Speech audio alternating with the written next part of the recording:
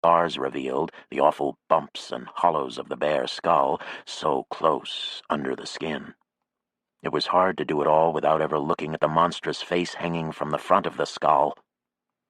When she was done, she stared ruthlessly at the freak in the mirror, androgynous, withered, insane.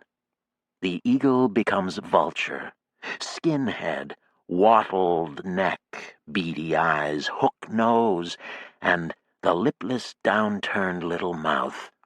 Staring at this hideous face, there were long, long moments when she couldn't remember a single thing about Maya Toitovna. She stood frozen in the present, a stranger to everything.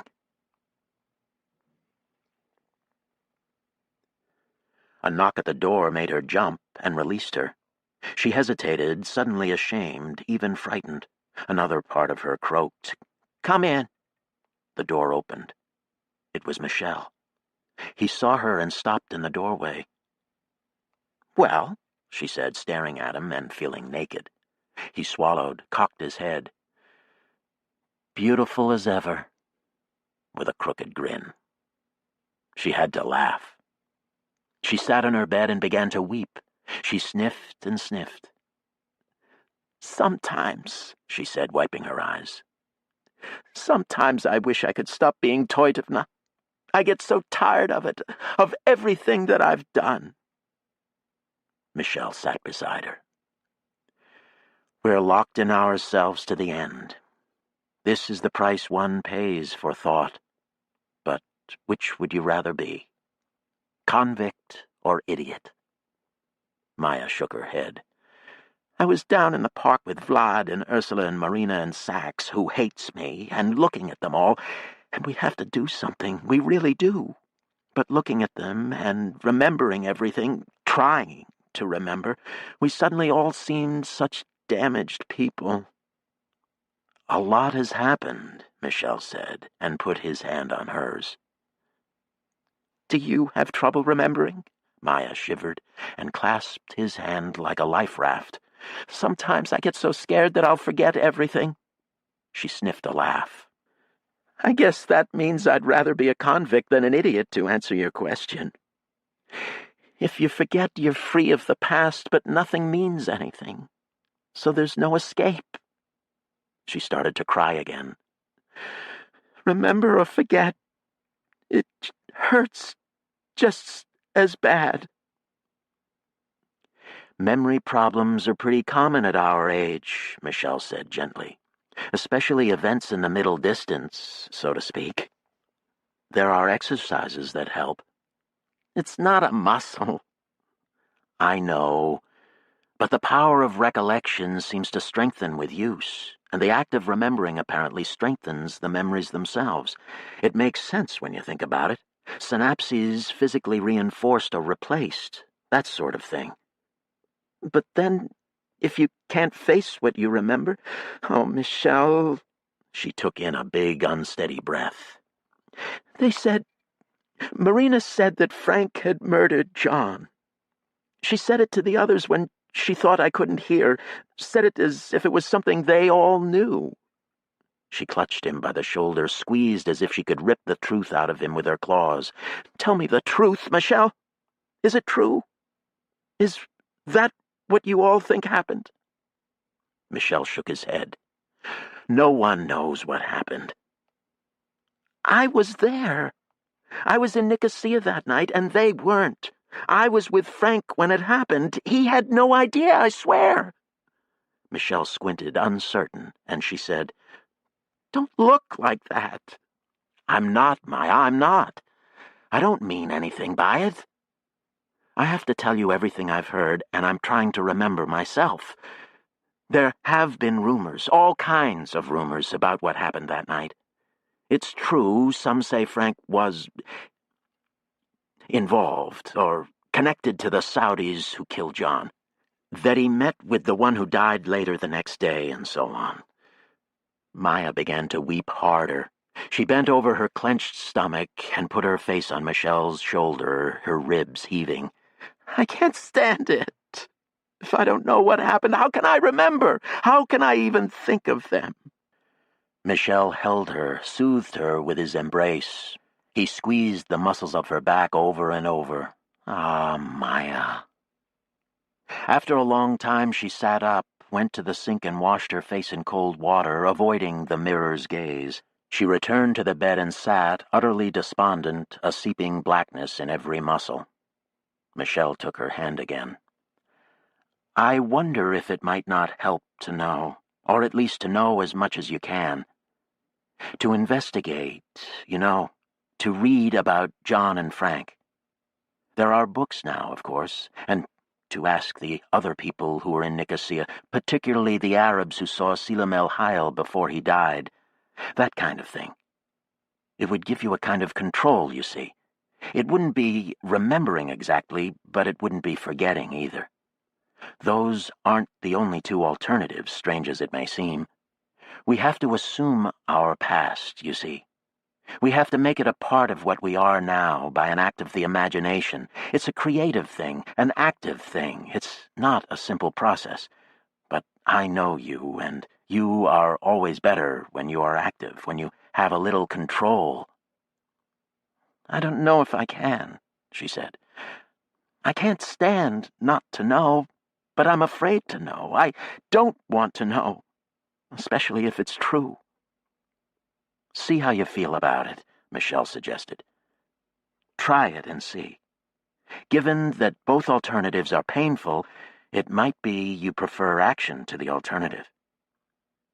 Well, she sniffed, took a single glance across the room. From the room on the other side of the mirror, an axe murderer stared out at her. My God, I'm so ugly, she said, revulsion making her nauseated to the verge of vomiting. Michel stood, went to the mirror. There is a thing called body dysmorphic disorder, he said. It's related to obsessive-compulsive disorders and to depression. I've noticed signs of it in you for a long time now. It's my birthday. Ah, well, it's a treatable problem. Birthdays? Body dysmorphic disorder. I won't take drugs. He put a towel over the mirror, turned to look at her. What do you mean? It may be a simple lack of serotonin, a biochemical insufficiency, a disease, nothing to be ashamed of in that. We all take drugs. Clomipramine is very helpful for this problem. I'll think about it. And no mirrors. I'm not a child, she snarled. I know what I look like. She leaped up and tore the towel off the mirror. Insane reptile vulture, pterodactylic, ferocious. It was impressive, in a way. Michel shrugged. He had a little smile on his face, which she wanted to punch or kiss. He liked lizards. She shook her head to clear it. Well, take action, you say? She thought about it. I certainly prefer action to the alternative in the current situation we're in. She told him about the news from the South and her proposal to the others. They make me so angry. They're just waiting for disaster to strike again, all but Sachs, and he's a loose cannon with all his sabotages, consulting with no one but these fools he has. We have to do something coordinated. Good, he said emphatically. I agree. We need this. She regarded him. Will you come to Hellas Basin with me? And he smiled, a spontaneous grin of pure pleasure, of delight that she had asked. It pierced her heart to see it. Yes, he said. I have some business to finish here, but I can do that quickly, just a few weeks. And he smiled again. He loved her, she saw, not just as a friend or therapist, but as a lover, too. And yet, with a certain kind of distance, a Michel distance, some kind of therapist thing, so that she could still breathe, be loved and still breathe, still have a friend. So you can still stand to be with me, even though I look like this? Oh, Maya, he laughed. Yes, you are still beautiful if you want to know, which you still do, thank God. He gave her a hug, pulled back and inspected her. "It is a trifle austere, but it will do." She pushed him away. "And no one will recognize me." "No one who doesn't know you." He stood. "Come on, are you hungry?" "Yes, let me change clothes." He sat on the bed and watched her as she did, soaking her up, the old goat. Her body was still a human body, amazingly enough, demonstrably female even at this ridiculous posthumous age. She could walk over and squash a breast into his face, and he would suckle it like a child. Instead, she dressed, feeling her spirits scrape off the bottom and begin their rise. The best moment in the whole sine wave, like the winter solstice for the Paleolithics, the moment of relief when you know the sun will come back again, someday. "This is good," Michelle said. "We need you to lead again, Maya. You have the authority, you see, the natural authority. And it's good to spread the work around and for you to concentrate on Hellas. A very good plan. But you know, it will take more than anger." She pulled a sweater over her head. Her scalp felt funny, bare and raw, then looked at him, surprised. He raised a finger admonishingly. "Your anger will help, but it can't be everything. Frank was nothing but anger, remember? And you see where it got him. You have to fight not only against what you hate, but for what you love, you see. And so you have to find what it is you love. You have to remember it or create it." "Yes, yes," she said, suddenly irritated. "I love you, but shut up now." She lifted her chin imperiously. "Let's go eat." The train from Sabishi out to the borough's Hellas Piste was only 4 cars long, a little locomotive and 3 passenger cars, none more than half full. Maya walked through them to the last seats of the final car. People glanced at her, but only briefly. No one seemed perturbed by her lack of hair. There were a lot of vulture women on Mars, after all, even some on this very train, also wearing work jumpers of cobalt or rust or light green. Also old and UV weathered, a kind of cliché. The ancient Mars veterans, here from the beginning, seen it all, ready to bore you to tears with tales of dust storms and stuck locked doors. Well, it was just as well. It wouldn't have done to have people nudging each other and exclaiming, "There's Toitovna!" Still, she couldn't help sitting down feeling ugly and forgotten, which was stupid. She needed to be forgotten, and ugliness helped that. The world wants to forget the ugly. She plumped into her seat and stared forward. Apparently, Sabishi had been visited by a contingent of Terran Japanese tourists, all of them clustered in facing seats at the front of the car, chattering and looking around with their vid spectacles, no doubt recording every minute of their life movies, recordings that no one would ever watch. The train slid gently forward, and they were off. Sabishi was still a small tent town in the hills, but the hummocky land between the town and the main piste was studded with carved peak boulders and small shelters cut into the cliffs. All north-facing slopes were caked with the snow of the autumn's first storms, and the sun bounced in blinding flashes off slick mirrors of ice as they floated by frozen ponds. The low, dark shrubs were all based on ancestors from Hokkaido, and the vegetation gave the land a spiky black-green texture. It was a collection of bonsai gardens, each of them an island separated by a harsh sea of broken rock. The Japanese tourists naturally found this landscape enchanting, although possibly they were from boroughs, new emigrants down to visit the Japanese first landing site as if making a trip from Tokyo to Kyoto.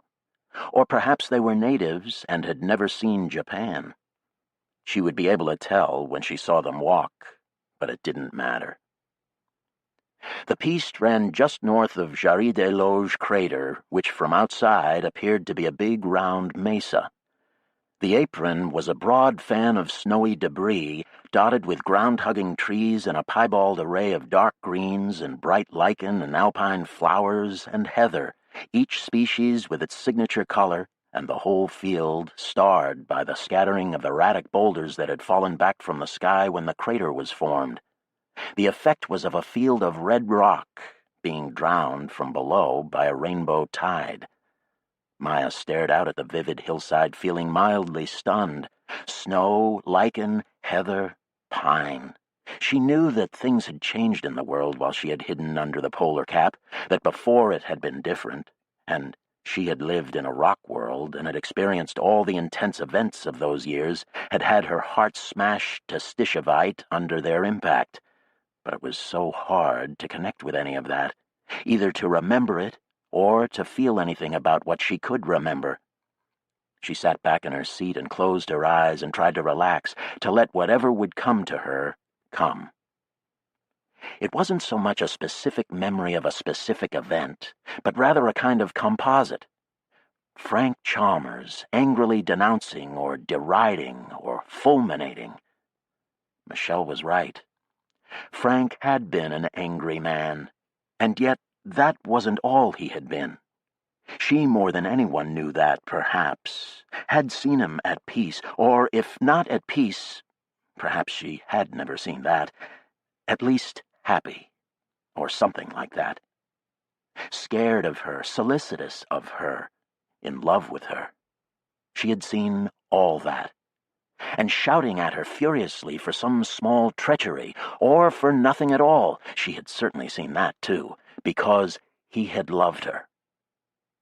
But what had he been like, really? Or rather, why had he been that way? Was there ever any explaining why they were themselves? There was so little she knew about him before they had met. A whole life back there in America, an incarnation that she hadn't seen. The bulky, dark man she had met in Antarctica. Even that person was almost lost to her, overlaid by everything that had happened on the Ares and on Mars. But before that, nothing, or next to nothing. He had headed NASA, got the Mars program off the ground, no doubt with the same corrosive style he had exhibited in later years. He had been married briefly, or so she seemed to recall. What had that been like? Poor woman. Maya smiled. But then she heard Marina's voice again saying, "If Frank hadn't killed John," and she shuddered. She stared at the lectern in her lap. The Japanese passengers at the front of the car were singing a song, a drinking song, apparently, as they had a flask out and were passing it around. Jarry des Loges was behind them now, and they were gliding along the northern rim of the Iapigia Sink, an oval depression that they could see a fair way across before the horizon cut it off. The depression was saturated with craters, and now inside each ring was a slightly separate ecology. It was like looking down into a bombed florist's shop, the baskets scattered everywhere and mostly broken, but here a basket of yellow tapestry, there of pink palimpsest, of whitish or bluish or green Persian carpets. She tapped on her lectern and typed out, "Chalmers." It was an immense bibliography. Articles, interviews, videos, books, a whole library of his communiques to Earth, another library of commentaries, diplomatic, historical, biographical, psychological, psychobiographical, histories, comedies, and tragedies, in every medium, including, apparently, an opera. Meaning some villainous coloratura was down there on Earth, singing her thoughts. She clicked off the lectern, appalled. After a few minutes of deep breathing, she clicked it back on and called up the file. She couldn't bear to look at any video or still images. She went for the shortest biographical articles in print from popular magazines and called one up at random and began to read. He was born in Savannah, Georgia in 1976 and grew up in Jacksonville, Florida. His mother and father divorced when he was 7, and after that he lived mostly with his father in apartments near Jacksonville Beach, an area of cheap stucco beach property built in the 1940s behind an aging boardwalk of shrimp shacks and hamburger joints. Sometimes he lived with an aunt and uncle near the downtown, which was dominated by big skyscrapers built by insurance companies. His mother moved to Iowa when he was 8. His father joined Alcoholics Anonymous 3 separate times. He was his high school's class president and the captain of its football team on which he played center and of its baseball team on which he played catcher. He led a project to clear the choking hyacinths from the St. Johns River. His entry in his senior yearbook is so long you just know something had to be wrong. He was accepted by Harvard and given a scholarship, then, after 1 year, transferred to MIT, where he earned degrees in engineering and astronomy. For 4 years he lived alone in a room above a garage in Cambridge, and very little information about him survived. Few people seem to have known him. He went through Boston like a ghost. After college, he took a National Service Corps job in Fort Walton Beach, Florida, and here was where he burst onto the national scene.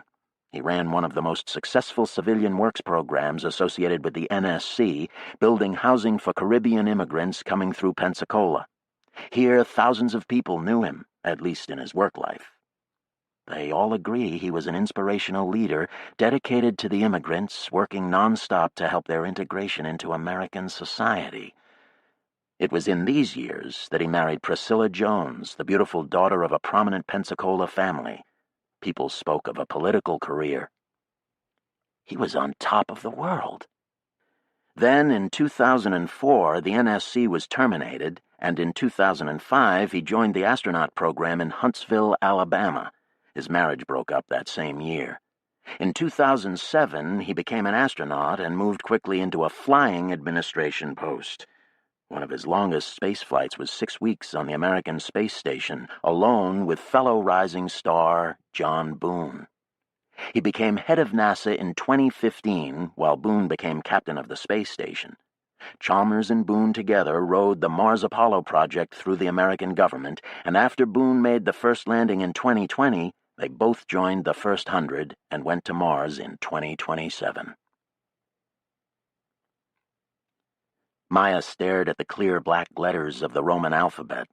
The pop articles with their one-liners and exclamation points had their suggestive moments, no doubt about it.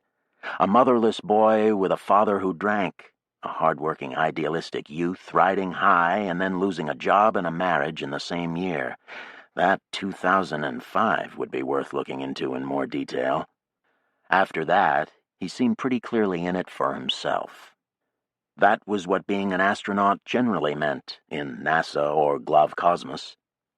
Always trying to get more space time, doing administration to get the power to get out more often. By that time in his life, the brief descriptions chimed with the Frank she had known. No, it was the youth, the childhood. It was hard to see that. Hard to imagine it as Frank. She called up the index again and ran down the list of biographical materials. There was an article called Broken Promises, Frank Chalmers and the National Service Corps. Maya tapped out the calling code for it and the text appeared. She scrolled down until she saw his name. Like many with basic structural problems in their lives, Chalmers coped in his Pensacola years by filling the days with ceaseless activity. If he had no time to rest, then he had no time to think. This had been a successful strategy for him all the way back to high school when, in addition to all his school activities, he had worked 20 hours a week in a literacy program. And in Boston, his academic load made him what one classmate called an invisible man. We know less about this period of his life than any other. There are reports that he lived out of his car through his first Boston winter, using the bathrooms of a gym on campus. Only when he had secured the transfer to MIT do we have an address for him. Maya hit fast forward. Click, click. The Florida Panhandle was one of the poorest areas of the nation at the beginning of the 21st century, with Caribbean immigration, the closure of the local military bases, and Hurricane Dale combining to cause great misery. "You felt like you were working in Africa," one National Service Corps worker said. In his 3 years there, we get our fullest view of Chalmers as a social creature as he secured grants to expand a jobs program that made an immense impact on the entire coast, helping thousands who had moved into makeshift shelters after Dale. Training programs taught people to build their homes, meanwhile learning skills that could be put to use elsewhere. The programs were immensely popular among the recipients, but there was opposition to them from the local development industry. Chalmers was therefore controversial, and in the first years of the new century, he appears often in the local media, enthusiastically defending the program and advocating it as part of a mass surge of grassroots social action. In a guest editorial for the Fort Walton Beach Journal, he wrote, The obvious solution is to turn all our energies on the problem and work on it as a systemic thing. We need to build schools to teach our children to read and send them off to become doctors to heal us and lawyers to work the powers that be so we get our fair share. We need to build our own homes and our own farms and feed ourselves. The results in Pensacola and Fort Walton Beach got the local NSC larger grants from Washington and matching grants from participating corporations. At the high point in 2004, the Pensacola Coast NSC employed 20,000 people and was one of the main factors responsible for what was called the Gulf Renaissance. Chalmers's marriage to Priscilla Jones, daughter of one of the old money families from Panama City, seemed to symbolize this new synthesis of poverty and privilege in Florida, and the two were a prominent couple in the society of the Gulf Coast for about 2 years. The election of 2004 ended this period. The abrupt cancellation of the NSC was one of the new administration's first acts. Chalmers spent 2 months in Washington testifying before House and Senate subcommittees trying to aid the passage of a bill reinstating the program. The bill passed, but the 2 Democratic Florida senators and the congressman from the Pensacola district did not support it, and Congress was unable to override the executive veto. The NSC threatened market forces, the new administration said, and so it came to an end. The indictment and conviction of 19 congressmen, including Pensacola's representative, for lobbying irregularities originating in the building industry came 8 years later, and by that time the NSC was a dead issue, its veterans scattered. For Frank Chalmers, it was a watershed. He retreated into a privacy from which, in many respects, he never emerged. The marriage did not survive the move to Huntsville, and Priscilla soon remarried a friend of the family she had known before Chalmers's arrival in the area. In Washington, Chalmers led an austere life in which NASA appeared to be his exclusive interest. He was famous for his 18-hour days and the enormous impact they had on NASA's fortunes. These successes made Chalmers nationally famous, but no one at NASA or elsewhere in Washington claimed to know him well. The obsessive overscheduling served again as a mask behind which the idealistic social worker of the Gulf Coast disappeared for good. A disturbance at the front of the car caused Maya to look up. The Japanese were standing, pulling down luggage, and it was clear now that they were Burroughs natives.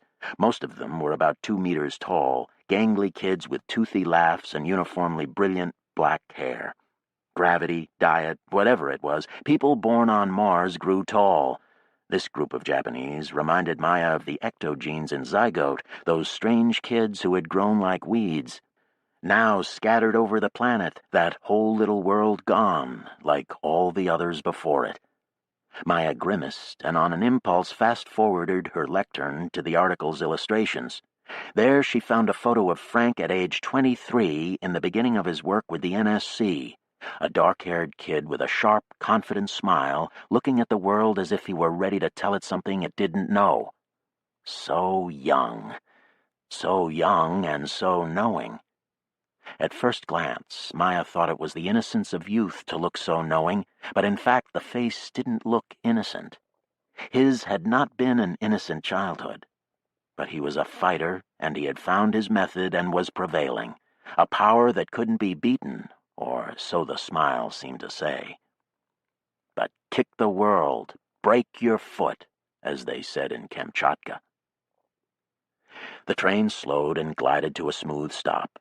They were in Fournier Station, where the Sabishi branch met the main Burroughs to Hellas piste. The Burroughs Japanese filed out of the car, and Maya clicked off her lectern and followed. The station was only a small tent south of Fournier Crater. Its interior was simple, a T-shaped dome. Scores of people wandered the 3 levels of the interior, in groups or singly, most of them in plain work jumpers, but many in business suits or metanational uniforms, or in casual clothes which these days consisted of loose pantaloons, blouses, and moccasins. Maya found the sight of so many people a bit alarming, and she moved awkwardly past the kiosk lines and the crowded cafes fronting the pistes. No one met the eye of such a bald, withered androgyne. Feeling the artificial breeze on her scalp, she took her place at the front of the line to get on the next train south, turning over in her mind the photo from the book. Had they ever really been that young? At 1 o'clock, the train floated in from the north. Security guards came out of a room by the cafes, and under their bored eye she put her wrist to a portable checker and boarded. A new procedure, and simple, but as she found a seat her heart was racing. Clearly the Sabishians, with the help of the Swiss, had beaten the Transitional Authority's new security system.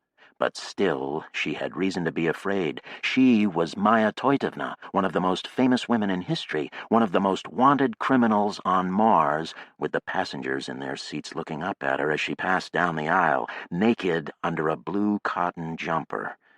Naked, but invisible, by reason of unsightliness. And the truth was that at least half the occupants of the car looked as old as her. Mars vets who looked 70 and could have been twice that, wrinkled, gray-haired, balding, irradiated, and bespectacled, scattered among all the tall, fresh young natives like autumn leaves among evergreens. And there among them, what looked like Spencer Jackson. As she flung her bag onto the overhead rack, she looked at the seat 3 ahead. The man's bald pate told her little, but she was pretty sure it was him. Bad luck. On general principle, the first 100, the first 39, tried never to travel together, but there was always the chance that chance itself would screw them up. She sat in the window seat, wondering what Spencer was doing. Last she had heard, he and Sachs had formed a technological team in Vishniak Mohole doing weapons research that they weren't telling anyone else about, or so Vlad had said. So he was part of Sachs's crazy outlaw ecotage team, at least to some extent. It didn't seem like him, and she wondered if he had been the moderating influence one recently noticed in Sachs's activities.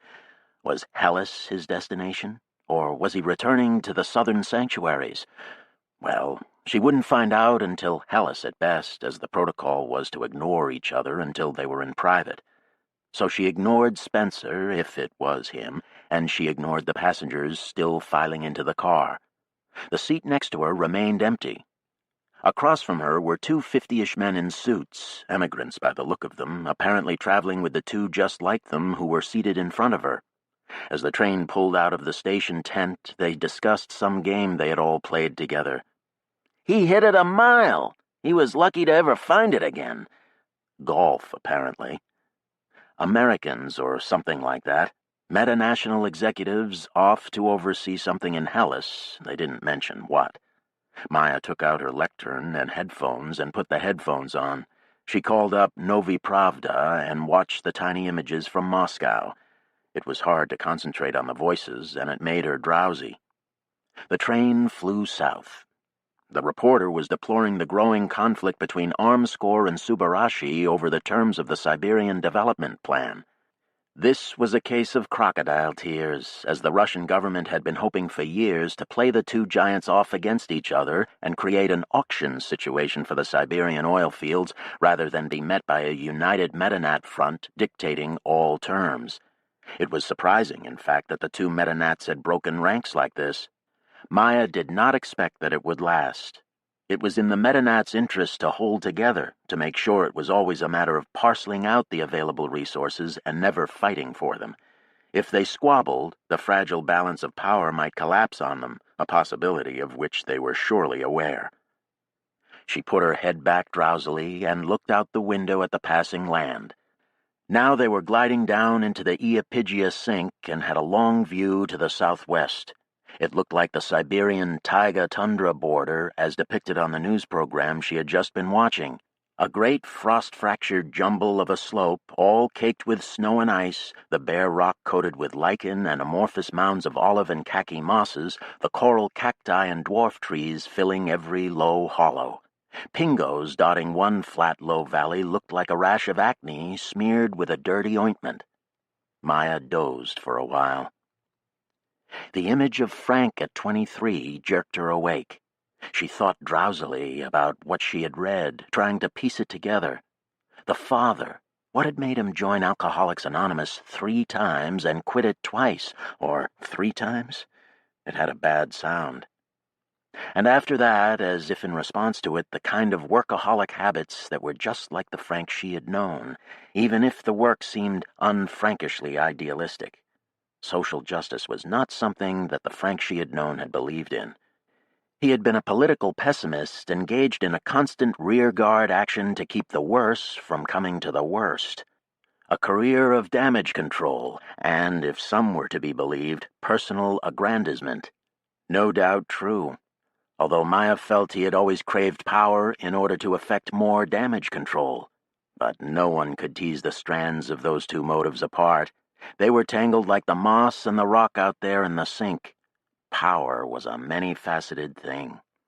If only Frank hadn't killed John. She stared at the lectern, turned it on, tapped in John's name. The bibliography was endless. She checked. 5,146 entries. And it was a selected list. Frank had several hundred at most. She switched to index mode and looked up death of. Scores of entries, hundreds. Cold and yet sweating, Maya ran swiftly down the list. The Byrne Connection, the Moslem Brotherhood, Mars First, Unoma, Frank, Her, Helmut Bronsky, Sachs, Samantha. By title alone, she could see that all theories of agency in his death would be advocated. Of course. Conspiracy theory was tremendously popular, always and forever. People wanted such catastrophes to mean something more than mere individual madness, and so the hunt was on. Disgust at the crackpot inclusiveness of the list almost caused her to shut the file, but then again, perhaps she was just afraid? She opened one of the many biographies, and there on the screen was a photo of John. A ghost of her old pain passed through her, leaving a kind of bleached, emotionless desolation. She clicked to the final chapter. The Nicosia riot was an early manifestation of the tensions informing Martian society, which would later explode in 2061. There were already a great number of Arab technicians living in minimal housing arrangements in close proximity to ethnic groups with whom they had historical grievances, also to administration personnel whose better housing and travel and walker privileges were obvious. A volatile mix of several groups descended on Nicosia for its dedicatory celebration, and for several days the town was extremely crowded. Click, click. The violence has never been satisfactorily explained. Jensen's theory that the intra-Arab conflict stimulated by the Lebanese War of Liberation from Syria sparked the Nicosia riot is insufficient. There were also documented attacks on the Swiss, as well as a high level of random violence, all impossible to explain in terms of the Arab conflict alone. The official depositions of the people in Nicosia that night still leave the ignition of the conflict a mystery. A number of reports suggest the presence of an agent provocateur never identified. Click, click.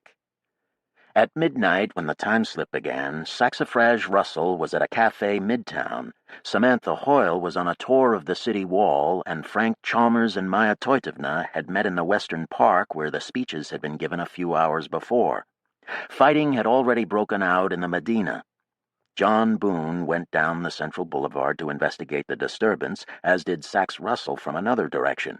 At approximately 10 minutes into the time slip, Boone was set upon by a group of between 3 and 6 young men, sometimes identified as Arab.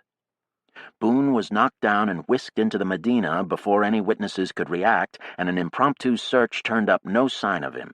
It was not until 12:27 a.m. that he was located by a larger search party in the town's farm and taken from there to the nearest hospital on Boulevard of the Cypresses.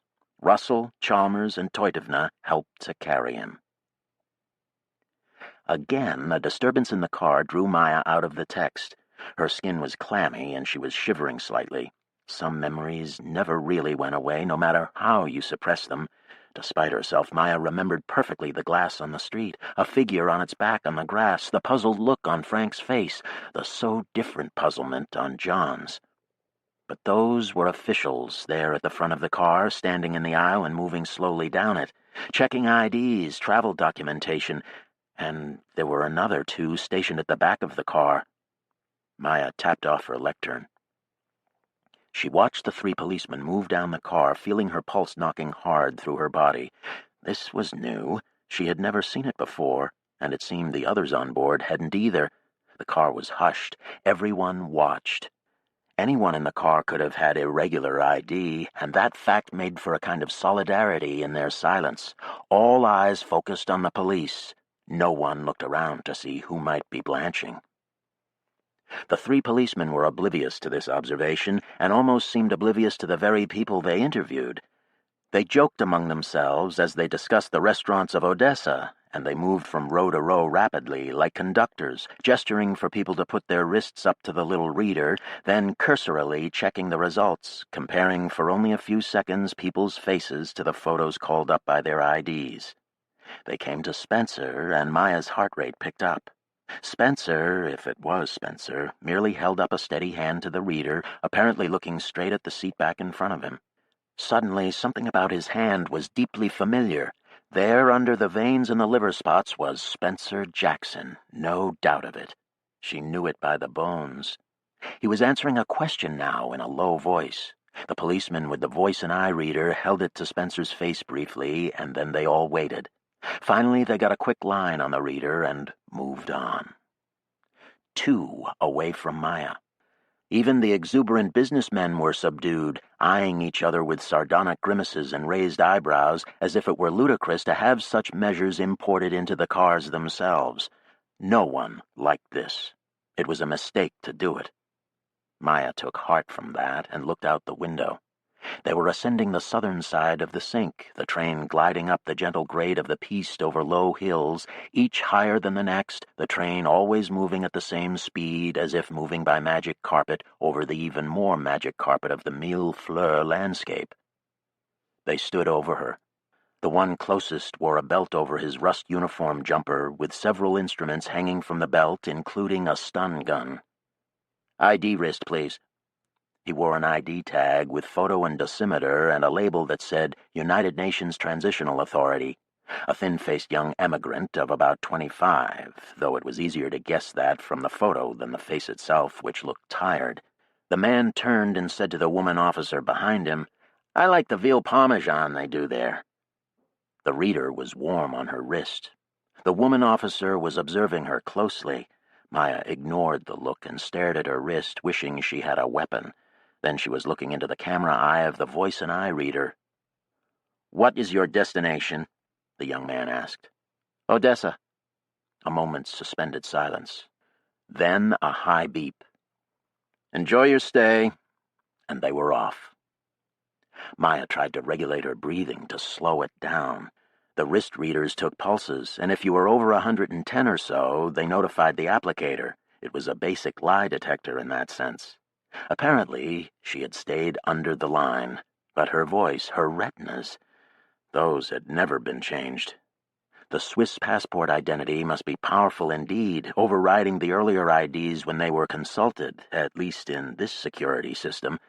Had the Swiss done that? Or the Sabishians? Or Coyote? Or Sax? Or some force she didn't know? Had she actually been successfully identified and let go, to be tracked so that she would lead them to more of the fugitive 100? It seemed as likely as the idea of overmastering the big data banks, as likely or more. But for the moment she was left alone. The police were gone. Maya's finger knocked on the lectern, and without thinking about it she called back what she had been reading.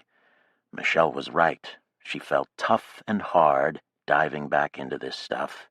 Theories to explain the death of John Boone. John had been killed, and now she was being checked by police while traveling over Mars in an ordinary train. It was hard not to feel that there was some sort of cause and effect there, that if John had lived, it wouldn't be this way. All the principal figures in Nicosia that night have been accused of being behind the assassination.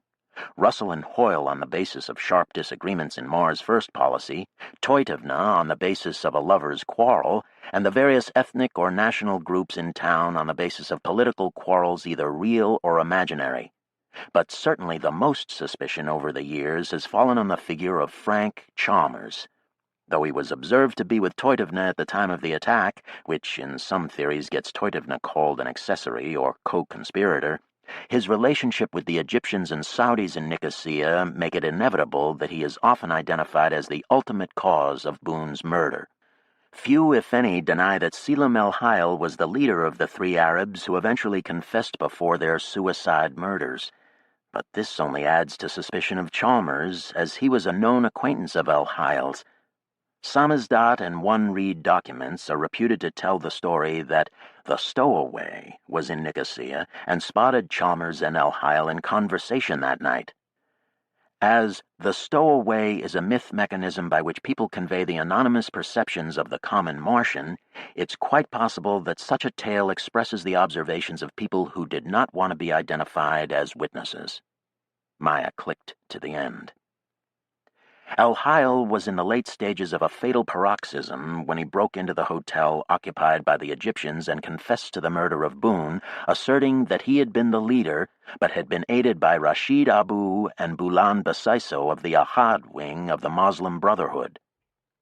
The bodies of Abu and Basaiso were found later that afternoon in a room in the Medina, poisoned by coagulants that appeared to be self-administered or given to each other. The actual murderers of Boone were dead. Why they acted and with whom they may have acted will never be known. Not the first time such a situation has existed, and not the last, for we hide as much as we seek. Scrolling through footnotes, Maya was struck again by what a topic this was, debated by historians and scholars and conspiracy nuts of every persuasion.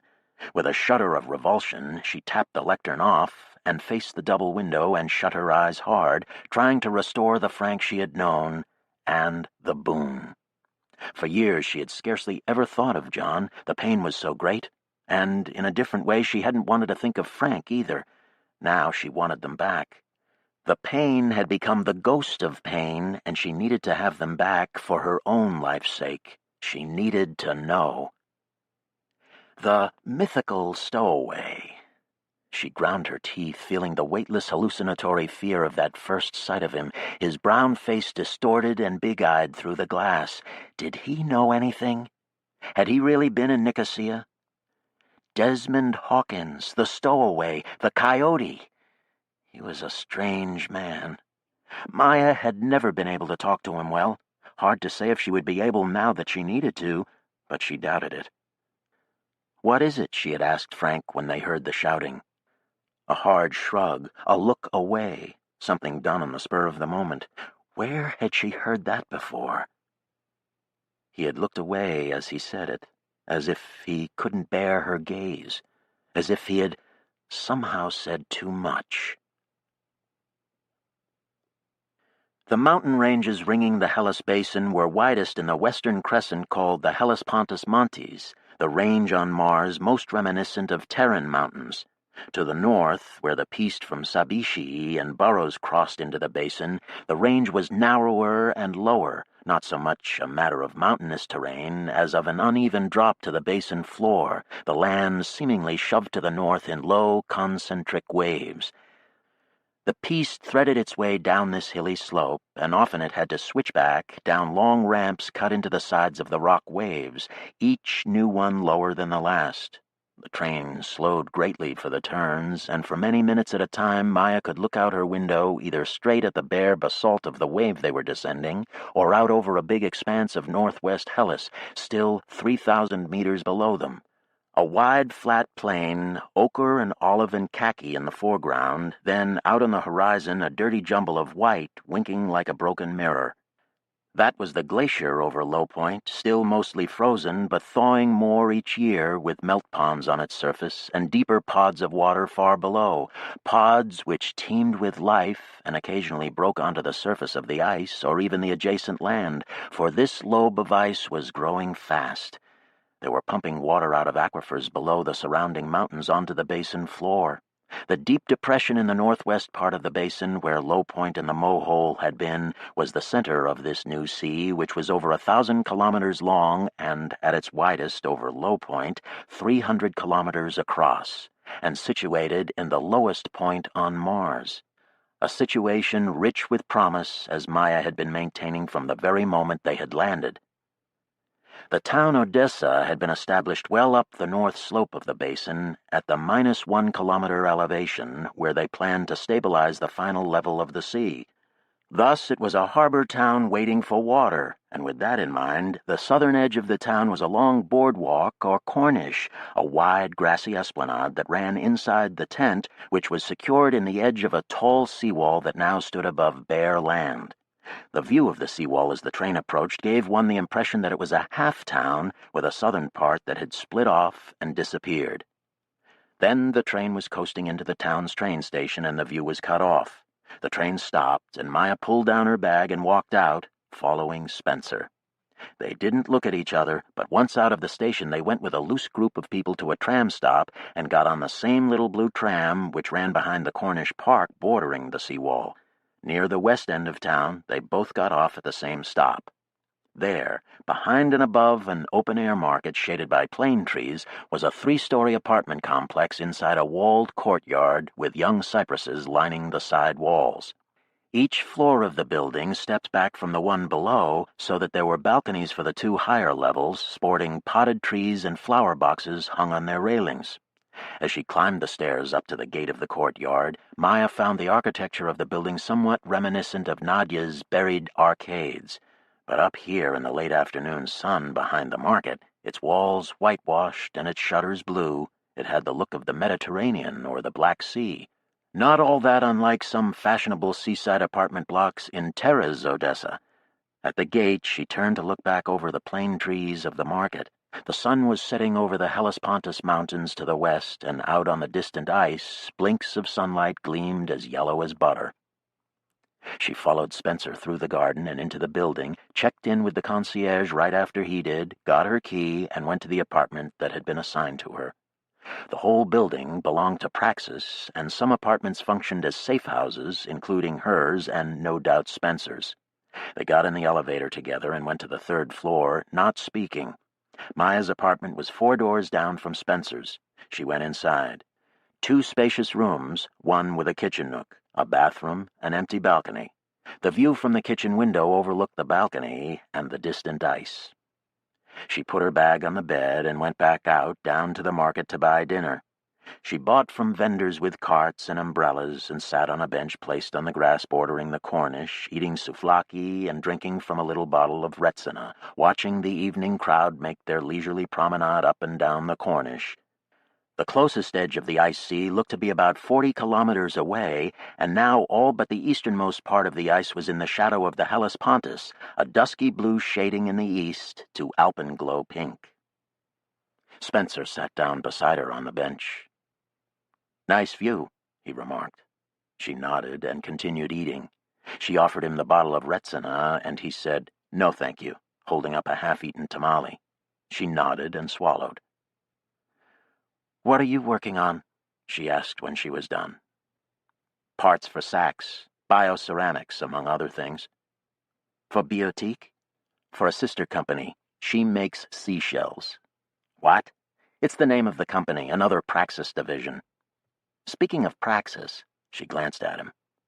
"Yes, Saks wants these parts pretty bad." "For weapons?" "Yes." She shook her head. "Can you keep him on a leash for a while?"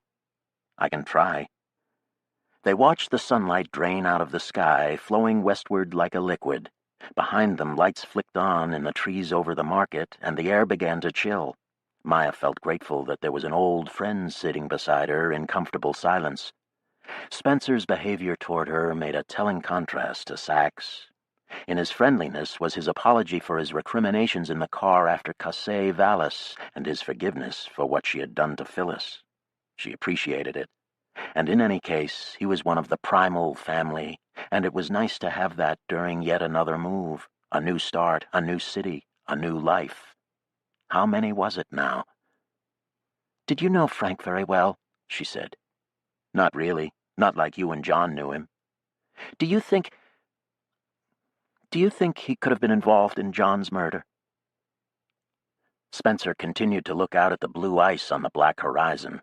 Finally, he took the retsina bottle from the bench beside her, drank. He looked at her. "Does it matter any more?"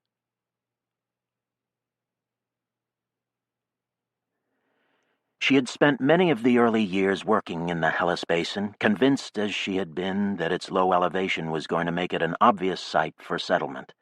Now the land just above the -1 kilometer contour was being settled in places all around the basin, places she had been among the first to explore.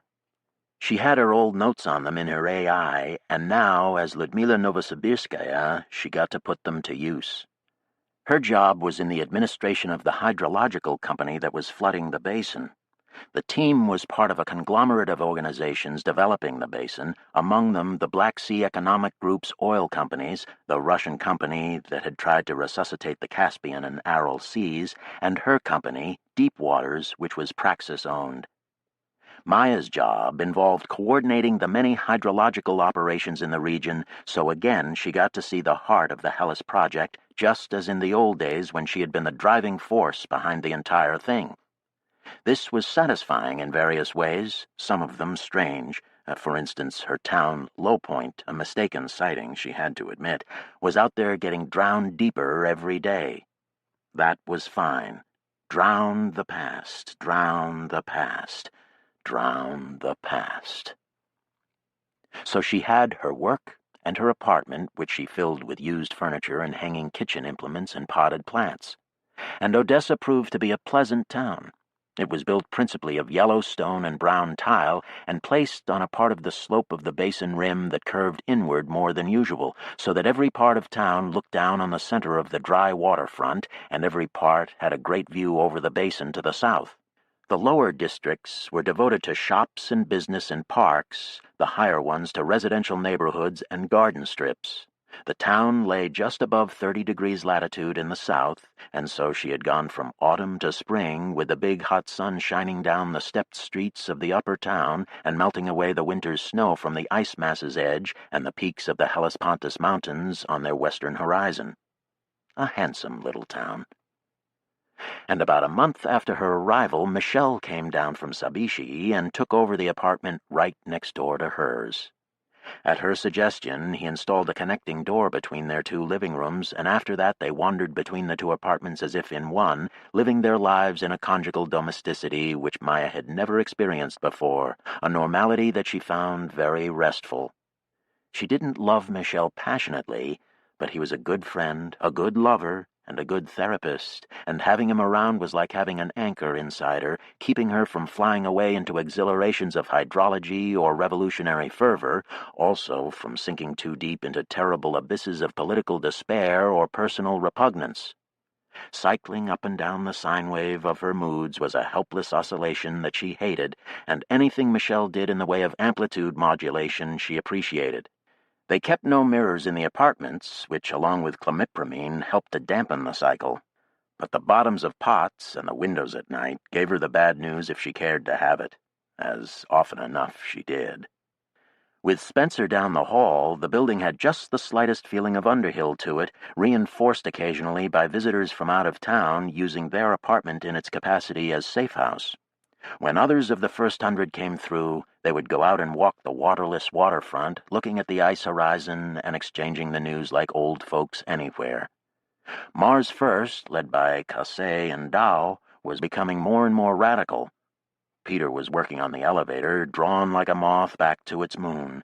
Sachs had stopped his mad ecotage campaign for the time being, thank God, and was concentrating on his industrial effort in Vishniak Mohole, building surface-to-space missiles and the like.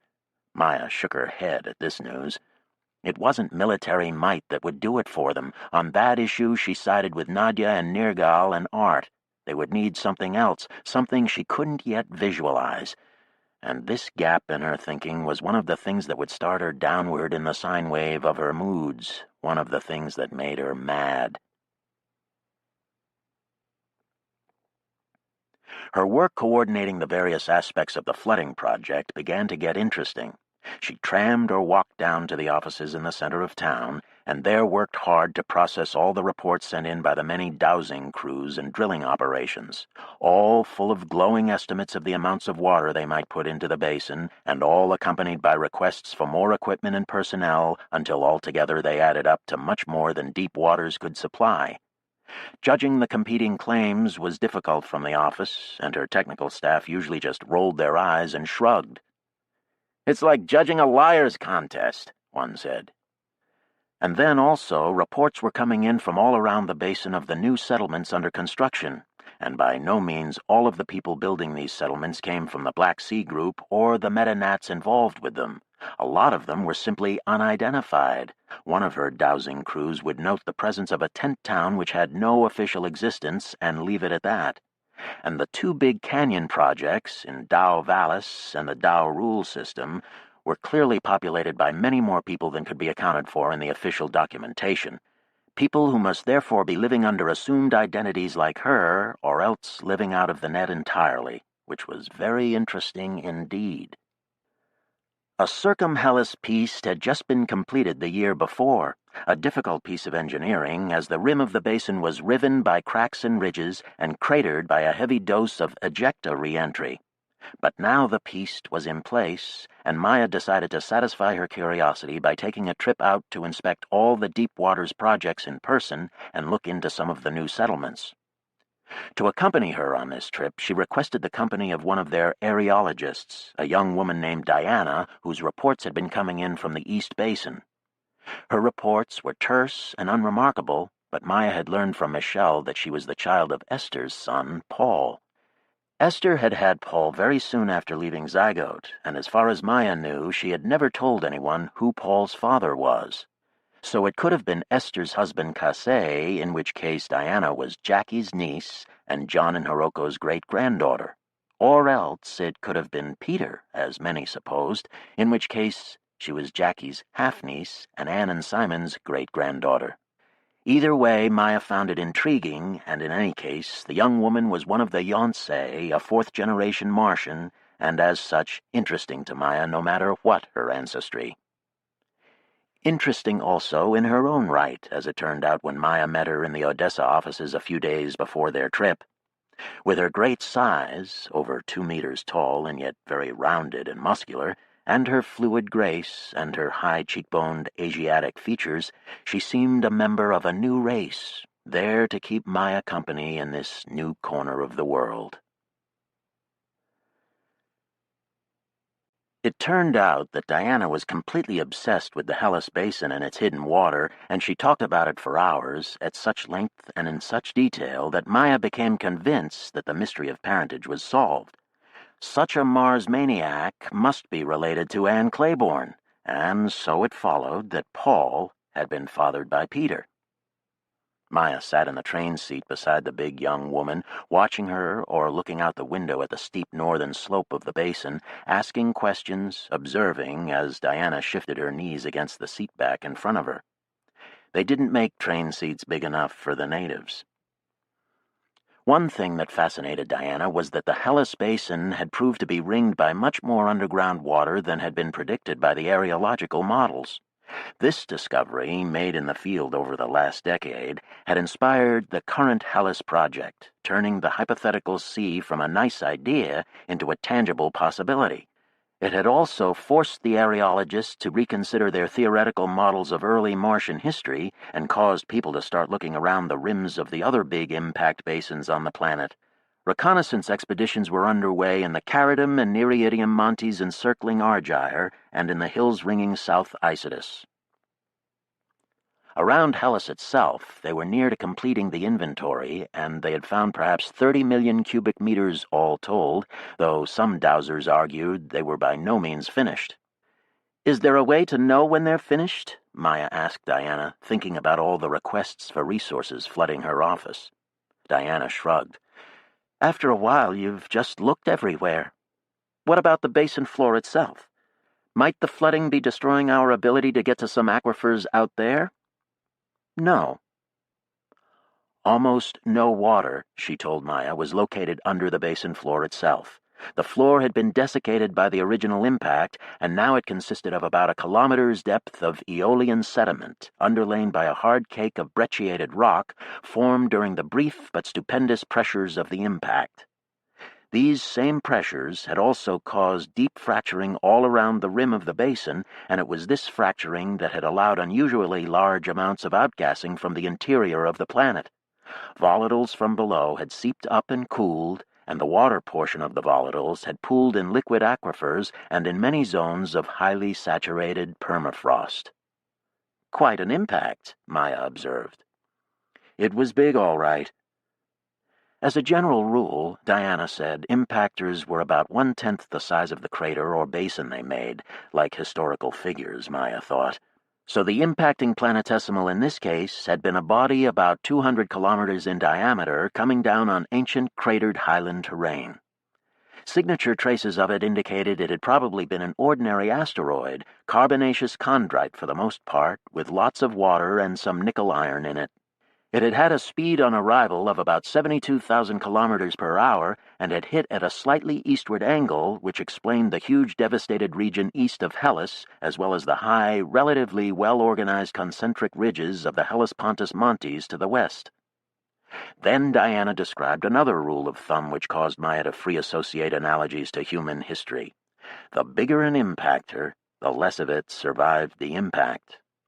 Thus, almost every bit of this one had vaporized in the cataclysmic strike, though there was a small gravitational bolide under Gledhill crater, which some areologists claimed was almost certainly the buried remainder of the planetesimal, perhaps 1/10,000th of the original or less, which they claimed would supply all the iron and nickel that they would ever need if they cared to go digging for it. "Is that feasible?" Maya asked. "Not really. Cheaper just to mine the asteroids." Which they were doing, Maya thought darkly. That was what a prison sentence meant now under the latest UNTA regime, years in the asteroid belt operating the very strictly circumscribed mining ships and robots. Efficient, the Transitional Authority said. Prisons that were both remote and profitable. But Diana was still thinking about the basin's awesome birth. The impact had occurred about 3.5 billion years before the present, when the planet's lithosphere had been thinner and its interior hotter. Energies released by the impact were hard to imagine. The total energy created by humanity through all history was as nothing to it. And so the resulting volcanic activity had been considerable. Surrounding Hellas were a number of ancient volcanoes which just postdated the impact, including Australis Tholis to the southwest, Amphitrite Patera to the south, and Hadriaca Patera and Terina Patera to the northeast. All of these volcanic regions had been found to have liquid water aquifers near them. 2 of these aquifers had burst onto the surface in ancient times, leaving on the eastern slope of the basin 2 characteristic sinuous water-carved valleys. Dao Vallis, originating on the corrugated slopes of Hadriaca Patera, and farther south, a linked pair of valleys known as the Harmakis Rule System, which extended for a full 1,000 kilometers. The aquifers at the heads of these valleys had refilled over the eons since their outbreaks, and now big construction crews had tented Dao and were working on Harmakis Rule and were letting the water from the aquifers run down the long enclosed canyons to outlets on the basin floor. Maya was extremely interested in these big new additions to the habitable surface, and Diana, who knew them well, was going to take her to visit some friends in Dao. Their train glided along the northern rim of Hellas for all the first day, with the ice in view on the basin floor almost continually.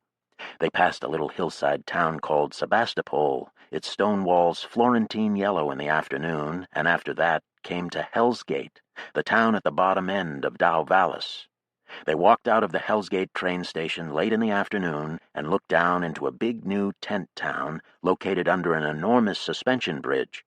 The bridge supported the train piece spanning Dao Vallis just up from the canyon's mouth, so that its towers were over 10 kilometers apart. From the canyon rim by the bridge, where the train station was, they could see down the widening mouth of the canyon onto the basin floor, stretching out under a lattice of kinky, sun-stained clouds. In the other direction, there was a view well up into the steep, narrow world of the canyon proper. As they walked down a staired and switchbacked street into the town, the new tenting over the canyon was visible only as a certain red haze to the color of the evening sky, the result of a dusting of fines on the tenting materials. "We'll go upstream tomorrow by way of the Rim Road," Diana said, "and get an overview. Then come back down on the canyon floor so you can see what it's like down there." They descended the street, which had 700 numbered steps. In Hell's Gates downtown, they walked around and had dinner and then climbed back up to the Deep Waters office, which was on the valley wall just under the bridge. They stayed in rooms there, and next morning they went to a garage by the train station and borrowed a small company rover. Diana took the wheel and drove them northeast, paralleling the canyon rim on a road that ran next to the massive concrete foundation for the canyon's tenting. Even though the fabrics were diaphanous to the point of vanishing, the sheer size of the roof made it a heavy weight to anchor. The concrete bulk of the foundation blocked their view down into the canyon itself, and so when they came to the first overlook, Maya hadn't seen into it since Hell's Gate. Diana drove into a little parking lot up on the broad foundation itself, and they parked and put on helmets and got out of the car and walked up a wooden staircase that seemed to ascend freestanding into the sky, although a closer look revealed first the clear aerogel beam supporting the staircase, and then the layers of tenting stretching away from their beam to others that couldn't be seen. At the top of the stairs was a small railed viewing platform with a prospect that gave a view of the canyon for many kilometers both upstream and downstream. And there was indeed a stream. The floor of Dow Vallis had a river in it. The canyon floor was dotted with green, or to be more precise, a collection of greens. Maya identified tamarisk, cottonwood, aspen, cypress, sycamore, scrub oak, snow bamboo, sage, and then, on the steep talus and boulder slopes footing the canyon walls, many varieties of shrubs and low creepers, and, of course, sedge and moss and lichen. And running through this exquisite arboretum, a river. It was not a blue stream with white rapids. The water in slower stretches was opaque and the color of rust. In the rapids and waterfalls, it foamed bright shades of pink. Classic Martian tones caused, Diana said, by the fines that were suspended in the water like glacial silt, also by the reflected color of the sky, which was today a kind of hazy mauve, going lavender around the veiled sun, as yellow as the iris of a tiger's eye. But no matter the color of the water, it was a running river in an obviously riverine valley, placid in some places, agitated in others, with gravel fords, sandbars, braided sections, crumbling lemniscate islands, there a big, deep, lazy oxbow, frequent rapids, and far upstream a couple of small falls. Under the tallest waterfall they could see the pink foam turn almost white, and patches of white were then carried downstream to catch on boulders and snags sticking out from the bank.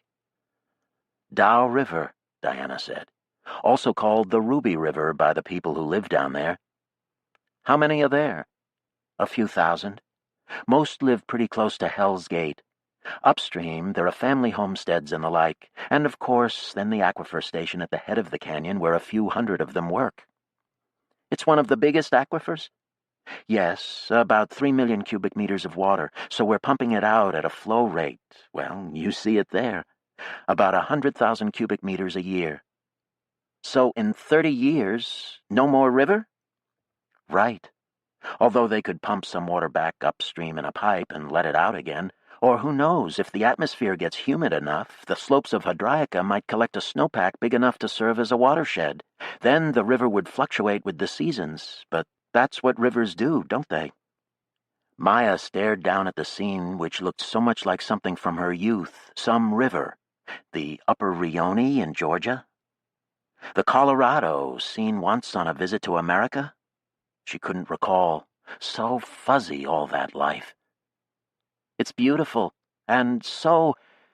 She shook her head. The sight had a quality she couldn't recall ever seeing before, as if it were out of time, a prophetic glimpse into a distant future. Here, let's go up the road a bit further and see Hadriaca. Maya nodded, and they returned to the car. Once or twice as they continued uphill, the road rose far enough above the foundation to give them another view down onto the canyon floor, and Maya saw that the little river continued to cut through rocks and vegetation. But Diana didn't pause, and Maya saw no sign of settlements. At the upper end of the tented canyon, there was a big concrete block of a physical plant, housing the gas exchange mechanisms and the pumping station.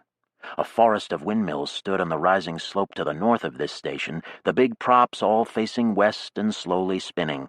Above that array rose the broad, low cone of Hadriaca Patera, a volcano whose sides were unusually furrowed by a dense crisscrossing network of lava channels, the later ones cutting over the earlier ones.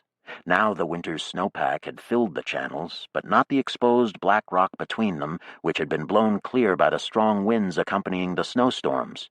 The result was an enormous black cone sticking into the bruised sky, festooned with hundreds of tangled white ribbons.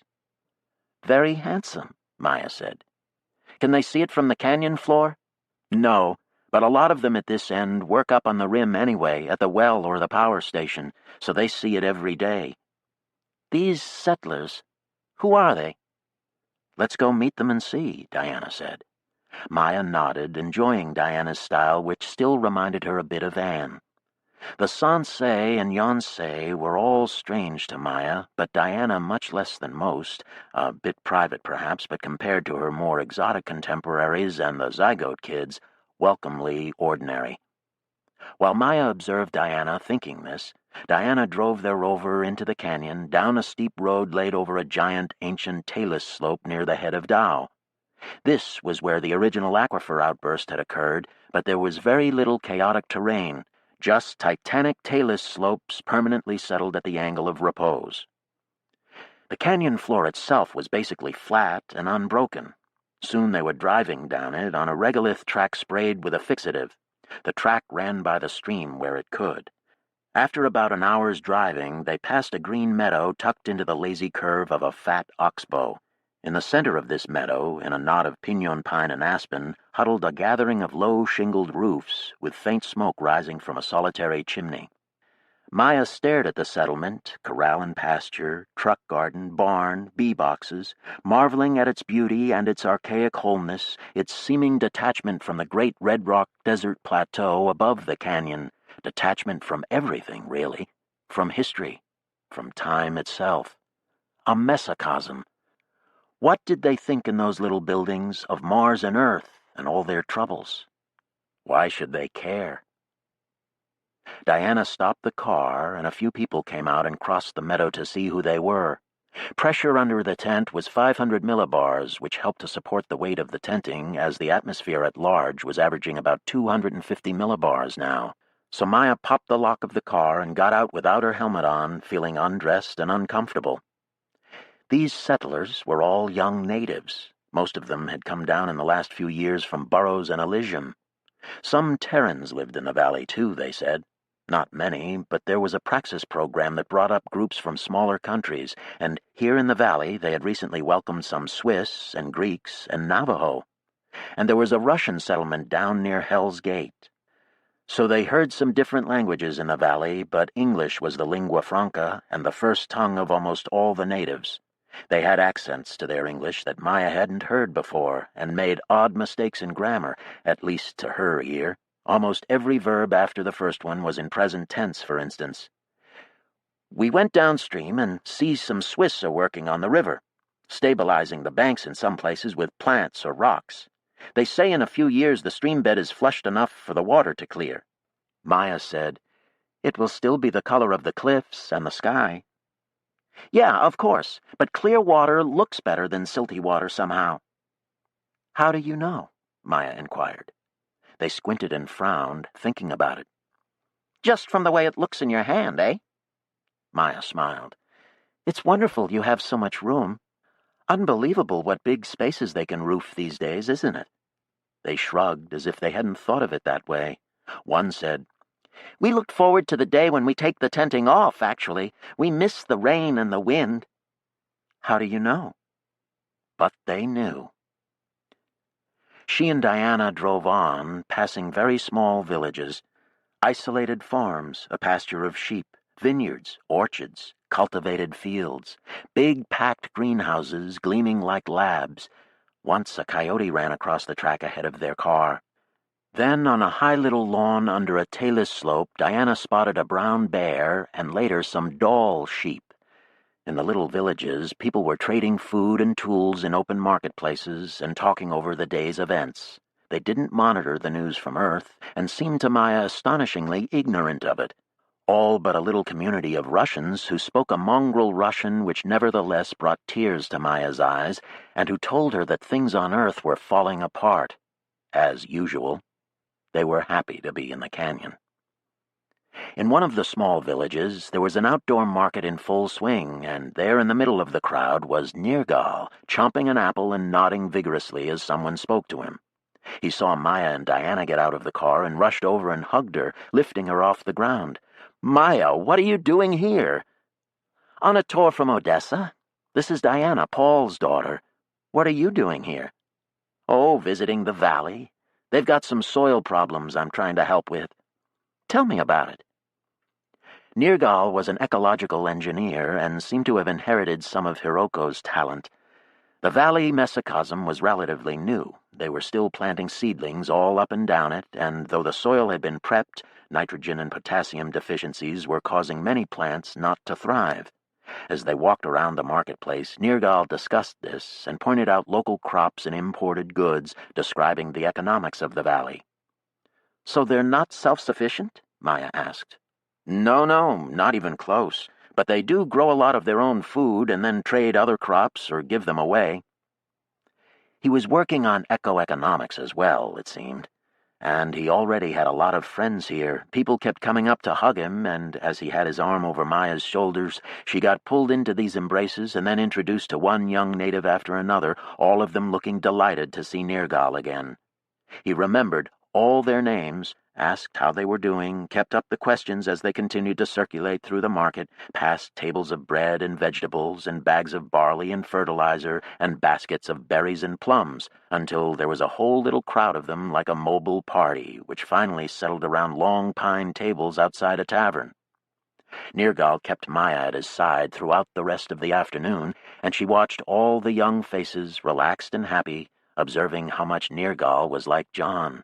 How people warmed to him and then were warm to each other, every occasion like a festival, touched by his grace. They poured each other's drinks, they fed Maya a big meal, all local. They talked with each other in their quick Martian English, detailing gossip and explaining their dreams. Oh, he was a special boy, all right, as fey as Hiroko and yet utterly normal at one and the same time. Diana, for instance, was simply latched to his other side, and a lot of the other young women there looked like they wished they were in her place, or Maya's, perhaps had been in the past. Well, there were some advantages to being an ancient babushka.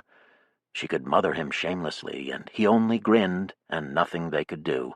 Yes, there was something charismatic about him. Lean jaw, mobile, humorous mouth, wide-set, brown, slightly Asiatic eyes, thick eyebrows, unruly black hair, long, graceful body, though he wasn't as tall as most of them. Nothing exceptional. It was mostly his manner, friendly and curious and prone to hilarity. "What about politics?" she asked him late that night as they walked together from the village down to the stream. "What do you say to them?" "I use the Dorsa Brevia document. My notion is that we should enact it immediately in our daily lives. Most of the people in this valley have left the official network, you see, and are living in the alternative economy." "I noticed.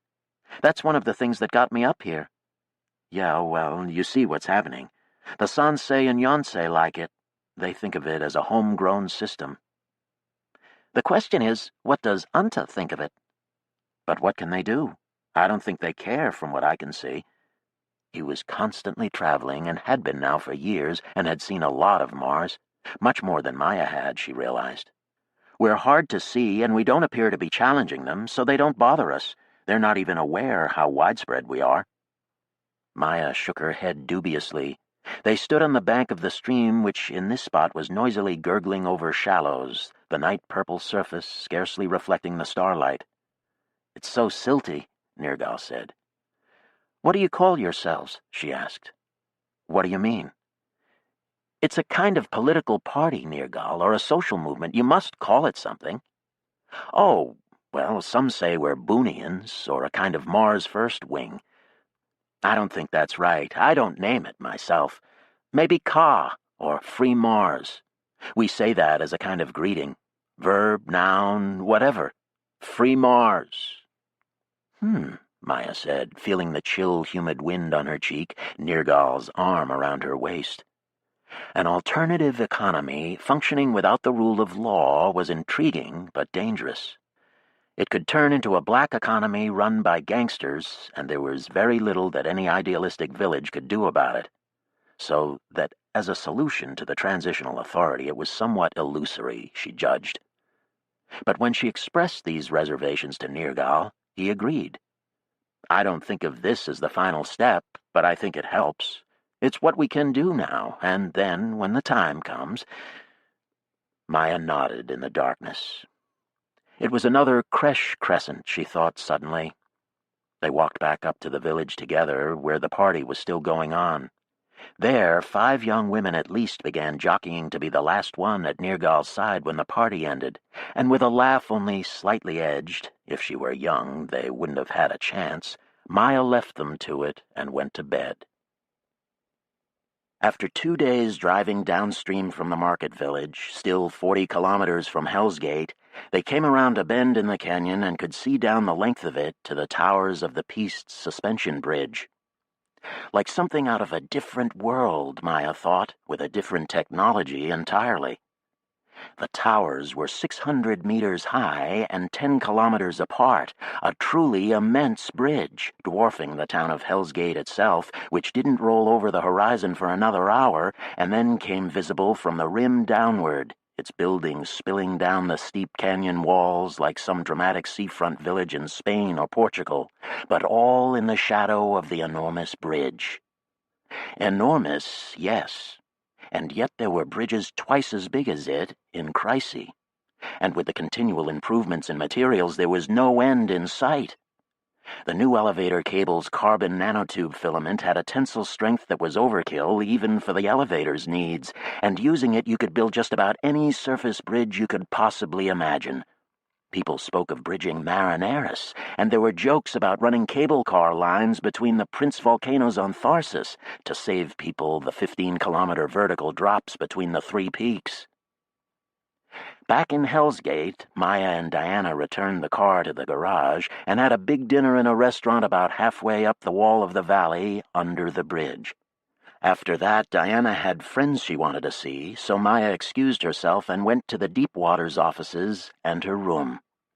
But outside the glass doors of her room, above its little balcony, the great span of the bridge arched through the stars, and remembering Dow Canyon and its people, and Black Hadraica ribboned white with its snow-filled channels, she had great difficulty getting to sleep.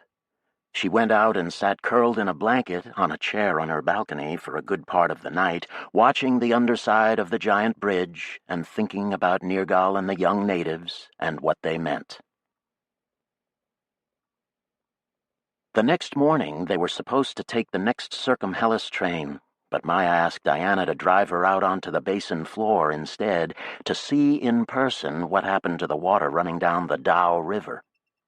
Diana was happy to oblige. At the lower end of the town, the stream poured into a narrow reservoir dammed by a thick concrete dam and pump located right at the tent wall. Outside the tent, water was carried off across the basin in a fat, insulated pipeline set on 3-meter pylons. The pipeline ran down the broad, gentle eastern slope of the basin, and they followed it in another company rover until the crumbled cliffs of Hell's Gate disappeared over the low dunes of the horizon behind them. An hour later, the towers of the bridge were still visible, poking up over the skyline. A few kilometers farther on, the pipeline ran out over a reddish plain of cracked ice, a kind of glacier, except that it fanned out right to left over the plain for as far as they could see. It was the current shore of their new sea, in fact, or at least one lobe of it, frozen in its place. The pipeline ran out over the ice, then descended into it, disappearing a couple of kilometers from shore.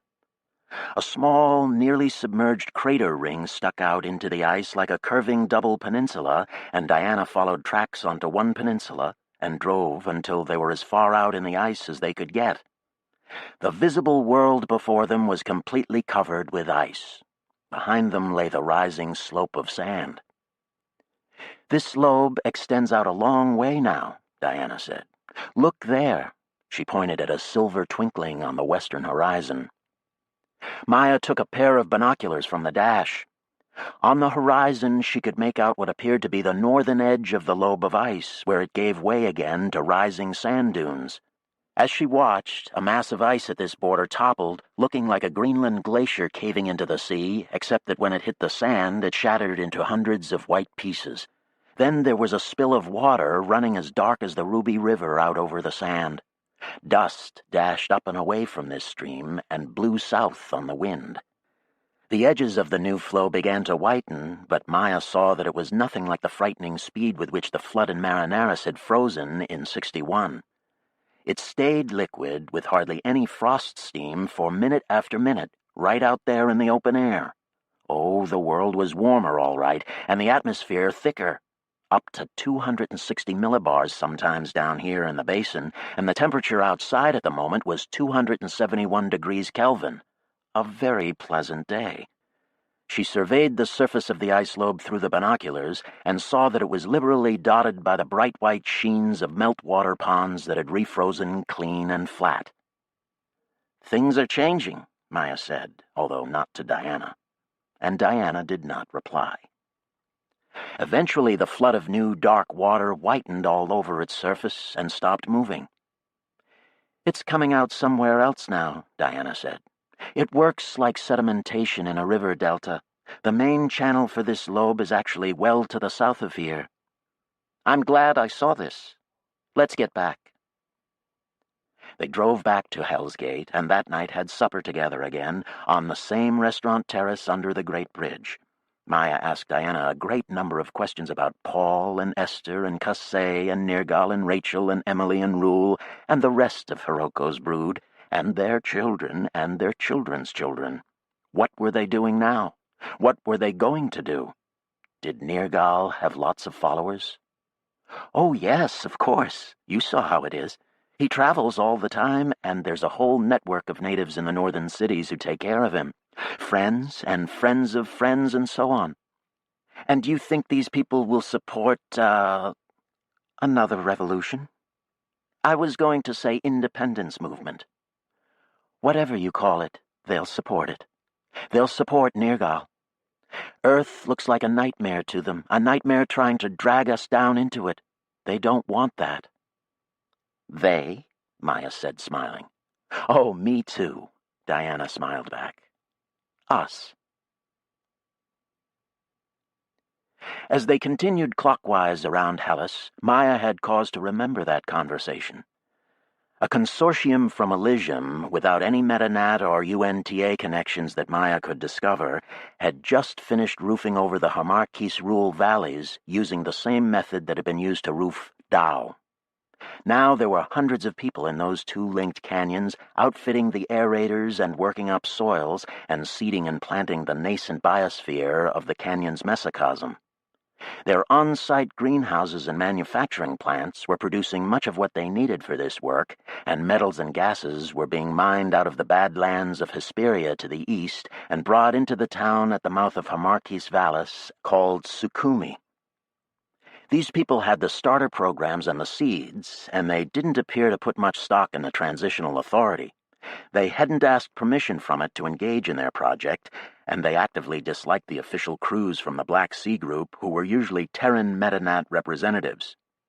They were hungry for manpower, however, and were happy to get more technicians or generalists from deep waters and any equipment they could catch from its headquarters. Practically every group Maya met in the Hamarkis Rule region made a pitch for aid, and most of them were young natives who seemed to think they had just as much chance at the equipment as anyone else, even though they were not affiliated with Deep Waters or any other company. And everywhere south of Hamarkis Rule, in the ragged ejecta hills behind the rim of the basin, there were dowsing crews out looking for aquifers. As in the roofed canyons, most of these crews had been born on Mars, and a lot of them had been born on Mars since 61.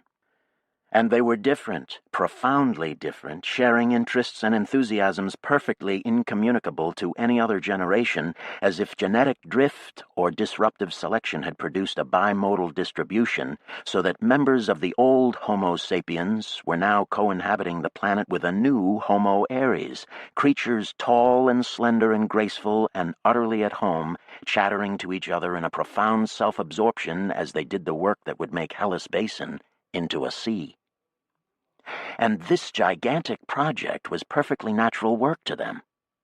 At one stop on the piste, Maya and Diana got out and drove with some friends of Diana's out onto one of the ridges of the Zea Dorsa, which ran out onto the southeast quarter of the basin floor.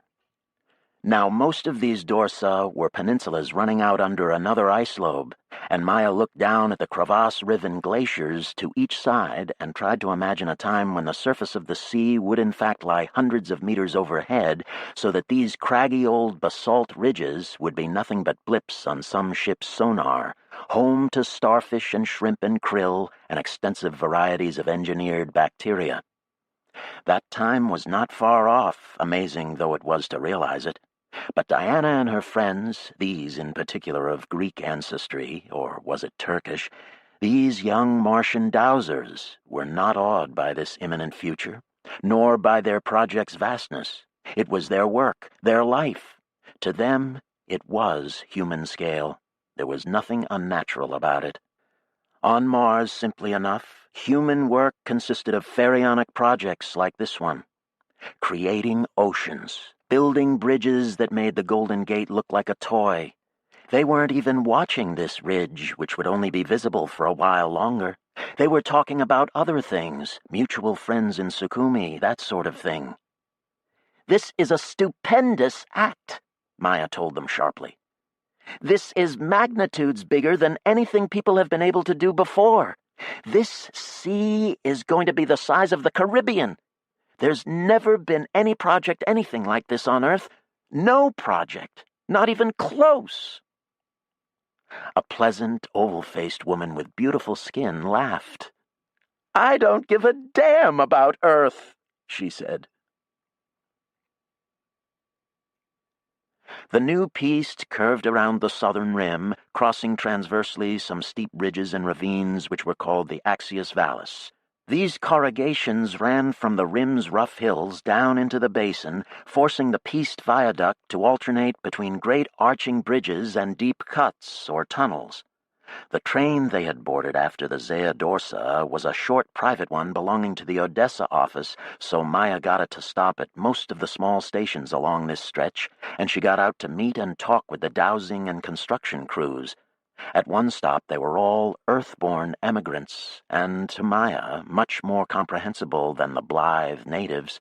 Normal-sized people, staggering around amazed and enthusiastic, or dismayed and complaining, in any case aware of how strange their enterprise was. They took Maya down a tunnel in a ridge, and it turned out that the ridge was a lava tunnel running down from Amphitrite's Patera, its cylindrical cavity much the same size as Dorsa Brevia's, but tilted at a sharp angle. The engineers were pumping the Amphitrite's aquifer's water into it and using it as their pipeline to the basin floor. So now, as the grinning, earth-born hydrologist showed her as she stepped into an observation gallery cut into the side of the lava tube, black water was racing down the bottom of the huge tunnel, barely covering its bottom even at 200 cubic meters a second, the roar of its splashing echoing in the empty cylinder of basalt. "Isn't it great?" the immigrants demanded, and Maya nodded, happy to be with people whose reactions she could understand. "Just like a damn big storm drain, isn't it?" But back at the train, the young natives nodded at Maya's exclamations. Lava tube pipeline, of course. Very big. Yes, it would be, wouldn't it? Saved her some pipe for the less fortunate operations, yes? And then they went back to discussing some people they knew that Maya had never heard of. As the train continued, they rounded the southwest arc of the basin, and the piste led them north. They rode over 4 or 5 more big pipelines snaking out of high canyons in the Hellespontus Montes to their left, canyons between bare, serrated ridges of rock like something out of Nevada or Afghanistan, the peaks whitened with snow. Out the windows to the right, down on the basin floor, there were more spreading patches of dirty, broken ice, often marked by the flat white patches of newer spills. They were building on the hilltops by the Piste, little tent towns like places out of the Tuscan Renaissance. "These foothills will be a popular place to live," Maya said to Diana. "They'll be between the mountains and the sea, and some of these canyon mouths should end up as little harbors." Diana nodded. "Nice sailing." As they came around the last curve of their circumnavigation, the Piste had to cross the Neaston Glacier, the frozen remainder of the massive outburst that had drowned Low Point in '61. There was no easy way to make this crossing, as the glacier was 35 kilometers wide at its narrowest point, and no one had yet marshaled the time and equipment to build a suspension bridge over it. Instead, several support pylons had been rammed through the ice and secured in the rock below. These pylons had prows like icebreakers on their upstream side, and on their downstream side there was attached a kind of pontoon bridge which rode over the passing ice of the glacier using cushioned smart pads that expanded or contracted to compensate for drops and rises in the ice. The train slowed for the crossing of this pontoon, and as they glided over it, Maya looked upstream. She could see where the glacier fell out of the gap between 2 fang-like peaks very near Neaston Crater. Never-identified rebels had broken open the Neaston Aquifer with a thermonuclear explosion and released one of the 5 or 6 largest outbursts of '61, almost as big as the one that had harrowed the Marineris canyons. The ice under them was still a bit radioactive, but now it lay under the bridge, frozen and still, the aftermath of that terrible flood nothing more than an astonishingly broken field of ice blocks. Beside her, Diana said something about climbers who liked to ascend the ice falls on the glacier for the fun of it. Maya shuddered with disgust. People were so crazy. She thought of Frank carried away by the Marineris flood and cursed out loud. "You don't approve?" Diana asked. She cursed again. An insulated pipeline ran down the midline of the ice, under the pontoon and down toward Low Point. They were still draining the bottom of the broken aquifer. Maya had overseen the building of Low Point. She had lived there for years and years with an engineer whose name she couldn't now recall, and now they were pumping up what was left at the bottom of Neaston Aquifer to add to the water over that drowned city. The great outburst of '61 was now reduced to a slender pipeline's worth of water, channelized and regulated. Maya felt the turbulent maelstrom of emotions inside her, stirred by all she had seen on her circumnavigation, by all that had happened and all that was going to happen. Ah, the floods within her, the flash floods in her mind. If only she could accomplish the same yoking of her spirit that they had with this aquifer. Drain it, control it, make it sane. But the hydrostatic pressures were so intense, the outbreaks when they came so fierce, no pipeline could hold it. "Things are changing," she told Michelle and Spencer. "I don't think we understand things anymore." She settled back into her life in Odessa, happy to be back, but also disturbed, inquisitive, seeing everything anew. On the wall above her desk at the office, she kept a drawing by Spencer of an alchemist flinging a big volume into a turbulent sea. At the bottom he had written, "I'll drown my book." She left the apartment every morning early and walked down the Corniche to the Deep Waters offices near the dry waterfront next to another praxis firm called Séparation de l'Atmosphère. There she worked through the days directing the synthesis team, coordinating the field units, and concentrating now on the small mobile operations that were moving around the basin floor, doing last-minute mineral mining and rearrangement of the ice. Occasionally she worked on the design of these little roving hamlets, enjoying the return to ergonomics, her oldest skill aside from cosmonautics itself. Working one day on changing room cabinets, she looked down at her sketches and felt a wash of déjà vu and wondered if she had done exactly this bit of work before, sometime in the lost past. She wondered also why it was that skills were so robust in the memory, while knowledge was so fragile. She couldn't, for the life of her, recall the education that had given her this ergonomic expertise, but she had it nevertheless, despite the many decades that had passed since she had last put it to use. But the mind was strange. Some days the sense of déjà vu returned as palpably as an itch, such that every single event of that day felt like something that had happened before. It was a sensation that became more and more uncomfortable the longer it persisted, she found, until the world became an acute, frightful prison, and she nothing more than a creature of fate, a clockwork mechanism unable to do anything she hadn't done before in some forgotten past. Once, when it lasted almost a week, she was almost paralyzed by it. She had never had the meaning of life assaulted so viciously, never. Michelle was quite concerned about it, and assured her it was probably the mental manifestation of a physical problem. This Maya believed, sort of, but as nothing he prescribed helped to ease the feeling, it was of little practical help. She could only endure and hope for the sensation to pass. When it did pass, she did her best to forget the experience. And then, when it recurred, she would say to Michelle, "Oh my God, I'm feeling it again." And he would say, "Hasn't this happened before?" And they would laugh, and she would do her best to make do. She would dive into the particulars of her current work, planning for the dowsing teams, giving them their assignments based on the areographers' reports from the rim and the results of other dowsing teams coming back in. It was interesting, even exciting work, a sort of gigantic treasure hunt which necessitated a continuing education in areography, in the secret habits of submartian water.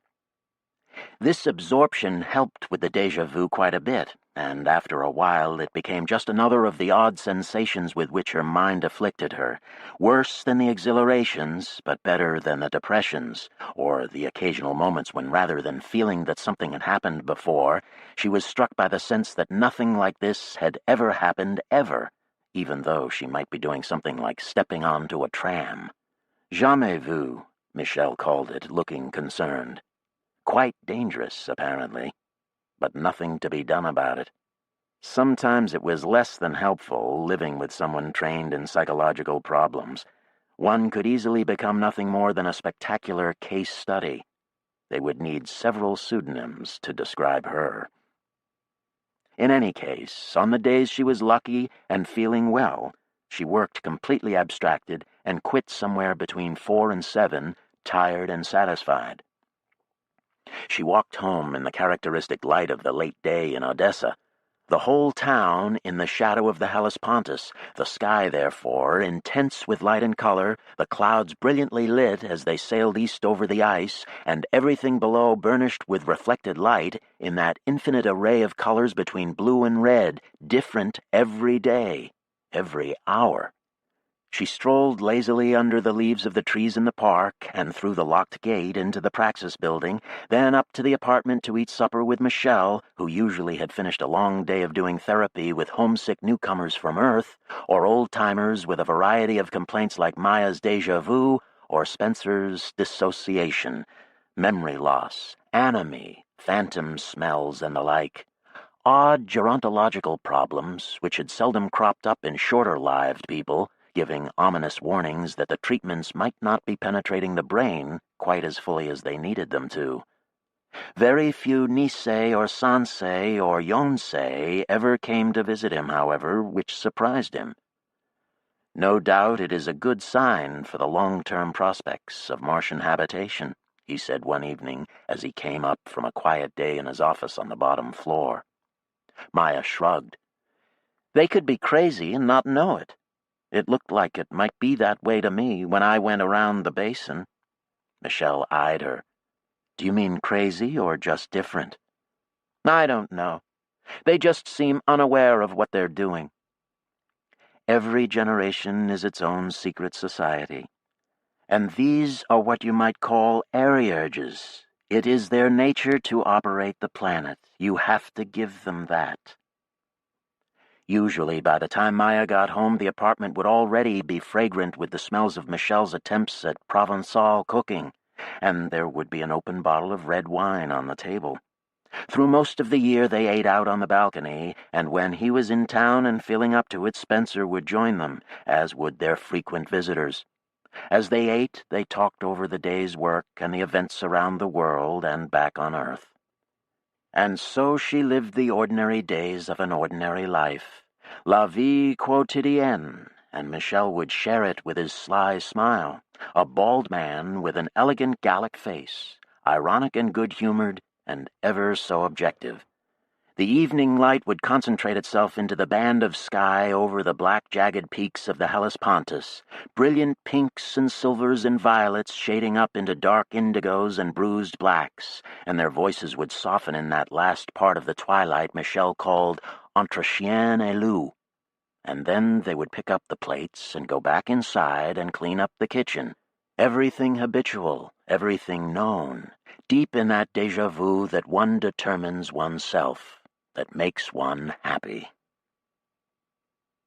And then, on some evenings, Spencer would have arranged for her to attend a meeting, usually in one of the communes in the upper town. These were loosely affiliated with Mars First, but the people who came to the meetings didn't seem much like the radical Mars Firsters whom Cassé had led at the Dorsa Brevia Congress.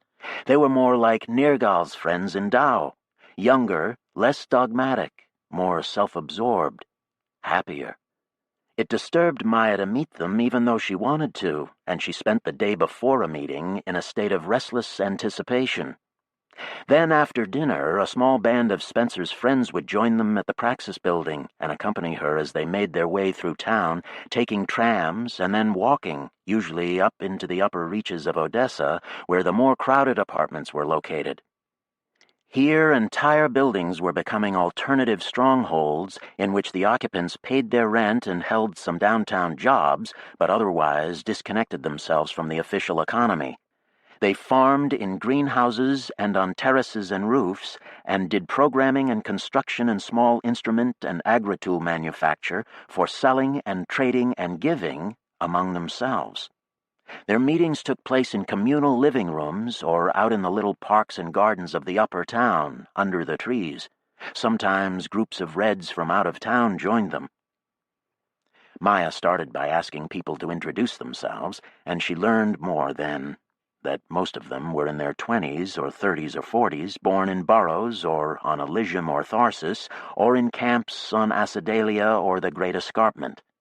There was also a regular small percentage of old Mars vets and some new emigrants, often from Russia, which pleased Maya. They were agronomists, ecological engineers, construction workers, technicians, technocrats, city operators, service personnel. Much of this work was being done more and more within their developing alternative economy. Their communal buildings had begun as warrens of one-room apartments with the bathrooms down the hall.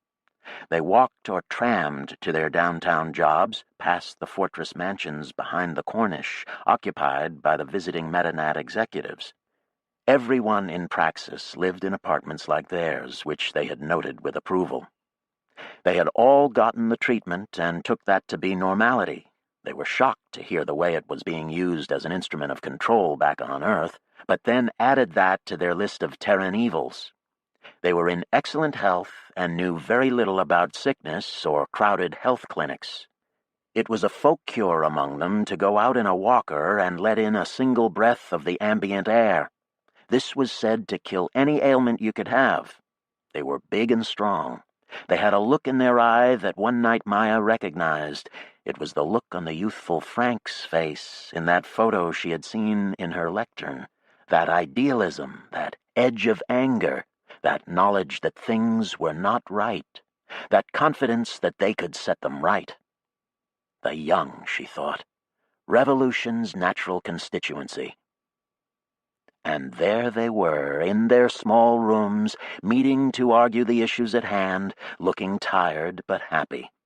These were parties as much as anything else, part of their social life. It was important to understand that.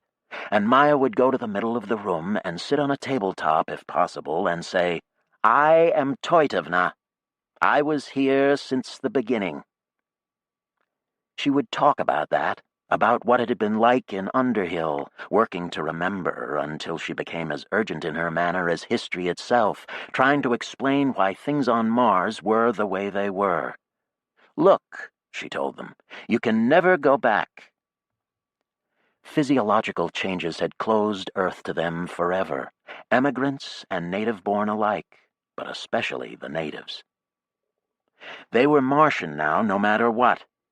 They needed to be an independent state, sovereign perhaps, semi-autonomous at least. Semi-autonomy might be enough, given the realities of the two worlds. Semi-autonomy would justify calling it a free Mars. But in the current state of things, they were no more than property and had no real power over their own lives. Decisions were made for them 100 million kilometers away. Their home was being chopped up into metal bits and shipped away. It was a waste. It benefited no one except a small metanational elite who were running the two worlds like feudal fiefdoms.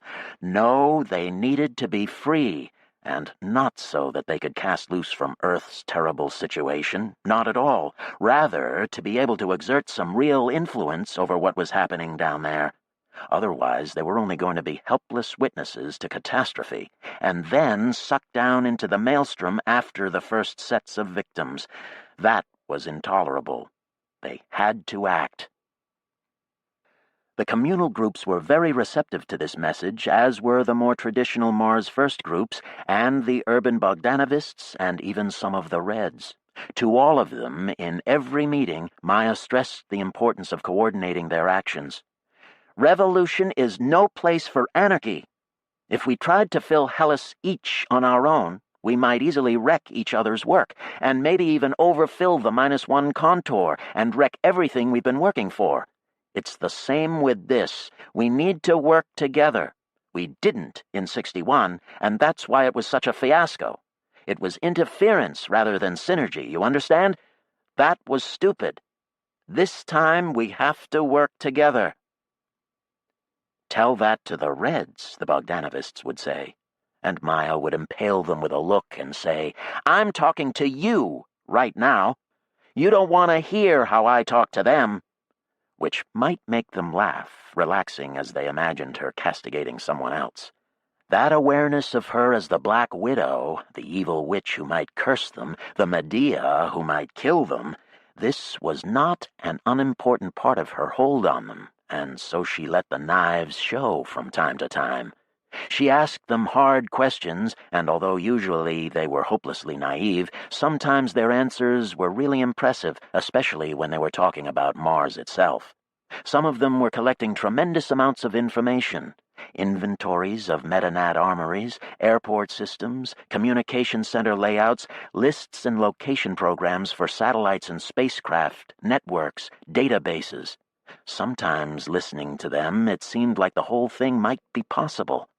They were young, of course, and astonishingly ignorant in many ways, so that it was easy to feel superior to them. But then there was their animal vitality, their health and energy. And they were adults, after all, so that other times watching them, Maya understood that the vaunted experience of age was perhaps only a matter of wounds and scarring. That young minds to old minds might be as young bodies to old bodies, stronger, more vital, less twisted by damage. So she would keep that in mind even as she lectured them as sternly as she had the kids in Zygote, and after her lessons she took pains to mingle among them and just talk, share some food, listen to their stories. After an hour of that, Spencer would announce that she had to leave. The implication throughout was that she was visiting from another city, although as she had seen some of their faces on the streets of Odessa, they certainly must have seen her as well, and knew at least that she spent a lot of time in the town. But afterwards, Spencer and his friends would take her through an elaborate routine to make sure they were not followed, and most of the group would fade away into the staircased alleys of the upper town before they reached the Western Quarter and the Praxis apartment building. Then they would slip in through the gate, and the door would shut with a clang, reminding her that the sunny double apartment she shared with Michelle was a safe house. One night after a very sharp meeting with a group of young engineers and aerologists, as she was telling Michelle about it, she tapped away at her lectern and found the photo of the young Frank in that article and printed out a copy of it. The article had taken the photo out of a newspaper of the time, and it was black and white and quite grainy. She taped the photo to the side of the cabinet over the kitchen sink, feeling awed and turbulent. Michelle looked up from his AI and peered at it and nodded approvingly. "It's amazing how much you can read from people's faces. Frank didn't think so. He was just afraid of the ability." Maya said. She couldn't remember. She recalled instead the looks on the faces of the people at that night's meeting. It was true, they had revealed everything. They had been like masks expressing exactly the sentences their owners had spoken. The metanats are out of control. They're screwing things up. They're selfish. They only care about themselves. Meta-nationalism is a new kind of nationalism, but without any home feeling. It's money patriotism, a kind of disease.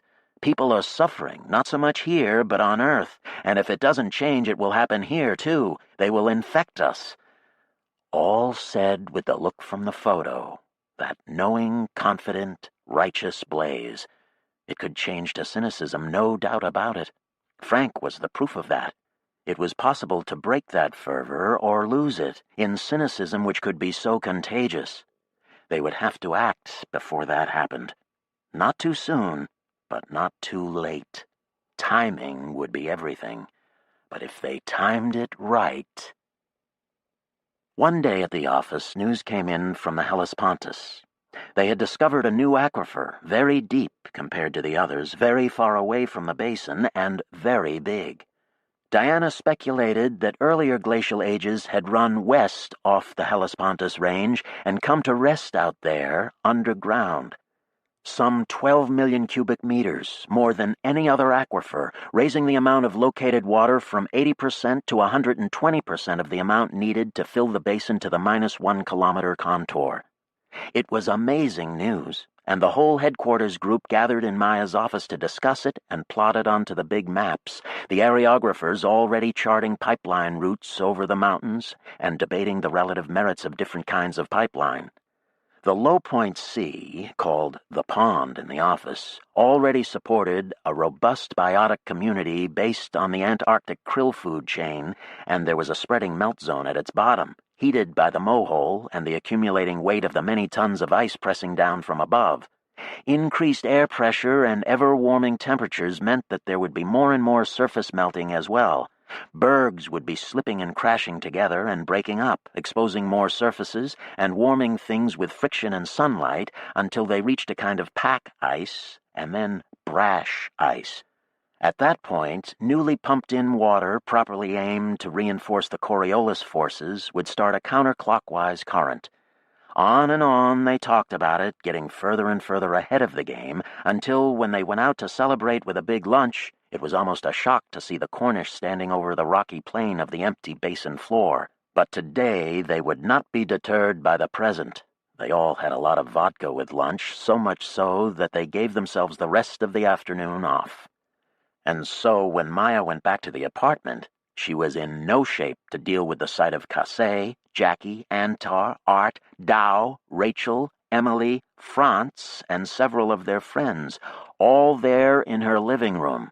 They were passing through on a trip to Sabishi, where they planned to meet with some Dorsa Brevia friends and enter burrows and spend a few months working there. They were perfunctory in their congratulations on the discovery of the new aquifer, all but Art. They weren't really interested. This and the sudden crowding of her apartment made Maya cross, and it didn't help that she was still affected by the vodka, or that Jackie was so effervescent, with her hands all over both proud Antar, the unbeaten knight of the pre-Islamic epic, as he had once explained to her, and Dor Dow, both of whom stretched under her touch without appearing to mind when she was on the other one, or playing with Franz. Maya ignored it.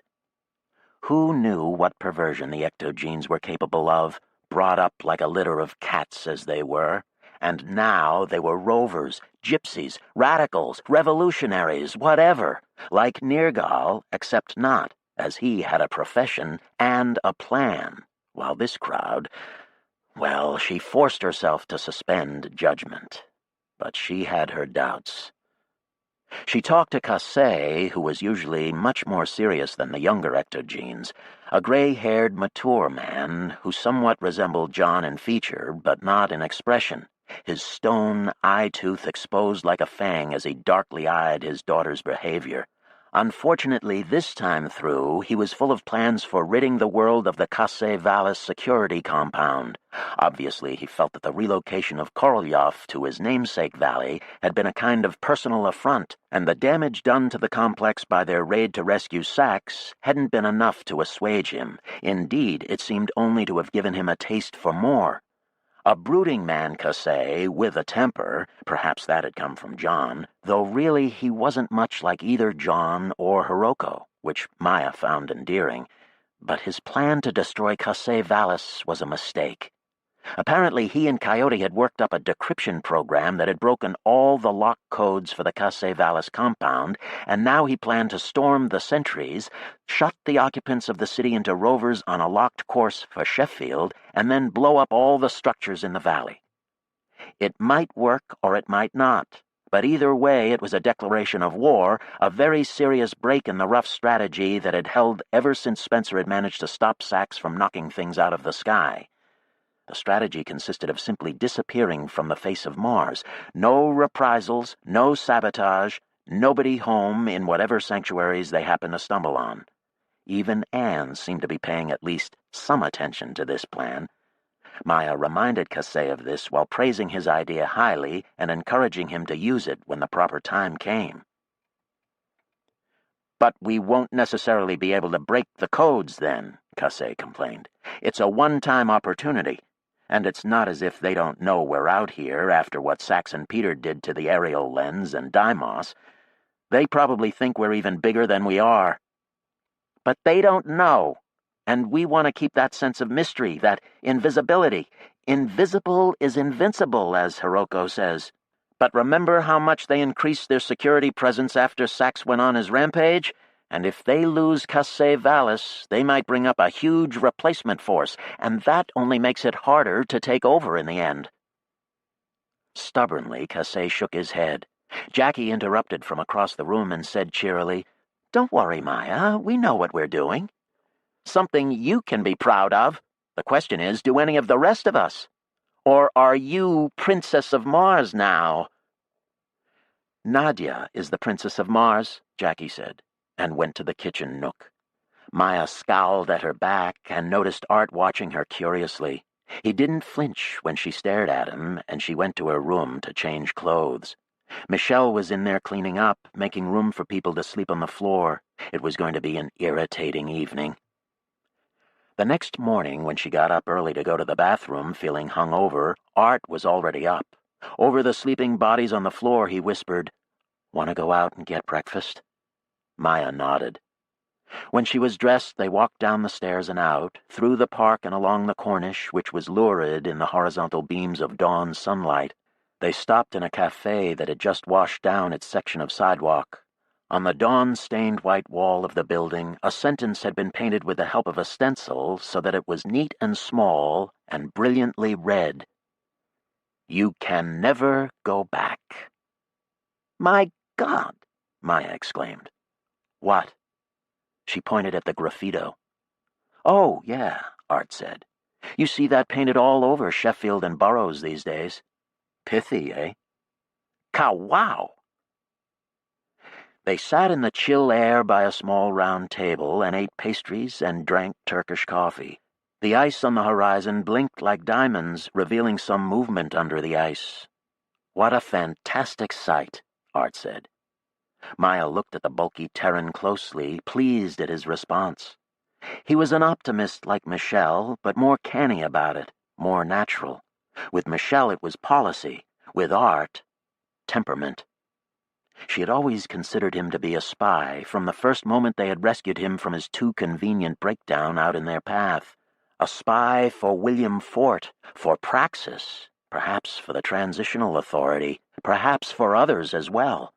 But now he had been among them for so long, a close friend of Nergal, of Jackie, of Nadia as well, and they were in fact working with Praxis now, depending on it for supplies and protection and information about Earth. So she was no longer so sure, not only whether Art was a spy, but what, in this case, a spy was. "You've got to stop them from making this assault on Casevalis," she said.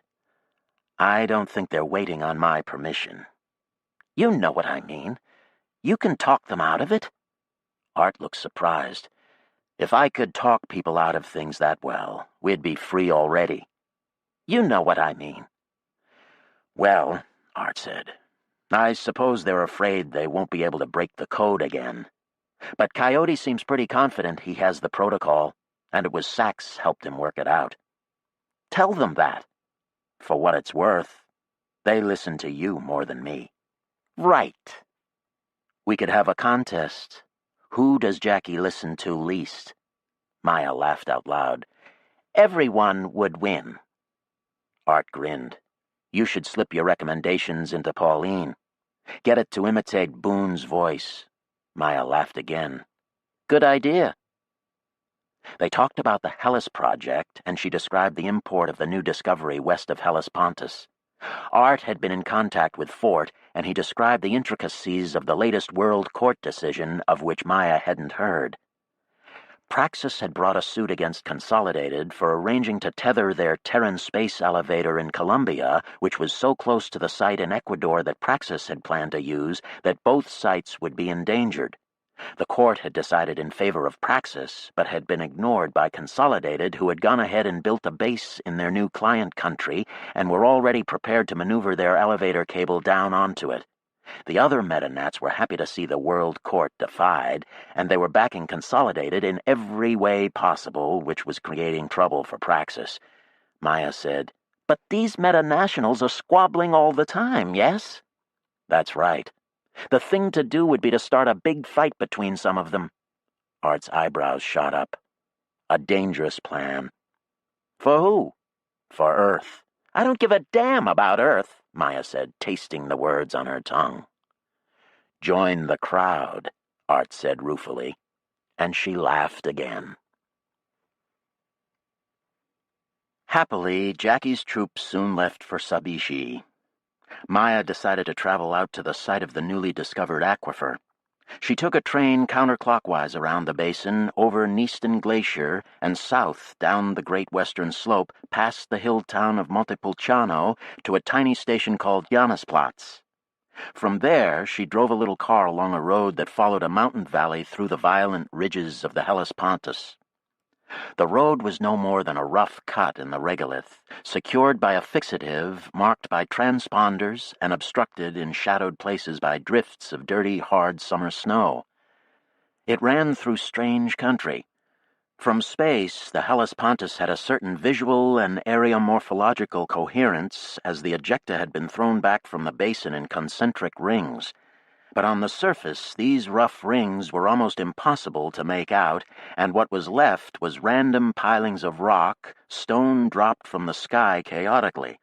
And the fantastic pressures engendered by the impact had resulted in all manner of bizarre metamorphoses, the most common being giant shatter cones, which were conical boulders fractured on every scale by the impact, so that some had faults you could drive into, while others were simply conical rocks on the ground with microscopic flaws that covered every centimeter of their surfaces like old china.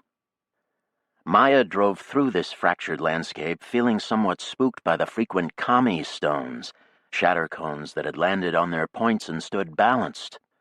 Others that had had the softer material underneath them eroded away until they became immense dolmens, giant rows of fangs, tall capped lingam columns, such as the one known as Big Man's Hard-On, crazily stacked strata piles, the most prominent of them called dishes in the sink, great walls of columnar basalt patterned in hexagons, other walls as smooth and gleaming as immense chunks of jasper.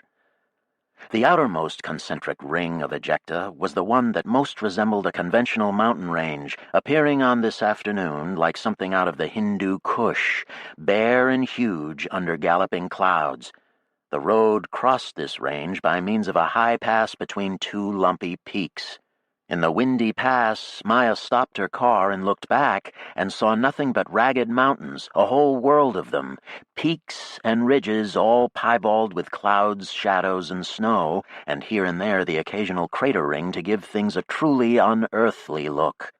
Ahead, the land dropped to the crater-pocked Noachus Planum, and down there was a camp of mining rovers drawn up in a circle like a wagon train. Maya drove hard down the rough road to this camp, reaching it in the late afternoon. There she was welcomed by a small contingent of old Bedouin friends, plus Nadia, who was visiting to consult on the drilling rig for the newly discovered aquifer. They all were impressed with this one. "It extends past Proctor Crater and probably out to Kaiser," Nadia said, "and it looks like it goes way far south, so far it might be coextensive with the Australis Tholus aquifer. Did you ever establish a northern boundary for that one?" "I think so," Maya said, and started tapping at her wristpad to find out. They talked about water through an early dinner, only occasionally pausing to exchange other news. After dinner, they sat in Zeke and Nazik's rover and relaxed eating sherbet that Zeke passed around, while staring into the coals of a little brazier fire on which Zeke had earlier cooked shish kebab. The talk turned inevitably to the current situation, and Maya said again what she had said to Art, that they should foment trouble between the meta-nationals back on Earth, if they could. "That means world war," Nadia said sharply, "and if the pattern holds, it would be the worst one yet." She shook her head. "There has to be a better way." "It will not take our meddling for it to start," Zeke said. "They're on the spiral down into it now." "Do you think so?" Nadia said. "Well, if it happens, then we'll have our chance for a coup here, I guess." Zeke shook his head. "This is their escape hatch. It will take a lot of coercion to make the powerful give up a place like this." "There are different kinds of coercion," Nadia said. "On a planet where the surface is still deadly, we should be able to find some kinds that don't involve shooting people. There should be a whole new technology for waging war. I've talked with Sachs about this, and he agrees." Maya snorted, and Zeke grinned. "His new ways resemble the old ones as far as I can tell. Bringing down that aerial lens, we loved that. As for firing Deimos out of orbit, well, but I can see his point to an extent. When the cruise missiles come out, we have to make sure it doesn't come to that." Nadia had the mulish expression she got when her ideas were set in concrete, and Maya regarded her with surprise. Nadia, revolutionary strategist. Maya wouldn't have believed it possible. Well, she no doubt thought of it as protecting her construction projects, or a construction project itself, in a different medium. "You should come talk to the communes in Odessa," Maya suggested to her. "They're followers of Nergal, basically." Nadia agreed and leaned forward with a miniature poker to tap one of the coals back into the center of the brazier. They watched the fire burn, a rare sight on Mars, but Zeke liked fires enough to take the trouble. Films of gray ash fluttered over the Martian orange of hot coals. Zeke and Nazik talked in low voices, describing the Arab situation on the planet, which was complex as usual. The radicals among them were almost all out in caravans, prospecting for metals and water and aerothermal sites, looking innocuous and never doing a thing to reveal that they weren't part of the Metanat order. But they were out there, waiting, ready to act. Nadia got up to go to bed, and when she had gone, Maya said hesitantly, "Tell me about Chalmers." Zeke stared at her, calm and impassive. "What do you want to know?" "I want to know how he was involved with Boone's murder." Zeke squinted uncomfortably. "That was a very complicated night in Nicosia," he complained. "The talk about it among Arabs is endless. It gets tiresome." "So what do they say?" Zeke glanced at Nazik, who said, "The problem is they all say different things. No one knows what really happened. But you were there. You saw some of it. Tell me first what you saw." At this, Zake eyed her closely, then nodded. "Very well." He took a breath, composed himself. Solemnly, as if giving witness, he said, "We were gathered at the Hajar el-Kra Mashab after the speeches you gave. People were angry at Boone because of a rumor that he had stopped a plan to build a mosque on Phobos, and his speech hadn't helped. We never liked that new Martian society he talked about, so we were there grumbling when Frank came by. I must say it was an encouraging sight to see him at that moment. It seemed to us that he was the only one with a chance to counter Boone, so we looked to him, and he encouraged us to—" He slighted Boone in subtle ways, made jokes that made us angrier at Boone while making Frank seem the only bastion against him. I was actually annoyed with Frank for stirring up the young ones even more. Selim el-Hayel and several of his friends from the Ahad wing were there, and they were in a state, not just at Boone, but also at the Fatah wing. You see, the Ahad and the Fatah were split over a variety of issues: Pan-Arab versus nationalist, relations to West, attitude to the Sufis. It was a fundamental division in that younger generation of the Brotherhood. "Sunni Shiite?" Maya asked. "No. More conservative and liberal, with the liberals thought to be secular, and the conservatives religious, either Sunni or Shiite. And El-Hayel was a leader of the conservative Ahad, and he had been in the caravan Frank had traveled with that year. They had talked often, and Frank had asked him a lot of questions, really bored into him in that way he had, until he felt that he understood you, or understood your party." Maya nodded, recognizing the description.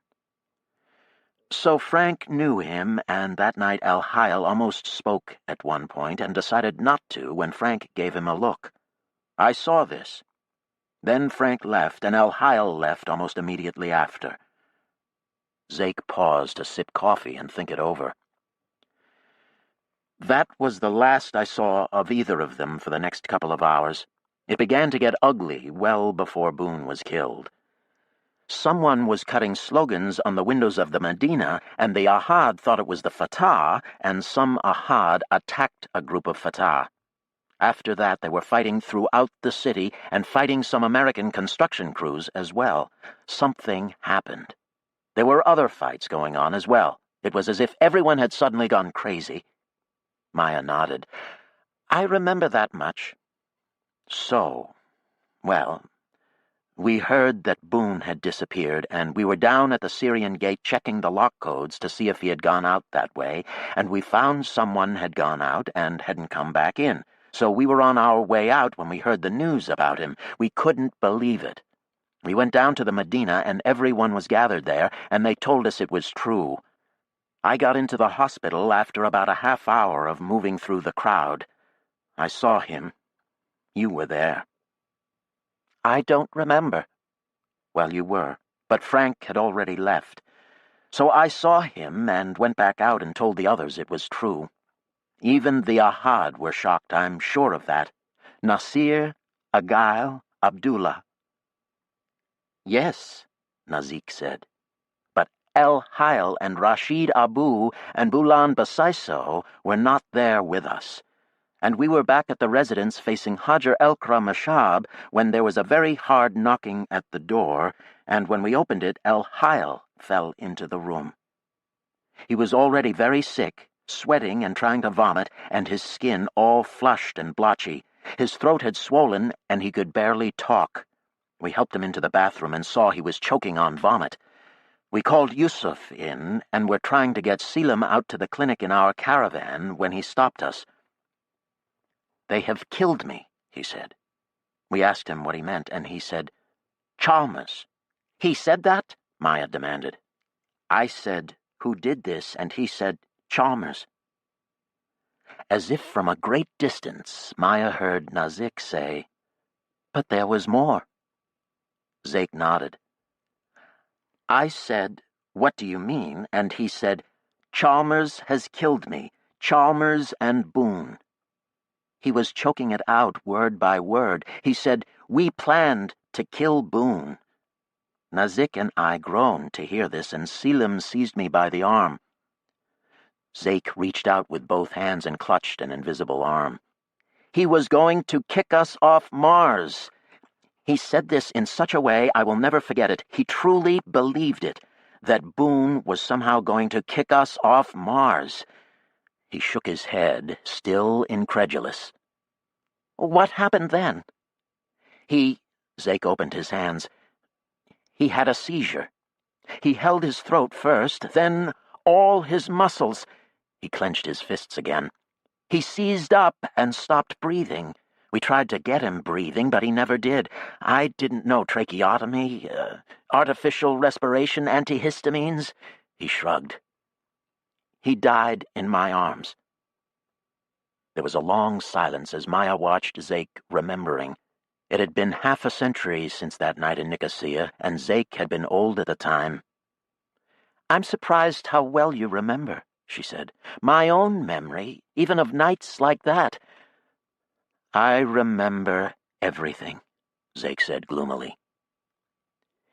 "He has the opposite problem to everyone else," Nazik said, watching her husband.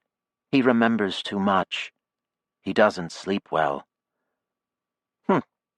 Maya considered it. "What about the other two?" Zake's mouth pursed. "I can't say for sure. Nazik and I spent the rest of that night dealing with Selim. There was an argument about what to do with his body, whether to take it out to the caravan and then hide what had happened, or to get the authorities in immediately. Or to go to the authorities with a lone dead assassin, Maya thought, watching Zake's guarded expression. Perhaps that had been argued as well. He wasn't telling the story in the same way. "I don't know what really happened to them. I never found out. There were a lot of Ahad and Fatah in town that night, and Yusuf heard what Selim had said. So it could have been their enemies, their friends, themselves. They died later that night, in a room in the Medina. Coagulants." Zeke shrugged. Another silence. Zeke sighed, refilled his cup. Nazik and Maya refused. "But you see," Zeke said, "that is just the start. That's what we saw, what we could tell you for sure. After that, phew," he made a face. "Arguments, speculation, conspiracy theories of all kind. The usual thing, right? No one is ever simply assassinated anymore. Ever since your Kennedys, it's always a matter of how many stories you can invent to explain the same body of facts. That is the great pleasure of conspiracy theory. Not explanation, but narrative. It is like Scheherazade." "You don't believe in any of them?" Maya asked, feeling suddenly hopeless. "No, I have no reason to. The Ahad and Fatah were in conflict, I know that. Frank and Selim were connected somehow.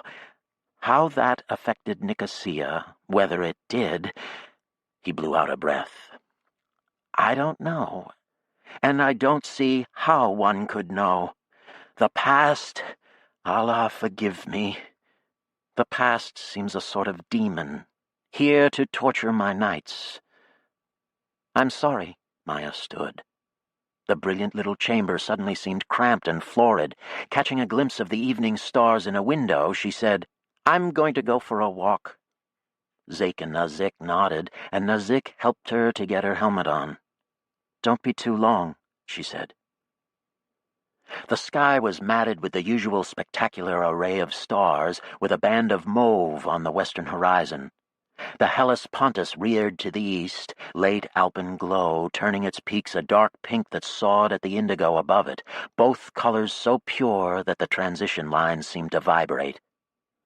Maya walked slowly toward an outcropping perhaps a kilometer away.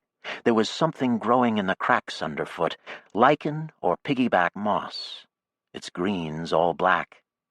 She stepped on rocks where she could. Plants had it hard enough on Mars without being stepped on as well. All living things.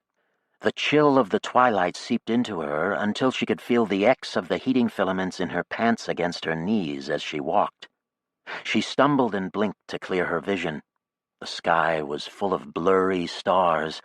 Somewhere north in the Aureum chaos, the body of Frank Chalmers lay in a wash of ice and sediments, his walker for a coffin. Killed while saving the rest of them from being swept away, though he would have scorned such a description with all his heart. An accident of timing, he would insist, nothing more.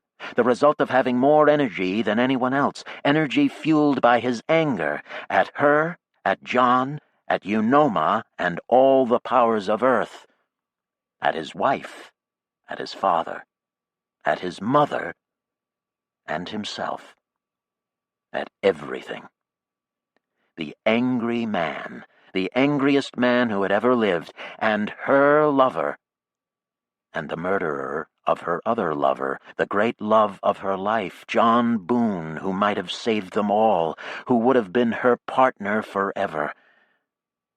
And she had set them on each other.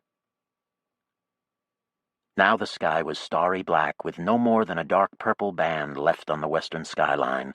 Her tears were gone, along with her feelings.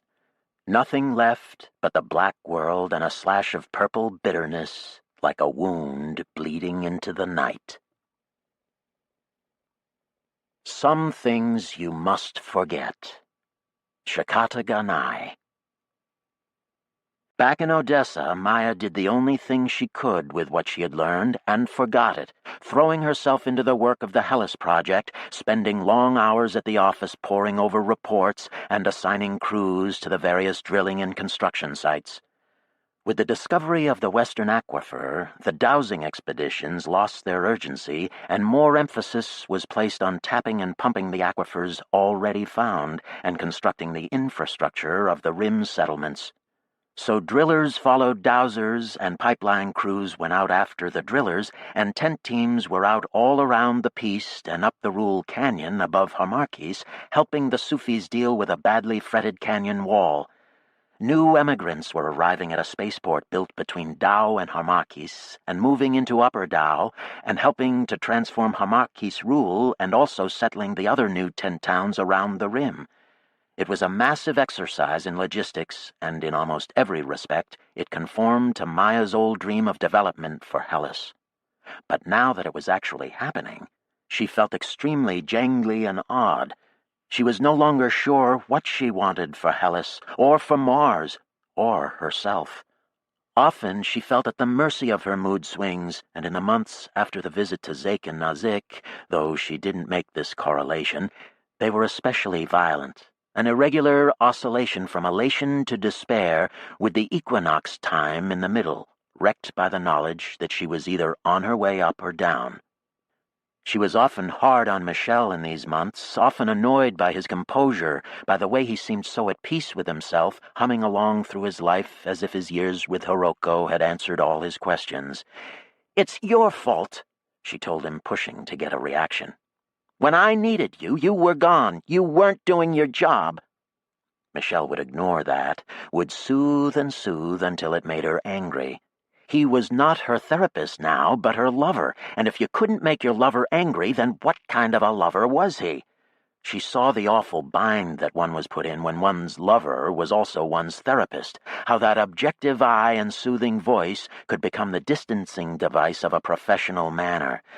A man doing his job, it was intolerable to be judged by such an eye, as if he were somehow above it all and didn't have any problems himself, any emotions that he couldn't control. That had to be disproved. And so, forgetting to forget, I killed them both. I snared them and played them against each other to increase my power. I did it on purpose, and you were no help at all.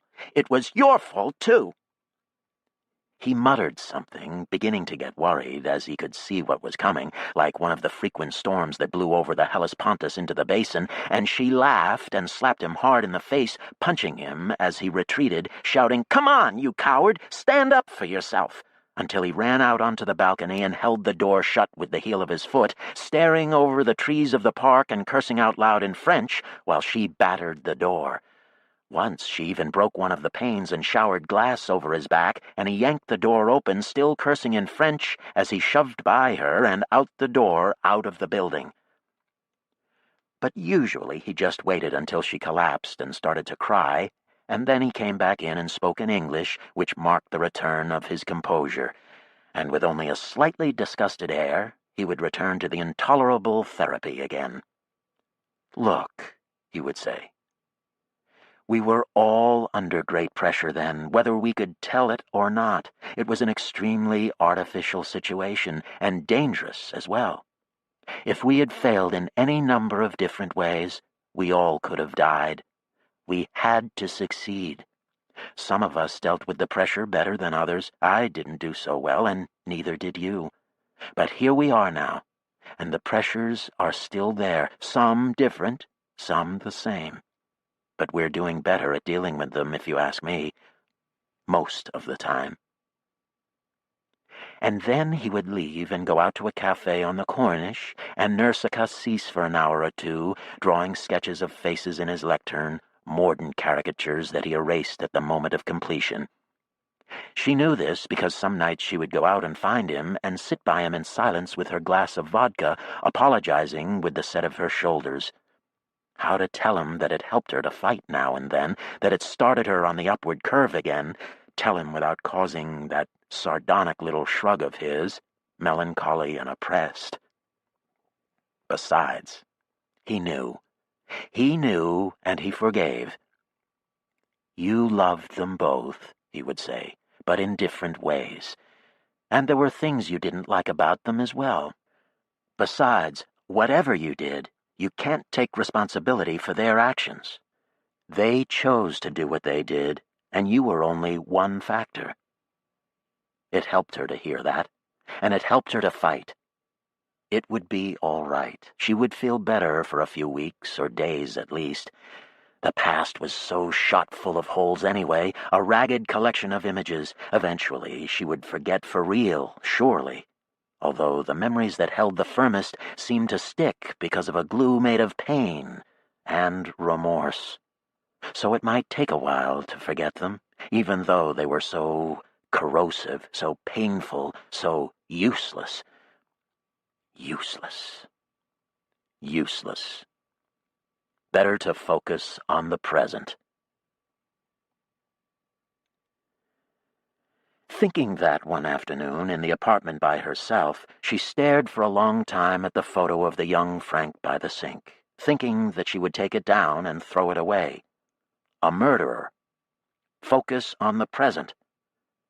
But she, too, was a murderer, and also the one who had driven him to murder, if one ever drove anyone to anything. In any case, he was her companion in that, somehow.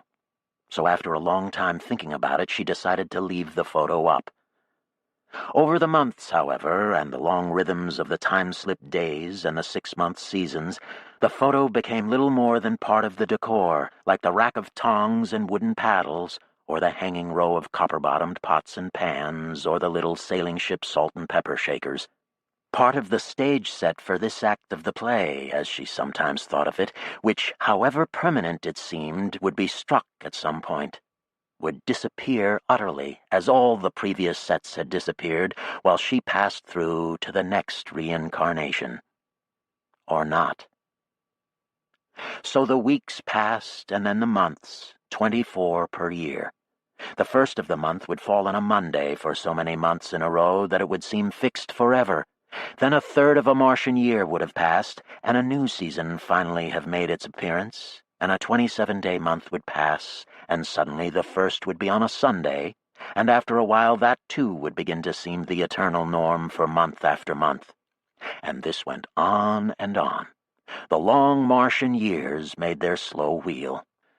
Out around Hellas, they seemed to have discovered most of the significant aquifers, and the effort shifted entirely to mining and piping. The Swiss had recently developed what they called a walking pipeline made specifically for the work in Hellas and up on Vastatas Borealis. These contraptions rolled over the landscape, distributing the groundwater evenly over the land so that they could cover the basin floor without creating mountains of ice directly outside the ends of fixed pipelines, as they had tended to before. Maya went out with Diana to look at one of these pipes in action. Seen from a dirigible floating overhead, they looked remarkably like a garden hose lying on the ground, snaking back and forth under the high pressure of the spurting water. Down on the ground it was more impressive, even bizarre. The pipeline was huge, and it rolled majestically over layers of smooth ice already deposited, held a couple of meters over the ice on squat pylons that ended in big pontoon skis.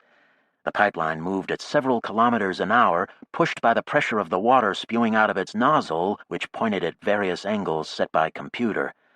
When the pipeline had skied out to the end of its arc, motors would turn the nozzle, and the pipeline would slow down, stop, and reverse direction. The water shot out of the nozzle in a thick white stream, arcing out and splashing onto the surface in a spray of red dust and white frost steam. Then the water flowed over the ground in great muddy lobate spills, slowing down, pooling, settling flat, then whitening and shifting slowly to ice.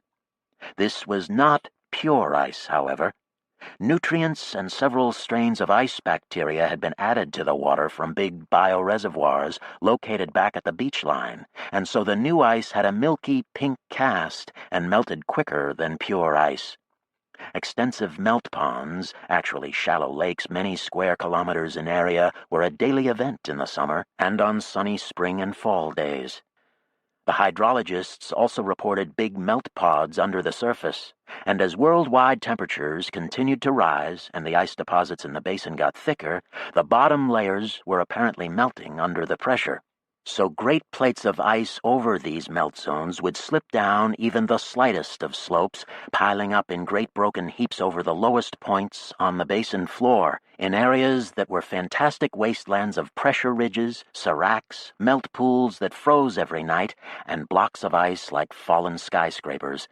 These great unstable ice piles shifted and broke as they melted in the day's heat, with explosive booms like thunder heard in Odessa and every other rim town. Then the piles froze again every night, booming and cracking, until many places on the basin floor were an inconceivably shattered chaos.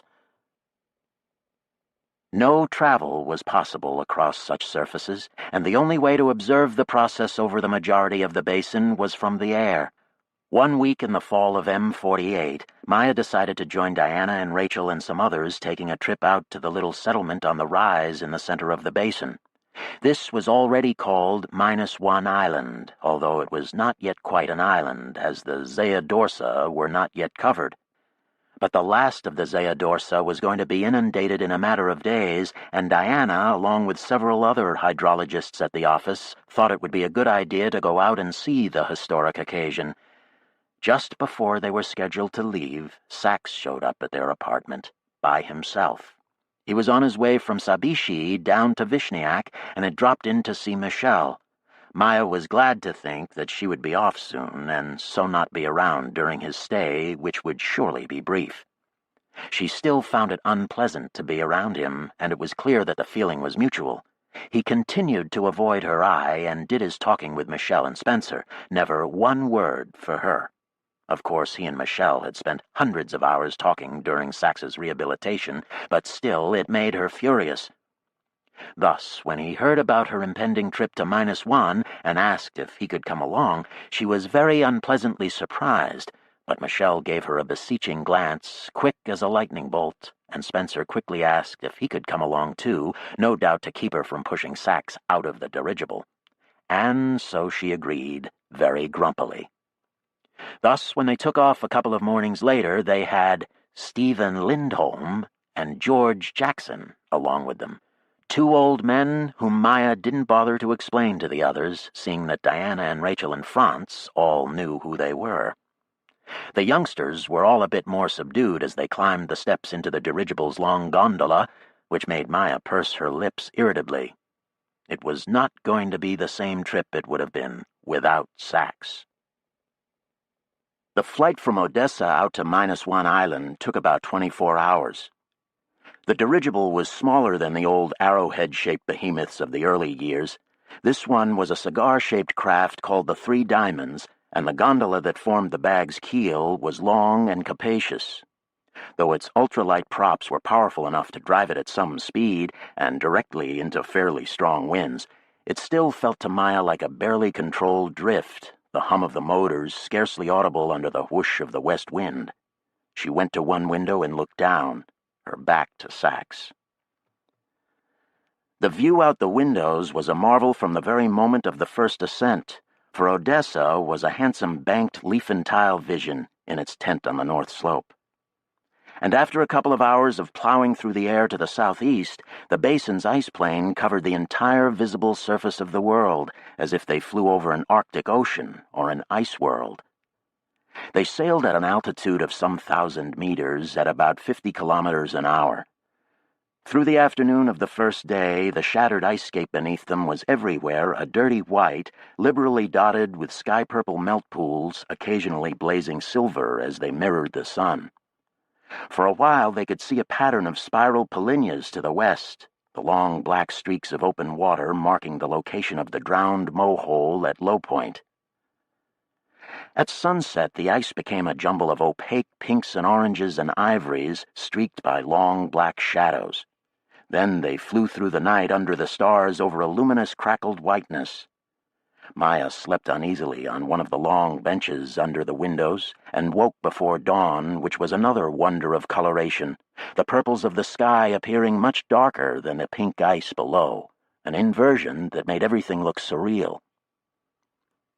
Around mid-morning of that day, they caught sight of land again. Over the horizon floated an oval of Sienna hills rising out of the ice, about 100 kilometers long and 50 wide.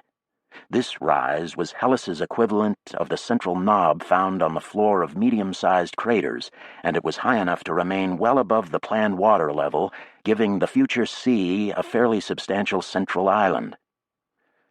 At this stage, the -1 settlement on the northwest point of the high ground was no more than an array of runways, rocket pads, dirigible masts, and an untidy collection of small buildings.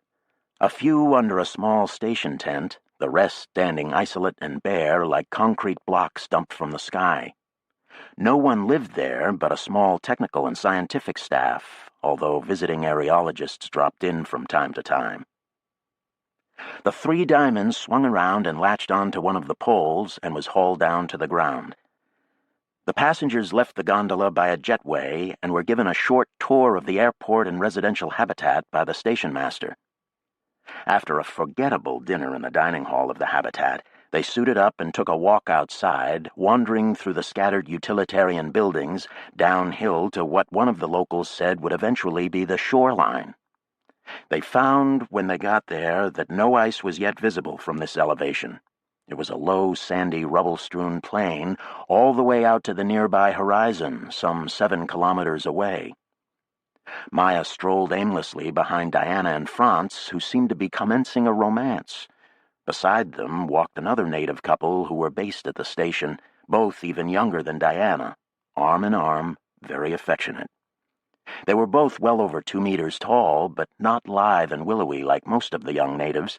This couple had worked out with weights, bulking up until they had the proportions of Terran weightlifters, despite their great height. They were huge people, and yet still very light on their feet, doing a kind of boulder ballet over the scattered rocks of this empty shore. Maya watched them, marveling again at the new species. Behind her, Sachs and Spencer were coming along, and she even said something about it over the old First 100 band. But Spencer only said something about phenotype and genotype, and Sachs ignored the remark and took off down the slope of the plain. Spencer went with him, and Maya followed them, moving slowly over all the other new species. There were grass tufts dotting the sand between the rocks of the rubble, also low-flowering plants, weeds, cacti, shrubs, even some very small gnarled trees tucked into the sides of rocks. Sachs wandered around, stepping gingerly, crouching down to inspect plants, standing back up with an unfocused look, as if the blood had left his head while he was crouching. Or perhaps this was the look of Sachs surprised, something Maya couldn't recall seeing before. She stopped to stare around her. It was, in fact, surprising to discover such profligate life out here where no one had cultivated anything.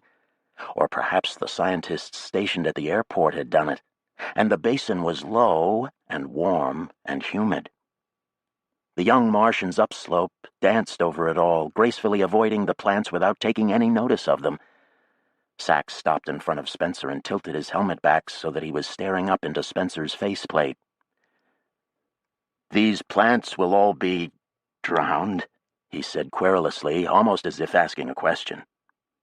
"That's right," Spencer said. Sachs briefly glanced toward Maya. His gloved fingers were clenching in agitation. What, was he accusing her of murdering plants now, too? Spencer said, "But the organic matter will help sustain later aquatic life, isn't that right?" Sachs merely looked around. As he looked past her, Maya could see he was squinting as if in distress. Then he took off again across the intricate tapestry of plants and rocks.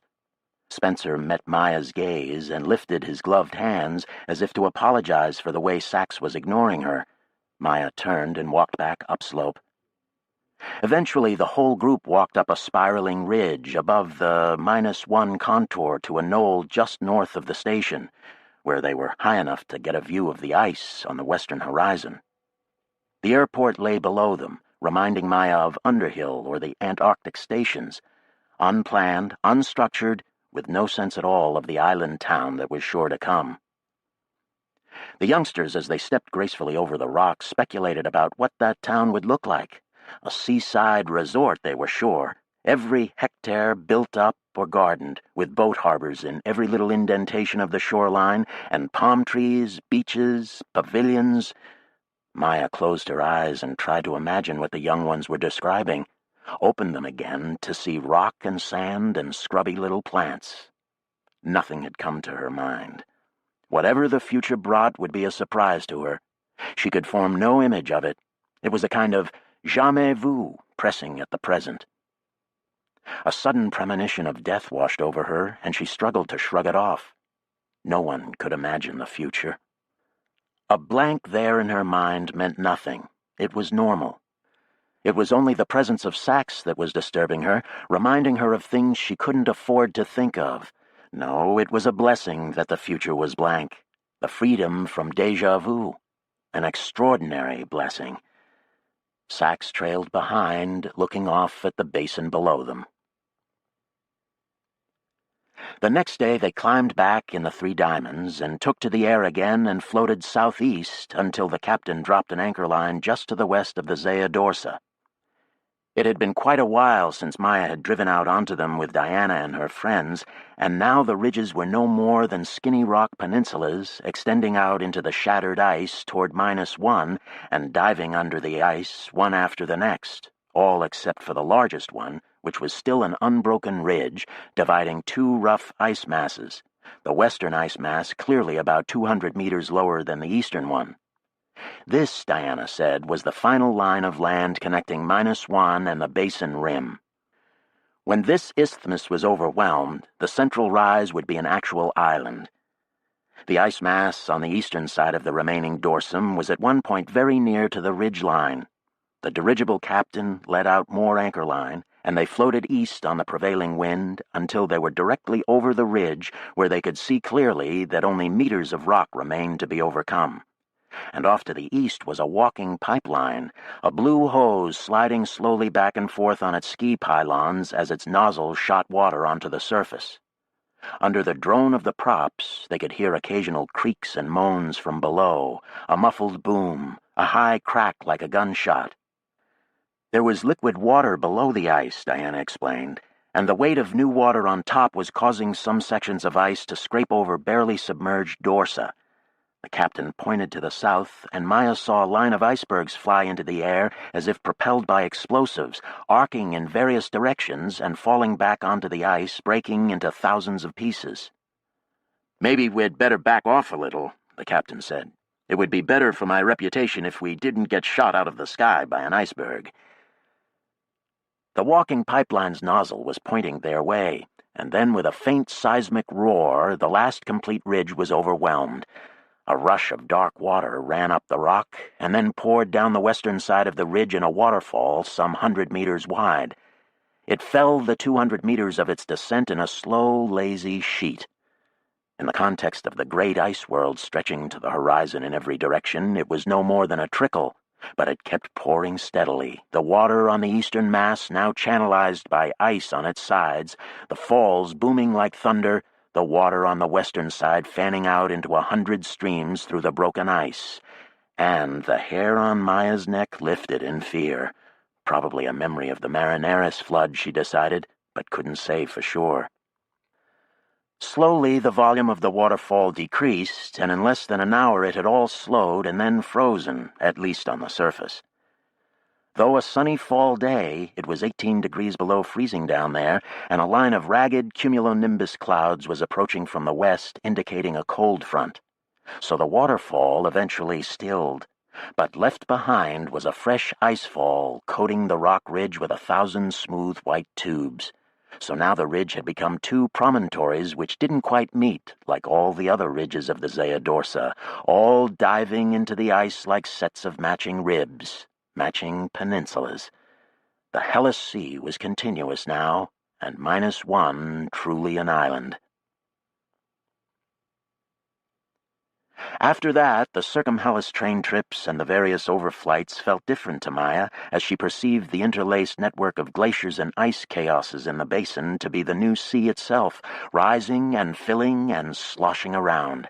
And in fact, the liquid sea under the surface ice near low point was growing much faster in the springs and summers than it was shrinking in the autumns and winters, and strong winds kicked up waves in the Polynyas, which in the summers broke the ice between them, creating regions of brash ice, a floating pack of ice chunks which growled so loudly as they rode the steep little swells that conversation in dirigibles overhead was difficult. And in the year M49, the flow rates from all the tapped aquifers reached their maximums, combining to pump 2,500 cubic meters a day into the sea, an amount that would fill the basin to the -1 kilometer contour in about 6 years. To Maya, this did not seem long at all, especially as they could see the progress right there on Odessa's horizon. In winters, the black storms that poured over the mountains would blanket the whole basin floor with startling white snow. In the springs, the snow would melt, but the new edge of the ice sea would be closer than it had been the previous autumn. It was much the same in the northern hemisphere, as news reports and her infrequent trips to Burrows made clear.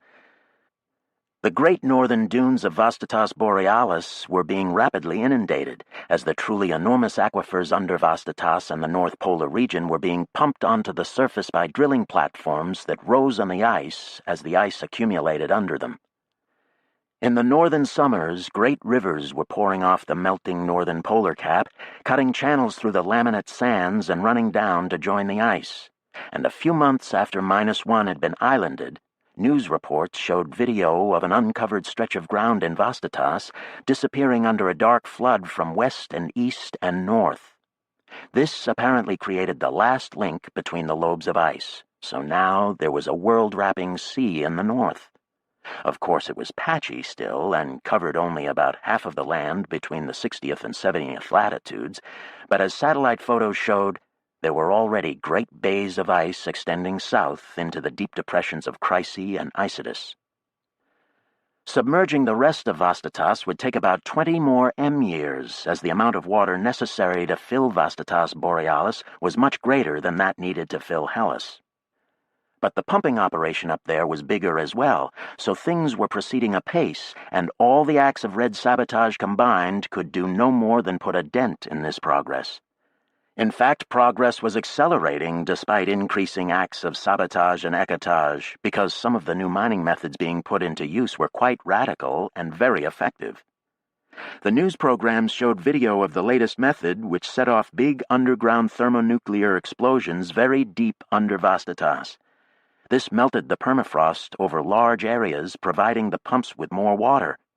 On the surface, these explosions were manifested as sudden ice quakes, which reduced the surface ice overhead to a bubbling slurry, the liquid water soon freezing on the surface, but tending to stay liquid underneath. Similar explosions under the northern polar cap were causing floods nearly as vast as the great outbursts of '61, and all that water was pouring downhill into Vastatas. Down at the office in Odessa, they followed all of this with professional interest. A recent assessment of the amount of underground water in the north had encouraged the Vastatas engineers to shoot for a final sea level very near the datum itself, the 0-kilometer contour that had been set back in the days of sky areology. Diana and other hydrologists in deep waters thought that subsidence of the land in Vastatas, as a result of the mining of aquifers and permafrost, would cause them to end up with a sea level somewhat lower than the datum. But up there, they seemed confident they had factored that in and would reach the mark. Fooling around with various sea levels on an office AI map made it clear what shape the coming ocean was likely to have. In many places, the Great Escarpment would form its southern shoreline.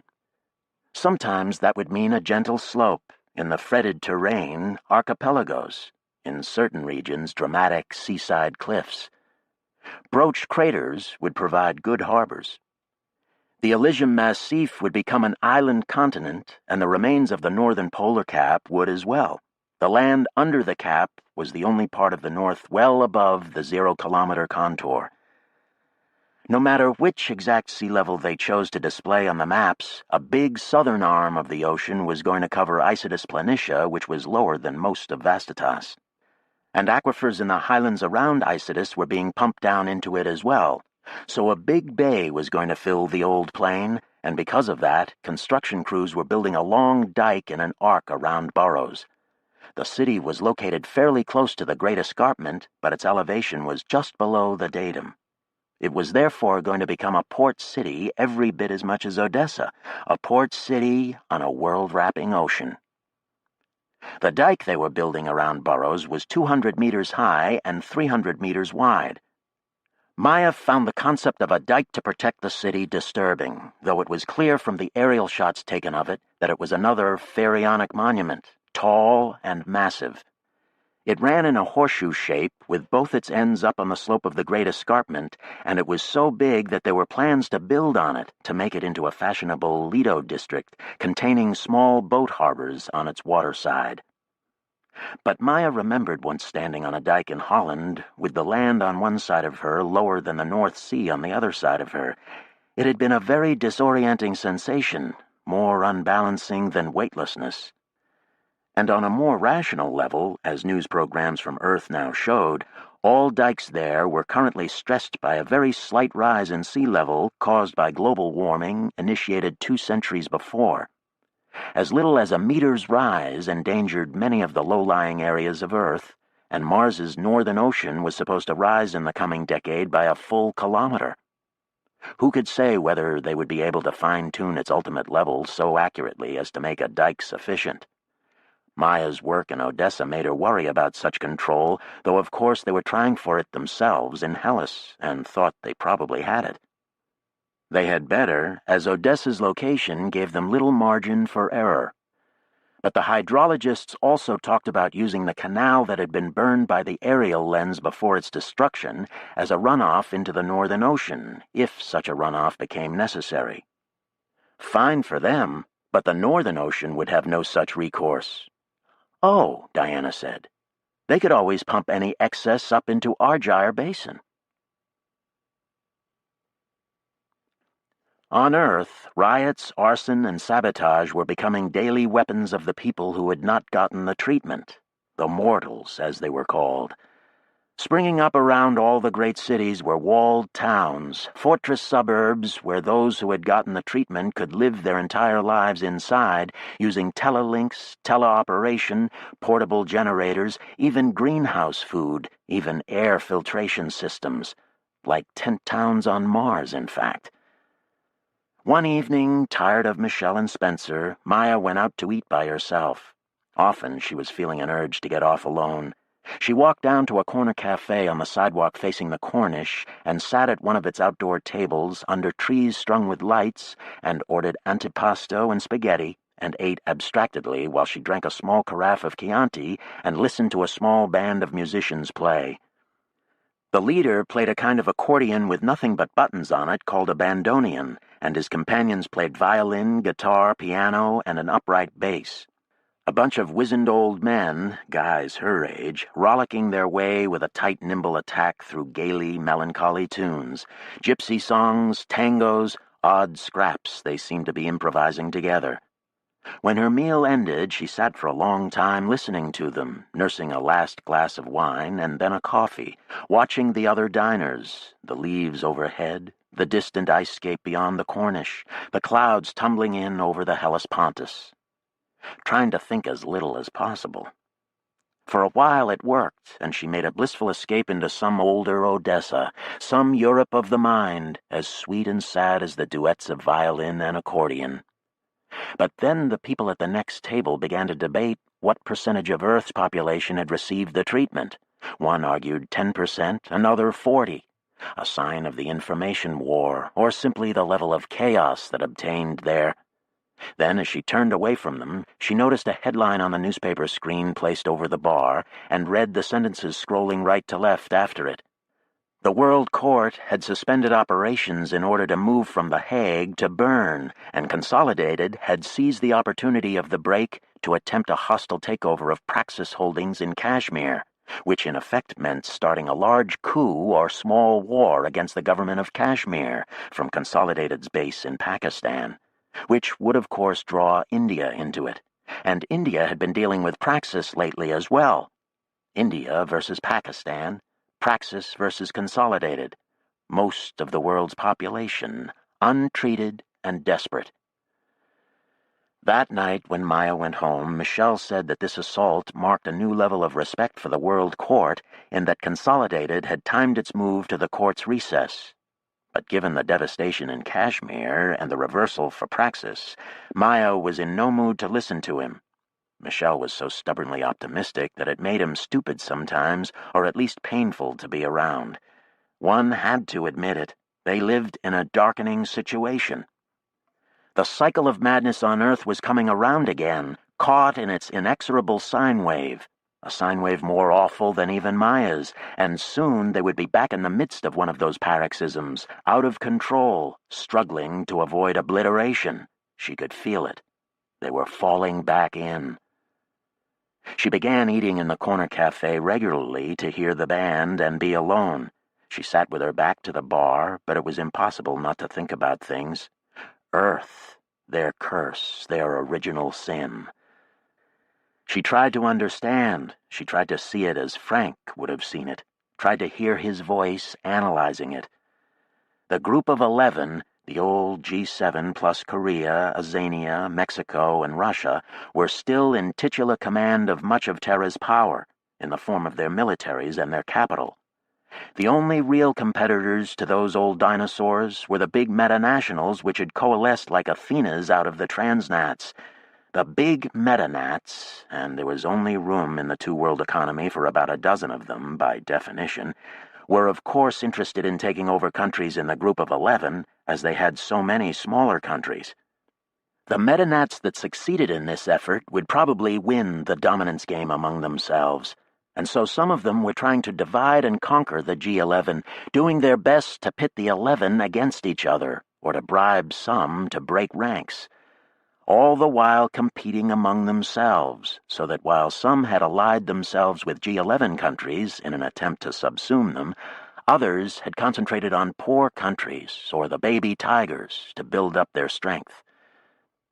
So there was a kind of complex balance of power, the strongest old nations against the biggest new metanationals, with the Islamic League, India, China, and the smaller metanats existing as independent loci of power, forces that couldn't be predicted.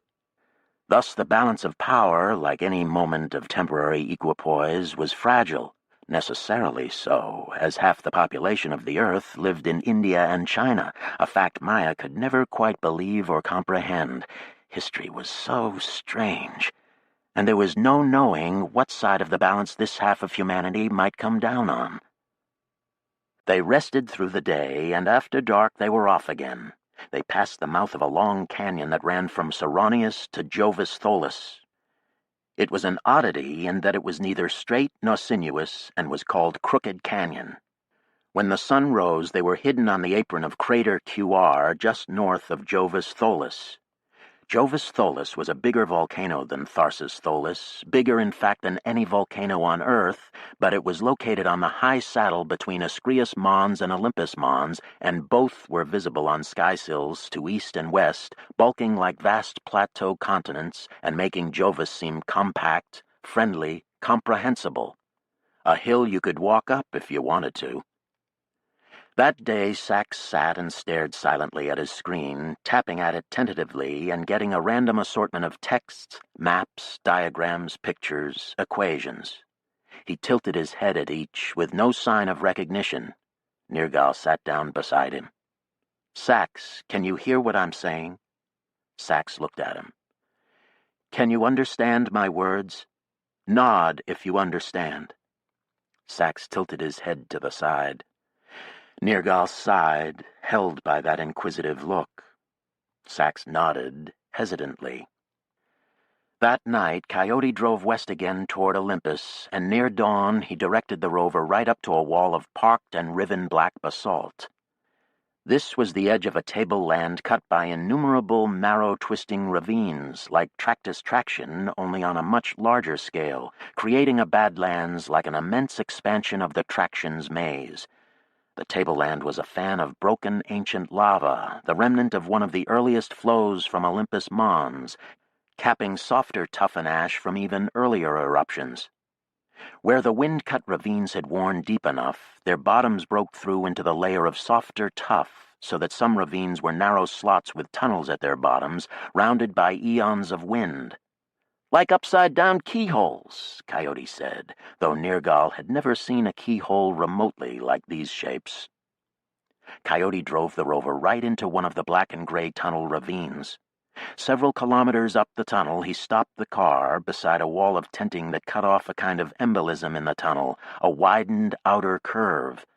This was the first hidden sanctuary that Art had ever seen, and he looked suitably startled.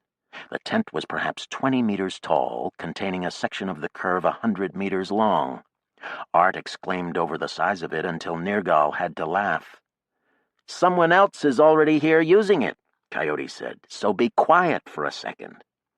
Art nodded quickly and leaned over Coyote's shoulder to hear what he was saying over the intercom.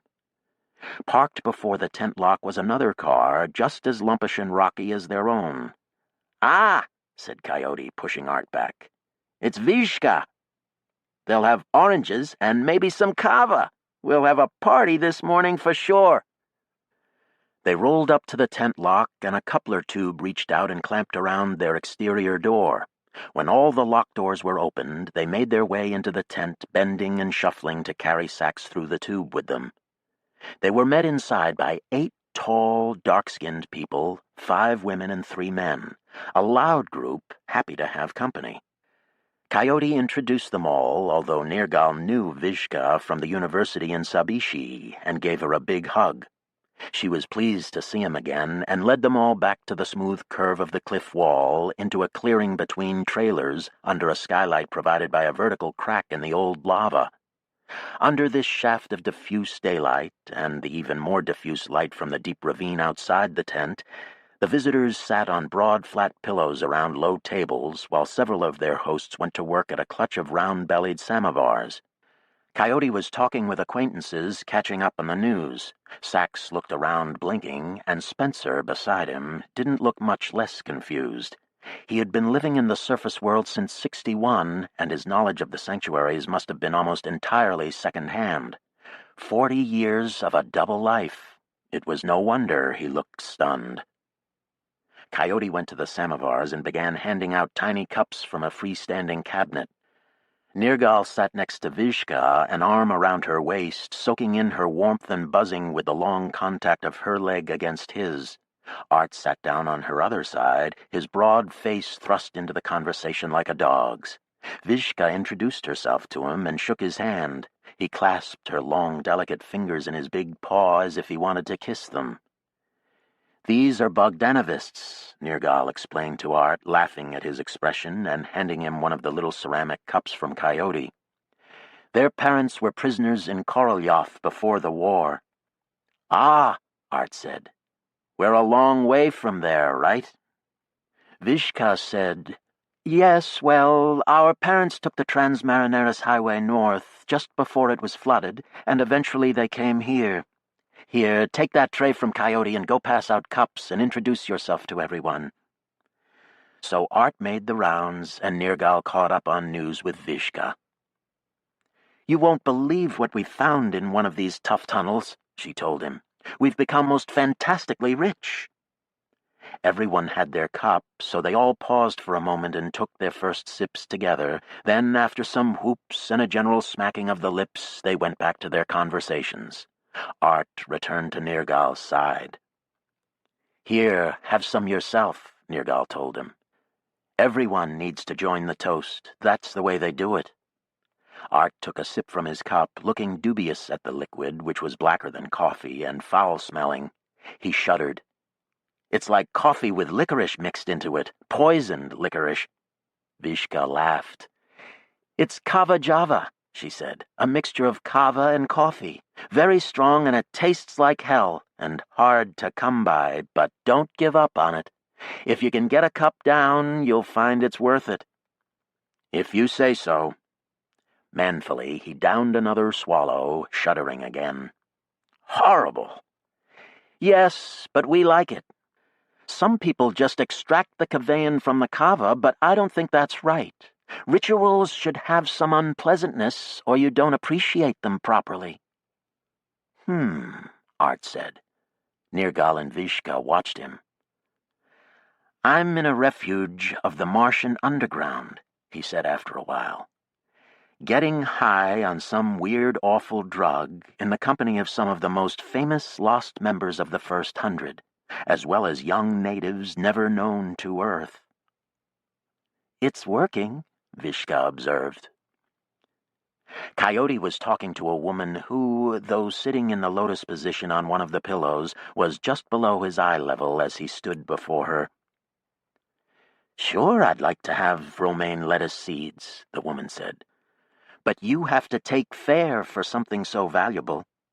They're not that valuable, Coyote said in his plausible style. You're already giving us more nitrogen than we can burn. Sure, but you have to get nitrogen before you can give it. I know that. Get before you give, and give before you burn.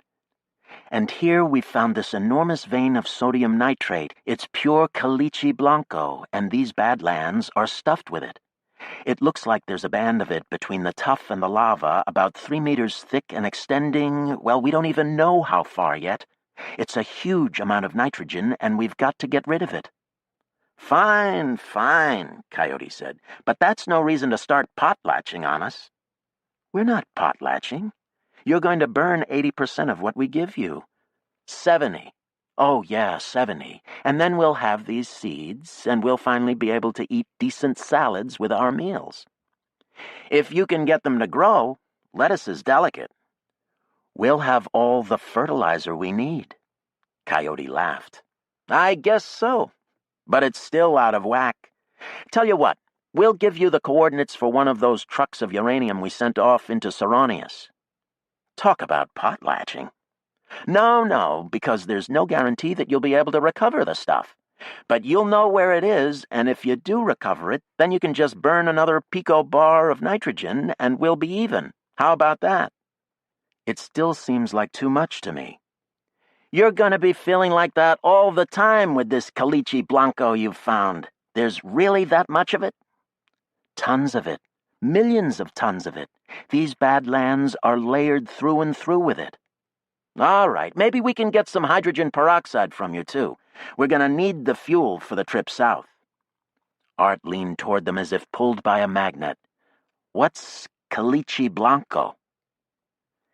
It's nearly pure sodium nitrate, the woman said. She described the areology of the region. Rhyolitic tuff, the light-colored rock surrounding them, had been overlaid by the dark andesite lava that roofed the tableland. Erosion had carved the tuff wherever cracks in the andesite exposed it, forming the tunnel-bottomed ravines and also revealing great seams of caliche trapped between the two layers. The caliche is loose rock and dust cemented together with salts and the sodium nitrates. Microorganisms must have laid that layer down, a man beyond the woman said, but she instantly disagreed. It could have been aerothermal or lightning attracted by the quartz in the tuff. They argued in the way people do when they're repeating a debate for the 1,000th time. Art interrupted to ask again about the caliche blanco. The woman explained that blanco was a very pure caliche, up to 80% pure sodium nitrate, and thus, on this nitrogen-poor world, extremely valuable. A block of it sat on the table, and she passed it over to Art and went back to arguing with her friend, while Coyote bartered on with another man, talking about teeter-totters and pots, kilograms and calories, equivalence and overburden, cubic meters per second and picobars, haggling expertly and getting a lot of laughs from the people listening. At one point the woman interrupted Coyote with a cry. "Look, we can't just take an unknown pot of uranium that we can't be sure we'll get or not. That's either gross potlatching or else ripping us off, depending on whether we can find the truck or not. What kind of a deal is that? I mean, it's a lousy deal either way." Coyote wagged his head mischievously. "I had to bring it in, or else otherwise you were going to bury me in caliche blanco, weren't you? We're out here on the road, we've got some seeds, but not much else. Certainly not millions of tons of new caliche deposits. And we actually need the hydrogen peroxide and the pasta, too. It's not just a luxury like lettuce seeds. Tell you what, if you find the truck, you can burn its equivalent, and you'll still have given us fare. If you don't find it, then you'll owe us one, I admit it. But in that case, you can burn a gift, and then we'll have given you fare. It'll take a week's work and a bunch of fuel to recover the truck. All right, we'll take another 10 picobars and burn 6 of it." "Done." The woman shook her head, baffled. "You're a hard bastard." Coyote nodded and got up to go refill their cups. Art swung his head around and stared at Nergal, his mouth hanging open. "Explain to me what just went on there." "Well," said Nergal, feeling the benevolence of the kava flowing through him, "they were trading. We need food and fuel, so we were at a disadvantage, but Coyote did pretty well." Art hefted the white block. "But what's this get nitrogen and give nitrogen and burn nitrogen? What, do you torch your money when you get it?" "Well, some of it, yeah." "So both of them were trying to lose?" "To lose? To come out short in the deal?" "Short? To give more than they got?" "Well, sure, of course." "Oh, of course." Art rolled his eyes. "But you can't give too much more than you get, did I understand that?" "Right. That would be potlatching." Nergal watched his new friend mull this over. "But if you always give more than you get, how do you get anything to give, if you see what I mean?" Nergal shrugged, glanced at Vizhka, hugged her waist suggestively. "You have to find it, I guess, or make it." "Ah." "It's the gift economy," Vizhka told him. "The gift economy?" "It's part of how we run things out here. There's a money economy for the old buy-and-pay system, using units of hydrogen peroxide as the money. But most people try to do as much as they can by the nitrogen standard, which is the gift economy. The Sufis started that, and the people in Nergal's home." "And Coyote," Nergal added. Although, as he glanced over at his father, he could see that Art might find it hard to envision Coyote as any sort of economic theorist.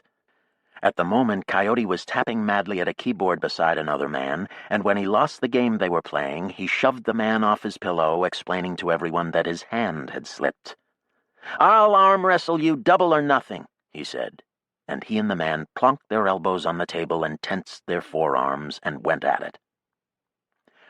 "Arm wrestling," Art said. "Now that's something I can understand." Coyote lost in seconds, and Art sat down to challenge the winner. He won in seconds, and it quickly became obvious that no one could resist him.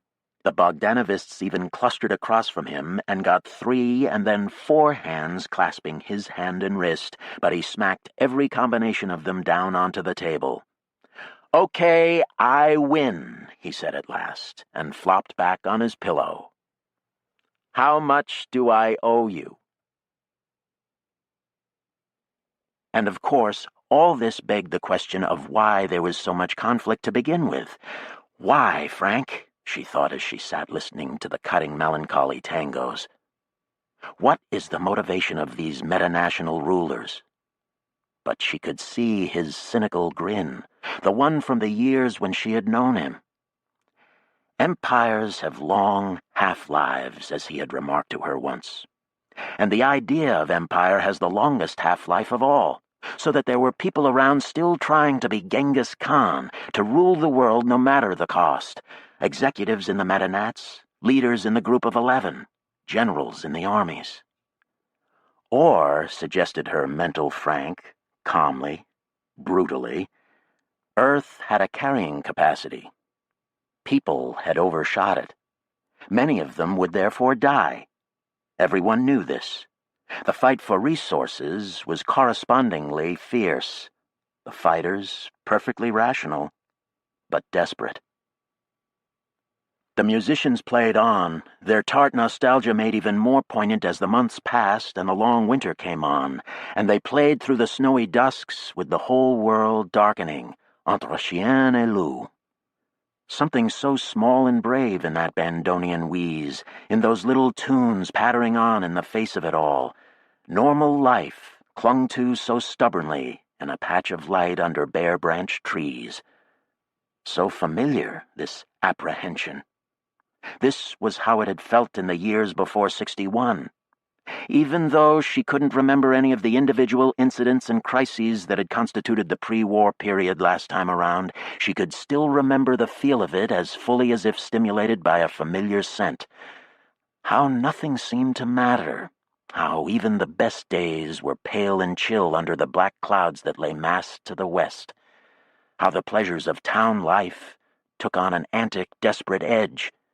Everyone with their backs to the bar, so to speak, doing their best to counteract a feeling of diminution, of helplessness. Oh yes, this was déjà vu, all right.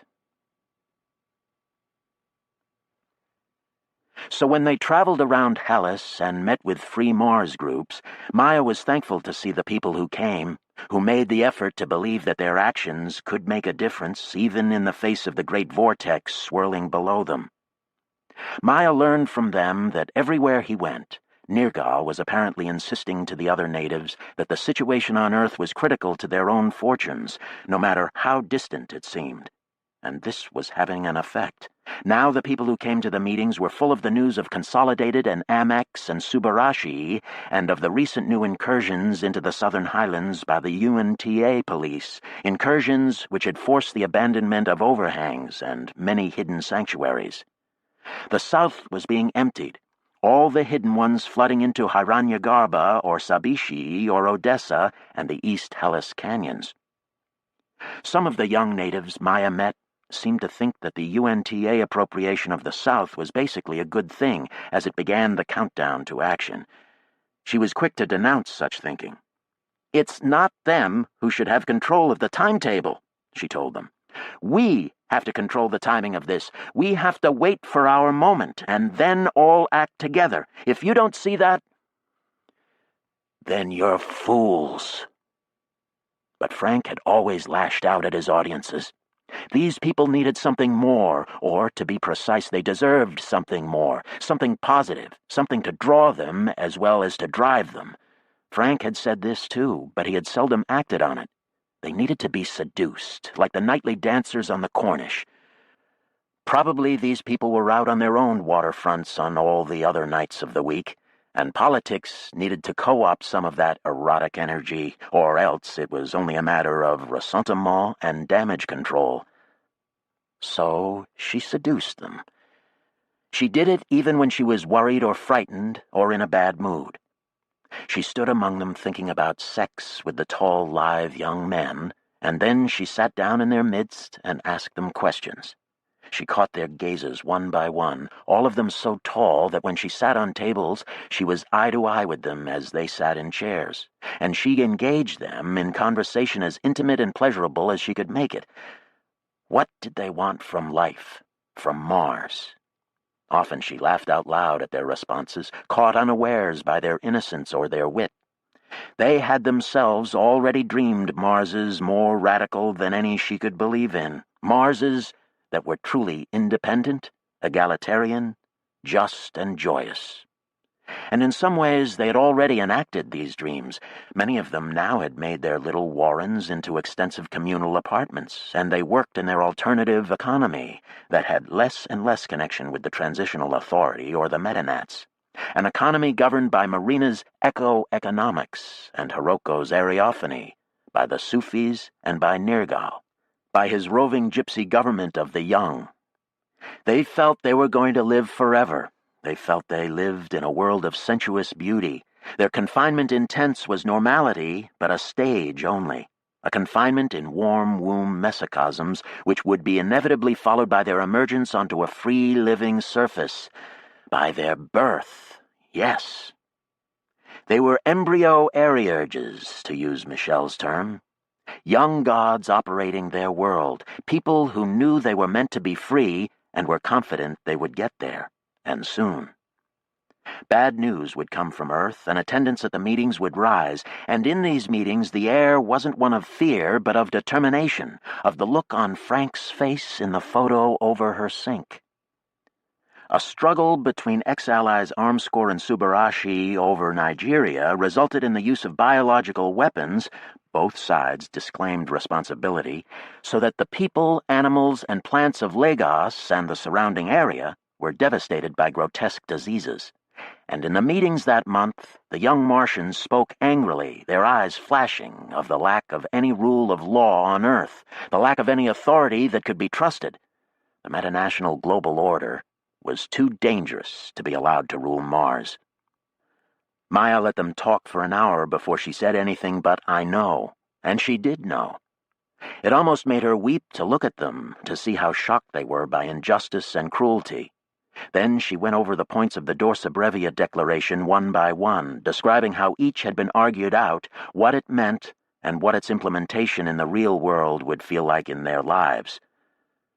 They knew more about this than she did, and these parts of the discussion got them more fired up than any complaints about Earth, less anxious and more enthusiastic, and in trying to envision a future based on the Declaration, she often got them laughing. Ludicrous scenarios of collective harmony, everyone at peace and happy. They knew the squabbling, cramped reality of their shared apartments, and so it really was funny. The light in the eyes of laughing young Martians. Even she, who never laughed, felt a small smile rearranging the unseen map of wrinkles that was her face.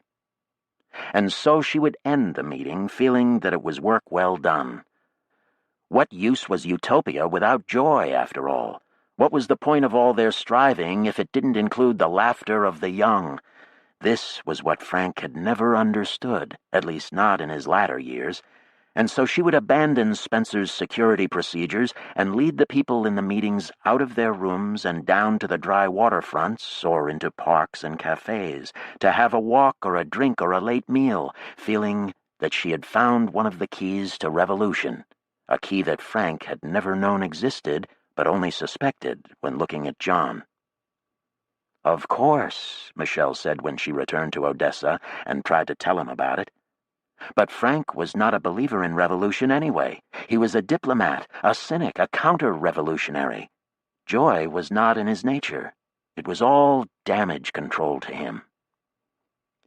But Michelle was often contrary with her these days. He had learned to explode rather than to soothe if she showed signs she needed a fight, and she appreciated that so much that she found she didn't need to fight nearly so often. "Come on," she objected at this characterization of Frank, and shoved Michelle onto their bed and ravished him just for the fun of it, just to drag him into the realm of joy and make him admit it. She knew perfectly well that he felt it was his duty to pull her always back toward the midline of her mood oscillations, and she could see his point, no one more so, and appreciated the anchoring he tried to provide.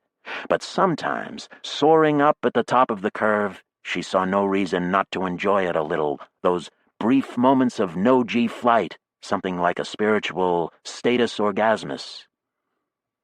And so she would pull him up by the cock to that level and make him smile for an hour or two. Then it was possible for them to walk together downstairs and out the gate and down through the park, over to her cafe in a mood of relaxation and peace, there to sit with their backs to the bar and listen to the flamenco guitarist or the old tango band playing its piazzolas, talking casually about the work around the basin, or not talking at all. One evening in the late summer of M-Year 49, they walked down with Spencer to the cafe and sat through the long twilight, watching dark copper clouds that sat glowing over the distant ice under the purple sky. The prevailing westerlies drove air masses up over the Hellespontus so that dramatic fronts of cloud over the ice were part of their daily life, but some clouds were special. Metallic, lobed, solid objects like mineral statues which could never just waft away on a wind, spitting lightning from their black bottoms onto the ice below. And then, as they watched these particular statues, there was a low rumble, and the ground trembled slightly underfoot, and the silverware chattered across the table. They grabbed their glasses and stood, along with everyone else in the cafe, and in the shocked silence, Maya saw they were all automatically looking to the south, out toward the ice. People were pouring out of the park onto the Corniche, and then standing against the tent wall in silence, looking outward. There, in the fading indigo of sunset, under the copper clouds, it was just possible to see movement, a winking black and white at the edge of the white and black mass, moving toward them across the plain. "Water," someone at the next table said. Everyone moved as if in a tractor beam, glasses in hand, all other thoughts gone as they came to the tent coping at the edge of the waterfront and stood together against the chest-high wall, squinting into the shadows on the plain, black on black with a salting of white spots tumbling this way and that. For a second Maya recalled again the Marineris flood, and she shuddered, forcing the memory back down like chyme in her esophagus, choking slightly on the acidity, doing her best to kill that part of her mind.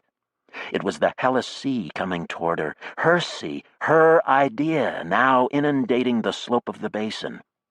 1,000,000 plants were dying, as Sachs had taught her to remember. The low point melt pod had been getting bigger and bigger, connecting up to other pods of liquid water, melting the rotten ice between and around them, warmed by the long summer and the bacteria and the surges of steam from explosions set in the surrounding ice. One of the northern ice walls must have broken, and now the flood was blackening the plains south of Odessa. The nearest edge was no more than 15 kilometers away. Now most of what they could see of the basin was a salt and pepper jumble, the predominant pepper in the foreground shifting even as they watched to more and more salt. The land lightening at the same time that the sky was darkening, which, as always, gave things an unnatural aspect. Frost steam swirled up from the water, glowing with what looked to be reflected light from Odessa itself. Perhaps half an hour passed, with everyone on the Corniche standing still and watching, in a general silence that only began to end when the flood was frozen and the twilight ended. Then there was a sudden return of human voices and electric music from a cafe 2 down. A peal of laughter. Maya went to the bar and ordered champagne for the table, feeling her high spirits sizzle. For once her mood was in tune with events, and she was ready to celebrate the bizarre sight of their own powers unleashed, lying out there on the landscape for their inspection. She offered a toast to the cafe at large. "To the Hellas Sea, and all the sailors who will sail it, dodging icebergs and storms to reach the far shore." Everyone cheered, and people all up and down the Corniche picked it up and cheered as well, a wild moment. The gypsy band struck up a tango version of a sea shanty, and Maya felt the small smile shifting the stiff skin of her cheeks for the entire rest of that evening. Even a long discussion of the possibility of another surge washing up and over Odessa's seawall couldn't take that smile off her face. Down at the office, they had calculated the possibilities very finely indeed, and any slop-over, as they called it, was unlikely or even impossible. Odessa would be all right. But news kept flooding in from afar, threatening to overwhelm them in its own way. On Earth, the wars in Nigeria and Azania had caused bitter worldwide economic conflict between Arms Corps and Subarashi. Christian, Muslim, and Hindu fundamentalists were all making a vice of necessity and declaring the longevity treatment the work of Satan. Great numbers of the untreated were joining these movements, taking over local governments and making direct, human-wave assaults on the metanational operations within their reach. Meanwhile, all the big metanationals were trying to resuscitate the UN and put it forth as an alternative to the World Court, and many of the biggest metanat clients, and now the Group of 11, were going along with it. Michel considered this a victory, as it again showed fear of the World Court, and any strengthening of an international body like the UN, he said, was better than none. But now there were two competing arbitration systems erected, one controlled by the metanats, which made it easier to avoid the one they didn't like. And on Mars, things were little better. The UNTA police were roving in the south, unhindered except by occasional unexplained explosions among their robot vehicles, and Prometheus was the latest hidden sanctuary to have been discovered and shut down. Of all the big sanctuaries, only Vishniac remained hidden, and they had gone dormant in an effort to stay that way. The South Polar region was no longer part of the underground. In this context, it was no surprise to see how frightened the people who came to the meetings sometimes were. It took courage to join an underground that was visibly shrinking, like -1 Island. People were driven to it by anger, Maya supposed, and indignation and hope, but they were frightened as well. There was no assurance that this move would do any good. And it would be so easy to plant a spy among these newcomers. Maya found it hard to trust them sometimes. Could all of them be what they claimed to be? It was impossible to be sure of that. Impossible. One night at a meeting with a lot of newcomers, there was a young man in the front with a look she didn't like, and after the meeting, which was uninspired, she had gone with Spencer's friends right back to the apartment and told Michel about it. "Don't worry," he said. "What do you mean, don't worry?" He shrugged. "The members keep track of each other. They try to make sure they're all known to each other, and Spencer's team is armed." "You never told me that." "I thought you knew." "Come on, don't treat me as if I was stupid." "I don't, Maya. Anyway, it's all we can do unless we hide entirely." "I'm not proposing to do that. What do you think I am, a coward?" A sour expression crossed his face, and he said something in French. Then he took a deep breath and shouted at her in French, one of his curses. But she could see that this was a deliberate decision on his part, that he had decided the fights were good for her and cathartic for him, so that they could be pursued, when inevitable, as a kind of therapeutic method, and this, of course, was intolerable. An act, a manipulation of her. Without another thought, she took a step into the kitchen area and picked up a copper pot and heaved it at him, and he was so surprised that he barely managed to knock it away. "Putain!" he roared. "Pourquoi c'est ça? Pourquoi?" "I won't be patronized," she told him, satisfied that he was genuinely angry now, but still blazing herself. "You damned head shrinker! If you weren't so bad at your job, the whole first 100 wouldn't have gone crazy, and this world wouldn't be so fucked up. It's all your fault." And she slammed out the door and went down to the cafe to brood over the awfulness of having a shrink as a partner, also over her own ugly behavior, so quick to leap out of her control and attack him. He did not come down and join her that time, though she sat around till closing. And then, just after she had gotten home and lain down on the couch and fallen asleep, there was a knock at the door, rapid and light in a way immediately frightening, and Michel ran to it and looked through the peephole. He saw who it was and let her in. It was Marina. Marina sat down heavily on the couch beside Maya and with shaking hands holding theirs said, "They took over Sabishi. Security troops. Hiroko and her whole inner circle were there visiting, as well as all the Southerners who had come up since the raids, and Coyote, too. All of them were there, and Nanao and Etsu and all the Issei." "Didn't they resist?" Maya said. "They tried, There were a bunch of people killed at the train station. That slowed them down, and I think some people might have gotten into the Mohole Mound maze, but they had surrounded the whole area, and they came in through the tent walls. It was just like Cairo in '61, I swear." Suddenly she started to cry, and Maya and Michelle sat down on each side of her, and she put her face in her hands and sobbed. This was so out of character for the usually severe Marina that the reality of her news hit home. She sat up and wiped her eyes and nose. Michelle got her a tissue. Calmly, she went on. "I'm afraid a lot of them may be killed. I was out with Vlad and Ursula in one of those outlying hermitage boulders, and we stayed there for 3 days and then walked to one of the hidden garages and got out in boulder cars. Vlad went to Burroughs, Ursula to Elysium. We're trying to tell as many of the first 100 as we can, especially Sax and Nadia." Maya got up and put on her clothes, then went down the hall and knocked on Spencer's door. She returned to the kitchen and put on water for tea, refusing to look at the photo of Frank, who watched her, saying, "I told you so. This is the way it happens." She took teacups back into the living room and saw that her own hands were shaking so much that hot liquid was spilling down over her fingers. Michelle's face was pale and sweaty, and he wasn't hearing anything she was saying. Of course, if Hiroko had been there, then the entire family was gone, either captured or killed. Out the teacups, and as Spencer came in and had the story told him, she got a robe and draped it over Michelle's shoulders, excoriating herself for the miserable timing of her assault on him.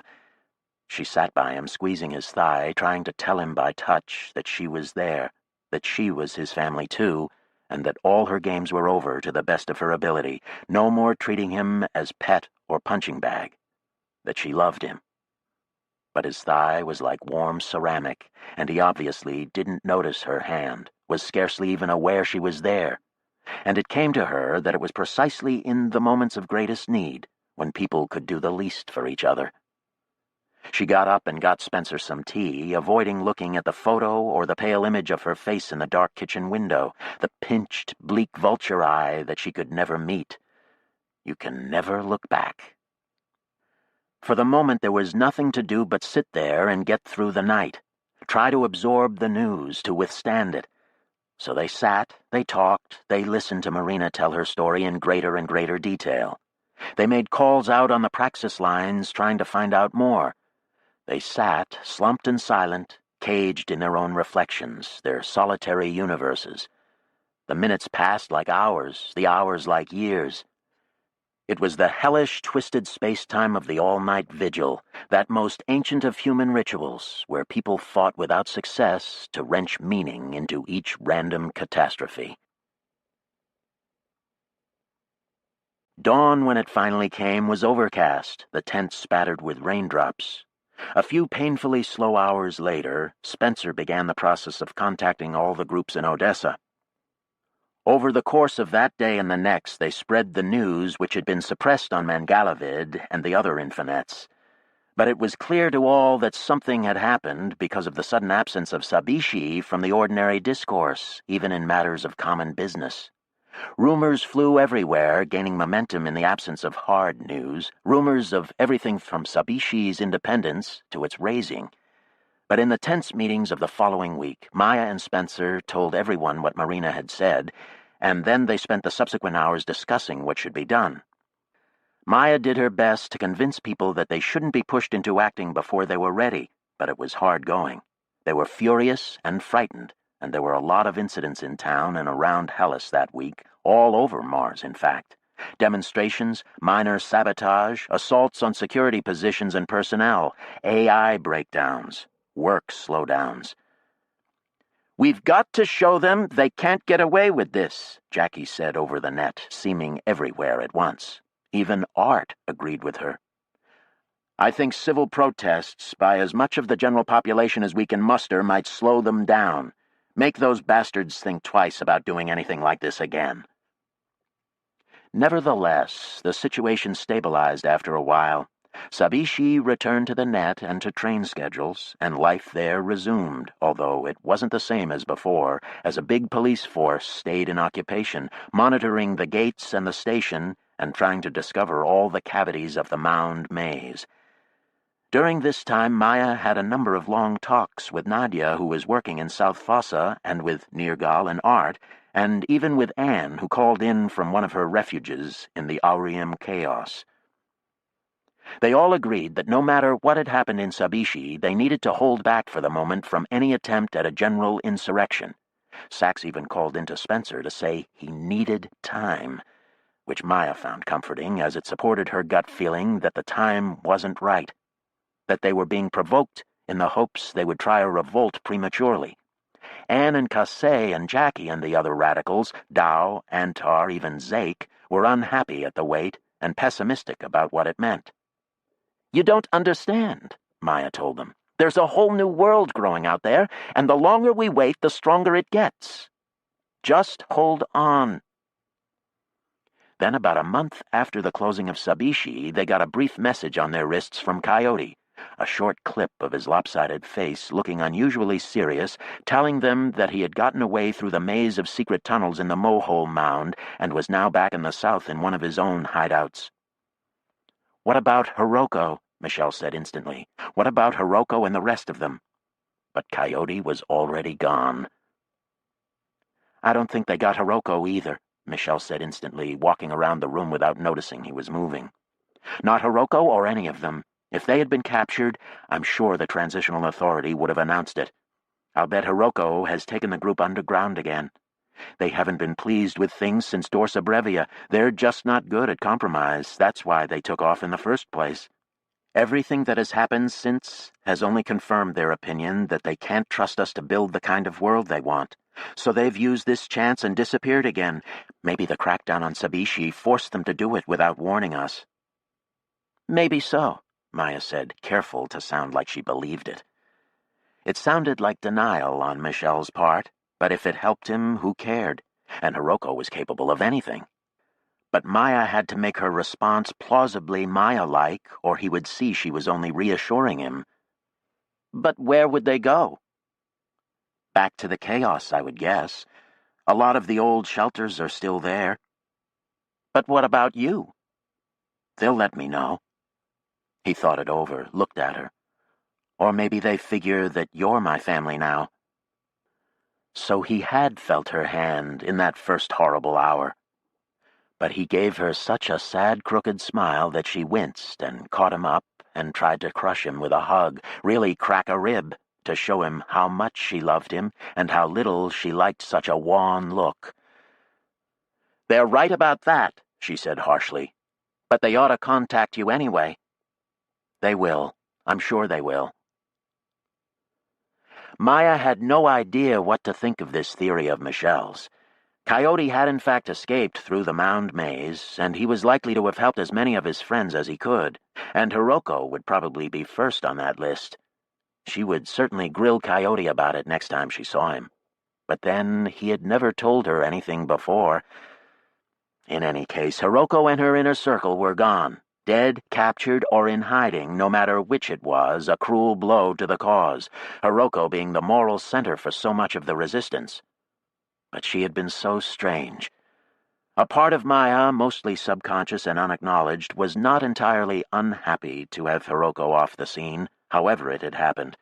Maya had never been able to communicate with Hiroko, to understand her, and though she had loved her, it had made her nervous to have such a great random force wandering about, complicating things. And it had been irritating also to have another great power among the women, a power that she had had absolutely no influence over. Of course it was horrible if the whole of her group had been captured, or worse, killed. But if they had decided to disappear again, that wouldn't be a bad thing at all. It would simplify things at a time when they desperately needed simplification, giving Maya more potential control over the events to come. So she hoped with all her heart that Michelle's theory was true, and nodded at him and pretended to agree in a reserved, realistic way with his analysis. And then went off to the next meeting to calm down yet another commune of angry natives. Weeks passed, then months. It seemed they had survived the crisis. But things were still degenerating on Earth, and Sabishi, their university town, the jewel of the demi-monde, was functioning under a kind of martial law. and Hiroko was gone, Hiroko, who was their heart. Even Maya, initially pleased in some sense to be rid of her, felt more and more oppressed by her absence. The concept of free Mars had been part of the Ariophany, after all, and to be reduced to mere politics, to the survival of the fittest. The spirit seemed gone from things. And as the winter passed and the news from Earth told of escalating conflicts, Maya noticed that people seemed more and more desperate for distraction. The partying got louder and wilder.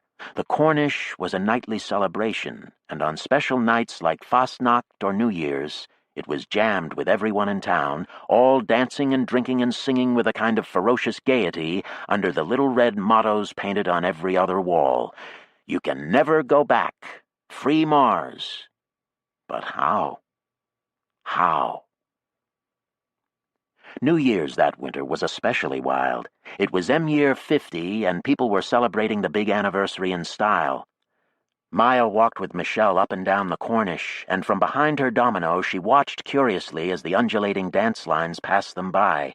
She stared at all the long, young dancing bodies, the figures masked but naked to the waist for the most part, as if out of an ancient Hindu illustration, breasts and pecs bobbing gracefully to Nuevo Calypso steel drum ponking. Oh, it was strange. And these young aliens were ignorant, but how beautiful. How beautiful. And this town she had helped to build, standing over its dry waterfront.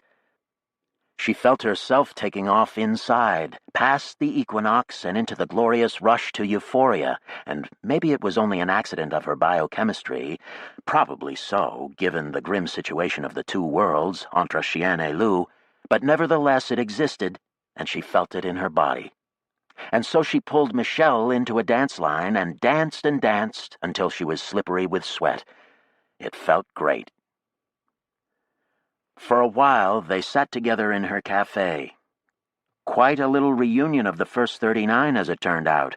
She and Michelle and Spencer, and Vlad and Ursula and Marina, and Yeli Zudov and Mary Dunkel, who had slipped out of Sabishi a month after the shutdown, and Mikhail Yangel up from Dorsa Brevia, and Nadia down from South Fossa. 10 of them. A decimation, Mikhail noted.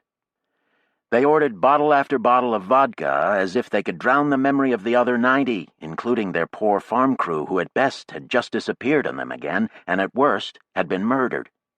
The Russians among them, strangely in the majority that night, began to offer up all the old toasts from home. Let's pig up. Let's get healthier. Let's pour behind the cellar. Let's get glassed. Let's get fucked.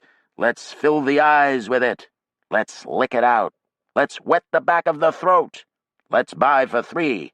Let's suck it, pour it, knock it, grab it, beat it, flog it, swing it, and so on, until Michelle and Mary and Spencer were looking amazed and appalled.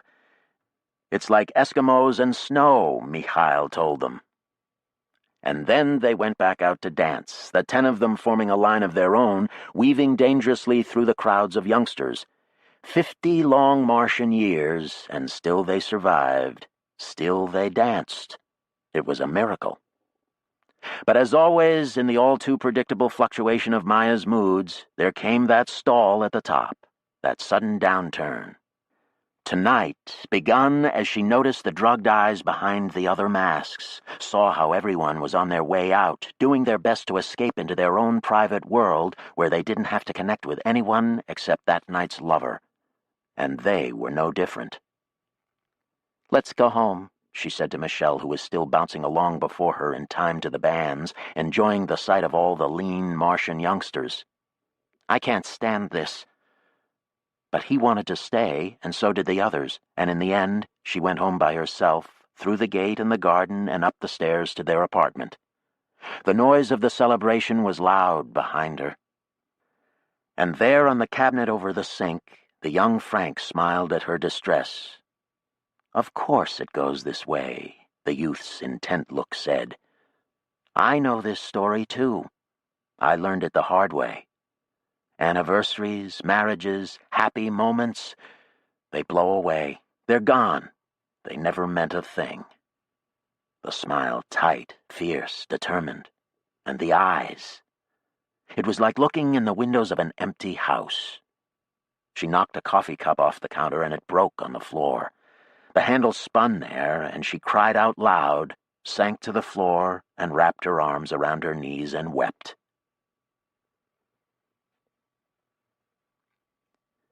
Then in the new year came news of heightened security measures in Odessa itself. It seemed that UNTA had learned the lesson of Sabishi and was going to clamp down on the other cities more subtly. New passports, security checks at every gate and garage, restricted access to the trains. It was rumored they were hunting the First 100 in particular, accusing them of attempting to overthrow the transitional authority. Nevertheless, Maya wanted to keep going to the Free Mars meetings, and Spencer kept agreeing to take her. "As long as we can," she said. And so one night they walked together up the long stone staircases of the upper town. Michel was with them for the first time since the assault on Sabishi, and it seemed to Maya that he was recovering fairly well from the blow of the news, from that awful night after Marina's knock on the door. But they were joined at this meeting by Jackie Boone and the rest of her crowd, Antar and the Zygotes, who had arrived in Odessa on the Circumhellas train, on the run from the UNTA troops in the south, and rabidly angry at the assault on Sabishi, more militant than ever. The disappearance of Hiroko and her inner group had sent the ectogenes over the edge. Hiroko was mother to many of them, after all, and they all seemed in agreement that it was time to come out from cover and start a full-scale rebellion. Not a minute to lose, Jackie told the meeting, if they wanted to rescue the Sabishians and the hidden colonists. "I don't think they got Hiroko's people," Michel said. "I think they went underground with Coyote." "You wish," Jackie told him, and Maya felt her upper lip curl. Michel said, "They would have signaled us if they were truly in trouble." Jackie shook her head. "They wouldn't go into hiding again, now that things are going critical." Dow and Rachel nodded. "And besides, what about the Sabishians and the lockup of Sheffield? And it's going to happen here, too. No, the Transitional Authority is taking over everywhere. We have to act now." "The Sabishians have sued the Transitional Authority," Michel said, "and they're all still in Sabishi walking around." Jackie just looked disgusted, as if Michel were a fool, a weak, over-optimistic, frightened fool. Maya's pulse jumped, and she could feel her teeth pressing together. "We can't act now," she said sharply. "We're not ready." Jackie glared at her. "We'll never be ready, according to you. We'll wait until they've got a lock on the whole planet, and then we won't be able to do anything even if we wanted to, which is just how you'd like it, I'm sure." Maya shot out of her chair. "There is no they anymore. There are 4 or 5 meta-nationals fighting over Mars, just like they're fighting over Earth. If we stand up in the middle of it, we'll just get cut down in the crossfire. We need to pick our moment, and that has to be when they've hurt each other and we have a real chance to succeed. Otherwise, we get the moment imposed on us, and it's just like 61. It's just flailing about and chaos and people getting killed." 61, Jackie cried. "It's always 61 with you. The perfect excuse for doing nothing. Sabishi and Sheffield are shut down, and Burroughs is close, and Heranyag and Odessa will be next. And the elevator is bringing down police every day, and they've got hundreds of people killed or imprisoned, like my grandmother, who was the real leader of us all, and all you talk about is 61. 61 has made you a coward." Maya lunged out and slapped her hard on the side of the head, and Jackie leaped on her, and Maya fell back into a table's edge, and the breath whooshed out of her. She was being punched, but managed to catch one of Jackie's wrists, and she bit into the straining forearm as hard as she could, really trying to sever things. Then they were jerked apart and held onto, the room bedlam, everyone shouting, including Jackie, who shouted, "Bitch! Bitch! Bitch! Murderer!" And Maya heard words grating out of her own throat as well. "Stupid little slut! Stupid little slut!" between gasps for air. Her ribs and teeth hurt. People were holding hands over her mouth, and Jackie's too. People were hissing, "Shh! Quiet! They'll hear us! They'll report us! The police will come!" Finally, Michel took his hand from Maya's mouth, and she hissed, "Stupid little slut!" one last time, then sat back in a chair and looked at them all with a glare that caught and stilled at least half of them. Jackie was released, and she started to curse in a low voice, and Maya snapped, "Shut up!" so viciously that Michel stepped between them again. Towing all your boys around by the cock and thinking you're a leader, Maya snarled in a whisper, and all without a single thought in your empty head. I won't listen to this, Jackie cried, and everyone said shh, and she was off, out into the hall.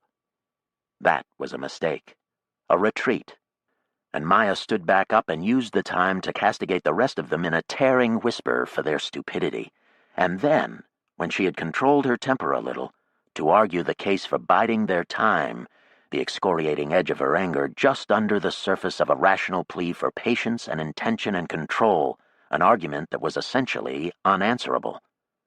All through this peroration, everyone in the room was of course staring at her as if she were some bloodied gladiator, the Black Widow indeed, and as her teeth still hurt from sinking them into Jackie's arm, she could scarcely pretend to be the perfect model of intelligent debate. She felt like her mouth must be puffed up, it throbbed so, and she fought a rising sense of humiliation and carried on, cold and passionate and overbearing. The meeting ended in a sullen and mostly unspoken agreement to delay any mass insurrection and continue lying low, and the next thing she knew she was slumped on a tram seat between Michelle and Spencer, trying not to cry. They would have to put up Jackie and the rest of her group while they were in Odessa. Theirs was the safe house, after all. So it was a situation she wasn't going to be able to escape. And meanwhile, there were police officers standing in front of the town's physical plant and offices, checking wrists before they let people inside. If she didn't go to work again, they very well might try to track her down to ask why, and if she went to work and got checked, it wasn't certain that her wrist ID and Swiss passport would pass her. There were rumors that the post-61 balkanization of information was beginning to collapse back into some larger integrated systems which had recovered some pre-war data. Thus the requirement of new passports. And if she ran into one of those systems, that would be that. Shipped off to the asteroids or to Casey Vallis to be tortured and have her mind wrecked like sacks. Maybe it is time, she said to Michelle and Spencer. If they lock up all the cities and the peasts, what other choice do we have?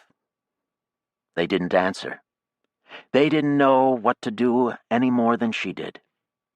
Suddenly the whole Independence Project again seemed a fantasy, a dream that was just as impossible now as it had been when Arkady had espoused it, Arkady who had been so cheerful and so wrong. They would never be free of Earth. Never. They were helpless before it. I want to talk to Sachs first, Spencer said. And Coyote, Michelle said. I want to ask him more about what happened in Sabishi. And Nadia, Maya said, and her throat tightened. Nadia would have been ashamed of her if she had seen her at that meeting, and that hurt. She needed Nadia, the only person on Mars whose judgment she still trusted. There's something odd going on with the atmosphere, Spencer complained to Michelle as they changed trams. I really want to hear what Sachs has to say about it. Oxygen levels are rising faster than I would have expected, especially on North Tharsis. It's like some really successful bacteria has been distributed without any suicide genes in it. Sachs has basically reassembled his old Ekis Overlook team. Everyone's still alive, and they've been working at Acheron and Da Vinci on projects they're not telling us about. It's like those damn windmill heaters. So I want to talk to him. We have to get together on this, or else 61, Maya insisted. I know. You're right about that, Maya. I mean, I agree. I hope enough of the rest of us do. We're going to have to do more than hope. Which meant she was going to have to get out there and do it herself. Go fully underground, move from city to city, from safe house to safe house as Nergal had been doing for years, without a job or a home, meeting with as many of the revolutionary cells as she could, trying to hold them on board. Or at least keep them from popping off too soon. Working on the Hellas Sea project wasn't going to be possible anymore. So this life was over. She got off the tram and glanced briefly through the park down the Corniche, then turned and walked up to their gate and through the garden, up the stairwell, down the familiar hall, feeling heavy and old and very, very tired. She stuck the right key into the lock without thinking about it and walked into the apartment and looked at her things, at Michelle's stacks of books, the Kandinsky print over the couch, Spencer's sketches, the battered coffee table, the battered dining table and chairs, the kitchen nook with everything in its place, including the little face on the cabinet by the sink. How many lifetimes ago had she known that face? All these pieces of furniture would go their ways. She stood in the middle of the room, drained and desolate, grieving for these years that had slipped by almost without noticing. Almost a decade of productive work, of real life, now blowing away in this latest gale of history. A paroxysm that she was going to have to try to direct, or at least ride out, trying her best to nudge it in ways that would allow them to survive. Damn the world. Damn its intrusiveness, its mindless charge, its inexorable roll through the present, wrecking lives as it went. She had liked this apartment, and this town, and this life, with Michelle and Spencer and Diana and all her colleagues at work, all her habits and her music and her small daily pleasures. She looked glumly at Michelle, who stood behind her in the doorway, staring around as if trying to commit the place to memory. A Gallic shrug. "Nostalgia in advance," he said, trying to smile. He felt it too. He understood. It wasn't just her mood this time, but reality itself. She made an effort and smiled back, walked over and held his hand. Downstairs there was a clatter as the Zygote gang came up the stairs. They could stay in Spencer's apartment, the bastards. "If it works out," she said, "we'll come back someday." They walked down to the station in the fresh morning light, past all the cafes, still chairs on tables, wet. At the station, they risked their old IDs and got tickets without trouble, and took a counterclockwise train down to Montepulciano, and got into rented walkers and helmets, and walked out of the tent and down the hill and off the map of the surface world into one of the steep ravines of the foothills. There Coyote was waiting for them in a boulder car, and he drove them through the heart of the Hellespontus, up a forking network of valleys, over pass after pass in this mountain range that was just as chaotic as rock falling from the sky implied, a nightmare maze of a wilderness, until they were down the western slope, past Rabe Crater and onto the crater-ringed hills of the Nueces Highlands. And so they were off the net again, wandering as Maya never had before. Coyote helped a lot in the early part of this period. He wasn't the same, Maya thought, subdued by the takeover of Sabishi, even worried. He wouldn't answer their questions about Hiroko and the hidden colonists. He said "I don't know" so often that she began to believe him, especially when his face finally twisted up into a recognizably human expression of distress, the famous invulnerable insouciance finally shattered. "I truly don't know whether they got out or not. I was already out in the mound maze when the takeover started, and I got out in a car as fast as I could, thinking I could help the most from outside. But no one else came out from that exit. But I was on the north side, and they could have gotten out to the south. They were staying in the mound maze, too, and Hiroko has emergency shelters just like I do. But I just don't know." "Then let's go see if we can find out," she said. So he drove them north, at one point going under the Sheffield Borough's Piste, using a long tunnel just bigger than his car.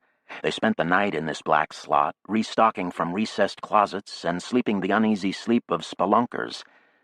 Near Sabishi, they descended into another hidden tunnel and drove for several kilometers until they came into a small cave of a garage. It was part of the Sabishians' mound maze, and the squared stone caves behind it were like Neolithic passage tombs, now lit with strip lighting and warmed from vents. They were greeted down there by Nanao Nakayama, one of the Issei, who seemed just as cheerful as ever. Sabishi had been returned to them, more or less, and though there were UNTA police in town, and especially at the gates and the train station, the police were still unaware of the full extent of the mound complexes, and so not able to completely stop Sabishi's efforts to help the underground. Sabishi was no longer an open demi-monde, as he put it, but they were still working. And yet he, too, did not know what happened to Hiroko. "We didn't see the police take any of them away," he said. "But we didn't find Hiroko and her group down here either after things had calmed down. We don't know where they went."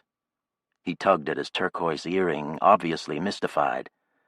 "I think they are probably off on their own. Hiroko was always careful to have a bolt hole everywhere she went. That is what Iwao told me once when we drank a lot of sake down at the duck pond. And it seems to me that disappearance is a habit of Hiroko's, but not of the Transitional Authority. So we can infer that she chose to do this. But come on, you must want a bath and some food, and then if you could talk to some of the Sansei and Yonsei who have gone into hiding with us, that would be good for them." So they stayed in the maze for a week or two, and Maya met with several groups of the newly disappeared. She spent most of her time encouraging them, assuring them that they would be able to reemerge onto the surface, even into Sabishi itself, quite soon. Security was hardening, but the nets were simply too permeable, and the alternative economy too large to allow for total control. Switzerland would give them new passports, Praxis would give them jobs, and they would be back in business. The important thing was to coordinate their efforts and to resist the temptation to lash out too early. Nanao told her after one such meeting that Nadia was making similar appeals in South Fossa, and that Sax's team was begging them for more time, so there was some agreement on the policy, at least among the old-timers. And Nirgal was working closely with Nadia, supporting the policy as well, so it was the more radical groups that they would have to work hardest to rein in, and here Coyote had the most influence. He wanted to visit some of the Red refuges in person, and Maya and Michelle went with him to catch a ride up to Burroughs. The region between Sabishi and Burroughs was saturated with crater impacts, so that they wound through the nights between flat-topped circular hills, stopping every dawn at small rim shelters crowded with Reds who were none too hospitable to Maya and Michelle. But they listened to Coyote very attentively and traded news with him about scores of places Maya had never heard of. On the third night of this, they came down the steep slope of the Great Escarpment through an archipelago of mesa islands and abruptly onto the smooth plain of Isidus. They could see down the slope of the basin for a long way, all the way out to where a mound like the Sabishians' Mohole Mound ran across the land. In a great curve from Dumarthere crater on the Great Escarpment, northwest towards Syrtis. This was the new dike, Coyote told them, built by a robot collection pulled from the Elysium Mohole. The dike was truly massive and looked like one of the basalt dorsa of the south, except that its velvety texture revealed it to be excavated regolith rather than hard volcanic rock. Maya stared at the long ridge. The cascading recombinant consequences of their actions were, she thought, out of their control. They could try to build bulwarks to contain them, but would the bulwarks hold?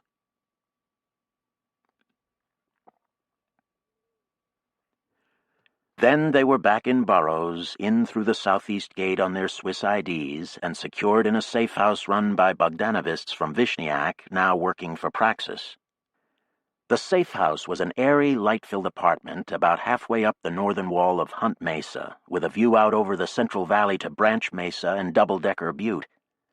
The apartment above it was a dance studio, and many hours of the day they lived to a faint thump, thump, thump, thump, thump, thump. Just over the horizon to the north, an irregular cloud of dust and steam marked where the robots were working still on the dike. Every morning Maya looked out at it, thinking over the news reports on Mangalavid and in the long messages from Praxis. Then it was into the day's work, which was entirely underground, and often confined to meetings in the apartment or to work there on video messages. So it was not at all like life in Odessa, and it was hard to develop any habits, which made her feel jangly and dark. But she could still walk the streets of the great city, one anonymous citizen among thousands of others, strolling by the canal or sitting in restaurants around Princess Park or on one of the less trendy mesa tops. And everywhere she went, she saw the neat red print of their stenciled graffiti, "Free Mars, or get ready." Or, as if she were hallucinating a warning made to her by her own soul, "You can never go back." These messages were ignored by the populace as far as she could tell, never discussed, and often removed by cleaning crews. but they kept popping up in their neat red, usually in English but sometimes in Russian, the old alphabet like a long-lost friend, like some subliminal flash out of their collective unconscious, if they had one. And somehow the messages never lost their little electric shock. It was strange what powerful effects could be created with such simple means. People might come to do almost anything if they talked about it long enough. Her meetings with small cells of the various resistance organizations went well, although it became clearer to her that there were profound divisions of all kinds among them, particularly the dislike that the Reds and Mars Firsters had for the Bogdanovists and Free Mars groups, whom the Reds considered green, and thus one more manifestation of the enemy. That could be trouble. But Maya did what she could, and everyone at least listened to her, so that she felt she made some progress. And slowly she warmed to Burroughs and her hidden life there. Michelle arranged a routine for her with the Swiss and Praxis, and with the Bogdanovists now tucked away in the city. A secure routine which allowed her to meet groups fairly frequently without ever compromising the integrity of the safe houses they had established. And every meeting seemed to help a little. The only intransigent problem was that so many groups seemed to want to revolt immediately.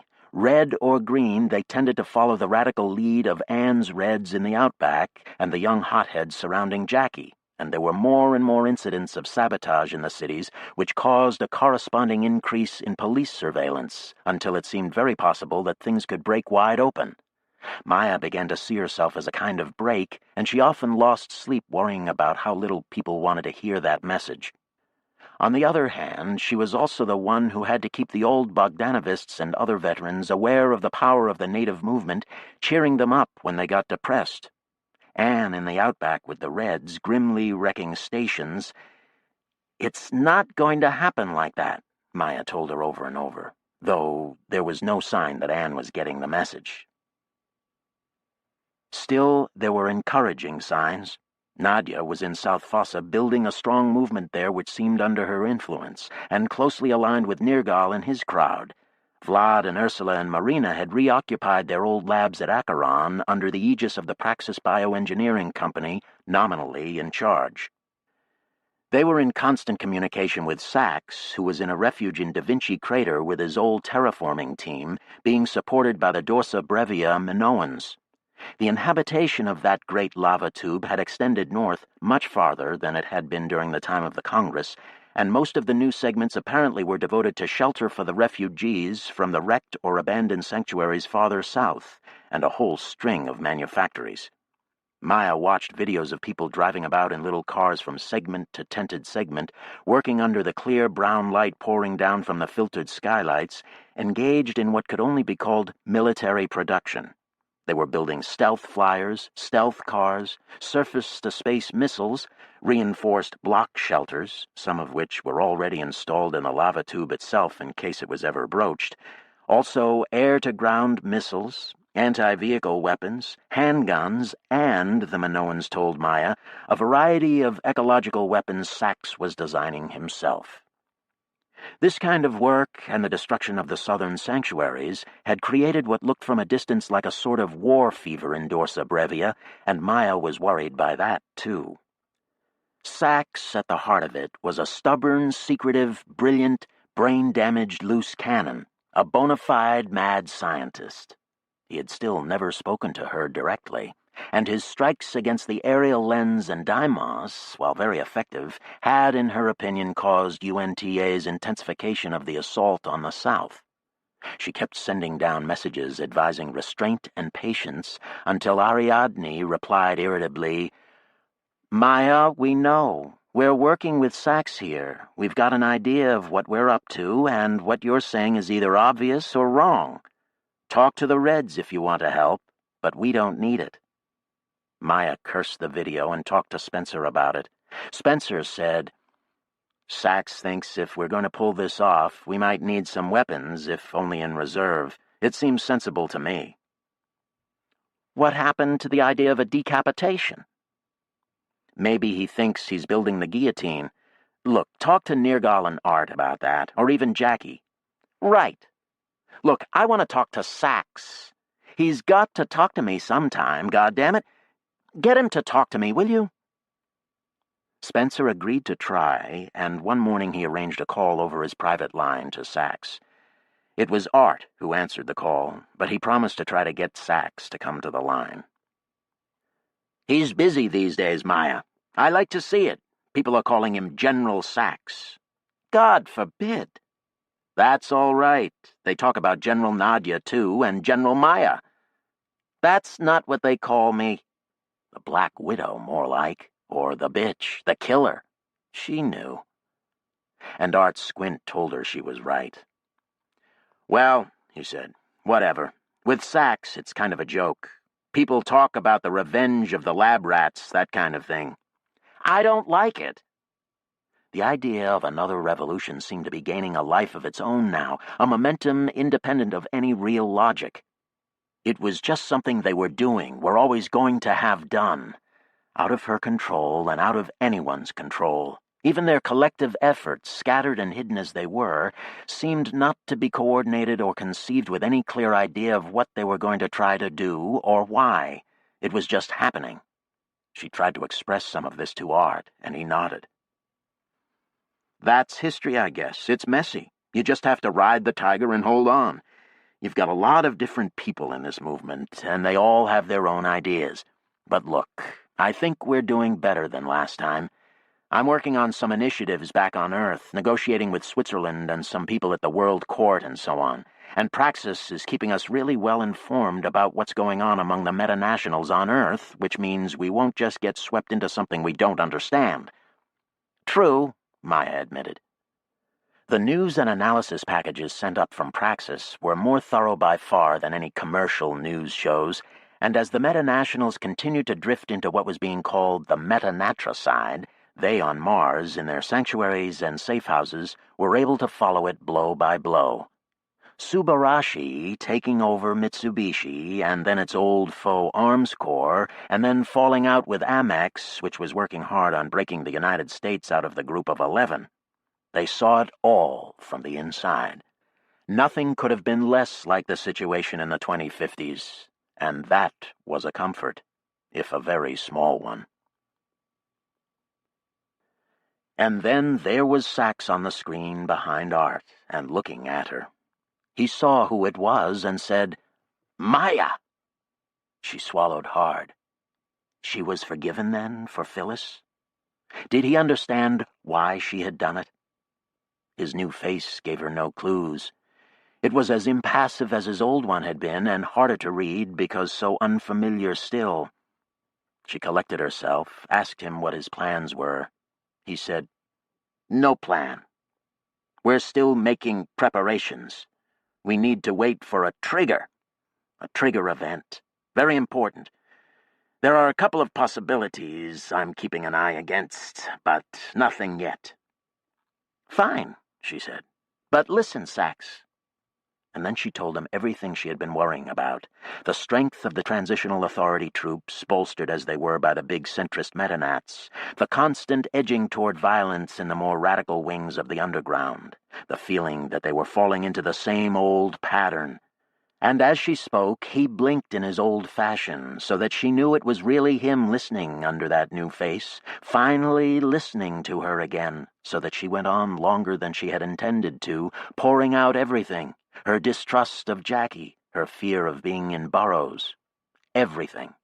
It was like talking to a confessor, or pleading, begging their pure rational scientist not to let things go crazy again, not to go crazy again himself. She heard herself babbling and realized how frightened she was. And he blinked in what seemed a kind of neuter, rat-like sympathy. But in the end, he shrugged and said little. This was General Sachs now, remote, taciturn, speaking to her from the strange world inside his new mind.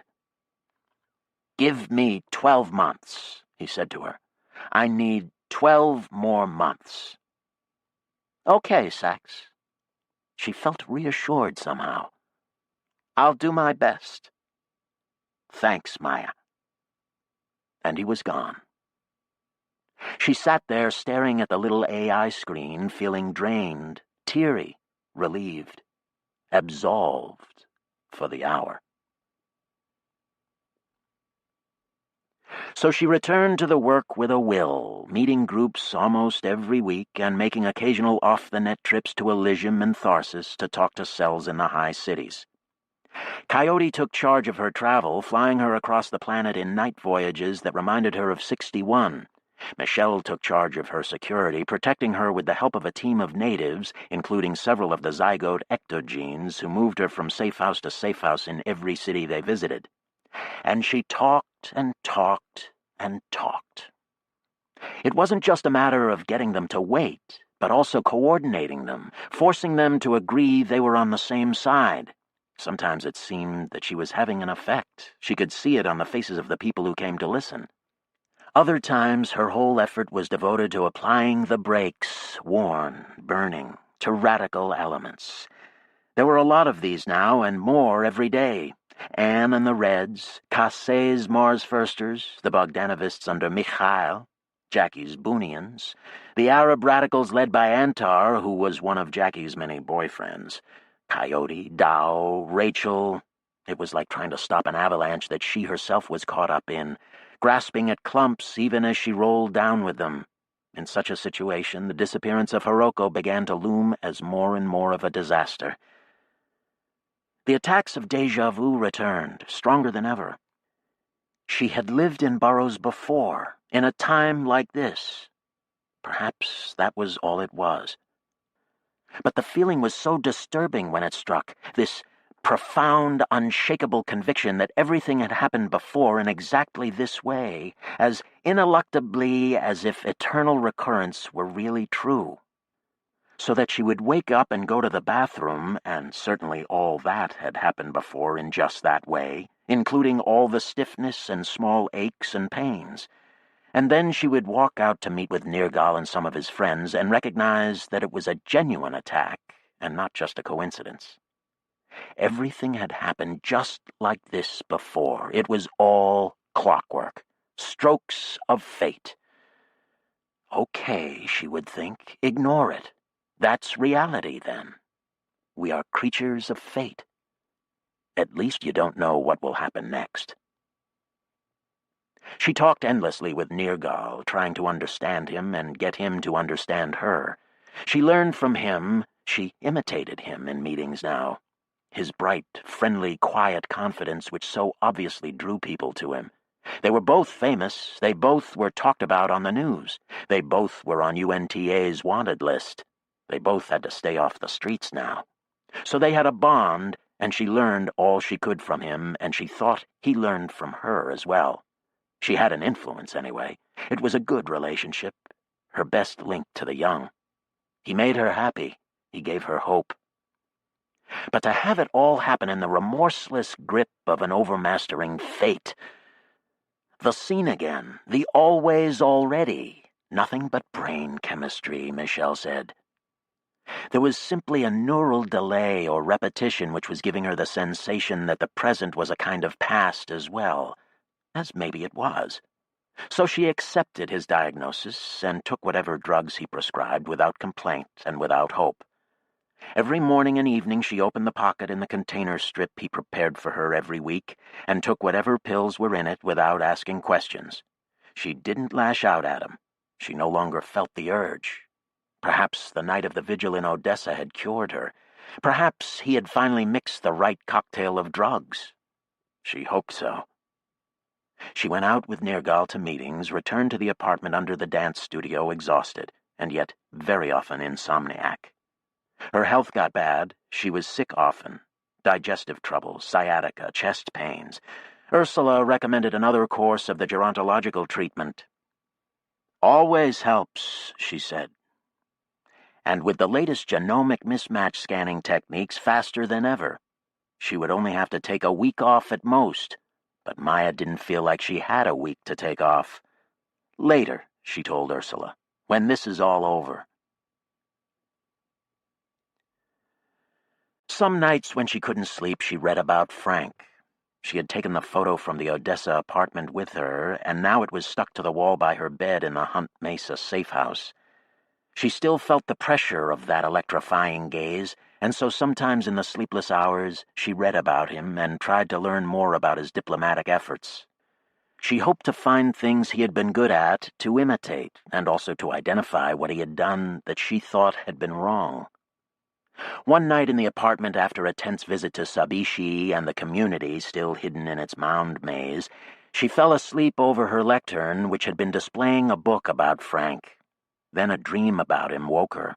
Restlessly, she went out to the living room of the apartment and got a drink of water and went back and began to read the book again.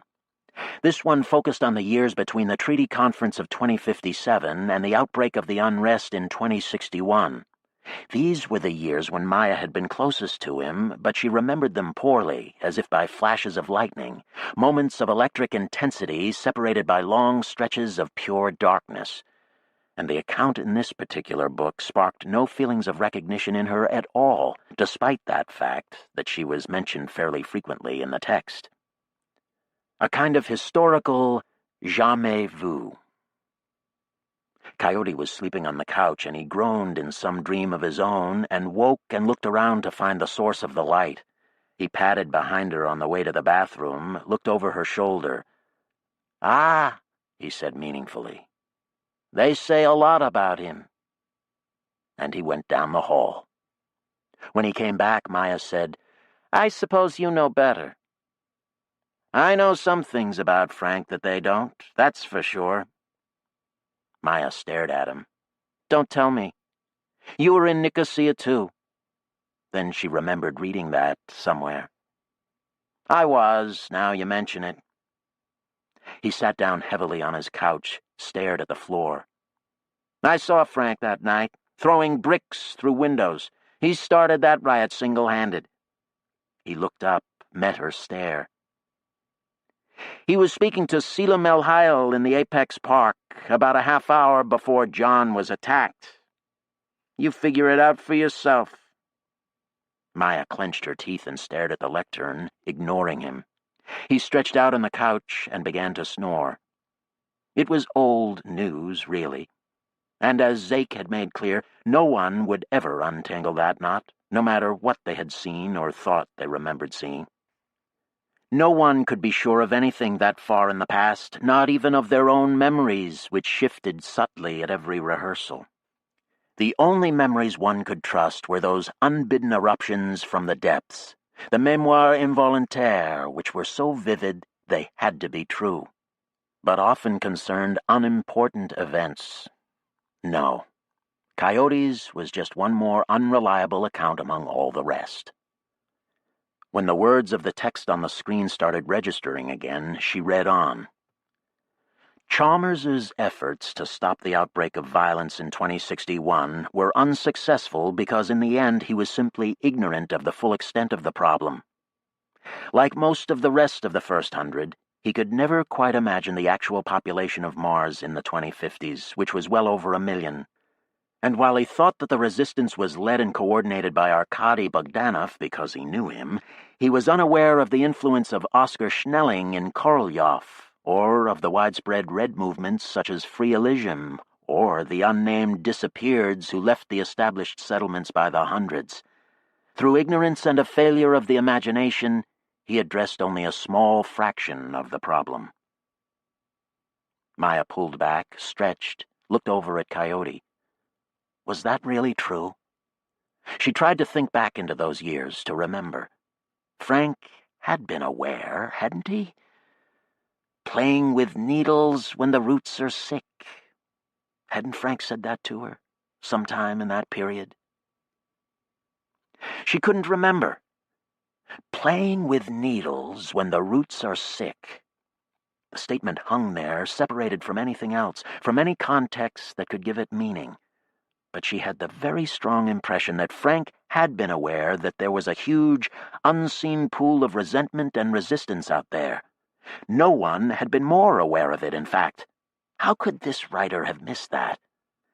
For that matter, how could any historian, sitting in a chair and sifting through the records, ever know what they had known, ever capture the way it had felt at the time, the fractured kaleidoscopic nature of the daily crisis? Each moment of the storm they had struggled. She tried to remember Frank's face, and there came to her an image of him hunched over miserably at a cafe table, a white coffee cup handle spinning under his feet. And she had broken the coffee cup. But why? She couldn't remember. She clicked forward through the book on the screen, flying through months with every paragraph, the dry analysis utterly divorced from anything like what she could recall. Then a sentence caught her eye, and she read on as if a hand were at her throat, forcing her to. Ever after their first liaison in Antarctica, Toitovna had a hold over Chalmers that he never broke, no matter how much it damaged his own plans. Thus, when he returned from Elysium in the final month before the unrest broke out, Toitovna met him in Burrows, and they stayed together for a week, during which it was clear to others they were fighting. Chalmers wanted to stay in Burrows, where the conflict was at a crisis. Toitovna wanted him to return to Sheffield. One night he showed up in one of the cafes by the canal, so angry and distraught that the waiters were afraid, and when Toitovna appeared they expected him to explode. But he only sat there as she reminded him of every connection they had ever had, every debt owed, all their past together, such as it was. And finally he bowed to her wishes and returned to Sheffield, where he was unable to control the growing violence in Elysium and Burrows. And so the revolution came. Maya stared at the screen. It was wrong, wrong, wrong. All wrong. Nothing like that had happened. A liaison in Antarctica? No, never! But she had once confronted him at some restaurant. No doubt it was possible they had been observed, so hard to say. But this book was stupid, stuffed with unwarranted speculation, not history at all. Or maybe all the histories would be like that if one had really been there and so could judge them properly. All lies. She tried to call it back. She clenched her teeth and stiffened, and her fingers curled as if she could dig out thoughts with them. But it was like clawing at rock. And now when she tried to remember that particular confrontation in a cafe, no visual image at all came into her mind. The phrases from the book overlaid them. She reminded him of every connection they had ever had. No! No! A figure hunched at a table. There it was, the image itself. And it finally looked up at her. But it was the youthful face from her kitchen wall in Odessa. She groaned. She began to cry. She chewed at her clenched fists and wept. "You okay?" Coyote said blearily from the couch. "No." "Find something?" "No." Frank was being erased by books, and by time. The years had passed, and for her, even for her, Frank Chalmers was becoming nothing but one tiny historical figure among many others, standing out there like a person seen through the wrong end of the telescope. A name in a book.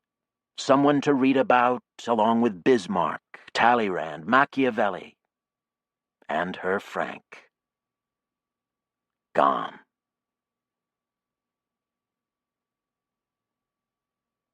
She spent a few hours of most days going over the Praxis reports with Art, trying to find patterns and comprehend them. They were getting such great amounts of data through Praxis that they had the reverse of the problem they had had in the pre-61 crisis. Not too little information, but too much. Every day the screws tightened in a multitude of crises, and Maya often ended up near despair. Several countries attending the UN, all of them consolidated or Subarashi clients, requested that the World Court be abolished, as its functions were redundant. Most of the metanats immediately declared their support for this idea, and as the World Court had long ago begun as an agency of the UN, there were those who claimed the action would be legal and have some historical reason for being. But the first result was to disrupt some of the arbitrations in process, leading to fighting in Ukraine and Greece. "Who's responsible?" Maya exclaimed to Art. "Is there anyone doing this stuff?" "Of course. Some metanats have presidents, and they all have executive boards, and they get together and talk things over and decide what orders to give. It's like Fort and the 18 Immortals in Praxis, although Praxis is more democratic than most. And then the Metanat boards appoint the executive committee for the transitional authority, and the authority makes some local decisions, and I could give you their names, but I don't think they're as powerful as the folks back home. Never mind. Of course, people were responsible. But no one was in control. It was the same on both sides, no doubt. Certainly it was true in the Resistance. Sabotage against the Vastatas ocean platforms particularly was now pandemic, and she knew whose idea that was. She talked with Nadia about getting in touch with Anne, but Nadia just shook her head. Not a chance. I haven't been able to talk to Anne since Dorsa Brevia. She's one of the most radical Reds there is. As always. Well, I don't think she used to be, but it doesn't matter now. Maya shook her head and went back to work. She spent more and more time working with Nergal, taking his instruction and advising him in turn. More than ever, he was her best contact among the young, and the most powerful, and a moderate to boot. He wanted to wait for a trigger and then organize a concerted action just like she did, and this, of course, was one of the reasons she gravitated to him. But it was also just a matter of his character, his warmth and high spirits, his regard for her. He couldn't have been more different than Jackie, although Maya knew the two of them had a very close, complex relationship, going right back into their childhoods. But they appeared to be estranged these days, which she was not at all unhappy to see, and very much at odds politically. Jackie, like Nergal, was a charismatic leader and recruiting big new crowds into her Boonian wing of Mars First, which advocated immediate action, and thus aligned her much more with Tao than Nergal. Politically, in any case. Maya did everything she could to back Nergal in this split among the natives. In every meeting she argued for policies and actions that were green, moderate, non-violent, and coordinated from a center. But she could see that the majority of the newly politicized natives in the cities were attracted to Jackie and Mars First, which was generally red, radical, violent, and anarchic, or so she saw it. And the increasing strikes, demonstrations, street fights, sabotage, and ecotage tended to support her analysis. And it wasn't just most of the new native recruits going to Jackie, but also great numbers of disaffected emigrants, the most recent arrivals. This tendency baffled her, and she complained about it to Art one day after they had gone through the Praxis report. "Well," he said diplomatically, "it's good to have as many emigrants on our side as possible."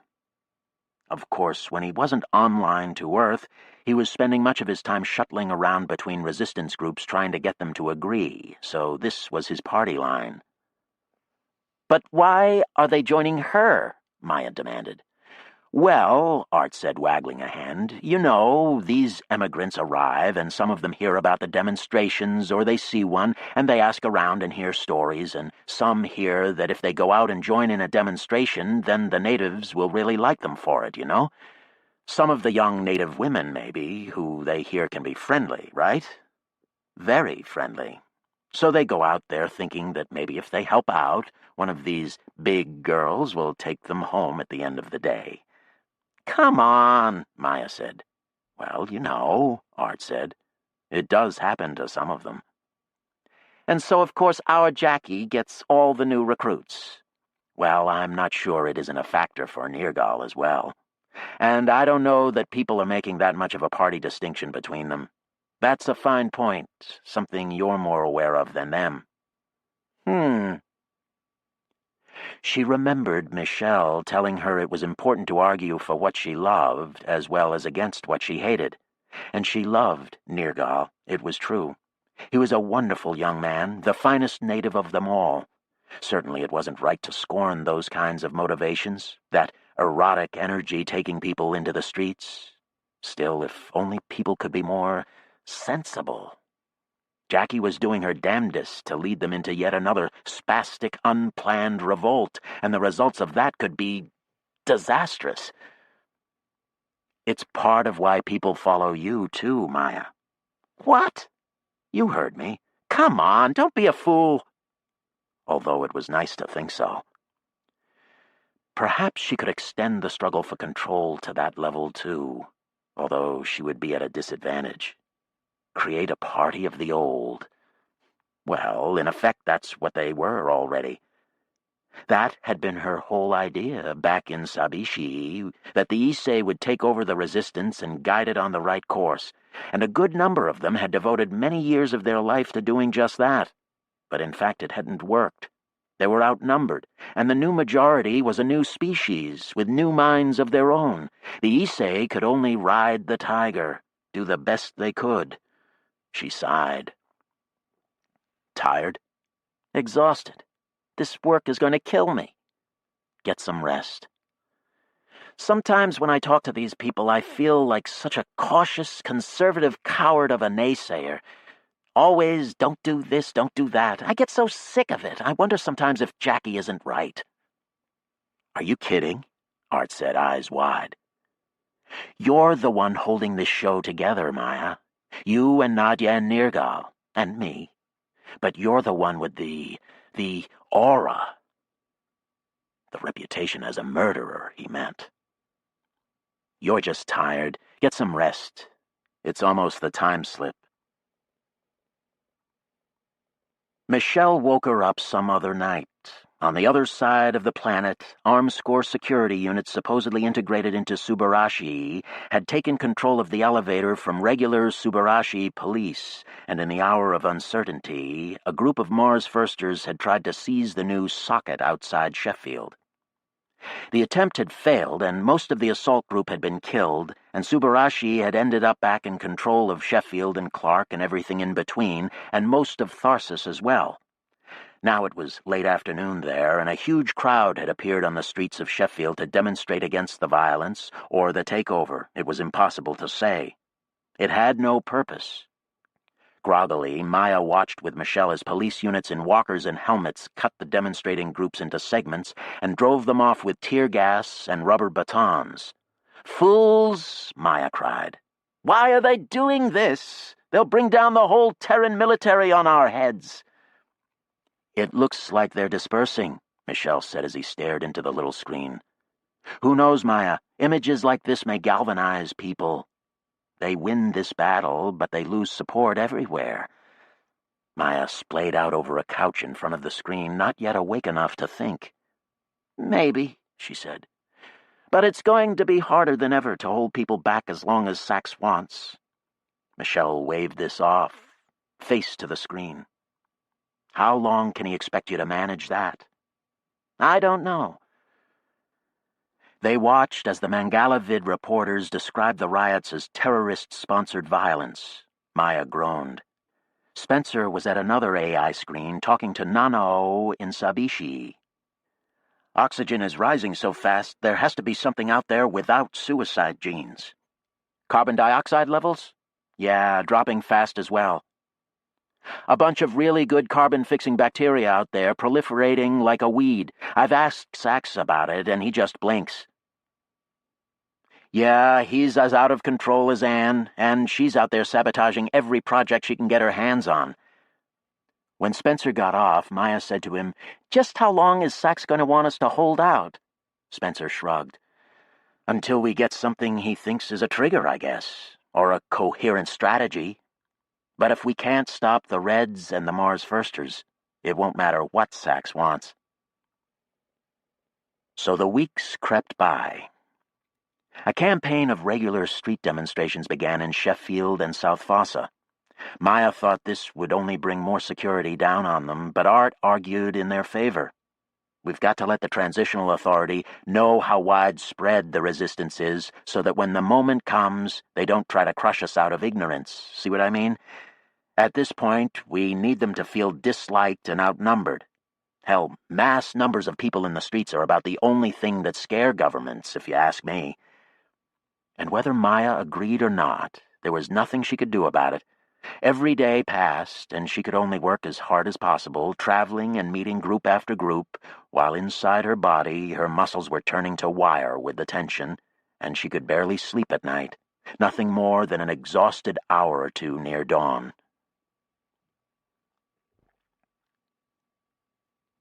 One morning in the northern spring of M52, year 2127, she woke feeling more refreshed than usual.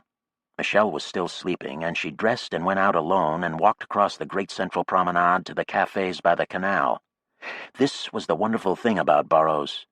Despite tightened security at the gates and stations, one could still walk around freely inside the city at some hours, and among the throngs there was very little danger of being picked out. So she sat and drank coffee and ate pastries and looked at the low gray clouds rolling overhead, down the slope of Syrtis and toward the dike to the east. Air circulation under the tent was high to give some kinetic match to the visuals overhead. That was strange, that. How used she had gotten to the sky visuals not matching the feel of the wind under the tents.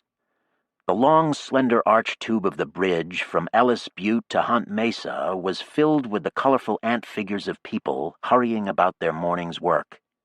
Living normal lives. Abruptly she got up and paid her bill and went for a long walk herself. She strolled along the rows of white barice columns, up through Princess Park to the new tents, around the Pingo Hills where the currently fashionable apartments were located. Here in the high western district, one could look back down and see the whole spread of the city, the trees and rooftops split by the promenade and its canals, the mesas huge and widely spaced, resembling vast cathedrals. Their sheer rock sides were cracked and furrowed, horizontal lines of twinkling windows the only clue that they were hollowed out inside, each of them a city of its own, a little world, living together on the red sand plain, under the immense invisible tent, connected by soaring footbridges that glinted like the visible sheen of soap bubbles. Ah, Burroughs. So she walked back with the clouds, through narrow streets walled by apartment blocks and gardens, to Hunt Mesa and their home under the dance studio. Michelle and Spencer were out, and for a long time she just stood in the window and looked at the clouds racing over the city, trying to do Michelle's job for him, to lasso her moods and pull them back to some kind of stable center. From the ceiling came little uncoordinated thump-thump-thumps, another class beginning. Then the thumps were in the hall before the door, and there was a hard knock. She went to answer it, heart pounding like the ceiling. It was Jackie and Antar, and Art and Nergal, and Rachel and Franz, and the rest of the zygote ectogenes, pouring in and talking at the speed of sound so that she couldn't quite understand them. She greeted them as cordially as she could, given Jackie's presence among them, and then collected herself and removed all hatred from her eyes and talked with all of them, even Jackie, about their plans. They had come to Burroughs to help organize a demonstration down in the canal park. Word had been sent out through the cells, and they were hoping that a lot of the unaligned citizenry would join them as well. "I hope it doesn't precipitate any crackdowns," Maya said. Jackie smiled at her in triumph, of course. "Remember, you can never go back," she said. Maya rolled her eyes and went to put water on the stove, trying to quell her bitterness. They would meet with all the cell leaders in the city, and Jackie would take over the meeting and exhort them to immediate rebellion, no sense or strategy involved. And there was nothing Maya could do about it. The time for beating the shit out of her had passed, unfortunately. So she went around taking off people's coats and giving them bananas and kicking their feet off the couch cushions, feeling like a dinosaur among the mammals, a dinosaur in a new climate, among quick, hot creatures who disdained her galumphing around, who dodged her slow blows and ran end runs behind her dragging tail. Art came slouching out to help her with the teacups, scruffy and relaxed as always. She asked him what he'd heard from Fort, and he gave her the daily report from Earth. Subarashi and Consolidated were under attack by fundamentalist armies in what looked like a fundamentalist alliance, although that was an illusion, as the Christian and Muslim fundamentalists hated each other and despised the fundamentalist Hindus. The big Metanats had used the new UN to give warning that they would protect their interests with appropriate force. Praxis and Amex and Switzerland had urged use of the World Court, and India had done so, but no one else. Michelle said, "At least they're still afraid of the World Court." But to Maya it looked like the meta-natricide was shifting to a war between the well-to-do and the mortals, which could be much more explosive. Total war rather than decapitations. She and Art talked the situation over as they served the people in the apartment tea. Spy or not, Art knew Terra and had an incisive political judgment which she found helpful. He was like a mellow Frank. Was that right? Somehow she was reminded of Frank, and though she couldn't pin down why, she was obscurely pleased. No one else could have seen any resemblance in this lumbering, sly man. It was her perception, and hers alone. Then more people began to crowd into the apartment, cell leaders and visitors from out of town. Maya sat at the back and listened as Jackie spoke to them. Everyone in the resistance, Maya thought, as she listened to her, was in it for themselves. The way Jackie used her grandfather as a symbol, waving him like a flag to rally her troops, was sickening. It wasn't John who had gotten her followers, but her white scoop blouse, the slut. No wonder Nergal was estranged from her. Now she exhorted them with her usual incendiary message, enthusiastically advocating immediate rebellion no matter what the agreed-upon strategy was. And to these so-called Boonians, Maya was nothing more than an old paramour of the great man, or perhaps the reason he had been killed. A fossil odalisque, a historical embarrassment, an object of men's desire, like Helen of Troy called back by Faustus, insubstantial and weird. Ah! It was maddening. But she kept a calm face and got up and walked in and out of the kitchen with her head averted, doing what paramours did, keeping people comfortable and fed. Nothing more to be done at this point. She stood in the kitchen staring out the window at the rooftops below. She had lost whatever influence she had ever had on the resistance. The whole thing was going to come unraveled before Sachs or any of the rest of them who counted were ready. Jackie was ranting on cheerily in the living room, organizing a demonstration that might get 10,000 people into the park, maybe 50, who could say? And if security responded with tear gas and rubber bullets and truncheons, people would get hurt, some killed. Killed for no strategic purpose, people who might have lived 1,000 years. And still Jackie went on, bright and enthusiastic, burning like a flame. Overhead the sun gleamed through a break in the clouds, bright silver, ominously large. Art came into the kitchen and sat at the table, switching on his AI and sticking his face into it. Got a note from Home Praxis on the wrist. He read the screen, nose practically touching it. "Are you nearsighted?" Maya said irritably. "I don't think so." "Oh, man! Kaboom! Is Spencer out there? Get Spencer in here." Maya went to the doorway and signaled Spencer, who came in. Jackie ignored the disturbance and went on talking. Spencer sat down at the kitchen table beside Art, who was now sitting back, round-eyed and round-mouthed. Spencer read for 5 seconds and sat back in his chair, looked over at Maya with a strange expression. "This is it," he said. "What?" "The trigger." Maya went to him and stood reading over his shoulder. She held on to him, feeling a bizarre sensation of weightlessness. No more staving off the avalanche. She had done her job. She had just barely done it. At the very moment of failure, fate had turned. Nergal came into the kitchen to ask what was going on, attracted by something in their low voices. Art told him, and his eyes lit. He couldn't conceal his excitement. He turned to Maya and said, "It's true?" She could have kissed him for that. Instead, she nodded, not trusting herself to speak, and went to the doorway to the living room. Jackie was still in the midst of her exhortation, and it gave Maya the greatest of pleasure to interrupt her. "The demonstration's off." "What do you mean?" Jackie said, startled and annoyed. "Why?" "Because we're having a revolution instead."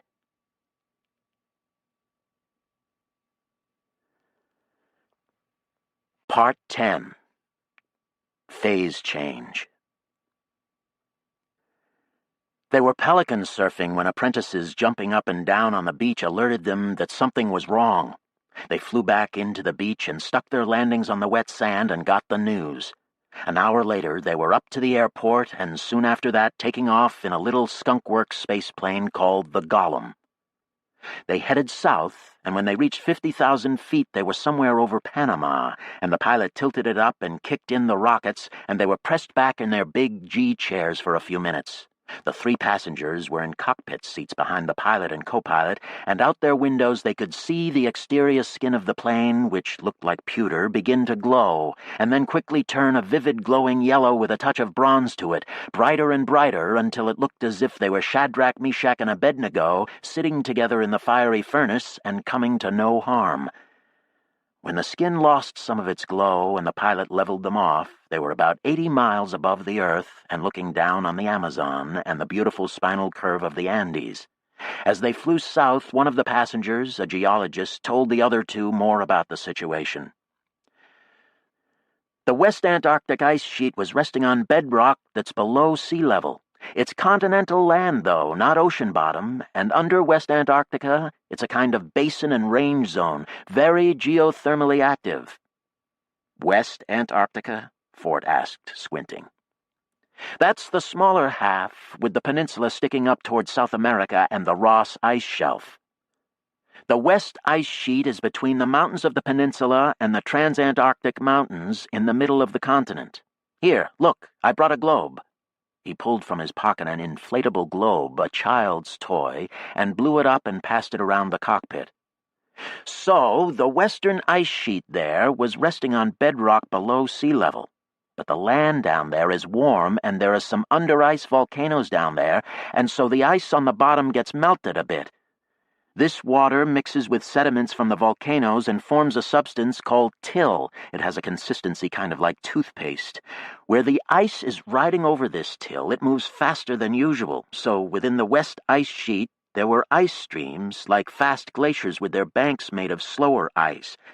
Ice stream B ran 2 meters a day, for instance, while the ice around it moved 2 meters a year, and B was 50 kilometers across and a kilometer deep.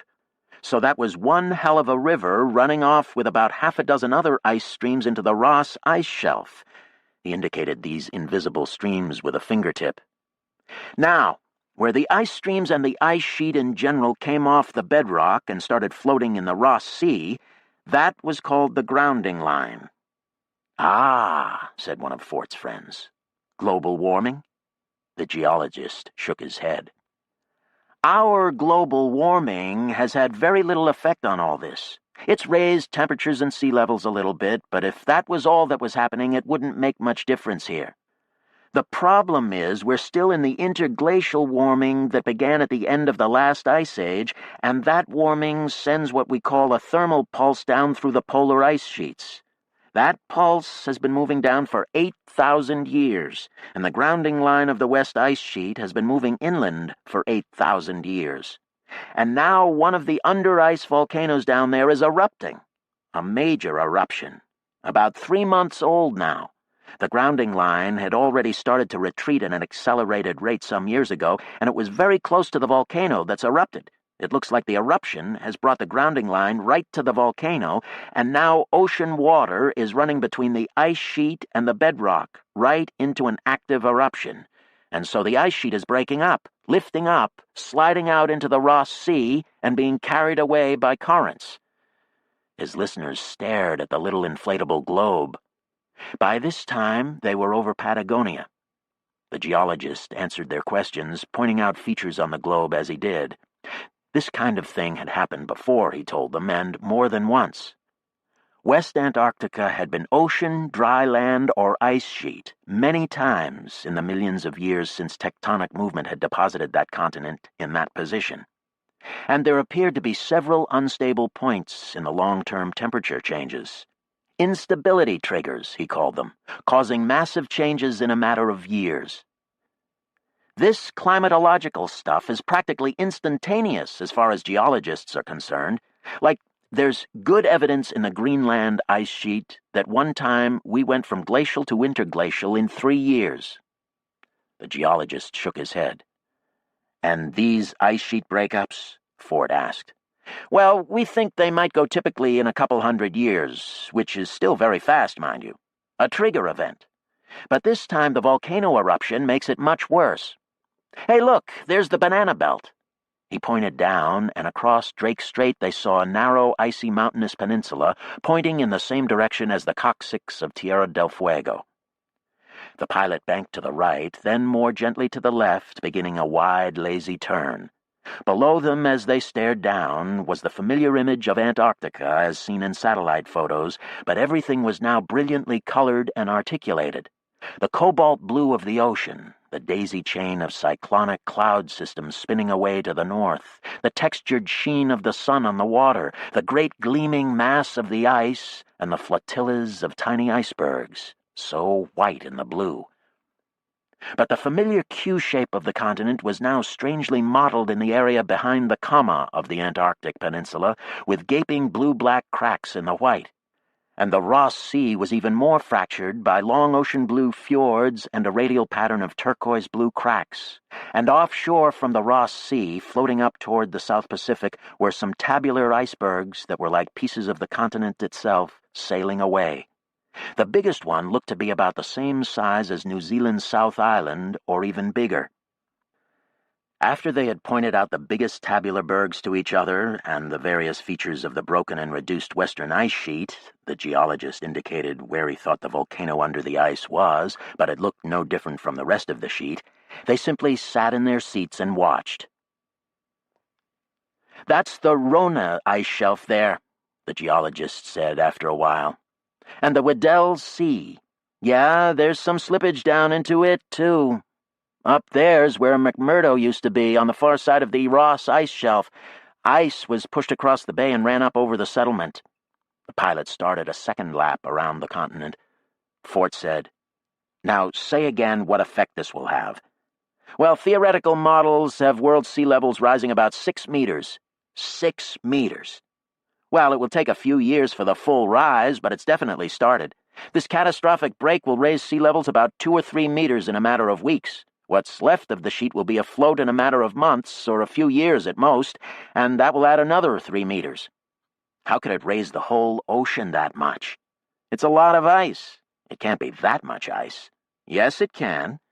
That's most of the fresh water in the world right down there under us. Just be thankful the East Antarctic ice sheet is nice and stable. If it were to slide off, sea levels would rise 60 meters. 6 meters is plenty," Fort said. They finished another lap. The pilot said, "We should be getting back." "That's it for every beach in the world," Fort said, pulling his face back from the window. Then, "I guess we'd better go get our stuff."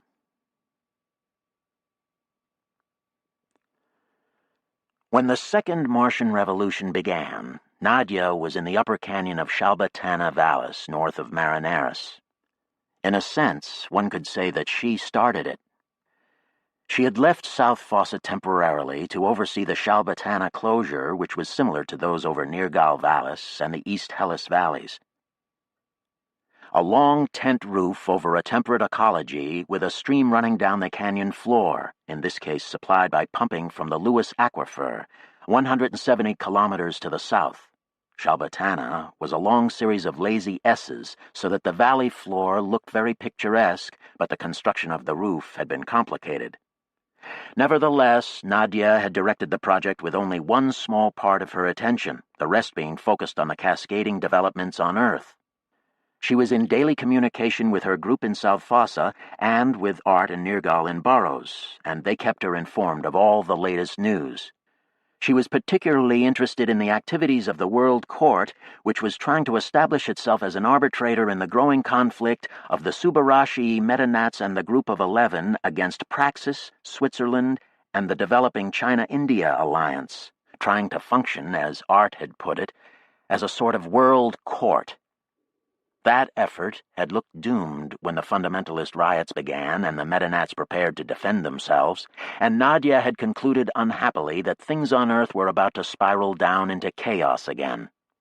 But all these crises were immediately cast into insignificance when Sachs called to tell her of the collapse of the West Antarctic ice sheet. She had taken his call at her desk in one of the construction trailers, and now she stared at his little face on the screen.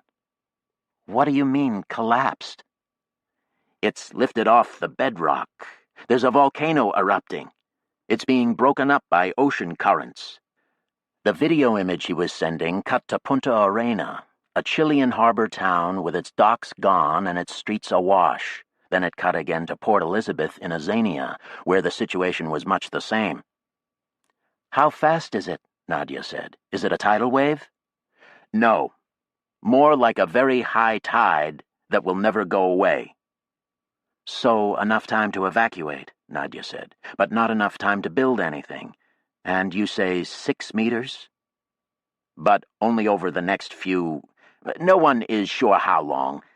I've seen estimates that as much as a quarter of the Terran population will be affected. I believe it. Oh, Sax. A worldwide stampede to higher ground. Nadia stared at the screen, feeling stunned as the scale of the catastrophe became clearer to her. Coastal cities would be awash, 6 meters. She found it very hard to imagine that any possible ice mass could be so large as to raise the sea level of all Earth's oceans by even as much as 1 meter, but 6. It was shocking proof, if one needed it, that the Earth was not so big after all, or else that the West Antarctic ice sheet was huge. Well, it had covered about a third of a continent and was, the reports said, some 3 kilometers thick. That was a lot of ice. Sax was saying something about the East Antarctic ice sheet, which apparently was not threatened.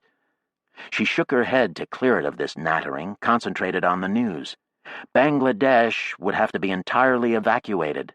That was 300 million people, not to mention the other coastal cities of India, like Calcutta, Madras, Bombay. Then London, Copenhagen, Istanbul, Amsterdam, New York, Los Angeles, New Orleans, Miami, Rio, Buenos Aires, Sydney, Melbourne, Singapore, Hong Kong, Manila, Jakarta, Tokyo. And those were only the big ones. A lot of people lived on the coast, in a world already severely stressed by overpopulation and declining resources, and now all kinds of basic necessities were being drowned by salt water. Sax, she said, we should be helping them, not just... There is not that much we can do, and we can do that best if we're free. First one, then the other. You promise? Yes, he said, looking surprised. I mean, I'll do what I can. That's what I'm asking. She thought it over. You've got everything ready at your end? Yes. We want to start with missile strikes against all surveillance and weapons satellites. What about Kasey Vallis? I'm dealing with it. When do you want to start? How about tomorrow? Tomorrow? I have to deal with Kasey very soon. Conditions are good right now. What are you going to do? Let's try to launch tomorrow. No sense wasting time. My God, Nadia said, thinking hard. We're about to go behind the sun? Yes. This position vis-a-vis Earth was mostly a symbolic matter these days, as communications were assured by a great number of asteroid relays, but it did mean that it would take months for even the fastest shuttles to get from Earth to Mars. Nadia took a deep breath, let it out. She said, "Let's go then." I was hoping you would say that. I'll call them in Burroughs and give them the word. We'll meet in Underhill? This was their current rendezvous point in case of emergency. Sax was in a refuge in Da Vinci Crater where a lot of his missile silos were located, so both of them could get to Underhill in a day. Yes, he said. Tomorrow. And he was gone. And so she had started a revolution. She found a news program running the satellite photo of Antarctic and watched it in a kind of daze. Little voices on the screen chattered at speed, one claiming that the disaster was an act of écotage perpetrated by écoteurs from Praxis, who supposedly had drilled holes in the ice sheet and set hydrogen bombs down on the Antarctic bedrock. "Still at it," she cried, disgusted. No other news shows made this assertion or refuted it. It was just part of the chaos, no doubt, swept away by all the other accounts of the flood. But the Meta-Natra side was still on, and they were part of it. All existence immediately reduced itself to that, in a way sharply reminiscent of 61. She felt her stomach knotting as of old, tightening past any usual levels of tension into an iron walnut at the center of her being, painful and constricting. She had been taking medicine recently to prevent ulcers, but it was woefully inadequate against this kind of assault. "Come on," she told herself. "Be calm. This is the moment. You've expected it. You've worked on it. You've laid the groundwork for it." Now came the chaos. At the heart of any phase change there was a zone of cascading, recombinant chaos, but there were methods to read it, to deal with it. She crossed the little mobile habitat and glanced briefly down at the idyllic beauty of the canyon floor of Shalbatana with its pebble-pink stream and the new trees, including strings of cottonwood on the banks and islands. It was possible, if things went drastically wrong, that no one would ever inhabit Shalbatana Vallis, that it would remain an empty bubble world until mudstorms caved the roof in or something in the mesocosmic ecology went awry. Well, she shrugged and woke her crew and told them to get ready to leave for Underhill. She told them why, and as they were all part of the resistance in one way or another, they cheered. It was just after dawn on what was looking to be a warm spring day, the kind that had allowed them to work in loose walkers and hoods and face masks, with only the insulated hard boots to remind Nadia of the bulky clothing of the early years. Friday, LS 101, 2 July 2, M year 52. Terran date, she'd checked her wristpad, October 12th, 2127. Somewhere near the 100th anniversary of their arrival, though it was a date no one seemed to be celebrating. 100 years. It was a bizarre thought. Another July Revolution, then, and another October Revolution, too. A decade past the bicentennial of the Bolshevik Revolution, she seemed to remember, which was another strange thought.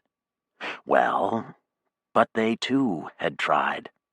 All the revolutionaries, all through history.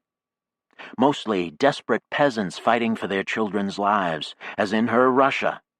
So many in that bitter 20th century, risking all to make a better life, and even so it had led to disaster.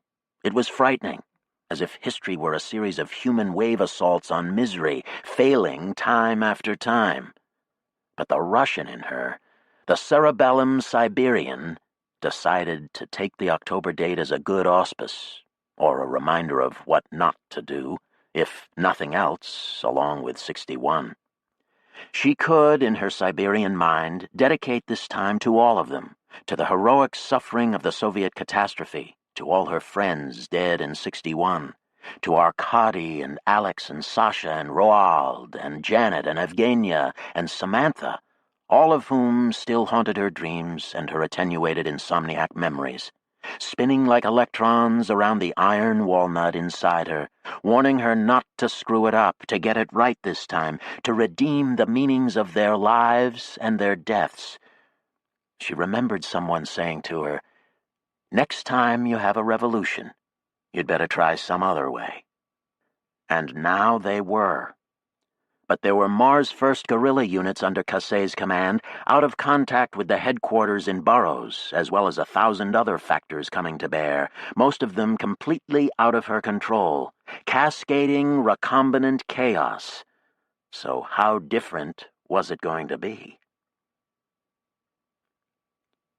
She got her crew into rovers and over to the little Peace station some kilometers to the north of them. From there they rode in a freight train on a mobile piece laid for the Shalbatana job, on to the main Sheffield-Burroughs line. Both those cities were Metanat strongholds, and Nadia worried that they would take pains to secure the piece linking them. In that sense, Underhill was strategically important, as occupying it would cut the piece. But for that very reason she wanted to get away from Underhill and off the piece system entirely. She wanted to get into the air as she had in 61. All the instincts learned in those few months were trying to take over again, as if 66 years hadn't passed, and those instincts told her to hide. As they glided southwest over the desert, shooting the gap between Ophir and Uventi chasmas, she kept her wristpad linked to Sax's headquarters in Da Vinci Crater. Sax's team of technicians were trying to imitate his dry style, but it was obvious that they were just as excited as her young construction crew. About 5 of them got on the wrist at once to tell her that they had set off a barrage of the surface-to-space missiles which Sachs had arranged to have placed in hidden equatorial silos over the past decade, and this barrage had gone off like a fireworks display and had knocked out all of the orbiting Metanat weapons platforms that they knew of, and many of their communications satellites as well. "We got 80% of them in the first wave. We sent up our own communications satellites. Now we're dealing with them on a case-by-case basis," Nadia interrupted. "Are your satellites working?" "We think they're fine. We can only tell for sure after a full test, and everyone's kind of busy right now. Let's try one out now, and some of you make that a priority, you understand? We need a redundant system, a very redundant system." She clicked off and tapped out one of the frequency and encryption codes Sachs had given her. A few seconds later, she was talking to Zake, who was in Odessa helping to coordinate activities in the Halys Basin. Everything there was going according to plan so far, he said. Of course, they were only a few hours into it, but it looked like Michelle and Maya's organizing there had paid off because all the cell members in Odessa had poured into the streets and told people what was happening, sparking a spontaneous mass work stoppage and demonstration.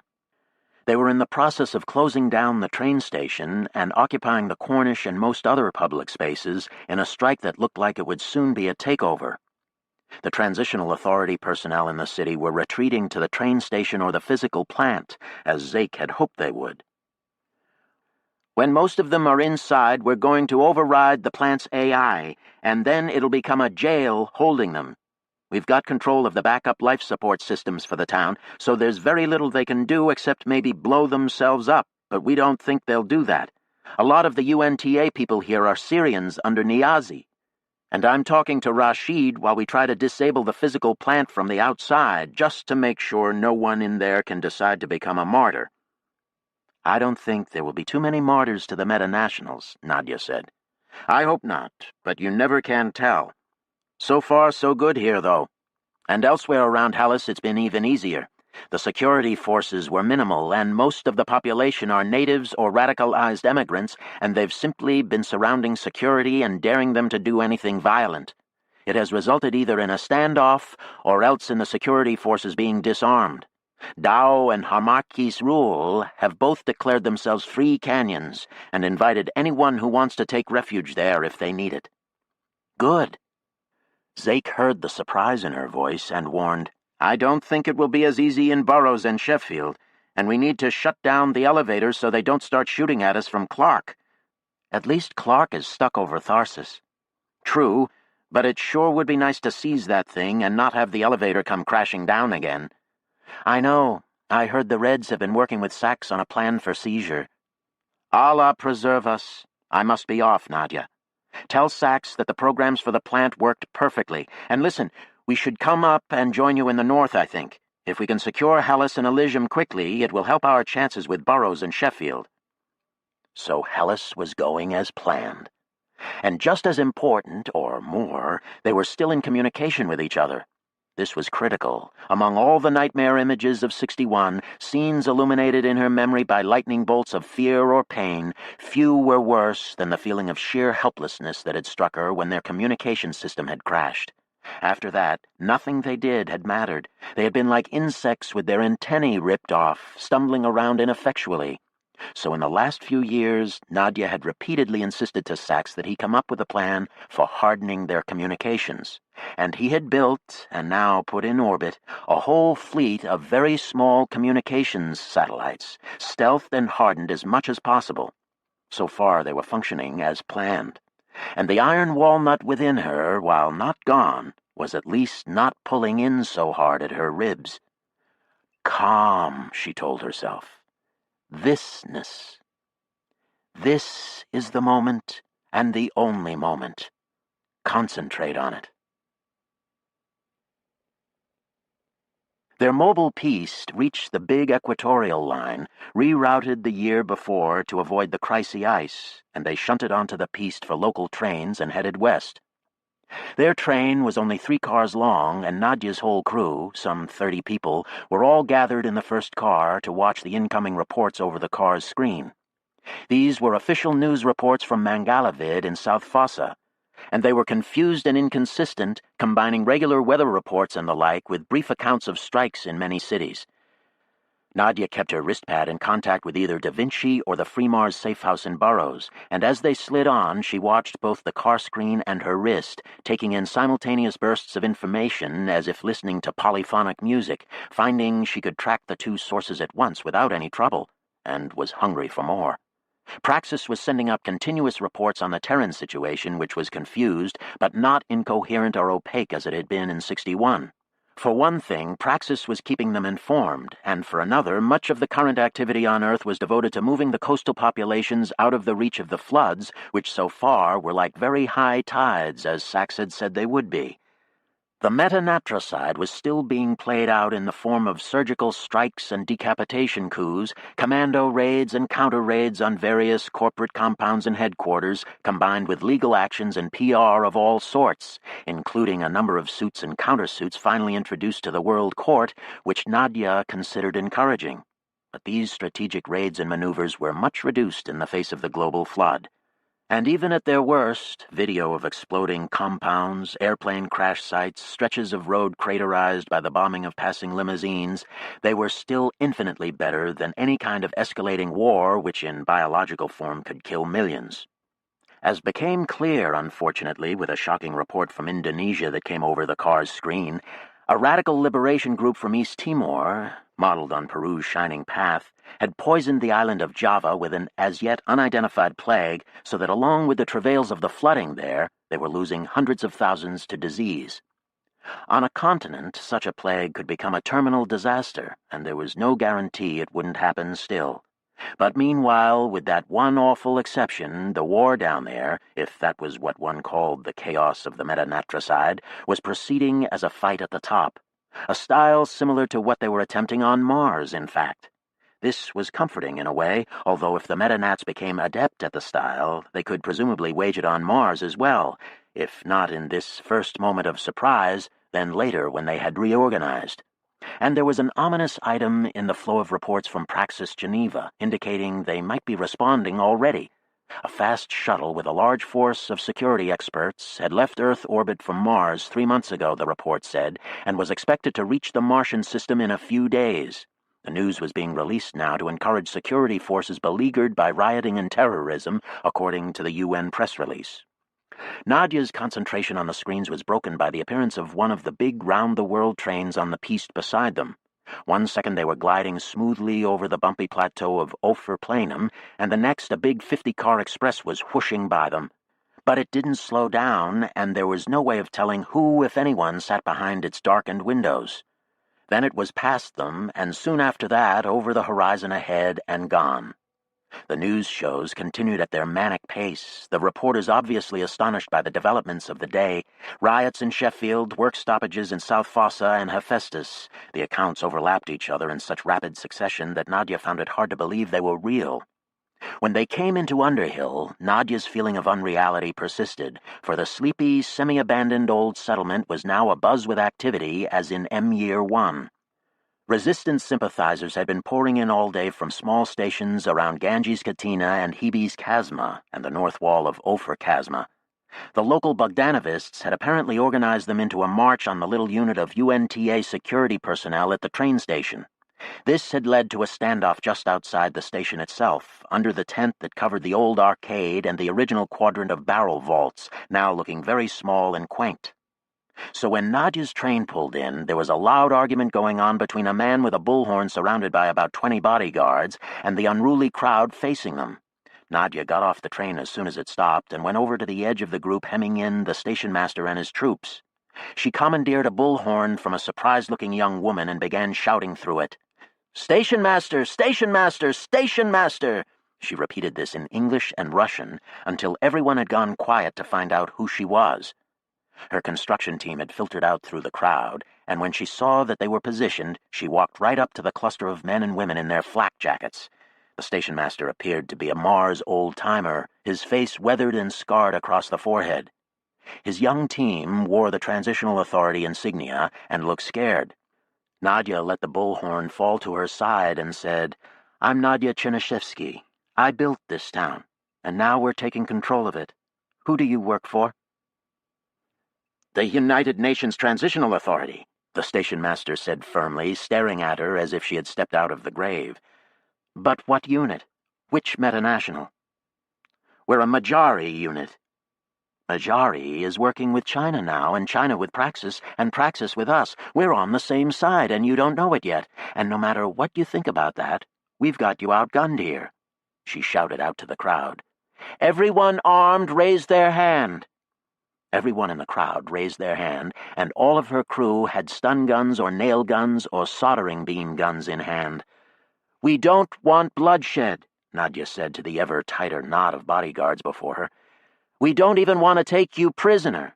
There's our train right there. You can take it and go to Sheffield and join the rest of your team. There you'll find out the new status of things. It's that or else we'll all leave the station here and blow it up. We're taking over one way or another, and it would be stupid for anyone to get killed when this revolt is already a done deal. So take the train. I'd advise going to Sheffield, where you can get a ride out on the elevator if you want. Or if you want to work for a free Mars, you can join us right now." She stared calmly at the man, feeling more relaxed than she had all day. Action was such a relief. The man ducked his head to confer with his team, and they talked in whispers for most of 5 minutes. The man looked at her again. "We'll take your train." And so Underhill was the first town freed. That night, Nadia went out to the trailer park, which was near the new tent coping wall.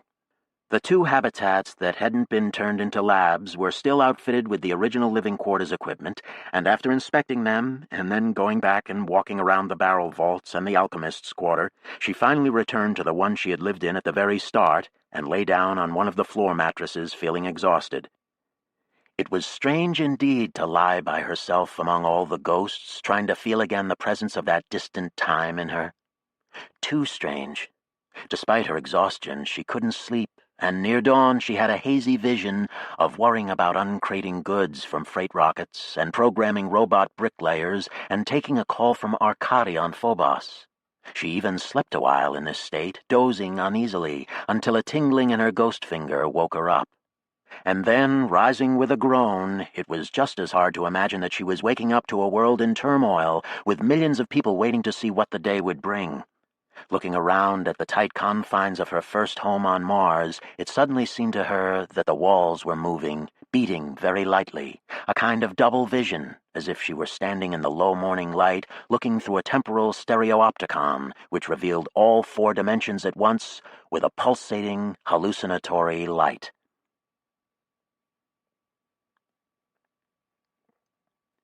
They breakfasted in the barrel vaults, in the large hall where Anne and Sachs had once argued the merits of terraforming.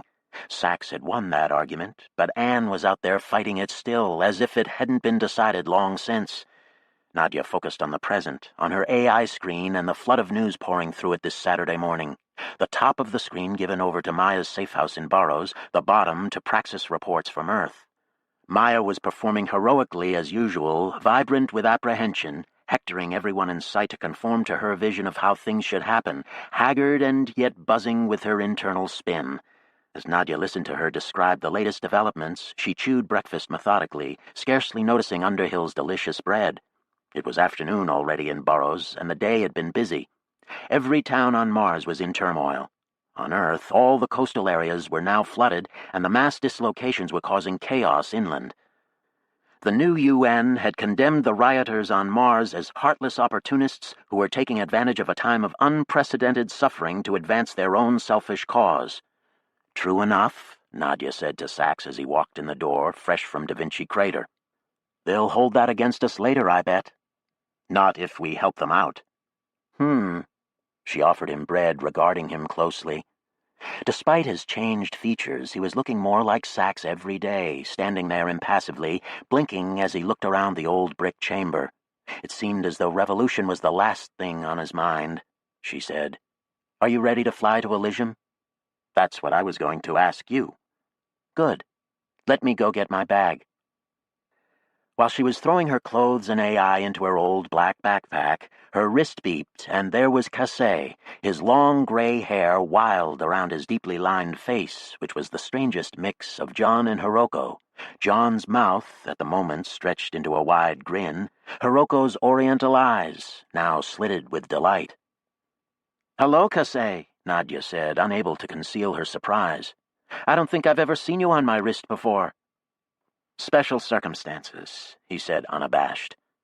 She was used to thinking of him as a doorman, but the outbreak of the revolution was obviously a great tonic. She understood suddenly, by his look, that he had been waiting for this all his life.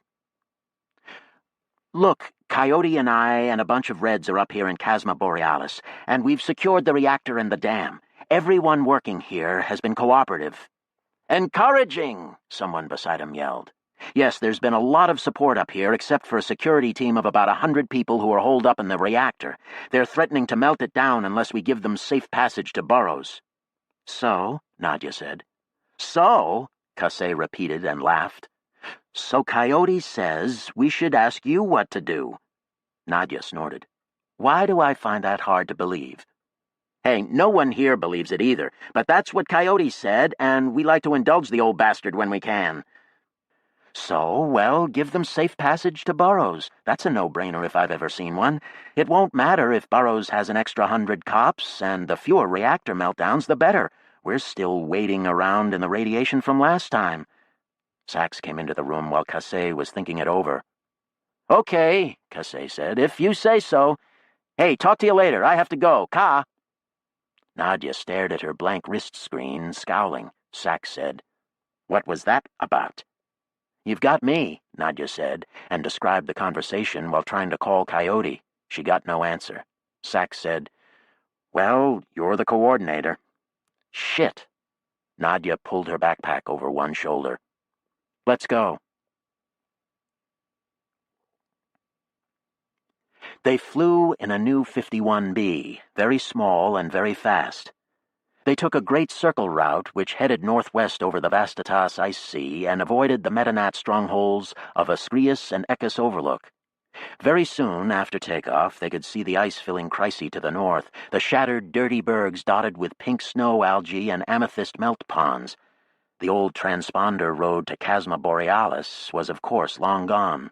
That whole system of bringing water south forgotten, a technical footnote for the history books. Looking down at the ice chaos, Nadia suddenly remembered what the land had looked like on that first trip, the endless hills and hollows, the funnel-like oases, the great black Barcan dunes, the incredible laminated terrain in the last sands before the polar cap. All gone now, overwhelmed by ice.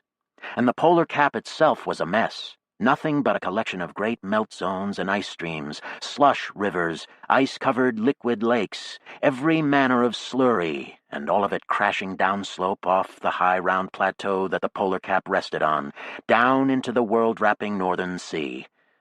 Landing was therefore out of the question for much of their flight. Nadia watched the instruments nervously, all too aware of the many things that could go wrong in a new machine during a crisis, when maintenance was down and human error up. Then billows of white and black smoke appeared on the horizon to the southwest, pouring east in what was clearly a high wind. "What's that?" Nadia asked, moving to the left side of the plane to look. "Kasei Vallis," Sachs said from the pilot's seat. "What's happened to it?" "It's burning." Nadia stared at him. "What do you mean?" "Heavy vegetation there in the valley, and along the foot of the great escarpment. Resonated trees and shrubs for the most part. Also fire-seed trees, you know. Species that require fire to propagate. Engineered biotique. Thorny resin manzanita, blackthorn, giant sequoia, some others." "How do you know this?" "I planted them." "And now you've set them on fire?" Sachs nodded. He glanced down at the smoke. "But Sachs, isn't the percentage of oxygen in the atmosphere really high now?" 40%. She stared at him some more, suddenly suspicious. "You jacked that up too, didn't you? Jesus, Sachs, you might have set the whole world on fire." She stared down at the bottom of the column of smoke. There in the big trough of Kasei Vallis was a line of flame, the leading edge of the fire burning brilliant white rather than yellow. It looked like molten magnesium. "Nothing will put that out," she cried. "You've set the world on fire." "The ice," Sachs said. "There's nothing downwind but the ice covering Chryse. It should only burn a few thousand square kilometers." Nadia stared at him, amazed and appalled. Sachs was still glancing down at the fire, but most of the time he watched the plane's instruments, his face set in a curious expression. Reptilian, stony, utterly inhuman. The Metanat security compounds in the curve of Casey Vallis came over the horizon. The tents were all burning furiously, like torches of pitch, the craters on the inner bank like beach fire pits spurting white flame into the air. Clearly there was a strong wind pouring down Ekes Chasma and funneling through Casey Vallis, fanning the flames. A firestorm, and Sachs stared down at it, unblinking, his jaw muscles bunched under the skin. "Fly north," Nadia ordered him. "Get clear of that." He banked the plane, and she shook her head. Thousands of square kilometers, burned, all that vegetation so painstakingly introduced, global oxygen levels raised by a significant percentage. She regarded the strange creature sitting beside her warily. "Why didn't you tell me about this?" "I didn't want you to stop it." As simple as that. "So I have that power?" she said. "Yes." "Meaning I'm kept ignorant of things?" "Only of this," Sachs said. His jaw muscles were bunching and relaxing in a rhythm that reminded her suddenly of Frank Chalmers. "The prisoners were all moved out into asteroid mining. This was the training site for all their secret police, the ones who would never give up, the torturers." He turned that lizard gaze on her. "We're better off without them." And he returned to his piloting. Nadia was still looking back at the fierce white line of the firestorm when the plane's radio beeped her code. This time it was Art, cross-eyed with worry. "I need your help," he said.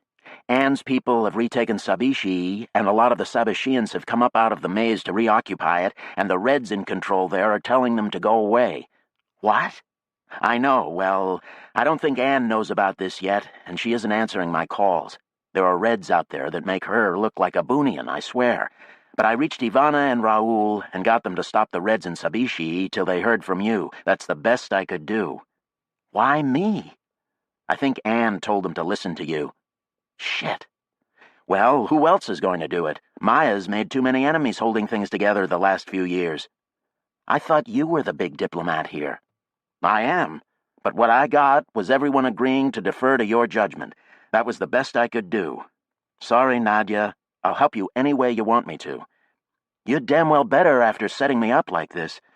He grinned. "It's not my fault everyone trusts you." Nadia clicked off and tried the various Red radio channels.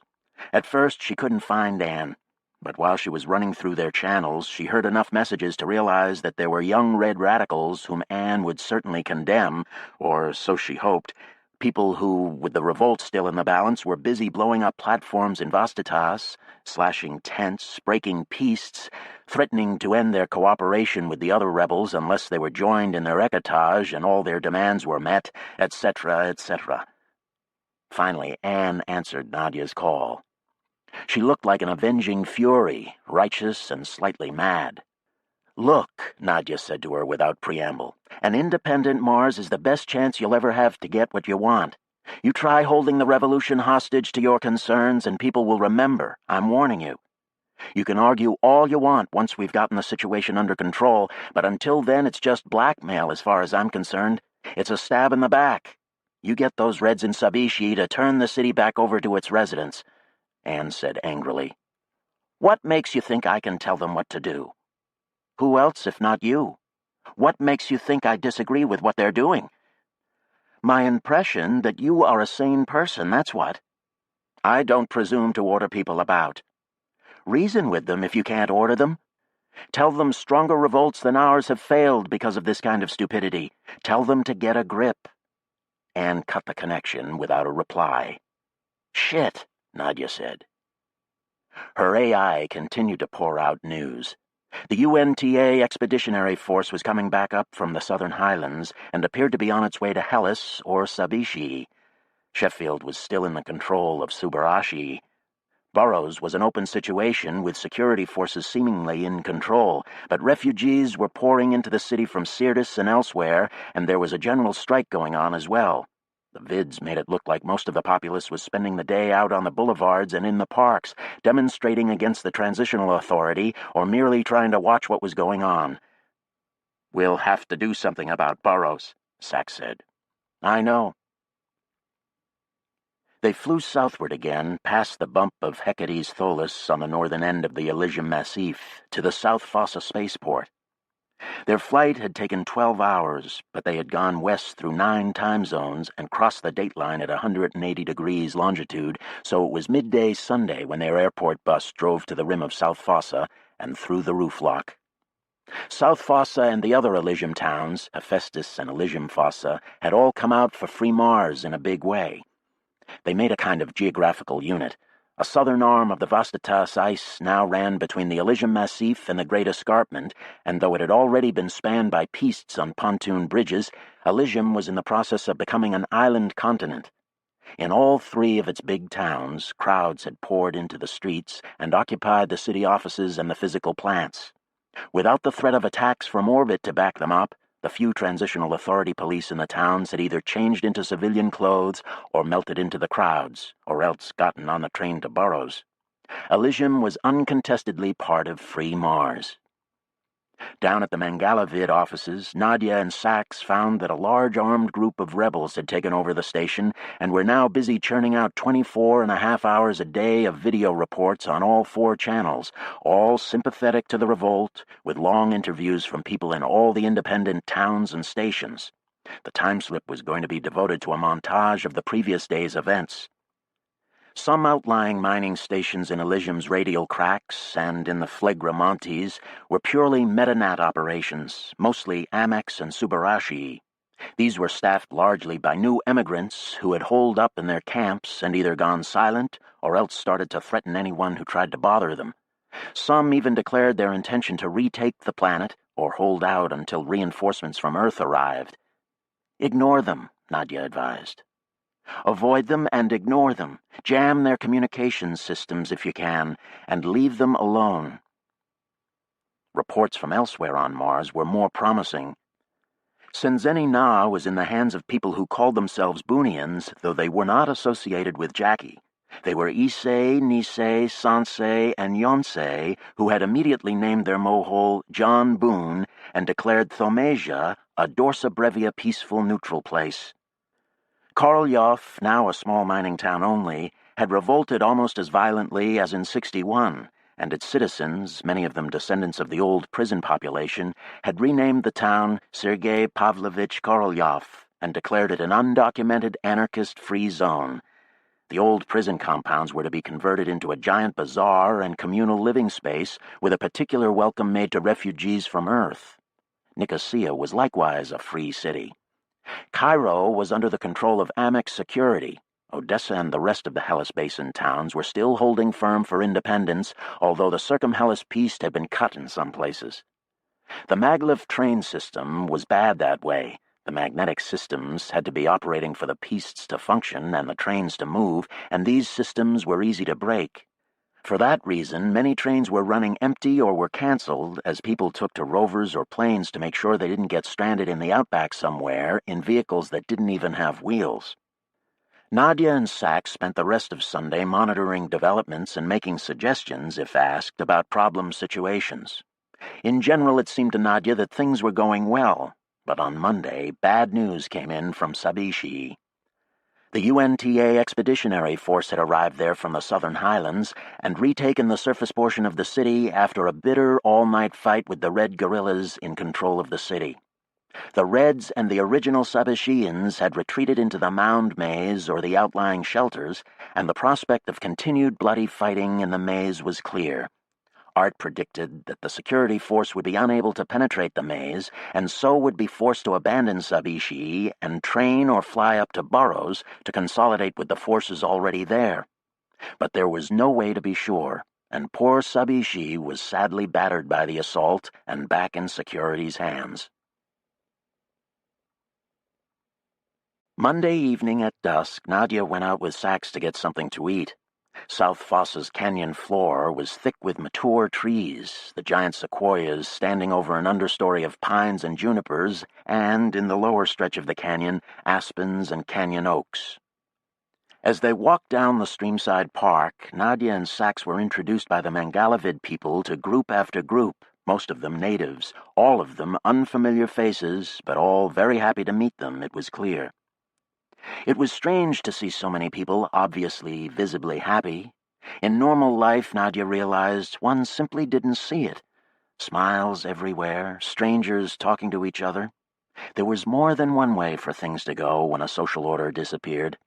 Anarchy and chaos, definitely all too possible, but also communion. They ate in an outdoor restaurant by the central stream and then returned to the Mangalavid offices. Nadia got back in front of her screen and went to work talking to as many organizing committees as she could reach. She felt like Frank in 61, working the phones in frantic overdrive. Only now they were in communication with all of Mars, and she had the distinct impression that while she was not by any means in control, she at least had a good sense of what was going on. And that was gold, that was. The iron walnut in her stomach began to shift to something more like wood. After a couple of hours, she began to fall asleep in the seconds between one call and the next. It was the middle of the night back in Underhill in Shalbatana, and she hadn't slept much since the call from Sachs about Antarctica. That meant 4 or 5 days without sleep. No, wait, she figured it out. 3 days, though it already felt like 2 weeks. She had just lain down on a couch when there was an outcry and everyone ran into the hall, then out onto the stone-flagged plaza surrounding the Mangalavid offices. Nadia stumbled blearily after Sachs, who grabbed her by the arm and helped her keep her balance. Apparently there was a hole in the roof tent. People pointed, but Nadia couldn't make it out. "This is where we're better off," Sachs said with a satisfied little purse of the mouth. "The pressure under the roof is only 150 millibars higher than the pressure outside." "So roofs don't pop like pricked balloons," Nadia said, remembering with a shudder some of the domed craters of 61. "And even though some outside air is getting in, it's mostly oxygen and nitrogen. Still too much CO2, but not so much that we're all poisoned instantly." "But if the hole were bigger," Nadia said. "True." She shook her head. "We need to secure the whole planet to really be safe." "True." Nadia went back inside, yawning.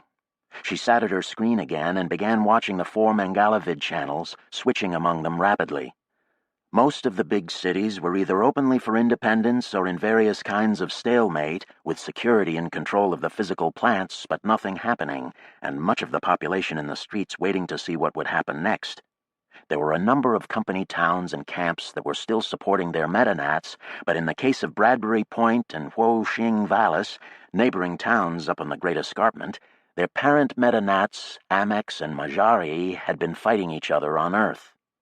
What effect that would have on these northern towns wasn't clear, but Nadia was sure it didn't help them to sort out their situation. There were several important towns still in the grasp of Subarashi and Amex, and these were serving as magnets for isolated Metanat and UNTA security units. Burroughs was obviously chief among these, but it was true also of Cairo, Loswitz, Sudbury, and Sheffield. In the south, the sanctuaries that hadn't been abandoned or destroyed by the expeditionary force were coming out of hiding, and Vishniak Bogdanov was building a surface tent over the old robot vehicle parking complex next to its mohole. So the south would no doubt return to its status as a resistance stronghold, for what that was worth. Nadia didn't think it was worth much. And the northern polar cap was in such environmental disarray that it almost didn't matter who held it, with most of its ice draining down into Vastatas, but the polar plateau covered by new snow every winter. It was the most inhospitable region on Mars, and there were almost no permanent settlements left up there. So the contested zone was basically the temperate and equatorial latitudes, the band around the planet bordered by the Vastatas ice to the north and the 2 great basins to the south. And orbital space, of course. But Sachs's assault on Metanat orbital objects had apparently been a success, and his removal of Deimos from the vicinity was now looking like a happy stroke indeed.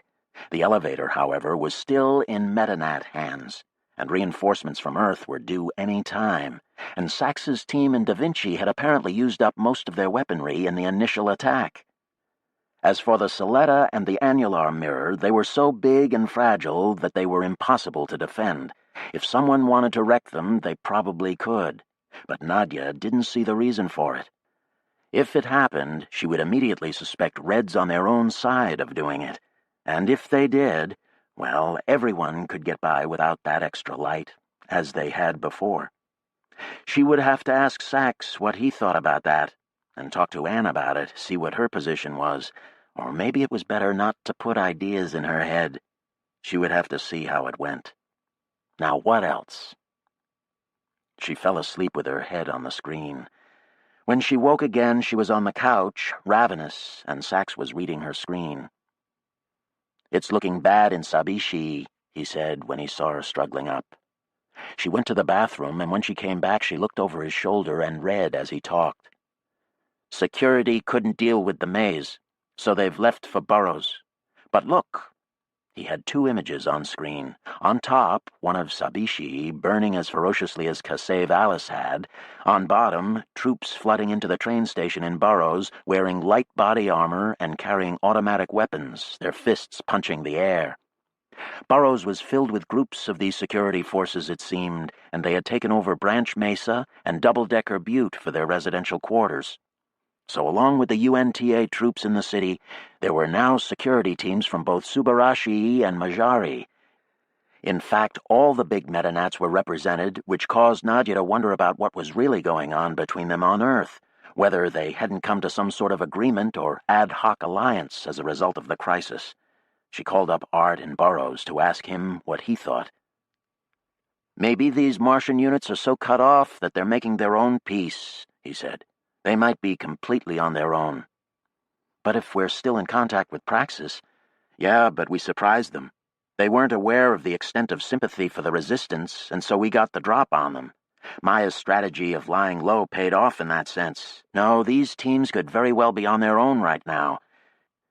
In which case, we could consider Mars to be independent already and in the midst of a civil war over who has control here.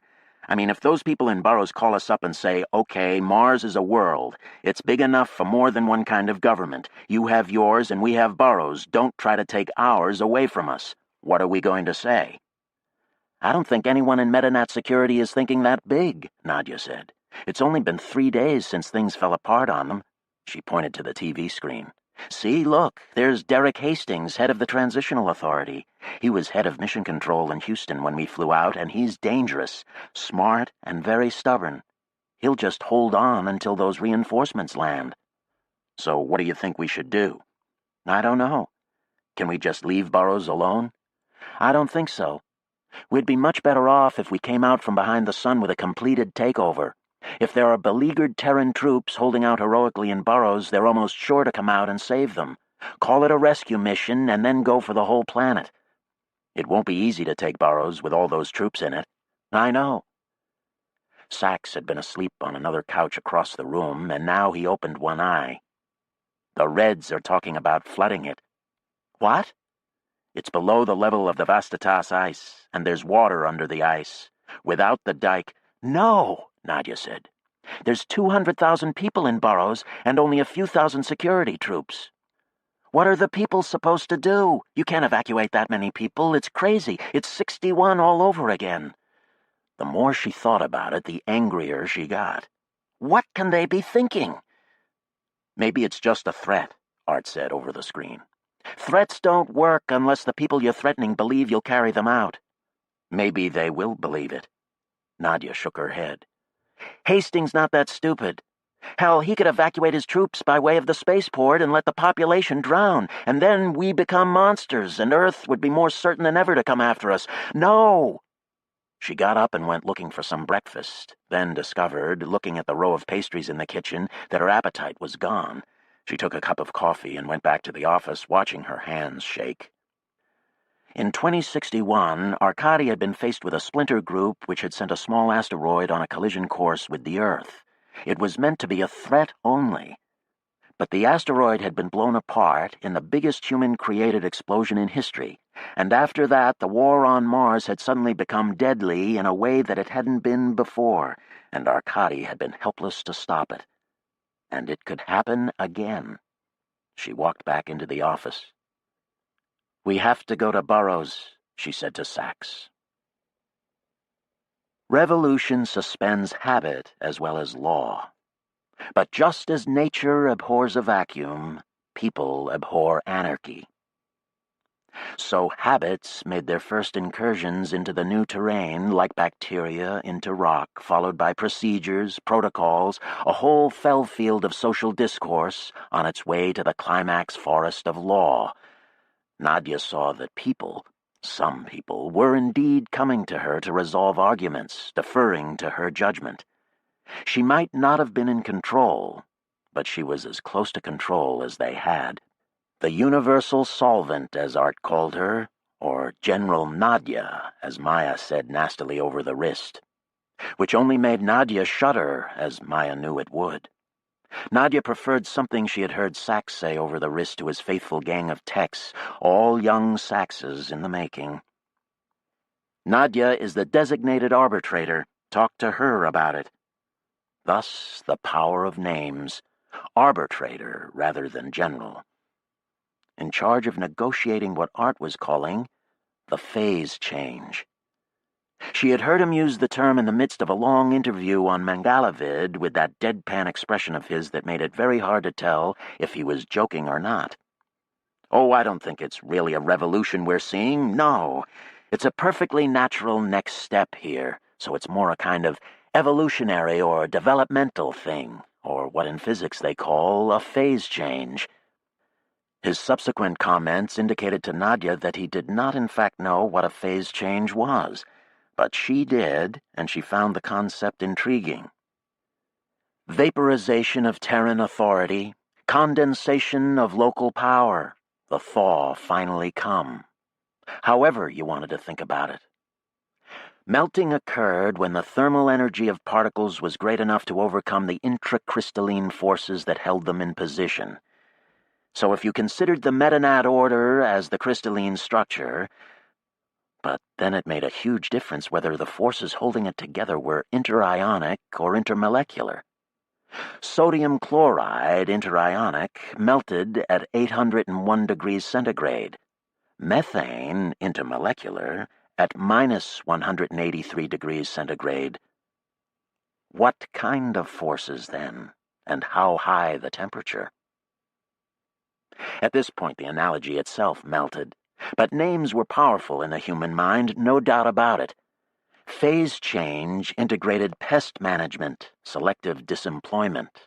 She preferred them all to the old deadly notion, revolution, and she was glad they were all in circulation, on Mangalavid and on the streets.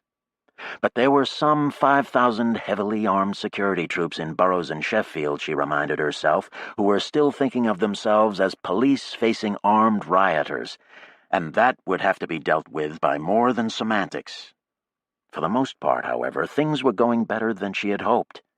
It was a matter of demographics in a way. It appeared that almost every single person who had been born on Mars was now in the streets or occupying city offices, train stations, spaceports. All of them, to judge by the Mangalavid interviews, completely and unrealistically, Nadia thought, intolerant of the idea that powers on another planet should control them in any way whatsoever. That was nearly half the current Martian population right there. And a good percentage of the old-timers were on their side, too, as well as some of the new emigrants. Call them immigrants, Art advised over the phone, or newcomers. Call them settlers or colonialists, depending on whether they're with us or not. That's something Nergal has been doing, and I think it helps people to think about things. On Earth, the situation was less clear. The Subarashi metanats were still struggling with the southern metanats, but in the context of the Great Flood they had become a bitter sideshow. It was hard to tell what Terrans in general thought of the conflict on Mars. Whatever they thought, a fast shuttle was about to arrive with reinforcements for security, so resistance groups from all over mobilized to converge on Burroughs. Art did what he could to help this effort from inside Burroughs, locating all the people who had independently thought of coming. It was obvious, after all, telling them their idea was good and sicking them on people opposed to the plan. He was, Nadia thought, a subtle diplomat. Big, mild, unpretentious, unassuming, sympathetic, undiplomatic. Head lowered as he conferred with people, giving them the impression they were the ones driving the process. Indefatigable, really, and very clever. Soon he had a great number of groups coming, including the Reds and the Mars First guerrillas, who still appeared to be thinking of their approach as a kind of assault or siege. Nadia felt acutely that while the Reds and Mars Firsters she knew, Ivana, Jean, Raoul, Cassé, were keeping in touch with her and agreeing to the use of her as an arbitrator, there were more radical Red and Mars First units out there for whom she was irrelevant or even an obstruction. This made her angry, because she was sure that if Anne was fully supporting her, the more radical elements would come around. She complained bitterly about this to Art after seeing a Red communique arranging the western half of the convergence on Burrows, and Art went to work and got Anne to answer a call, then gave her over in a link to Nadia. And there she was again, like one of the furies of the French Revolution, as bleak and grim as ever. Their last exchange over Sabishi lay heavy between them. The issue had become moot when UNTA retook Sabishi and burned it down, but Anne was obviously still angry, which Nadia found irritating. Brittle greetings over, their conversation degenerated almost instantly into argument. Anne clearly saw the revolt as a chance to wreck all terraforming efforts and to remove as many cities and people as possible from the planet by direct assault if necessary. Frightened by this apocalyptic vision, Nadia argued with her bitterly, then furiously, but Anne had gone off into a world of her own. "I'd be just as happy if Burrows did get wrecked," she declared coldly. Nadia gritted her teeth. "If you wreck Burrows, you wreck everything. Where are the people inside supposed to go? You'll be no better than a murderer, a mass murderer. Simon would be ashamed." Anne scowled. "Power corrupts, I see. Put Sachs on, will you? I'm tired of this hysteria." Nadia switched the call to Sachs and walked away. It wasn't power that corrupted people, but fools who corrupted power. Well, it could be that she had been too quick to anger, too harsh, but she was frightened of that dark place inside Anne, the part that might do anything, and fear corrupted more than power. Combine the two. Hopefully she had shocked Anne severely enough to squeeze that dark place back into its corner.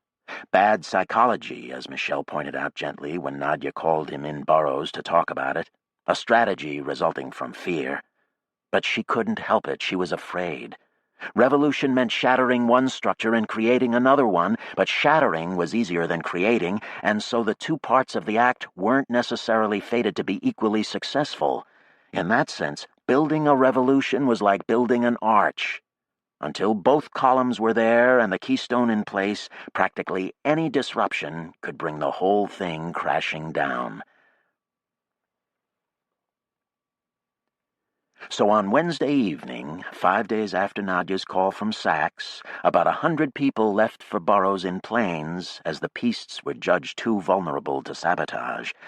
They flew overnight to a rocky landing strip next to a large Bogdanovist refuge in the wall of Dumartha crater, which was on the Great Escarpment southeast of Burrows. They landed at dawn, with the sun rising through mist like a blob of mercury, lighting distant, ragged white hills to the north on the low plain of Isidus. Another new ice sea, whose progress south had been stopped only by the arcing line of the dike, curving across the land like a long, low earthen dam, which was just what it was.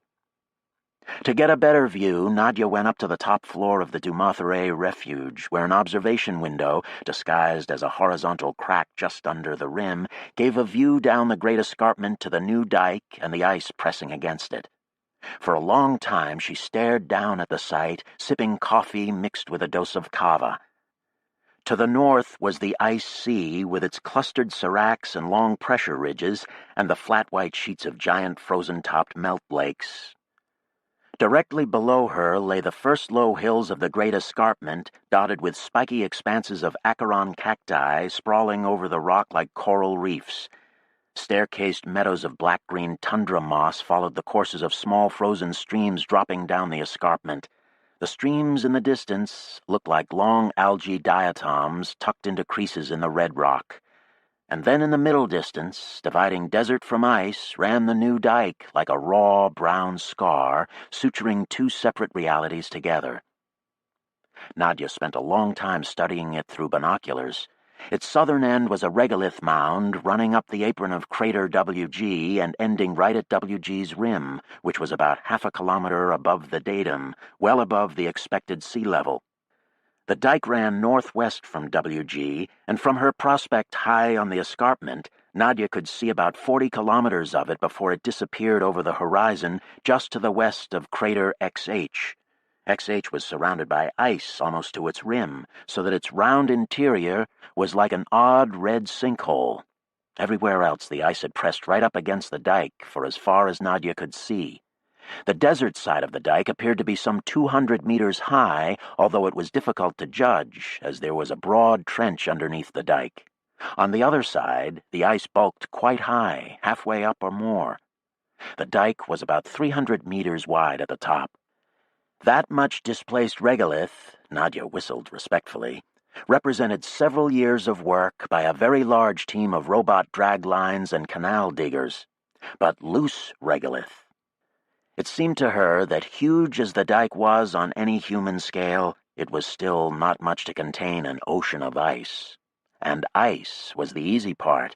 When it became liquid, the waves and currents would tear regolith away like dirt, and the ice was already melting. Immense melt pods were said to lie everywhere underneath the dirty white surface, including directly against the dike, seeping into it. "Aren't they going to have to replace that whole mound with concrete?" she said to Sachs, who had joined her and was looking through his own binoculars at the site. "Face it," he said. Nadia prepared herself for bad news, but he continued by saying, "Face the dike with a diamond coating. That would last fairly long, perhaps a few million years." Nadia said. It was probably true. There would be seepage from below, perhaps, but in any case, whatever the particulars, they would have to maintain the system in perpetuity, and with no room for error, as Burroughs was just 20 kilometers south of the dike and some 150 meters lower than it. A strange place to end up.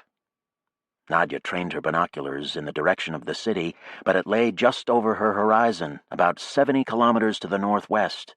Of course, dikes could be effective.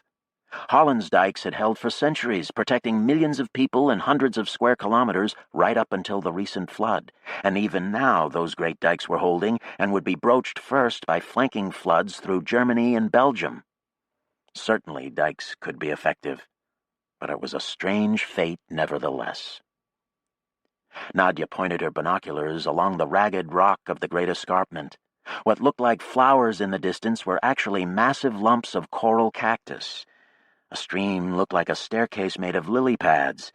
The rough red rock slope made for a very stark, surreal, lovely landscape.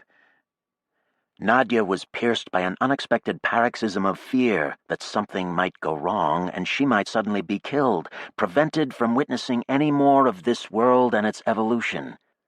It could happen. A missile might burst out of the violet sky at any moment. This refuge was target practice if some frightened battery commander out at the Burroughs spaceport learned of its presence and decided to deal with the problem preemptively. They could be dead within minutes of such a decision. But that was life on Mars. They could be dead within minutes of any number of untoward events, as always. She dismissed the thought and went downstairs with Sachs.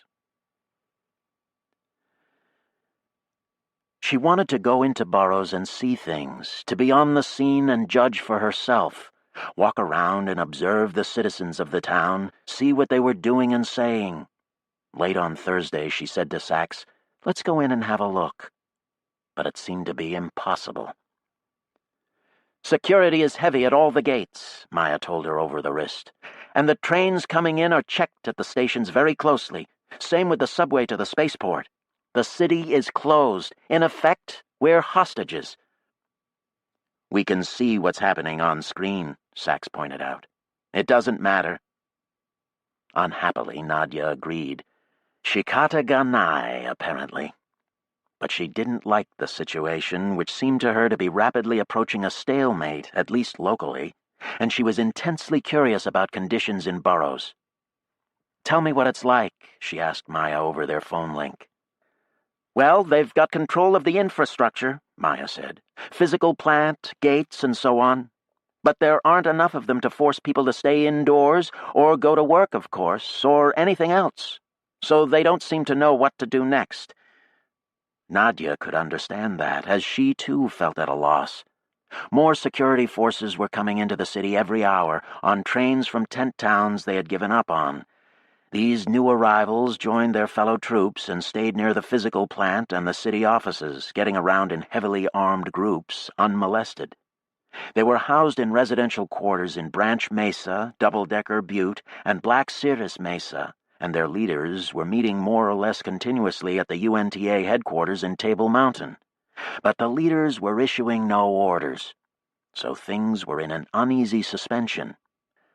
The Biotique and Praxis offices in Hunt Mesa were still serving as an information center for all of them, disseminating news from Earth and the rest of Mars, spreading it through the city on bulletin boards and computer postings.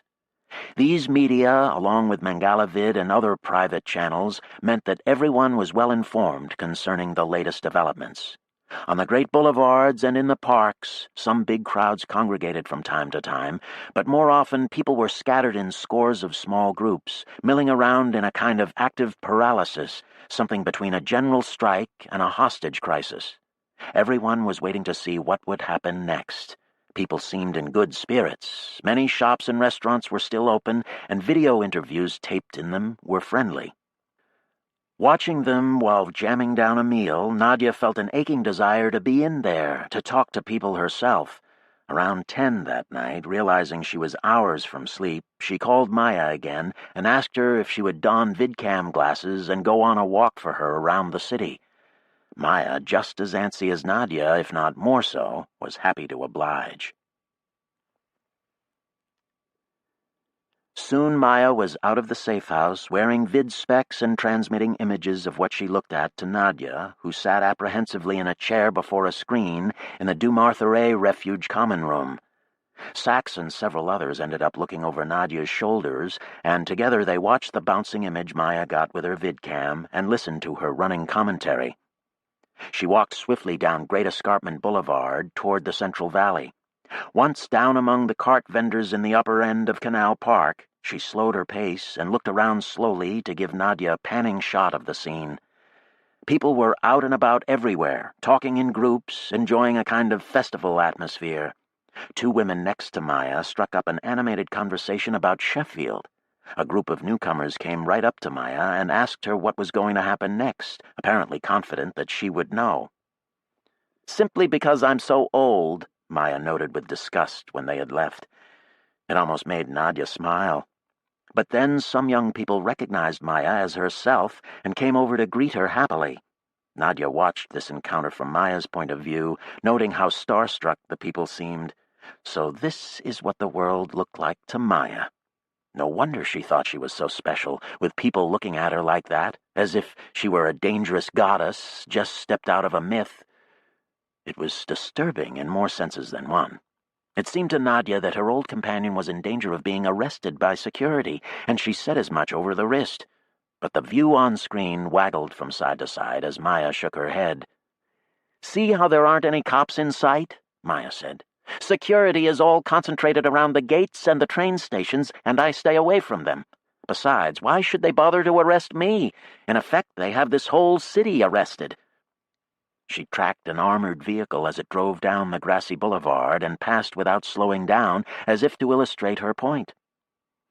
"That's so everyone can see the guns," Maya said darkly. She walked down to Canal Park, then turned around and went up the path toward Table Mountain. It was cold in the city that night. Lights reflecting off the canal showed that the water in it was icing over. But if security had hoped to discourage crowds, it hadn't worked. The park was crowded and becoming more crowded all the time. People were clumped around gazebos or cafes or big orange heating coils, and everywhere Maya looked, more people were coming down into the park. Some listened to musicians or watched the news on their wrists or on lectern screens. "Rally at midnight," someone cried. "Rally in the time slip."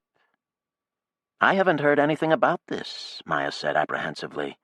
"This must be Jackie's doing." She looked around so fast that the view on Nadia's screen was dizzying. People everywhere. Sachs went to another screen and called the safe house in Hunt Mesa. Art answered there, but other than him, the safe house was nearly empty. Jackie had indeed called for a mass demonstration in the time-slip, and word had gone out over all the city media. Nergal was out there with her. Nadia told Maya about this, and Maya cursed viciously. "It's much too volatile for this kind of thing, God damn her!" But there was nothing they could do about it now. Thousands of people were pouring down the boulevards into Canal Park and Princess Park, and when Maya looked around, tiny figures could be seen on the rims of the mesas and crowding the walk-tube bridges that spanned Canal Park. "The speakers are going to be up in Princess Park," Art said from Sachs's screen. Nadia said to Maya, "You should get up there, Maya, and fast. You might be able to help keep the situation under control." Maya took off, and as she made her way through the crowd, Nadia kept talking to her, giving her suggestions for what she should say if she got a chance to speak. The words tumbled out of her, and when she paused for thought, Art passed along ideas of his own, until Maya said, "But wait! Is any of this true?" "Don't worry if it's true," Nadia said. "Don't worry if it's true?" Maya shouted into her wristpad. "Don't worry if what I say to 100,000 people, what I say to everyone on 2 worlds, is true or not?" "We'll make it true," Nadia said. "Just give it a try." Maya began to run. Others were walking in the same direction as she was, up through Canal Park, toward the high ground between Ellis Butte and Table Mountain, and her camera gave them bobbing images of the backs of heads and the occasional excited face, turned to look at her as she shouted for clearance. Great roars and cheers were rippling through the crowd ahead, which became denser and denser until Maya had to slow down and then to shove and twist through gaps between groups. Most of these people were young and much taller than Maya, and Nadia went to Sachs's screen to watch the Mangalavid camera's images, which were cutting back and forth between a camera on the speaker's platform, set on the rim of an old pingo over Princess Park, and a camera up in one of the walk-tube bridges. Both angles showed that the crowd was getting immense, maybe 80,000 people, Sachs guessed, his nose a centimeter from the screen as if he were counting them individually. Art managed to link up to Maya along with Nadia, and he and Nadia continued to talk to her as she fought her way forward through the crowd. Antar had finished a short, incendiary speech in Arabic while Maya was making her final push through the crowd, and Jackie was now up on the speaker's platform before a bank of microphones, making a speech that was amplified through big speakers on the Pingo, and then re-amplified by radio to auxiliary speakers placed all over Princess Park, and also to shoulder speakers and lecterns and wristpads, until her voice was everywhere. And yet, as every phrase echoed a bit off Table Mountain and Ellis Butte and was welcomed by cheers, she could still only be heard part of the time. "Will not allow Mars to be used as a replacement world. An executive ruling class who are primarily responsible for the destruction of Terra. Rats trying to leave a sinking ship. Make the same mess of things on Mars if we let them. Not going to happen. Because this is now a free Mars. Free Mars! Free Mars!" And she punched a finger at the sky, and the crowd roared the words out louder and louder with each repetition, falling quickly into a rhythm that allowed them to shout together, "Free Mars! Free Mars! Free Mars! Free Mars!" While the huge and still-growing crowd was chanting this, Nergal made his way up the Pingo and onto the platform, and when people saw him, many of them began shouting, "Nergal!" either in time with Free Mars or in the pauses between, so that it became "Free Mars! Nergal! Free Mars! Nergal!" in an enormous choral counterpoint. When he reached the microphone, Nergal waved a hand for quiet. The chanting, however, did not stop, but changed over entirely to "Nergal! Nergal! Nergal! Nergal!"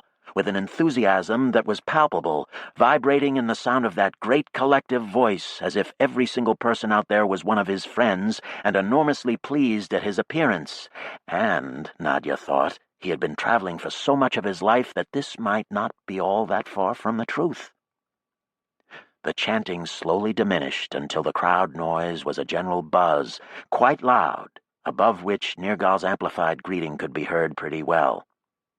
As he spoke, Maya continued to make her way through the crowd toward the Pingo, and as people stilled, it became easier for her.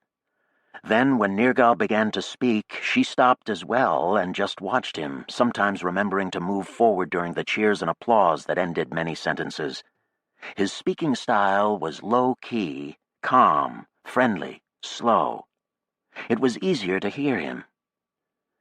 "For those of us born on Mars," he said, "this is our home." He had to pause for most of a minute as the crowd cheered. They were mostly natives, Nadia saw again. Maya was shorter than almost everyone out there. "Our bodies are made of atoms that until recently were part of the regolith," Nergal went on. "We are Martian through and through. We are living pieces of Mars. We are human beings who have made a permanent biological commitment to this planet. It is our home, and we can never go back." More cheers at this very well-known slogan. "Now, as for those of us who were born on Earth, well, there are all different kinds, aren't there? When people move to a new place, some intend to stay and make it their new home, and we call those settlers. Others come to work for a while and then go back where they came from, and those we call visitors or colonialists. Now, natives and settlers are natural allies. After all, natives are no more than the children of earlier settlers. This is home to all of us together. As for visitors, there is room on Mars for them, too. When we say that Mars is free, we are not saying Terrans can no longer come here, not at all. We are all children of Earth one way or another. It is our mother world, and we are happy to help it in every way we can." The noise diminished, the crowd seeming somewhat surprised by this assertion.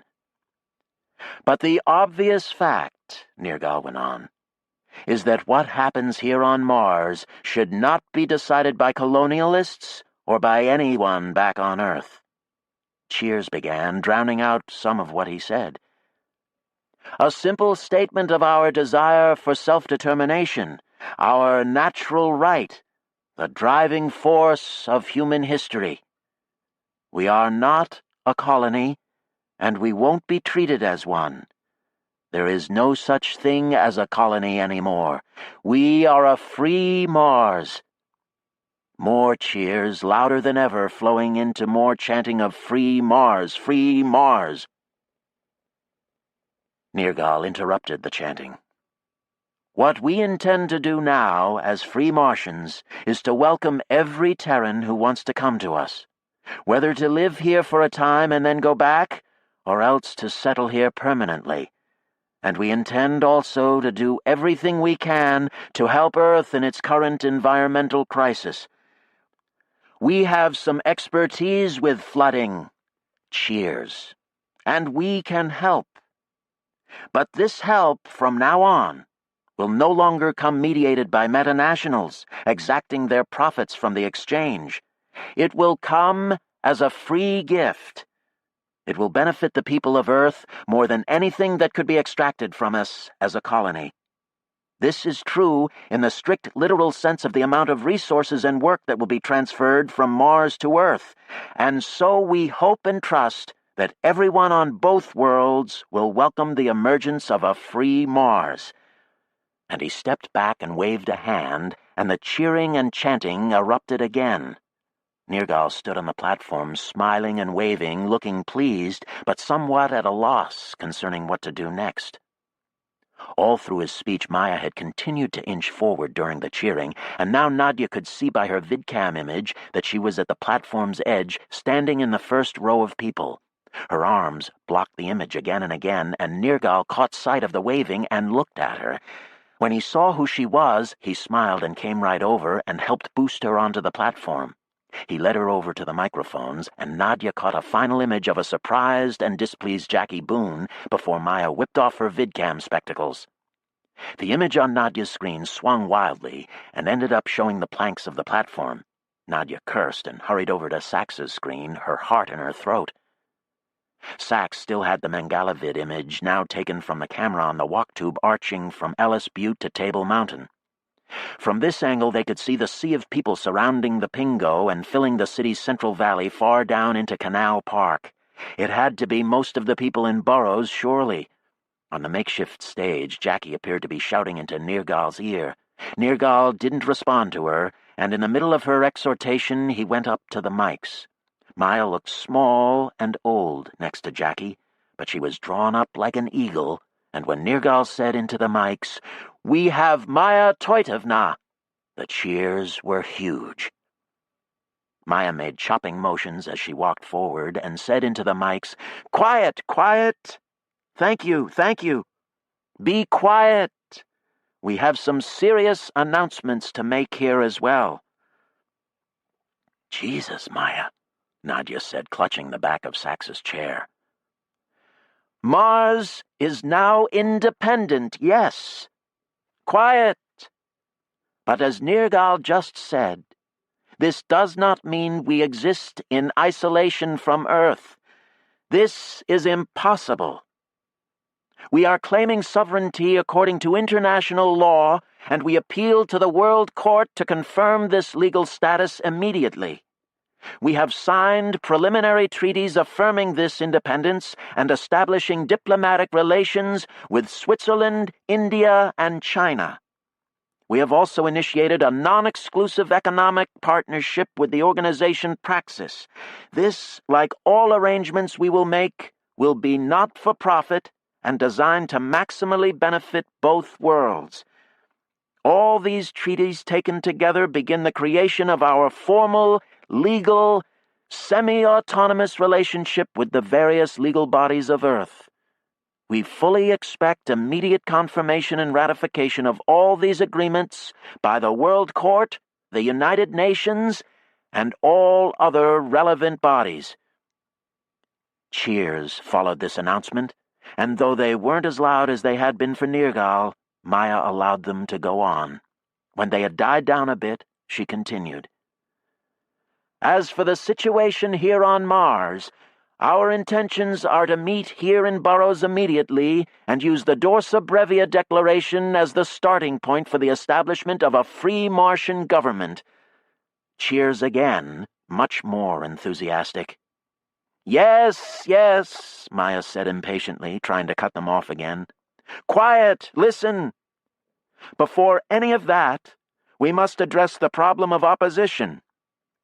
As you know, we are meeting here in front of the headquarters of the United Nations Transitional Authority Security Forces, who are this very moment listening along with the rest of us there inside Table Mountain," she pointed. "Unless they have come out to join us." Cheers, shouting, chanting. "I want to say to them now that we mean them no harm. It is the Transitional Authority's job now to see that the transition has taken on a new form, and to order its security forces to stop trying to control us. You cannot control us." Mad cheers. "Mean you no harm, and we assure you that you have free access to the spaceport where there are planes that can take all of you to Sheffield and from there up to Clark if you do not care to join us in this new endeavor. This is not a siege or a blockade. This is simply enough—" And she stopped and put out both hands, and the crowd told her. Over the sound of the chanting, Nadia tried to get through to Maya, still up on the stage, but it was obviously impossible for her to hear. Finally, however, Maya looked down at her wristpad. The image trembled. Her arm was shaking. "That was great, Maya. I'm so proud of you." "Yes, well, anyone can make up stories," Art said loudly. "See if you can get them to disperse." "Right," Maya said. "Talk to Nergal," Nadia said. "Get him and Jackie to do it. Tell them to make sure there isn't any rush on Table Mountain or anything like that. Let them do it." "Ha!" Maya exclaimed. "Yes, we will let Jackie do it, won't we?" After that, her wristpad's little camera image swung everywhere, and the noise was too great for the linked observers to make anything out. The Mangalavid cameras showed a big clump of people on stage conferring. Nadia went over and sat down on a chair, feeling as drained as if she had had to make the speech herself. "She was great," she said. "She remembered everything we told her. Now we just have to make it real." "Just saying it makes it real," Art said. "Hell, everyone on both worlds saw that. Praxis will be on it already, and Switzerland will surely back us. No, we'll make it work." Sachs said. "Transitional Authority might not agree. Here's a message in from Zake. Red Commandos have come down from Sirtis. They've taken over the western end of the dike. They're moving east along it. They're not that far from the spaceport."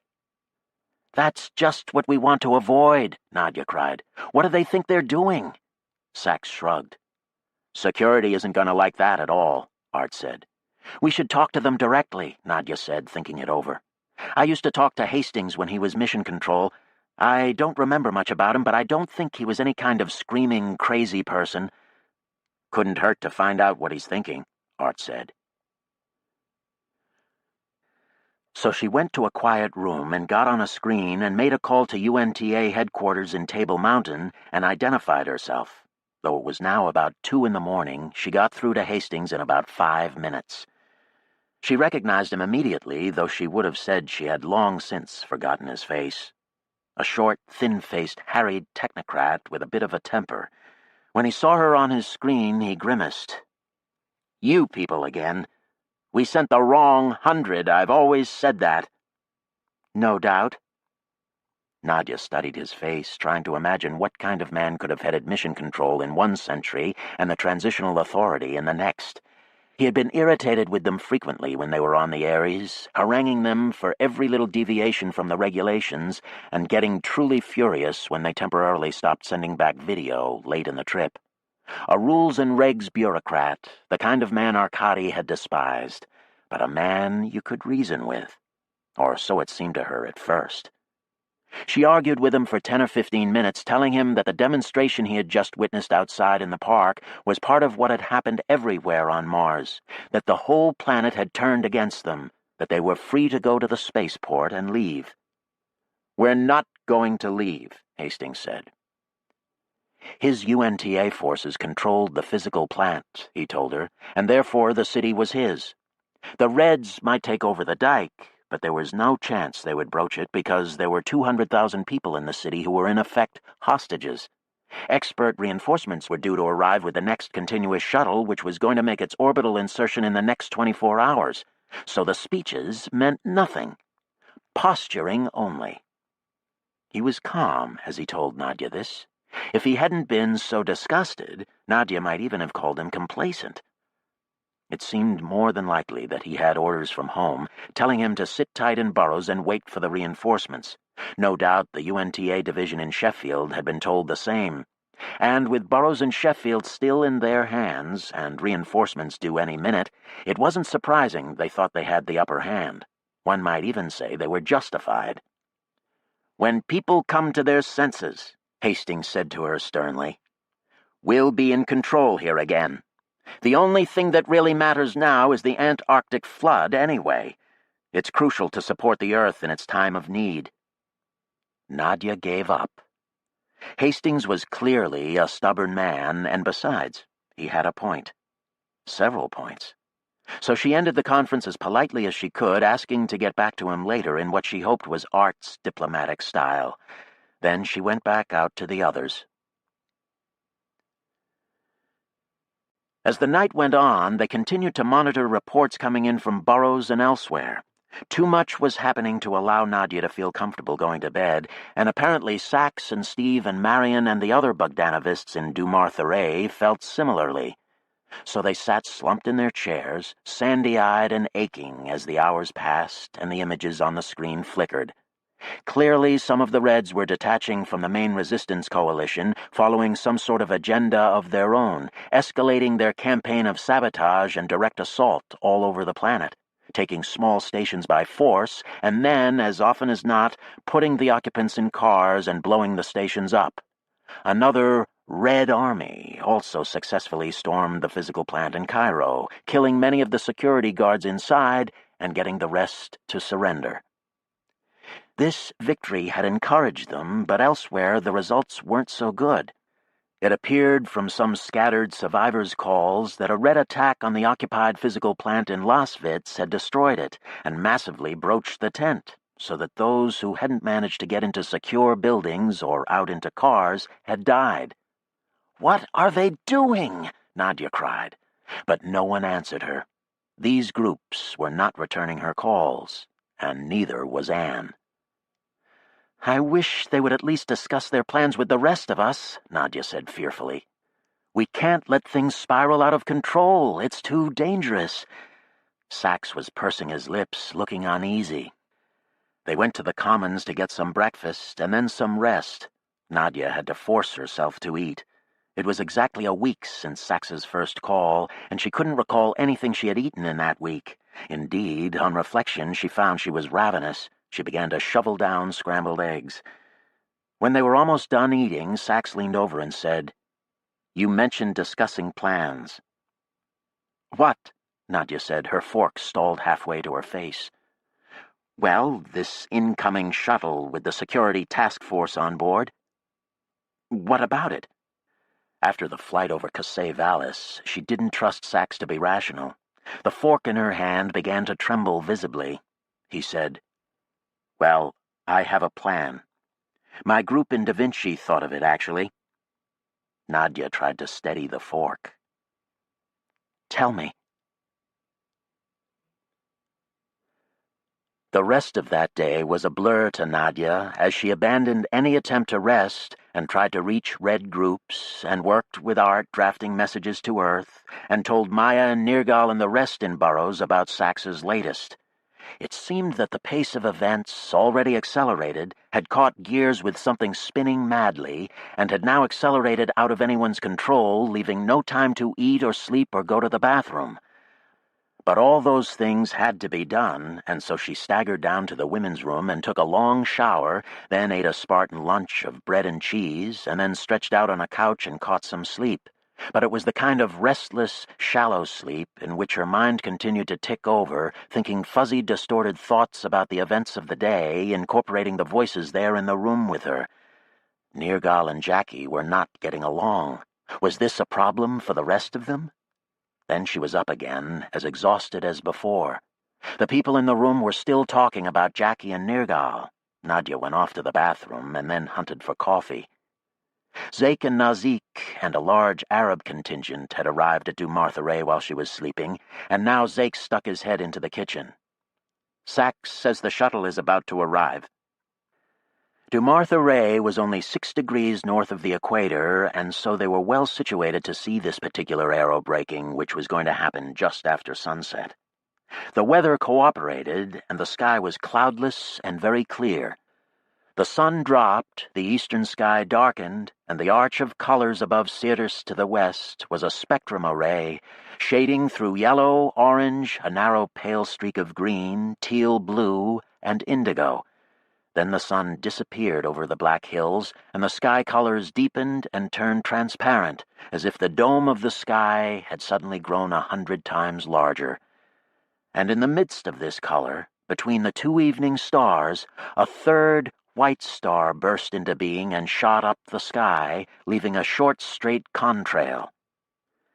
This was the usual dramatic appearance that aerobraking continuous shuttles made as they burned into the upper atmosphere, almost as visible by day as by night. It only took about a minute for them to cross the sky from one horizon to the other, slow, brilliant shooting stars. But this time, when it was still high in the west, it got fainter and fainter until it was no more than a faint star, and was gone. Dumartha observation room was crowded, and many exclaimed at this unprecedented sight, even though they had been warned. When it was completely gone, Zeke asked Sachs to explain it for those of them who hadn't heard the full story. The orbital insertion window for aerobraking shuttles was narrow, Sachs told them, just as it had been for the Ares back in the beginning. There was very little room for error. So Sachs's technical group in Da Vinci Crater had equipped a rocket with a payload of metal bits, like a keg of scrap iron, he said, and they had shot it off a few hours before. The payload had exploded in the approaching shuttle's MOI path just a few minutes before its arrival, casting the metal fragments in a band that was wide horizontally but narrow vertically. Orbital insertions were completely computer-controlled, of course, and so when the shuttle's radar had identified the patch of debris, the AI navigating the shuttle had had very few options. Diving below the debris would have put the shuttle through thicker atmosphere, very likely burning it up. Going through the debris would risk holing the heat shield, likewise burning it up. Shikata Ganai, then. Given the risk levels programmed into it, the AI had to abort the aerobraking run by flying above the debris, thus skipping back out of the atmosphere, which meant the shuttle was still moving outward in the solar system at very near its top speed of 40,000 kilometers per hour. "Do they have any way to slow down except aerobraking?" Zeke asked Sachs. "Not really. That's why they aerobrake." "So the shuttle is doomed?" "Not necessarily. They can use another planet as a gravity handle to swing around and come back here or go back to Earth." "So they're on their way to Jupiter?" "Well, Jupiter is on the other side of the solar system right now." Zeke was grinning. "They're on their way to Saturn?" "They may be able to pass very close to several asteroids sequentially," Sachs was saying, "and redirect their crash. Their course." Zeke laughed, and though Sachs went on about course correction strategies, too many other people were talking for anyone to be able to hear him.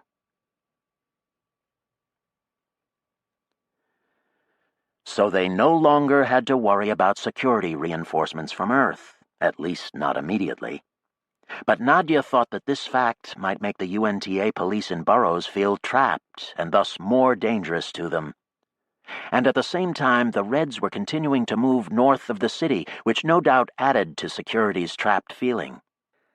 On the same night as the shuttle's flyby, groups of Reds in armored cars completed their takeover of the dike. That meant they were fairly close to the Burroughs spaceport, which was located just 10 kilometers northwest of the city. Maya appeared on screen looking no different than she had before her great speech. "If the Reds take the spaceport," she said to Nadia, "security will be trapped in Burroughs." "I know. That's just what we don't want, especially now." "I know. Can't you keep those people under control?" "They're not consulting me anymore." "I thought you were the great leader here." "I thought it was you," Nadia snapped back. Maya laughed, harsh and humorless. Another report came in from Praxis, a package of Terran news programs that had been relayed off Vesta. Most of it was the latest information on the flood and the disasters in Indonesia and in many other coastal areas, but there was some political news as well, including some instances of nationalization of Metanat holdings by the militaries of some client countries in the Southern Club, which the Praxis analysts thought might indicate the beginnings of a revolt by governments against Metanats. As for the mass demonstration in Burroughs, it had made the news in many countries, and was certainly a topic in government offices and boardrooms around the world. Switzerland had confirmed that it was establishing diplomatic relations with a Martian government to be designated later, as Art said with a grin. Praxis had done the same. The World Court had announced that it would consider the suit brought by the Dorsa Brevia Peaceful Neutral Coalition against UNTA, a suit dubbed Mars versus Terra by the Terran media, as soon as possible. And the continuous shuttle had reported its missed insertion. Apparently it planned to turn around in the asteroids. But Nadia found it extremely encouraging that none of these events were being treated as first headline news on Earth, where the chaos caused by the flooding was still paramount in everyone's attention. There were millions of refugees everywhere, and many of them in immediate need. But this was why they had launched the revolt when they had. On Mars, the independence movements had most of the cities under their control. Sheffield was still a metanational stronghold, but Peter Claiborne was up there in command of all the insurgents on Pavonis, coordinating their activities in a way that they hadn't been able to match around Burroughs. Partly this was because many of the most radical elements of the resistance had avoided Tharsis, and partly because the situation in Sheffield was extremely difficult, with little room for maneuvering. The insurgents now controlled Arcia and Ascrius, and the little scientific station in Crater ZP on Olympus Mons, and they even had control of most of Sheffield town. But the elevator socket and the whole quarter of the city surrounding it were firmly in the hands of the security police, and they were heavily armed. So Peter had his hands full on Tharsis and would not be able to help them around Burrows. Nadia talked to him briefly, describing the situation in Burrows and begging him to call Anne and ask her to get the Reds to show some restraint. He promised to do what he could, but didn't seem confident that he had his mother's ear. After that, Nadia tried another call to Anne, but didn't get through. Then she tried to reach Hastings, and he took her call, but it was not a productive exchange. Hastings was no longer anything like the complacent, disgusted figure she had talked to the night before. "This occupation of the dike!" he exclaimed angrily. "What are they trying to prove? Do you think I believe that they'll cut the dike when there's 200,000 people in this city, most of them on your side? It's absurd. But you listen to me. There are people in this organization who don't like the danger it puts the population in. I tell you, I can't be responsible for what happens if those people don't get the hell off that dike, off Isidis Planitia entirely. You get them off there." And he cut the connection before Nadia could even reply, distracted by someone off-screen who had come in during the middle of his tirade. A frightened man, Nadia thought, feeling the iron walnut tugging inward again. A man who no longer felt in control of the situation. An accurate assessment, no doubt. But she hadn't liked that last look on his face. She even tried to call back, but no one in Table Mountain would answer anymore. A couple of hours later, Sachs woke her up in her chair, and she found out what Hastings had been so worried about. The UNTA unit that burned Sabishi went out in armored cars and tried to take the dike away from the Reds, Sachs told her, looking grave. Apparently there's been a fight over the section of the dike nearest the city, and we've just heard from some Red units up there that the dike has been broached. What? Blown up. They had drilled holes and set charges to use as a threat. And in the fighting, they ended up setting them off. That's what they said. Oh, my God. Her drowsiness was gone in a flash, blown away in her own internal explosion, a great blast of adrenaline racing all through her. Have you got any confirmation? We can see a dust cloud blocking the stars, a big one. Oh, my God. She went to the nearest screen, her heart thudding in her chest. It was 3 a.m. Is there a chance ice will choke the gap and serve as a dam? Sachs squinted. I don't think so. Depends on how big the gap is. Can we set counter-explosions and close the gap? I don't think so. Look, here's video sent from some Reds south of the break on the dike. He pointed at a screen which displayed an IR image with black to the left and blackish green to the right, and a forest green spill across the middle. That's the blast zone there in the middle, warmer than the regolith. The explosion appears to have been set next to a pod of liquid water, or else there was an explosion set to liquefy the ice behind the break. Anyway, that's a lot of water coming through, and that will widen the break. No, we've got a problem. Sachs, she exclaimed, and held on to his shoulder as she stared at the screen. The people in Burrows, what are they supposed to do? God damn it, what could Anne be thinking? It might not have been Anne. Anne or any of the Reds. They were attacked. It could have been an accident. Or someone on the dike must have thought they were going to get forced away from the explosives, in which case it was a use-it-or-lose-it situation. He shook his head. Those are always bad. Damn them! Nadia shook her head hard, trying to clear it. We have to do something, she thought frantically. Are the mesa tops high enough to stay above the flood? For a while. But Burrows is at about the lowest point in that little depression. That's why it was sited there. because the sides of the bowl gave it long horizons.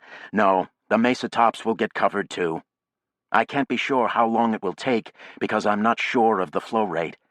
But let's see, the volume to be filled is about... He tapped away madly, but his eyes were blank, and suddenly Nadia saw that there was another part of his mind doing the calculation faster than the AI, a gestalt envisioning of the situation, staring at infinity, shaking his head back and forth like a blind man. "It could be pretty fast," he whispered before he was done typing. "If the melt pod is big enough." "We have to assume it is." He nodded. They sat there beside each other, staring at Sax's AI. Sax said hesitantly, "When I was working in Da Vinci, I tried to think out the possible scenarios. The shapes of things to come. You know, and I worried that something like this might happen. Broken cities. Tents, I thought it would be. Or fires." "Yes," Nadia said, looking at him. "I thought of an experiment. A plan." "Tell me," Nadia said evenly. But Sax was reading what looked like a weather update, which had just appeared over the figures scrolling on his screen.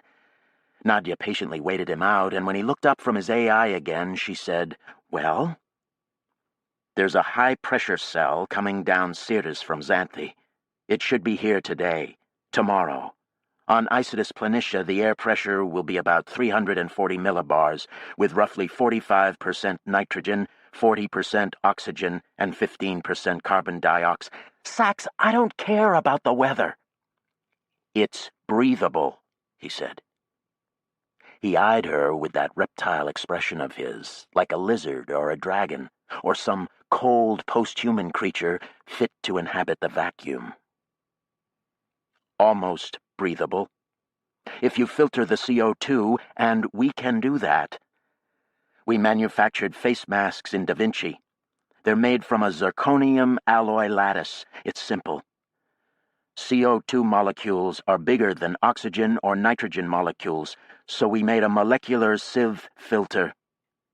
It's an active filter, too, in that there's a piezoelectric layer, and the charge generated when the material bends during inhalation and exhalation powers an active transfer of oxygen through the filter."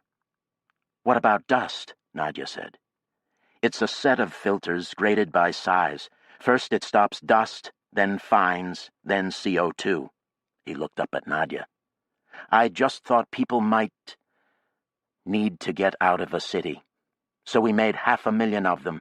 Strap the masks on. The edges are sticky polymer. They stick to skin. Then breathe the open air. Very simple."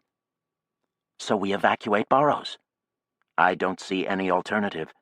We can't get that many people out by train or air fast enough, but we can walk." "But walk to where?" "To Libya Station." "Sax, it's about 70K from Burroughs to Libya Station, isn't it?" 73 kilometers. That's a hell of a long way to walk." "I think most people could manage it if they had to," he said evenly. "And those who can't could be picked up by rovers or dirigibles. Then, as people get to Libya Station, they can leave by train. Or dirigible. And the station will hold maybe 20,000 at a time, if you jam them in." Nadia thought about it, looking down at Sax's expressionless face. "Where are these masks?" "They're back at Da Vinci. But they're already stowed in fast planes, and we could get them here in a couple hours." "Are you sure they work?" Sax nodded. "We tried them. And I brought a few along. I can show you." He got up and went to his old black bag, opened it, pulled out a stack of white face masks. He gave Nadia one. It was a mouth and nose mask and looked very much like a conventional dust mask used in construction, only thicker and with a rim that was sticky to the touch.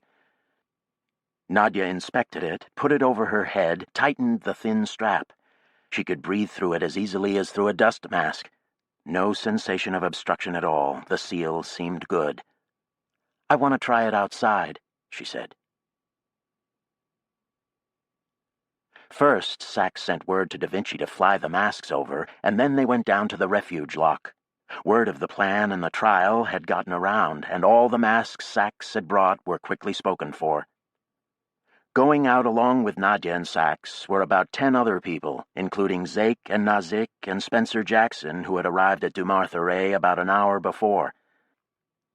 They all wore the current styles of surface walker, which were jumpsuits made of layered insulated fabrics, including heating filaments, but without any of the old constrictive material that had been needed in the early low-pressure years. "Try leaving your walker heaters off," Nadia told the others.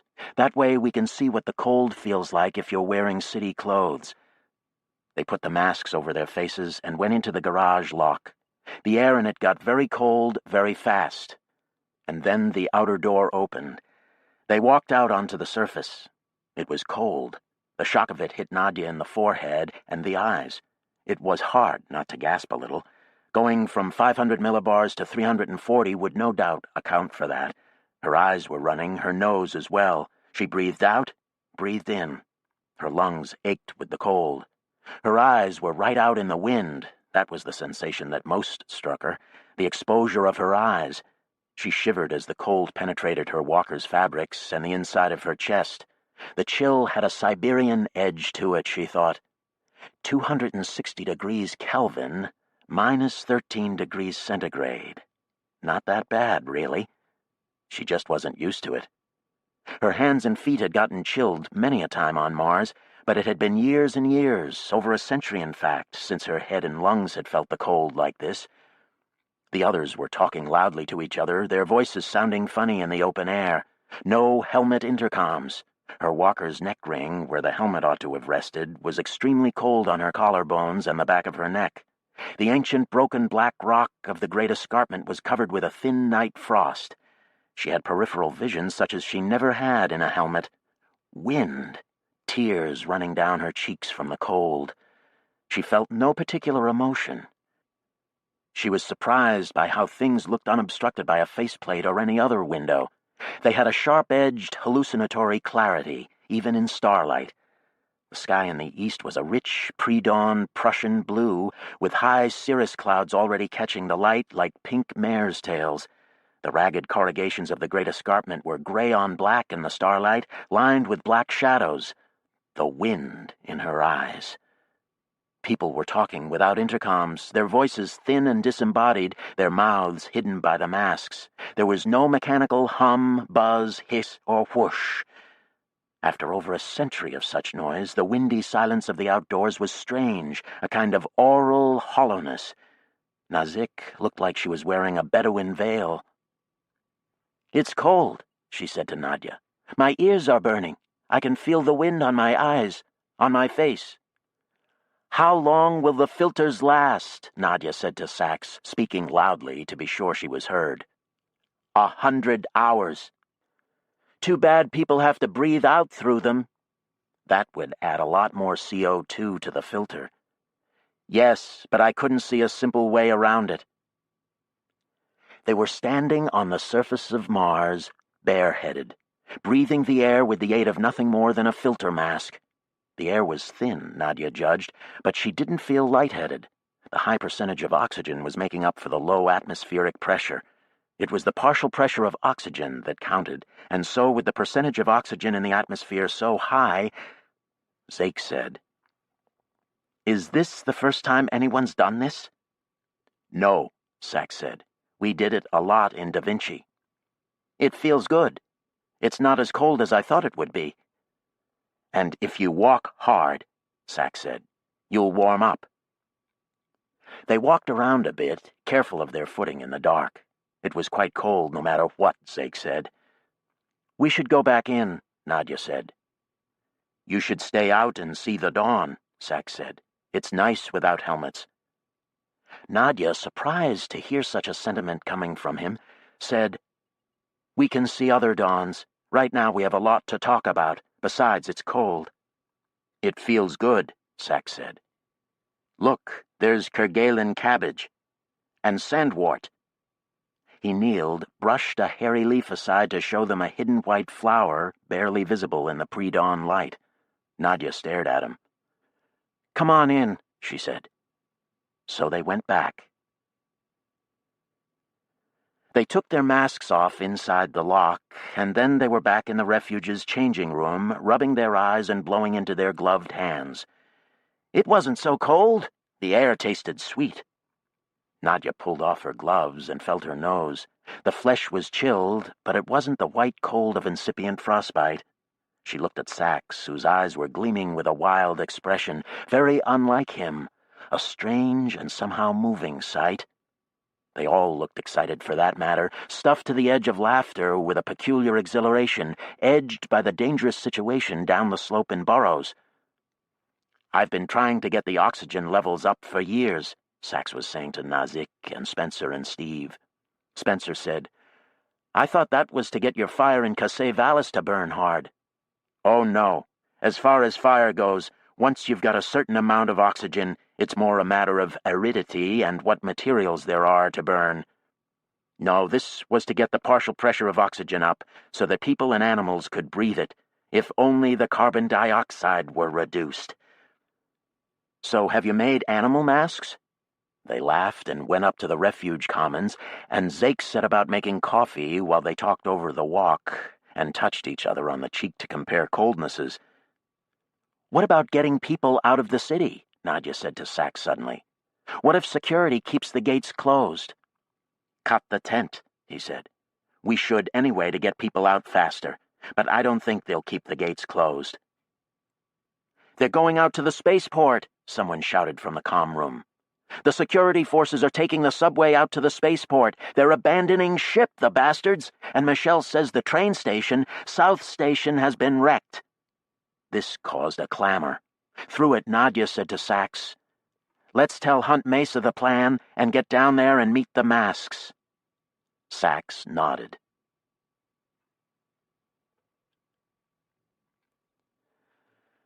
Between Mengalavid and the wrist pads, they were able to make a very rapid dispersal of the plan to the population of Burrows while driving down in a big caravan from Dumartharay to a low line of hillocks just southwest of the city.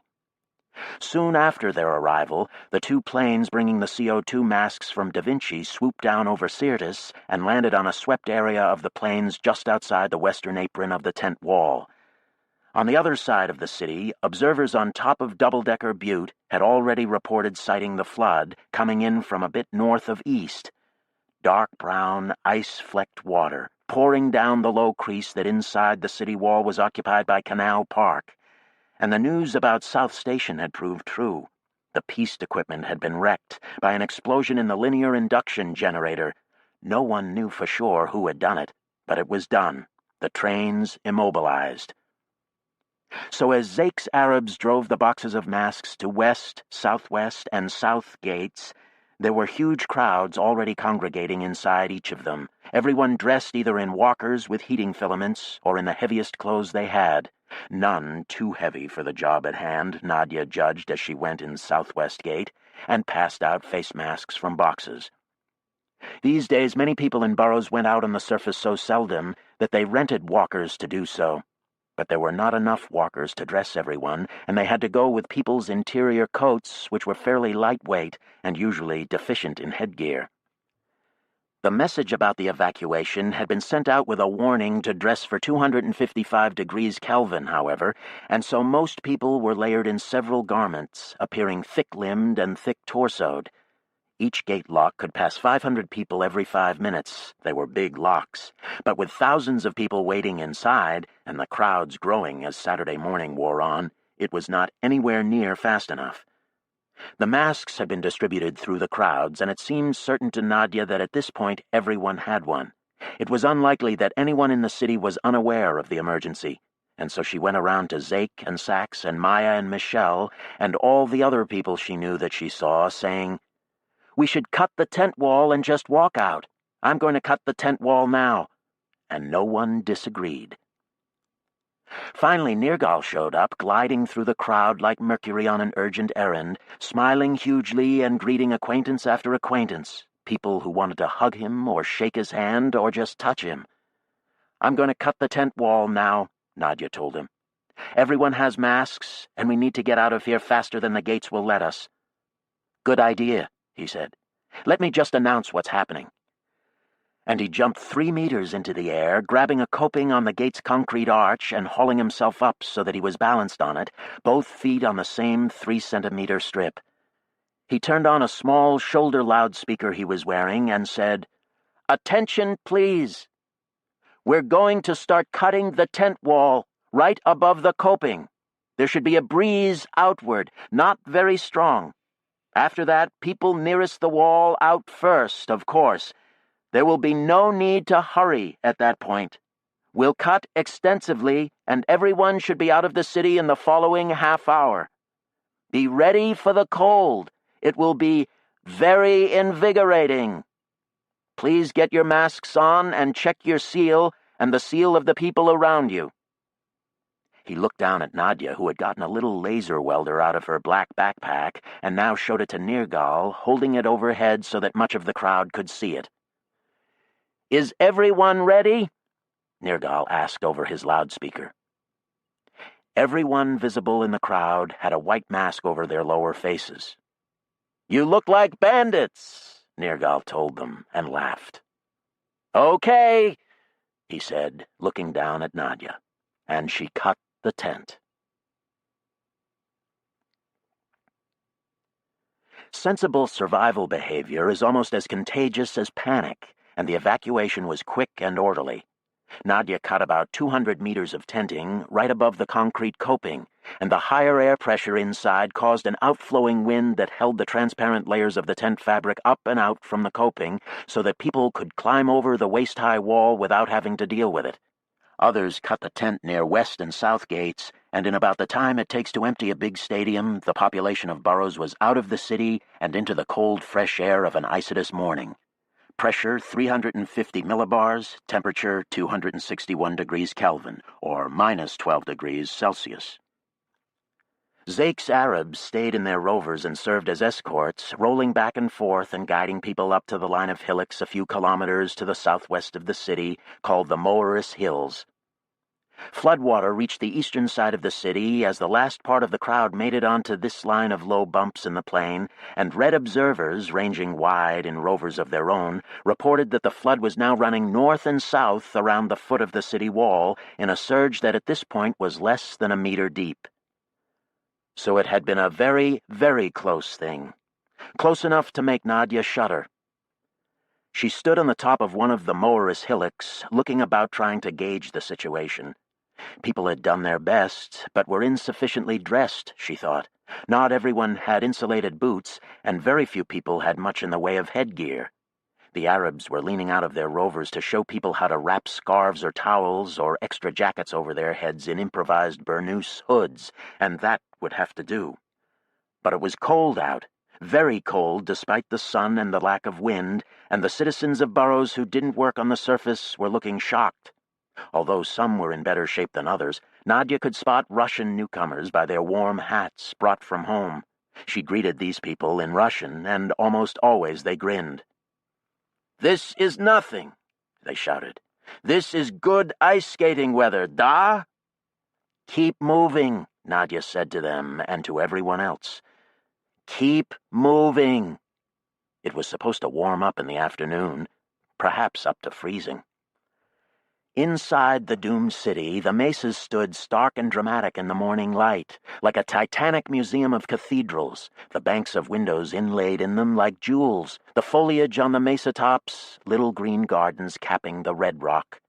The city's population stood on the plain, masked like bandits or hay fever victims, bundled thickly in clothes, some in slim heated walkers, a few carrying helmets for use later if needed. The whole pilgrimage standing and looking back at the city. People on the surface of Mars, their faces exposed to the frigid, thin air, standing hands in their pockets, above them high cirrus clouds like metal shavings plastered against the dark pink sky. The strangeness of the sight was both exhilarating and terrifying, and Nadia walked up and down the line of knobs talking with Zake, Sax, Nergal, Jackie, Art. She even sent another message to Anne, hoping that Anne was receiving them, even though she never answered. "Make sure the security troops have no trouble at the spaceport," she said, unable to keep the anger out of her voice. "Keep out of their way." About 10 minutes later, her wrist beeped. "I know," Anne's voice said curtly, and that was all. Now that they were out of the city, Maya was feeling buoyant. "Let's start walking," she cried. "It's a long way to Libya Station, and half the day is almost gone already." "True," Nadia said, and many people had already started, heading over to the piece that ran out of Burroughs South Station and following it south up the slope of the Great Escarpment. So they walked away from the city. Nadia often stopped to encourage people, and so quite often she was looking back at Burroughs, at the rooftops and gardens under the transparent bubble of the tent in the midday sunlight, down into that green mesocosm that for so long had been the capital of their world. Now rusty black, ice-flecked water had run almost all the way around the city wall, and a thick flow of dirty icebergs was coming down from the low crease to the northeast, pouring toward the city in a broadening torrent, filling the air with a roar that raised the hair on the back of her neck, a Marineris rumbling. The land they walked over was dotted by scattered low plants, mostly tundra moss and alpine flowers, with occasional stands of ice cactus like spiky black fire hydrants. Midges and flies, disturbed by the strange invasion, whirred around in the air overhead. It was noticeably warmer than it had been in the morning, the temperatures rising fast. It felt a little above zero. 272, Nergal cried when Nadia asked him in passing. He was passing by every few minutes, running up and down the crowd from one end of the line to the other and back again. Nadia checked her wrist. 272 degrees Kelvin. The wind was very slight and from the southwest. The weather reports indicated the high-pressure zone would stay over Isidis for another day at least. People were walking in small knots, in the process of finding other small knots, so that friends and work groups and acquaintances were greeting each other as they moved along, surprised often by familiar voices under masks, familiar eyes between mask and hood or hat. A diffuse frost cloud rose from the crowd, a mass exhalation burning off quickly in the sun. Rovers from the Red Army had driven up from both sides of the city, hurrying to get away from the flood. Now they moved along slowly, their outriders passing out flasks of hot drinks.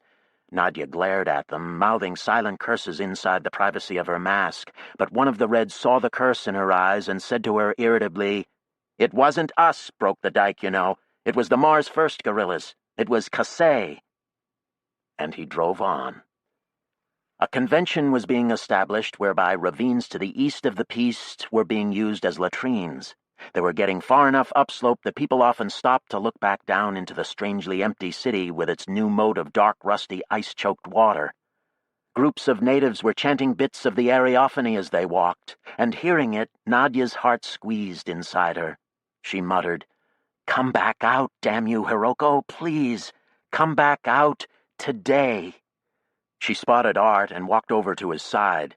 He was making a running commentary over the wrist, apparently sending it to a news consortium on Earth. "Oh yes," he said in a quick aside when Nadia asked him about it. "We're live.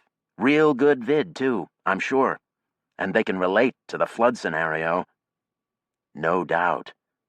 The city with its mesas, surrounded now by black ice-choked water which was steaming faintly, its surface turbulent, its edges bubbling madly with carbonation as waves surged down from the north, the noise like waves in a high storm. The air temperature was now just above freezing, and the surging water was staying liquid even when it pooled and went still, even when it was covered with floating brash ice. Nadia had never seen anything that brought home to her more strongly the fact that they had transformed the atmosphere. Not the plants, nor the bluing of the sky color, nor even their ability to expose their eyes and breathe through thin masks.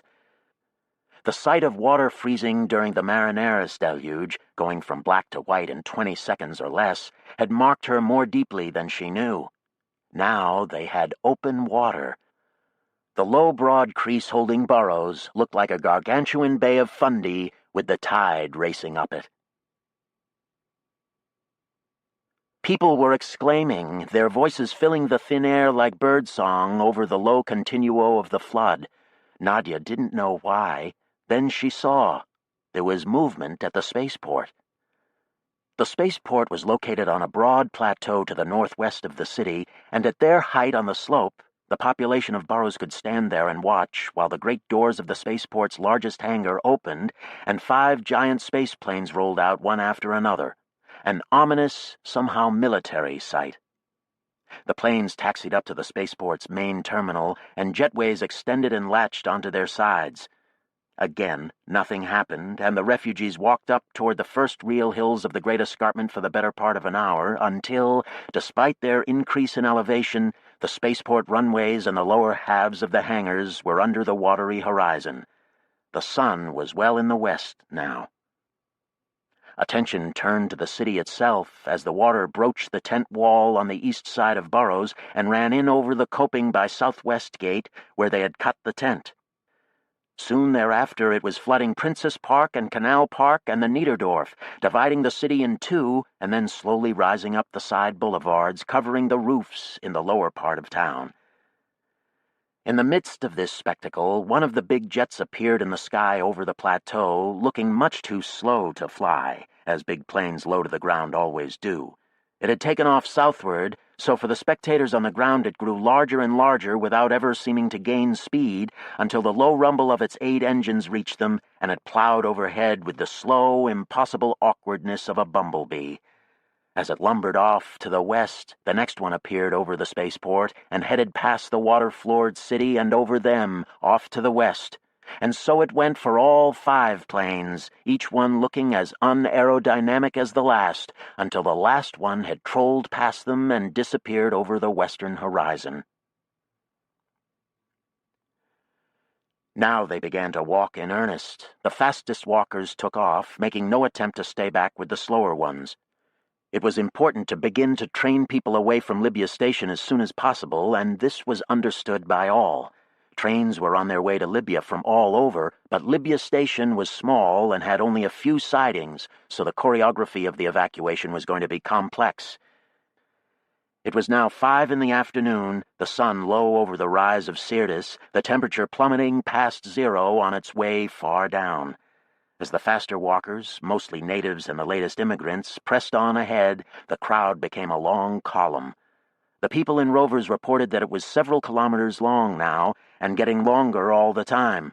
These rovers drove up and down the line, picking people up and sometimes letting others out. All available walkers and helmets were being used. Coyote had appeared on the scene, driving up from the direction of the dike, and seeing his boulder car, Nadia instantly suspected he was behind the broaching of the dike. But after greeting her cheerily over the wrist and asking how things were going, he drove back toward the city. "Get South Fawcett to send a dirigible over the city," he suggested, "in case anyone was left behind and is up on the mesa tops. There must be some people in there who slept through the day, and when they wake up, they are in for one very big surprise." He laughed wildly, but it was a good point, and Art made the call.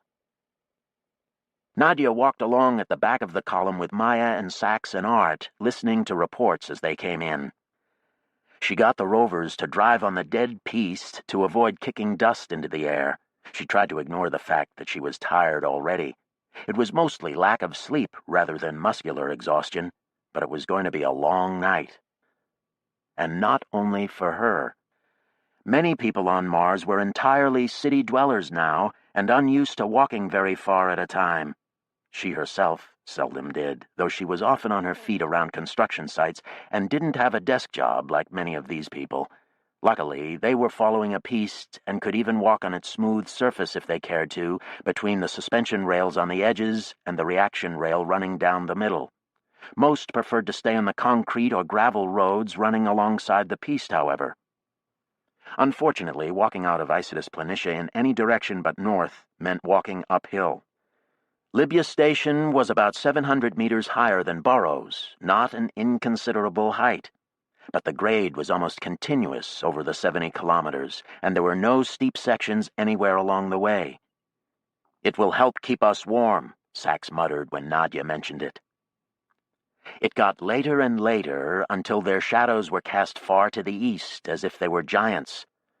Behind them, the drowning city, lightless and empty, black-floored, disappeared over their horizon, mesa by mesa, until finally Double-Decker Butte and Morris Mesa were submerged by the skysill.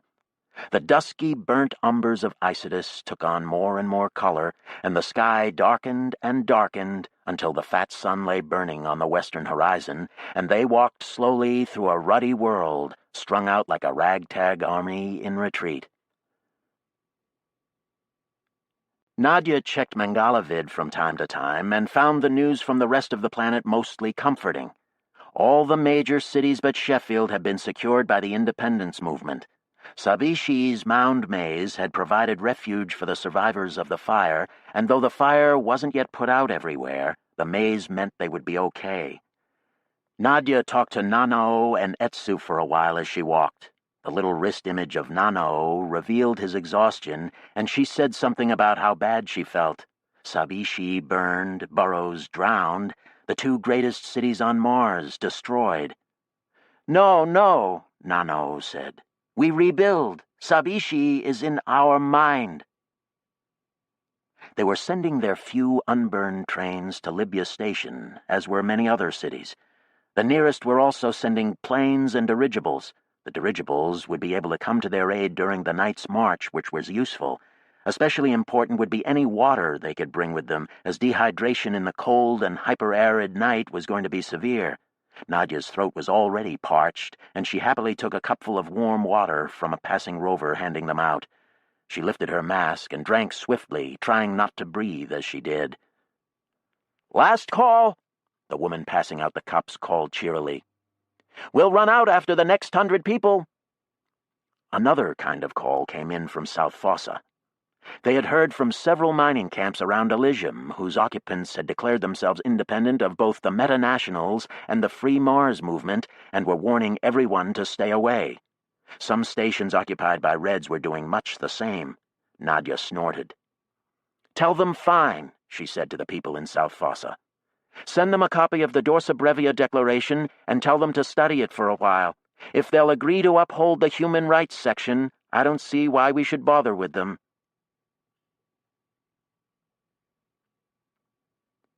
The sun set as they walked. The long twilight slowly ran its course. While there was still a dark purple twilight suffusing the hazy air, a boulder car drove up from the east and stopped just ahead of Nadia's group, and figures got out and walked over to them wearing white masks and hoods. By silhouette alone, Nadia recognized all of a sudden the one in the lead. It was Anne, tall and spare, walking right up to her, picking her out of the rabble at the tail end of the column without hesitation, despite the lack of light. The way the first 100 knew each other. Nadia stopped, stared up at her old friend. Anne was blinking at the sudden cold. "We didn't do it," Anne said brusquely. "The Arms Corps unit came out in armored cars, and there was a real fight. Cassé was afraid that if they retook the dike, they would try to retake everything everywhere. He was probably right." "Is he okay?" "I don't know. A lot of people on the dike were killed, and a lot had to escape the flood by going up onto Syrtis." She stood there before them, grim, unapologetic. Nadia marveled that one could read so much from a silhouette, a black cutout against the stars. Set of the shoulders, perhaps. Tilt of the head. "Come on, then," Nadia said. There was nothing else she could think to say at this point. Going out onto the dike in the first place, setting the explosive charges, but there was no point now. "Let's keep walking." The light leaked away from the land, out of the air, out of the sky. They hiked under the stars, through air as cold as Siberia. Nadia could have gone faster, but she wanted to stay at the back with the slowest group to do what she could to help. People were giving piggyback rides to some of the smaller children among them, but the fact was there weren't very many children at the end of the column. The smallest ones were already in rovers, and the older ones were up front with the faster walkers. There hadn't been that many children in burrows to begin with. Rover headlight beams cut through the dust they were throwing into the air, and seeing it, Nadia wondered if the CO2 filters would get clogged by fines. She mentioned this aloud, and Anne said, "If you hold the mask to your face and blow out hard, it helps. You can also hold your breath and take it off and blow compressed air through it if you have a compressor." Sachs nodded. "You know these masks?" Nadia said to Anne. Anne nodded. "I've spent many hours using ones like them." "Okay, good." Nadia experimented with hers, holding the fabric right against her mouth and blowing out hard. Quickly, she felt short of breath. "We still should try walking on the piste and the roads and cutting down on the dust, and tell the rovers to go slow." They walked on. Over the next couple of hours, they fell into a kind of rhythm. No one passed them, no one fell back. It got colder and colder. Rover headlights partially illuminated the thousands of people ahead of them, all the way up the long, gradual slope to the high southern horizon, which was perhaps 12 or 15 kilometers ahead of them. It was hard to tell in the dark. The column ran all the way to the horizon, a bobbing, fencing collection of headlight beams, flashlight beams, the red glow of taillights. A strange sight. Occasionally there was a buzz overhead as dirigibles from South Fossa arrived, floating like gaudy UFOs with all their running lights on, their engines humming as they wafted down to drop off loads of food and water for the cars to retrieve and pick up groups from the back of the column. Then they hummed up into the air and away until they were no more than colorful constellations disappearing over the horizon to the east.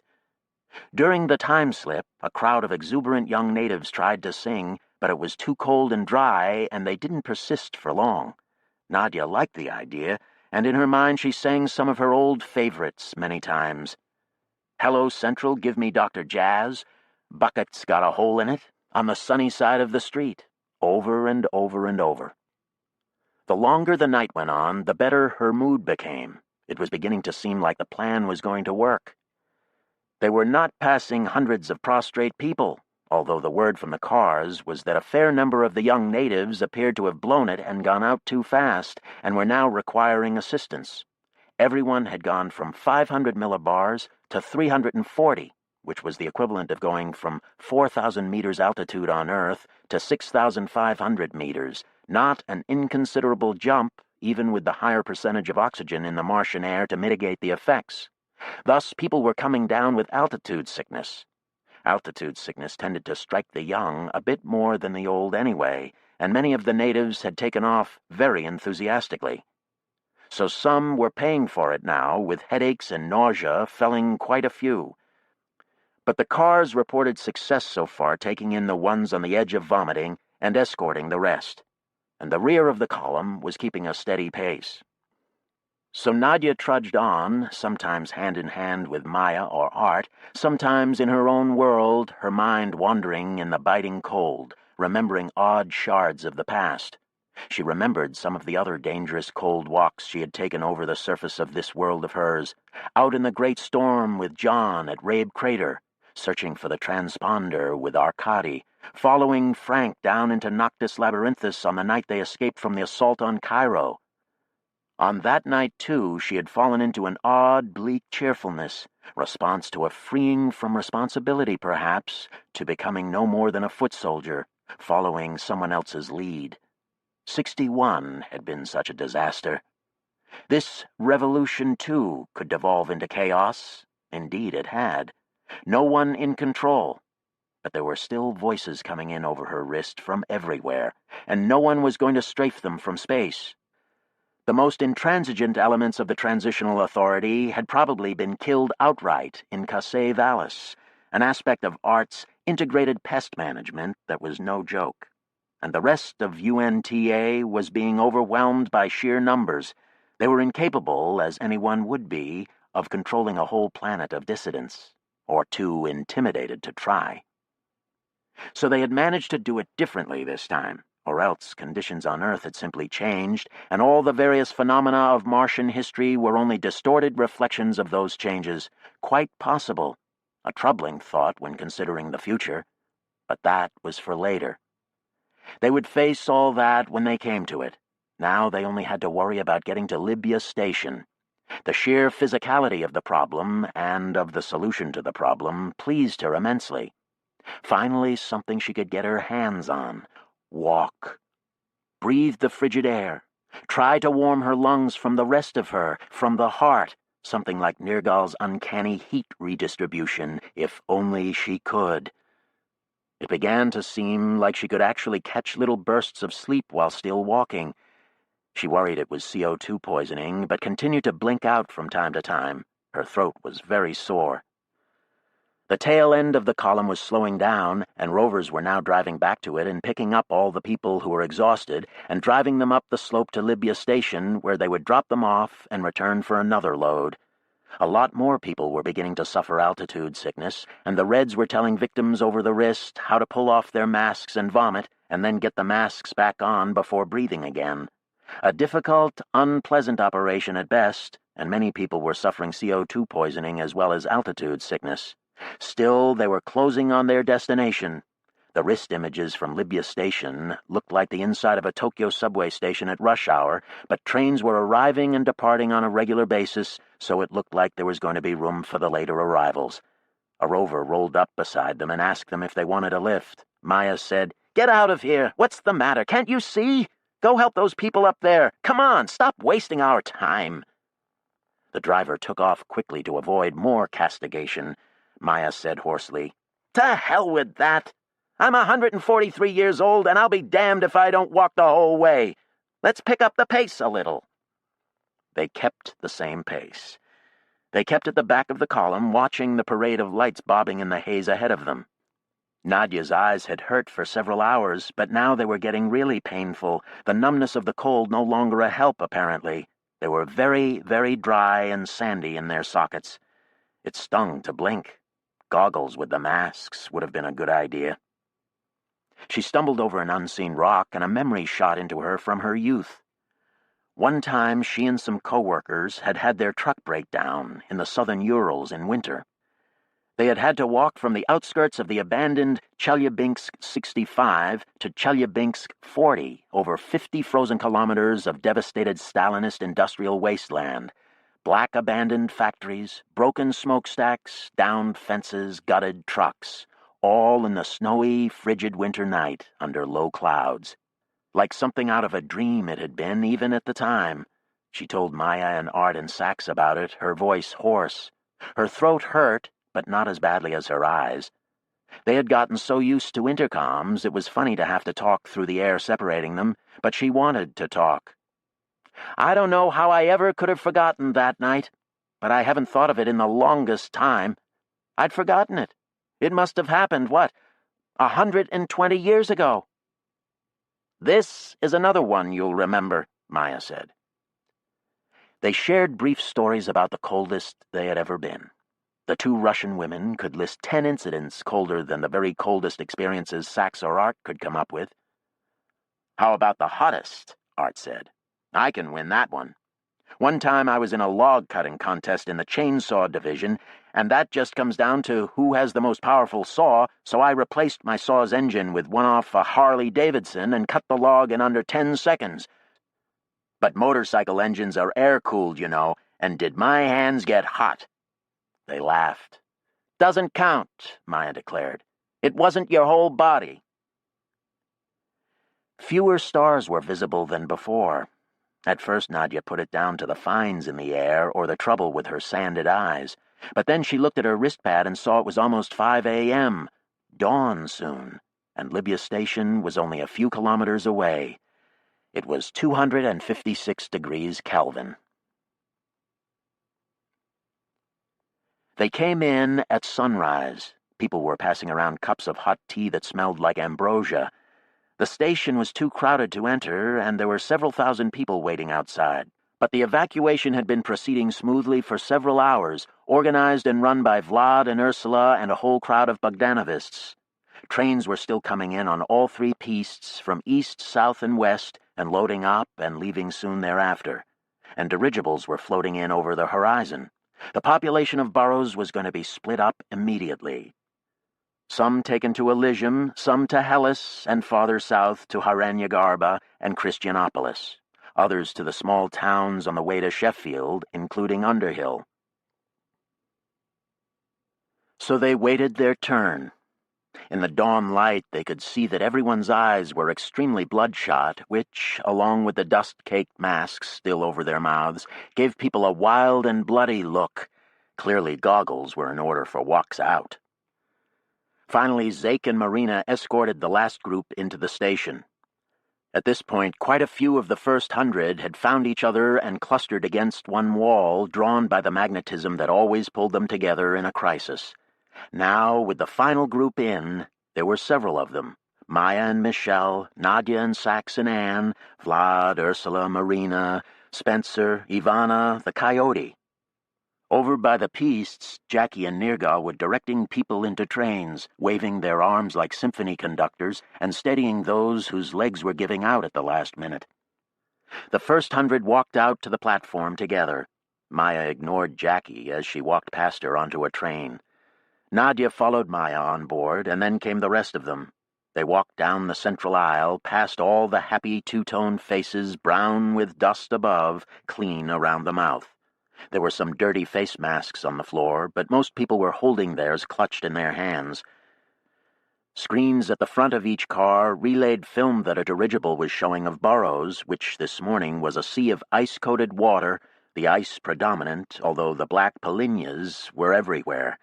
Above this new sea stood the 9 mesas of the city, now 9 cliff-walled islands, not very tall, their top gardens and remaining rows of windows truly strange-looking above the dirty, brash ice. Nadia and the rest of the first 100 followed Maya through the cars to the last one. Maya turned around and saw them all, filling the final little compartment of the train, and said, "What? Is this one going to Underhill?" "Odessa," Sax told her. She smiled. People were getting up and moving forward so that the old ones could sit together in the final compartment, and they didn't decline the courtesy. They thanked them and sat.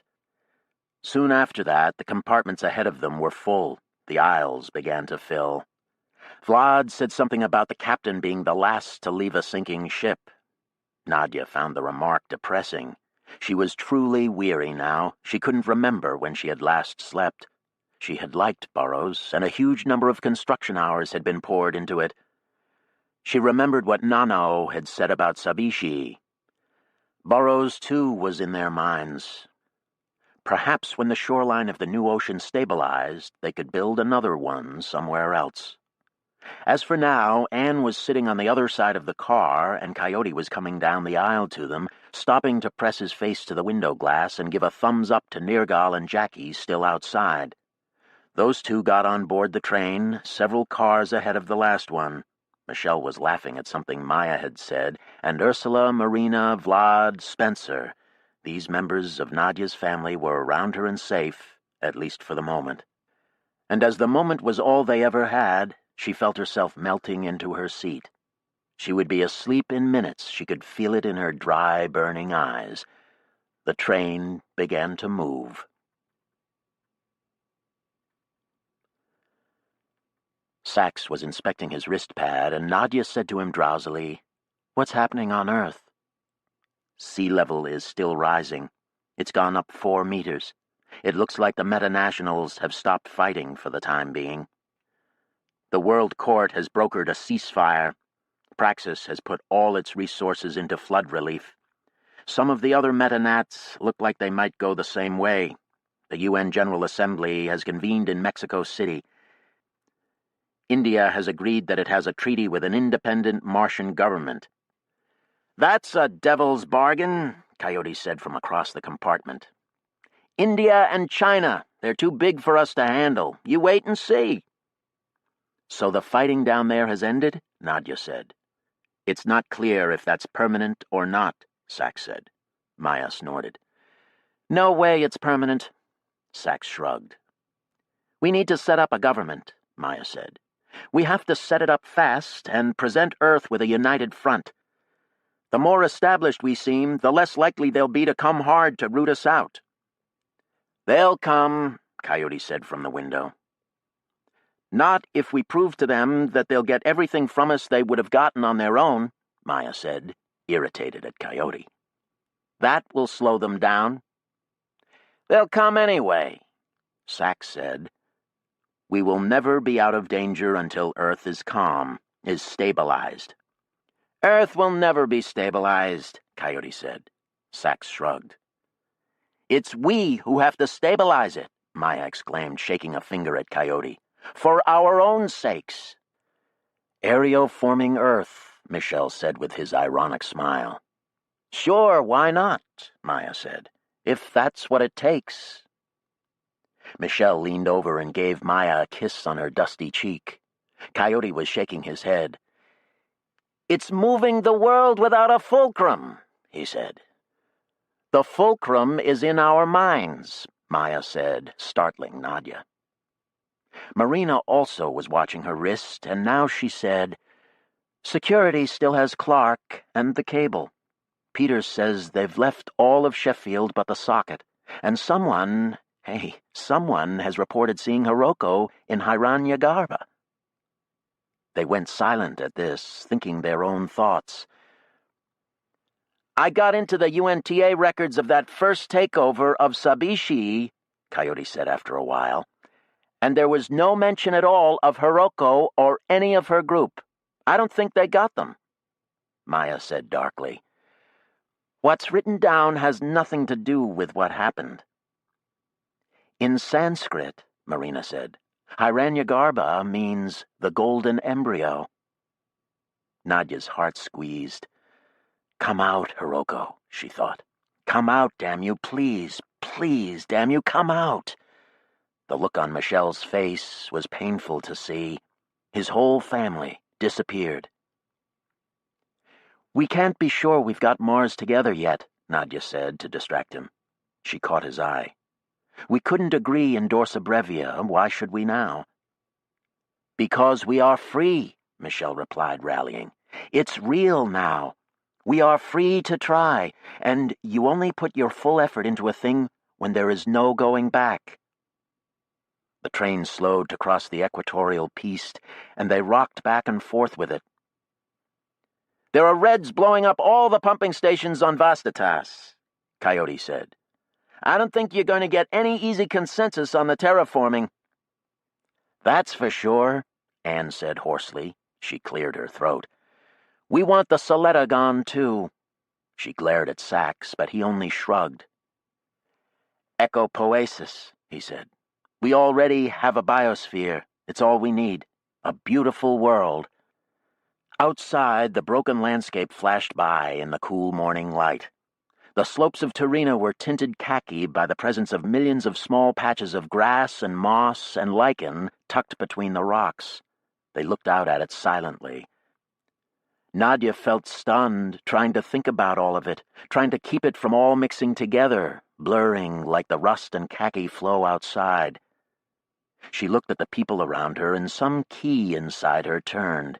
Her eyes were still dry and raw, but she was no longer sleepy. The tautness in her stomach eased for the first time since the revolt had begun. She breathed freely. She looked at the faces of her friends, Anne still angry at her, Maya still angry at Coyote. All of them beat, dirty, as red-eyed as the little red people, their irises like round chips of semi-precious stone, vivid in their bloodshot settings. She heard herself say, "Arkady would be pleased." The others looked surprised. She never talked about him, she realized. "Simon, too," Anne said. "And Alex. And Sasha. And Tatiana." "And all our lost ones," Michelle said quickly before the length of the list grew too great. "But not Frank," Maya said. "Frank would be thoroughly pissed off at something." They laughed, and Coyote said, "And we have you to carry on the tradition, eh?" And they laughed some more as she shook an angry finger at him. "And John?" Michelle asked, pulling Maya's arm down, directing the question at her. Maya freed her arm, kept shaking a finger at Coyote. "John wouldn't be crying doom and gloom and kissing off Earth as if we could get by without it. John Boone would be ecstatic at this moment." "We should remember that," Michelle said quickly. "We should think what he would do." Coyote grinned. "He would be running up and down this train getting high. Being high. It would be a party all the way to Odessa, music and dance and everything." They looked at each other.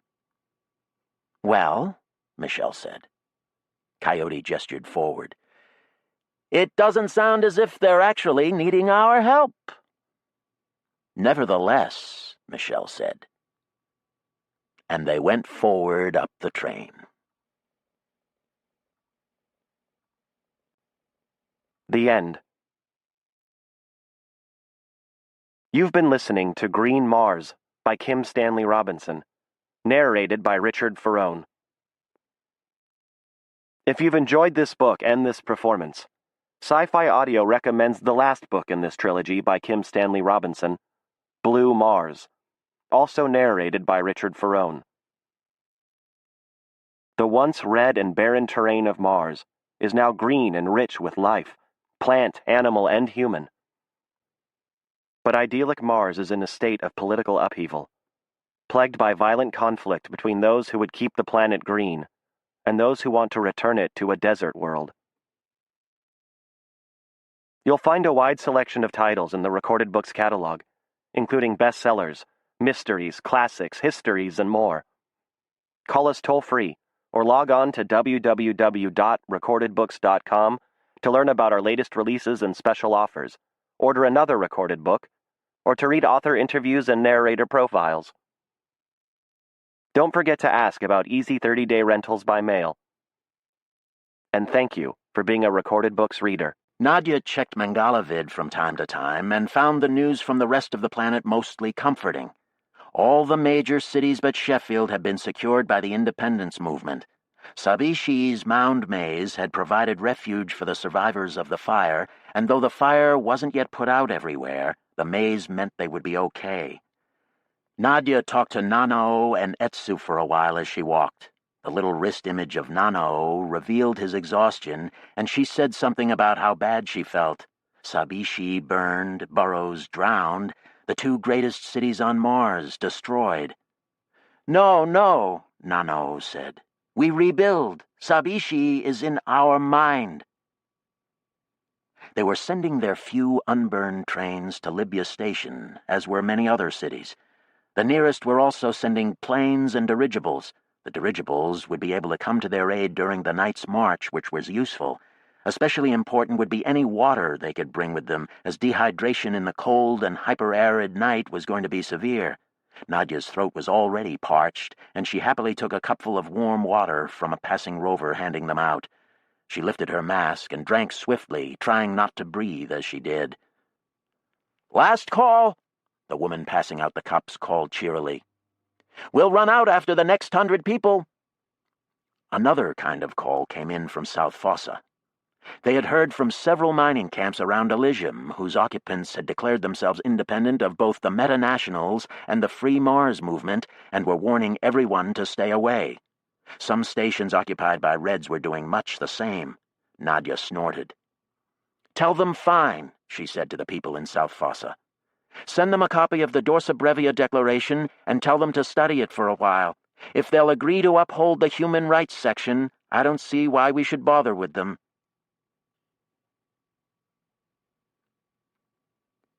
The sun set as they walked. The long twilight slowly ran its course. While there was still a dark purple twilight suffusing the hazy air, a boulder car drove up from the east and stopped just ahead of Nadia's group, and figures got out and walked over to them wearing white masks and hoods. By silhouette alone, Nadia recognized all of a sudden the one in the lead. It was Anne, tall and spare, walking right up to her, picking her out of the rabble at the tail end of the column without hesitation, despite the lack of light. The way the first 100 knew each other. Nadia stopped, stared up at her old friend. Anne was blinking at the sudden cold. "We didn't do it," Anne said brusquely. "The Arms Corps unit came out in armored cars, and there was a real fight. Cassé was afraid that if they retook the dike, they would try to retake everything everywhere. He was probably right." "Is he okay?" "I don't know. A lot of people on the dike were killed, and a lot had to escape the flood by going up onto Syrtis." She stood there before them, grim, unapologetic. Nadia marveled that one could read so much from a silhouette, a black cutout against the stars. Set of the shoulders, perhaps. Tilt of the head. "Come on, then," Nadia said. There was nothing else she could think to say at this point. Going out onto the dike in the first place, setting the explosive charges, but there was no point now. "Let's keep walking." The light leaked away from the land, out of the air, out of the sky. They hiked under the stars, through air as cold as Siberia. Nadia could have gone faster, but she wanted to stay at the back with the slowest group to do what she could to help. People were giving piggyback rides to some of the smaller children among them, but the fact was there weren't very many children at the end of the column. The smallest ones were already in rovers, and the older ones were up front with the faster walkers. There hadn't been that many children in burros to begin with. Rover headlight beams cut through the dust they were throwing into the air, and seeing it, Nadia wondered if the CO2 filters would get clogged by fines. She mentioned this aloud, and Anne said, "If you hold the mask to your face and blow out hard, it helps. You can also hold your breath and take it off and blow compressed air through it if you have a compressor." Sachs nodded. "You know these masks?" Nadia said to Anne. Anne nodded. "I've spent many hours using ones like them." "Okay, good." Nadia experimented with hers, holding the fabric right against her mouth and blowing out hard. Quickly, she felt short of breath. "We still should try walking on the piste and the roads and cutting down on the dust, and tell the rovers to go slow." They walked on. Over the next couple of hours, they fell into a kind of rhythm. No one passed them, no one fell back. It got colder and colder. Rover headlights partially illuminated the thousands of people ahead of them, all the way up the long, gradual slope to the high southern horizon, which was perhaps 12 or 15 kilometers ahead of them. It was hard to tell in the dark. The column ran all the way to the horizon, a bobbing, fencing collection of headlight beams, flashlight beams, the red glow of taillights. A strange sight. Occasionally there was a buzz overhead as dirigibles from South Fossa arrived, floating like gaudy UFOs with all their running lights on, their engines humming as they wafted down to drop off loads of food and water for the cars to retrieve and pick up groups from the back of the column. Then they hummed up into the air and away until they were no more than colorful constellations disappearing over the horizon to the east. During the time slip, a crowd of exuberant young natives tried to sing, but it was too cold and dry, and they didn't persist for long. Nadia liked the idea, and in her mind she sang some of her old favorites many times. "Hello Central, give me Dr. Jazz," "Bucket's got a hole in it," "On the sunny side of the street," over and over and over.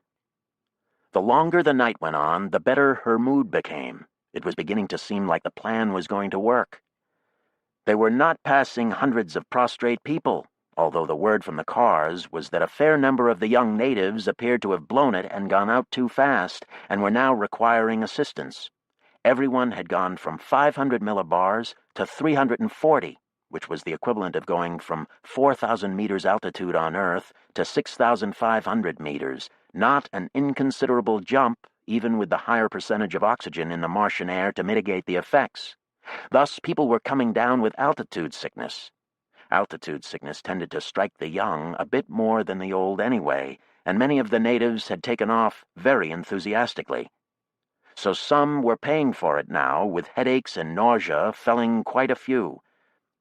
But the cars reported success so far, taking in the ones on the edge of vomiting and escorting the rest, and the rear of the column was keeping a steady pace. So Nadia trudged on, sometimes hand in hand with Maya or Art, sometimes in her own world, her mind wandering in the biting cold, remembering odd shards of the past. She remembered some of the other dangerous cold walks she had taken over the surface of this world of hers, out in the great storm with John at Rabe Crater, searching for the transponder with Arkady, following Frank down into Noctis Labyrinthus on the night they escaped from the assault on Cairo. On that night, too, she had fallen into an odd, bleak cheerfulness, response to a freeing from responsibility, perhaps, to becoming no more than a foot soldier, following someone else's lead. 61 had been such a disaster. This revolution, too, could devolve into chaos. Indeed, it had. No one in control. But there were still voices coming in over her wrist from everywhere, and no one was going to strafe them from space. The most intransigent elements of the Transitional Authority had probably been killed outright in Casse Vallis, an aspect of Art's integrated pest management that was no joke. And the rest of UNTA was being overwhelmed by sheer numbers. They were incapable, as anyone would be, of controlling a whole planet of dissidents, or too intimidated to try. So they had managed to do it differently this time, or else conditions on Earth had simply changed, and all the various phenomena of Martian history were only distorted reflections of those changes. Quite possible. A troubling thought when considering the future. But that was for later. They would face all that when they came to it. Now they only had to worry about getting to Libya Station. The sheer physicality of the problem, and of the solution to the problem, pleased her immensely. Finally, something she could get her hands on. Walk. Breathe the frigid air. Try to warm her lungs from the rest of her, from the heart, something like Nergal's uncanny heat redistribution, if only she could. It began to seem like she could actually catch little bursts of sleep while still walking. She worried it was CO2 poisoning, but continued to blink out from time to time. Her throat was very sore. The tail end of the column was slowing down, and rovers were now driving back to it and picking up all the people who were exhausted and driving them up the slope to Libya Station, where they would drop them off and return for another load. A lot more people were beginning to suffer altitude sickness, and the Reds were telling victims over the wrist how to pull off their masks and vomit, and then get the masks back on before breathing again. A difficult, unpleasant operation at best, and many people were suffering CO2 poisoning as well as altitude sickness. Still, they were closing on their destination. The wrist images from Libya Station looked like the inside of a Tokyo subway station at rush hour, but trains were arriving and departing on a regular basis, so it looked like there was going to be room for the later arrivals. A rover rolled up beside them and asked them if they wanted a lift. Maya said, "Get out of here! What's the matter? Can't you see? Go help those people up there! Come on, stop wasting our time!" The driver took off quickly to avoid more castigation. Maya said hoarsely, "To hell with that! I'm 143 years old, and I'll be damned if I don't walk the whole way. Let's pick up the pace a little." They kept the same pace. They kept at the back of the column, watching the parade of lights bobbing in the haze ahead of them. Nadia's eyes had hurt for several hours, but now they were getting really painful, the numbness of the cold no longer a help, apparently. They were very, very dry and sandy in their sockets. It stung to blink. Goggles with the masks would have been a good idea. She stumbled over an unseen rock, and a memory shot into her from her youth. One time she and some co-workers had had their truck break down in the southern Urals in winter. They had had to walk from the outskirts of the abandoned Chelyabinsk 65 to Chelyabinsk 40, over 50 frozen kilometers of devastated Stalinist industrial wasteland. Black abandoned factories, broken smokestacks, downed fences, gutted trucks, all in the snowy, frigid winter night under low clouds. Like something out of a dream it had been, even at the time. She told Maya and Art and Sachs about it, her voice hoarse. Her throat hurt, but not as badly as her eyes. They had gotten so used to intercoms, it was funny to have to talk through the air separating them, but she wanted to talk. "I don't know how I ever could have forgotten that night, but I haven't thought of it in the longest time. I'd forgotten it. It must have happened, 120 years ago?" "This is another one you'll remember," Maya said. They shared brief stories about the coldest they had ever been. The two Russian women could list 10 incidents colder than the very coldest experiences Sachs or Art could come up with. "How about the hottest?" Art said. "I can win that one. One time I was in a log-cutting contest in the chainsaw division, and that just comes down to who has the most powerful saw, so I replaced my saw's engine with one off a Harley-Davidson and cut the log in under 10 seconds. But motorcycle engines are air-cooled, you know, and did my hands get hot?" They laughed. "Doesn't count," Maya declared. "It wasn't your whole body." Fewer stars were visible than before. At first Nadia put it down to the fines in the air or the trouble with her sanded eyes, but then she looked at her wristpad and saw it was almost 5 a.m., dawn soon, and Libya Station was only a few kilometers away. It was 256 degrees Kelvin. They came in at sunrise. People were passing around cups of hot tea that smelled like ambrosia. The station was too crowded to enter, and there were several thousand people waiting outside. But the evacuation had been proceeding smoothly for several hours, organized and run by Vlad and Ursula and a whole crowd of Bogdanovists. Trains were still coming in on all three pistes from east, south, and west, and loading up and leaving soon thereafter. And dirigibles were floating in over the horizon. The population of boroughs was going to be split up immediately. Some taken to Elysium, some to Hellas, and farther south to Haranyagarba and Christianopolis. Others to the small towns on the way to Sheffield, including Underhill. So they waited their turn. In the dawn light, they could see that everyone's eyes were extremely bloodshot, which, along with the dust-caked masks still over their mouths, gave people a wild and bloody look. Clearly goggles were in order for walks out. Finally, Zeke and Marina escorted the last group into the station. At this point, quite a few of the first 100 had found each other and clustered against one wall, drawn by the magnetism that always pulled them together in a crisis. Now, with the final group in, there were several of them. Maya and Michelle, Nadia and Sax and Anne, Vlad, Ursula, Marina, Spencer, Ivana, the Coyote. Over by the pistes, Jackie and Nergal were directing people into trains, waving their arms like symphony conductors and steadying those whose legs were giving out at the last minute. The first 100 walked out to the platform together. Maya ignored Jackie as she walked past her onto a train. Nadia followed Maya on board, and then came the rest of them. They walked down the central aisle, past all the happy two-toned faces, brown with dust above, clean around the mouth. There were some dirty face masks on the floor, but most people were holding theirs clutched in their hands. Screens at the front of each car relayed film that a dirigible was showing of Burroughs, which this morning was a sea of ice-coated water, the ice predominant, although the black polinyas were everywhere. Above this new sea stood the 9 mesas of the city, now 9 cliff-walled islands, not very tall, their top gardens and remaining rows of windows truly strange-looking above the dirty, brash ice. Nadia and the rest of the first 100 followed Maya through the cars to the last one. Maya turned around and saw them all, filling the final little compartment of the train, and said, "What? Is this one going to Underhill?" "Odessa," Sax told her. She smiled. People were getting up and moving forward so that the old ones could sit together in the final compartment, and they didn't decline the courtesy. They thanked them and sat. Soon after that, the compartments ahead of them were full. The aisles began to fill. Vlad said something about the captain being the last to leave a sinking ship. Nadia found the remark depressing. She was truly weary now. She couldn't remember when she had last slept.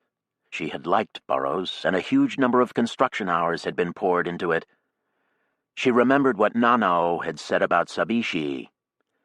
Burroughs, too, was in their minds. Perhaps when the shoreline of the new ocean stabilized, they could build another one somewhere else. As for now, Anne was sitting on the other side of the car, and Coyote was coming down the aisle to them, stopping to press his face to the window glass and give a thumbs-up to Nergal and Jackie still outside. Those two got on board the train, several cars ahead of the last one. Michelle was laughing at something Maya had said, and Ursula, Marina, Vlad, Spencer. These members of Nadia's family were around her and safe, at least for the moment. And as the moment was all they ever had, she felt herself melting into her seat. She would be asleep in minutes. She could feel it in her dry, burning eyes. The train began to move. Sax was inspecting his wristpad, and Nadia said to him drowsily, "What's happening on Earth?" "Sea level is still rising. It's gone up 4 meters. It looks like the meta-nationals have stopped fighting for the time being. The World Court has brokered a ceasefire. Praxis has put all its resources into flood relief. Some of the other meta-nats look like they might go the same way. The UN General Assembly has convened in Mexico City. India has agreed that it has a treaty with an independent Martian government." "That's a devil's bargain," Coyote said from across the compartment. "India and China, they're too big for us to handle. You wait and see." "So the fighting down there has ended?" Nadia said. "It's not clear if that's permanent or not," Sax said.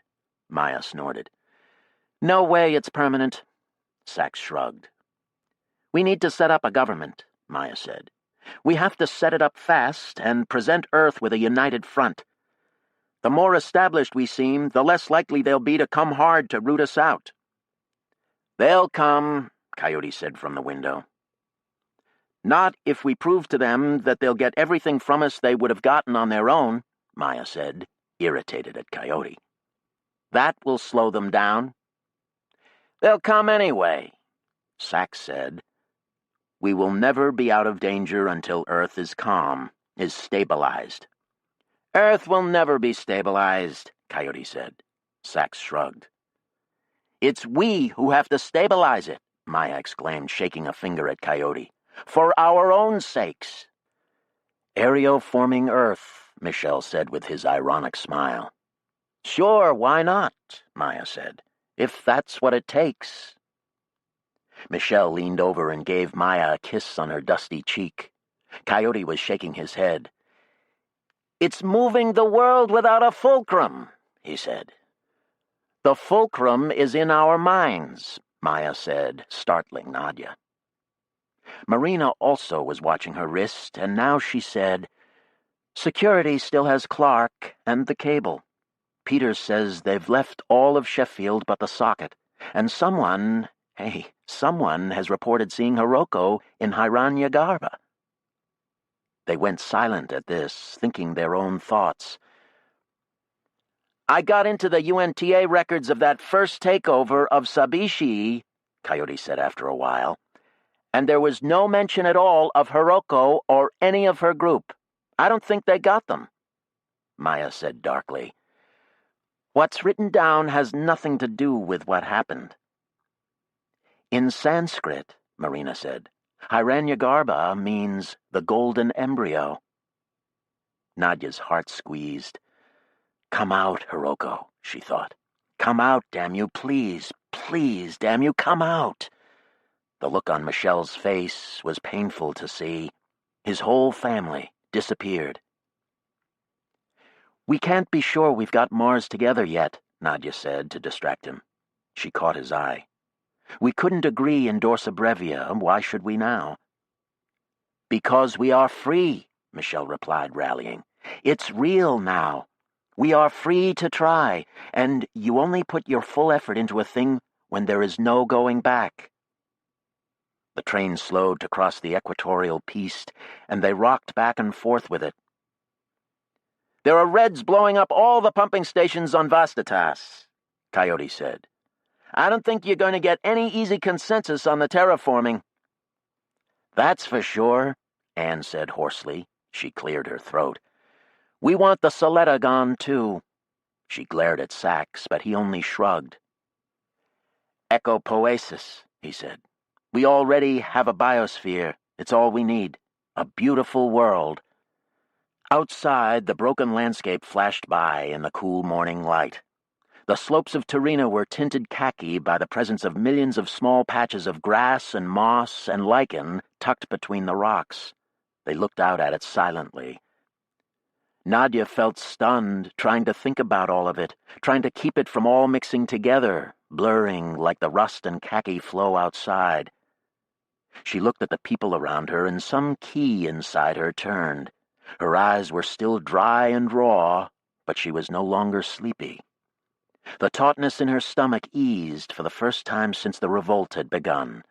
She breathed freely. She looked at the faces of her friends, Anne still angry at her, Maya still angry at Coyote. All of them beat, dirty, as red-eyed as the little red people, their irises like round chips of semi-precious stone, vivid in their bloodshot settings. She heard herself say, Arkady would be pleased.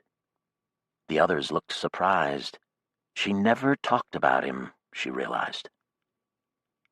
Simon, too, Anne said. And Alex. And Sasha. And Tatiana. And all our lost ones, Michel said quickly before the length of the list grew too great. But not Frank, Maya said. Frank would be thoroughly pissed off at something. They laughed, and Coyote said, And we have you to carry on the tradition, eh? And they laughed some more as she shook an angry finger at him. And John? Michelle asked, pulling Maya's arm down, directing the question at her. Maya freed her arm, kept shaking a finger at Coyote. John wouldn't be crying doom and gloom and kissing off Earth as if we could get by without it. John Boone would be ecstatic at this moment. We should remember that, Michelle said quickly. We should think what he would do. Coyote grinned. He would be running up and down this train getting high. Being high. It would be a party all the way to Odessa, music and dance and everything. They looked at each other. Well, Michelle said. Coyote gestured forward. It doesn't sound as if they're actually needing our help. Nevertheless, Michelle said. And they went forward up the train. The end.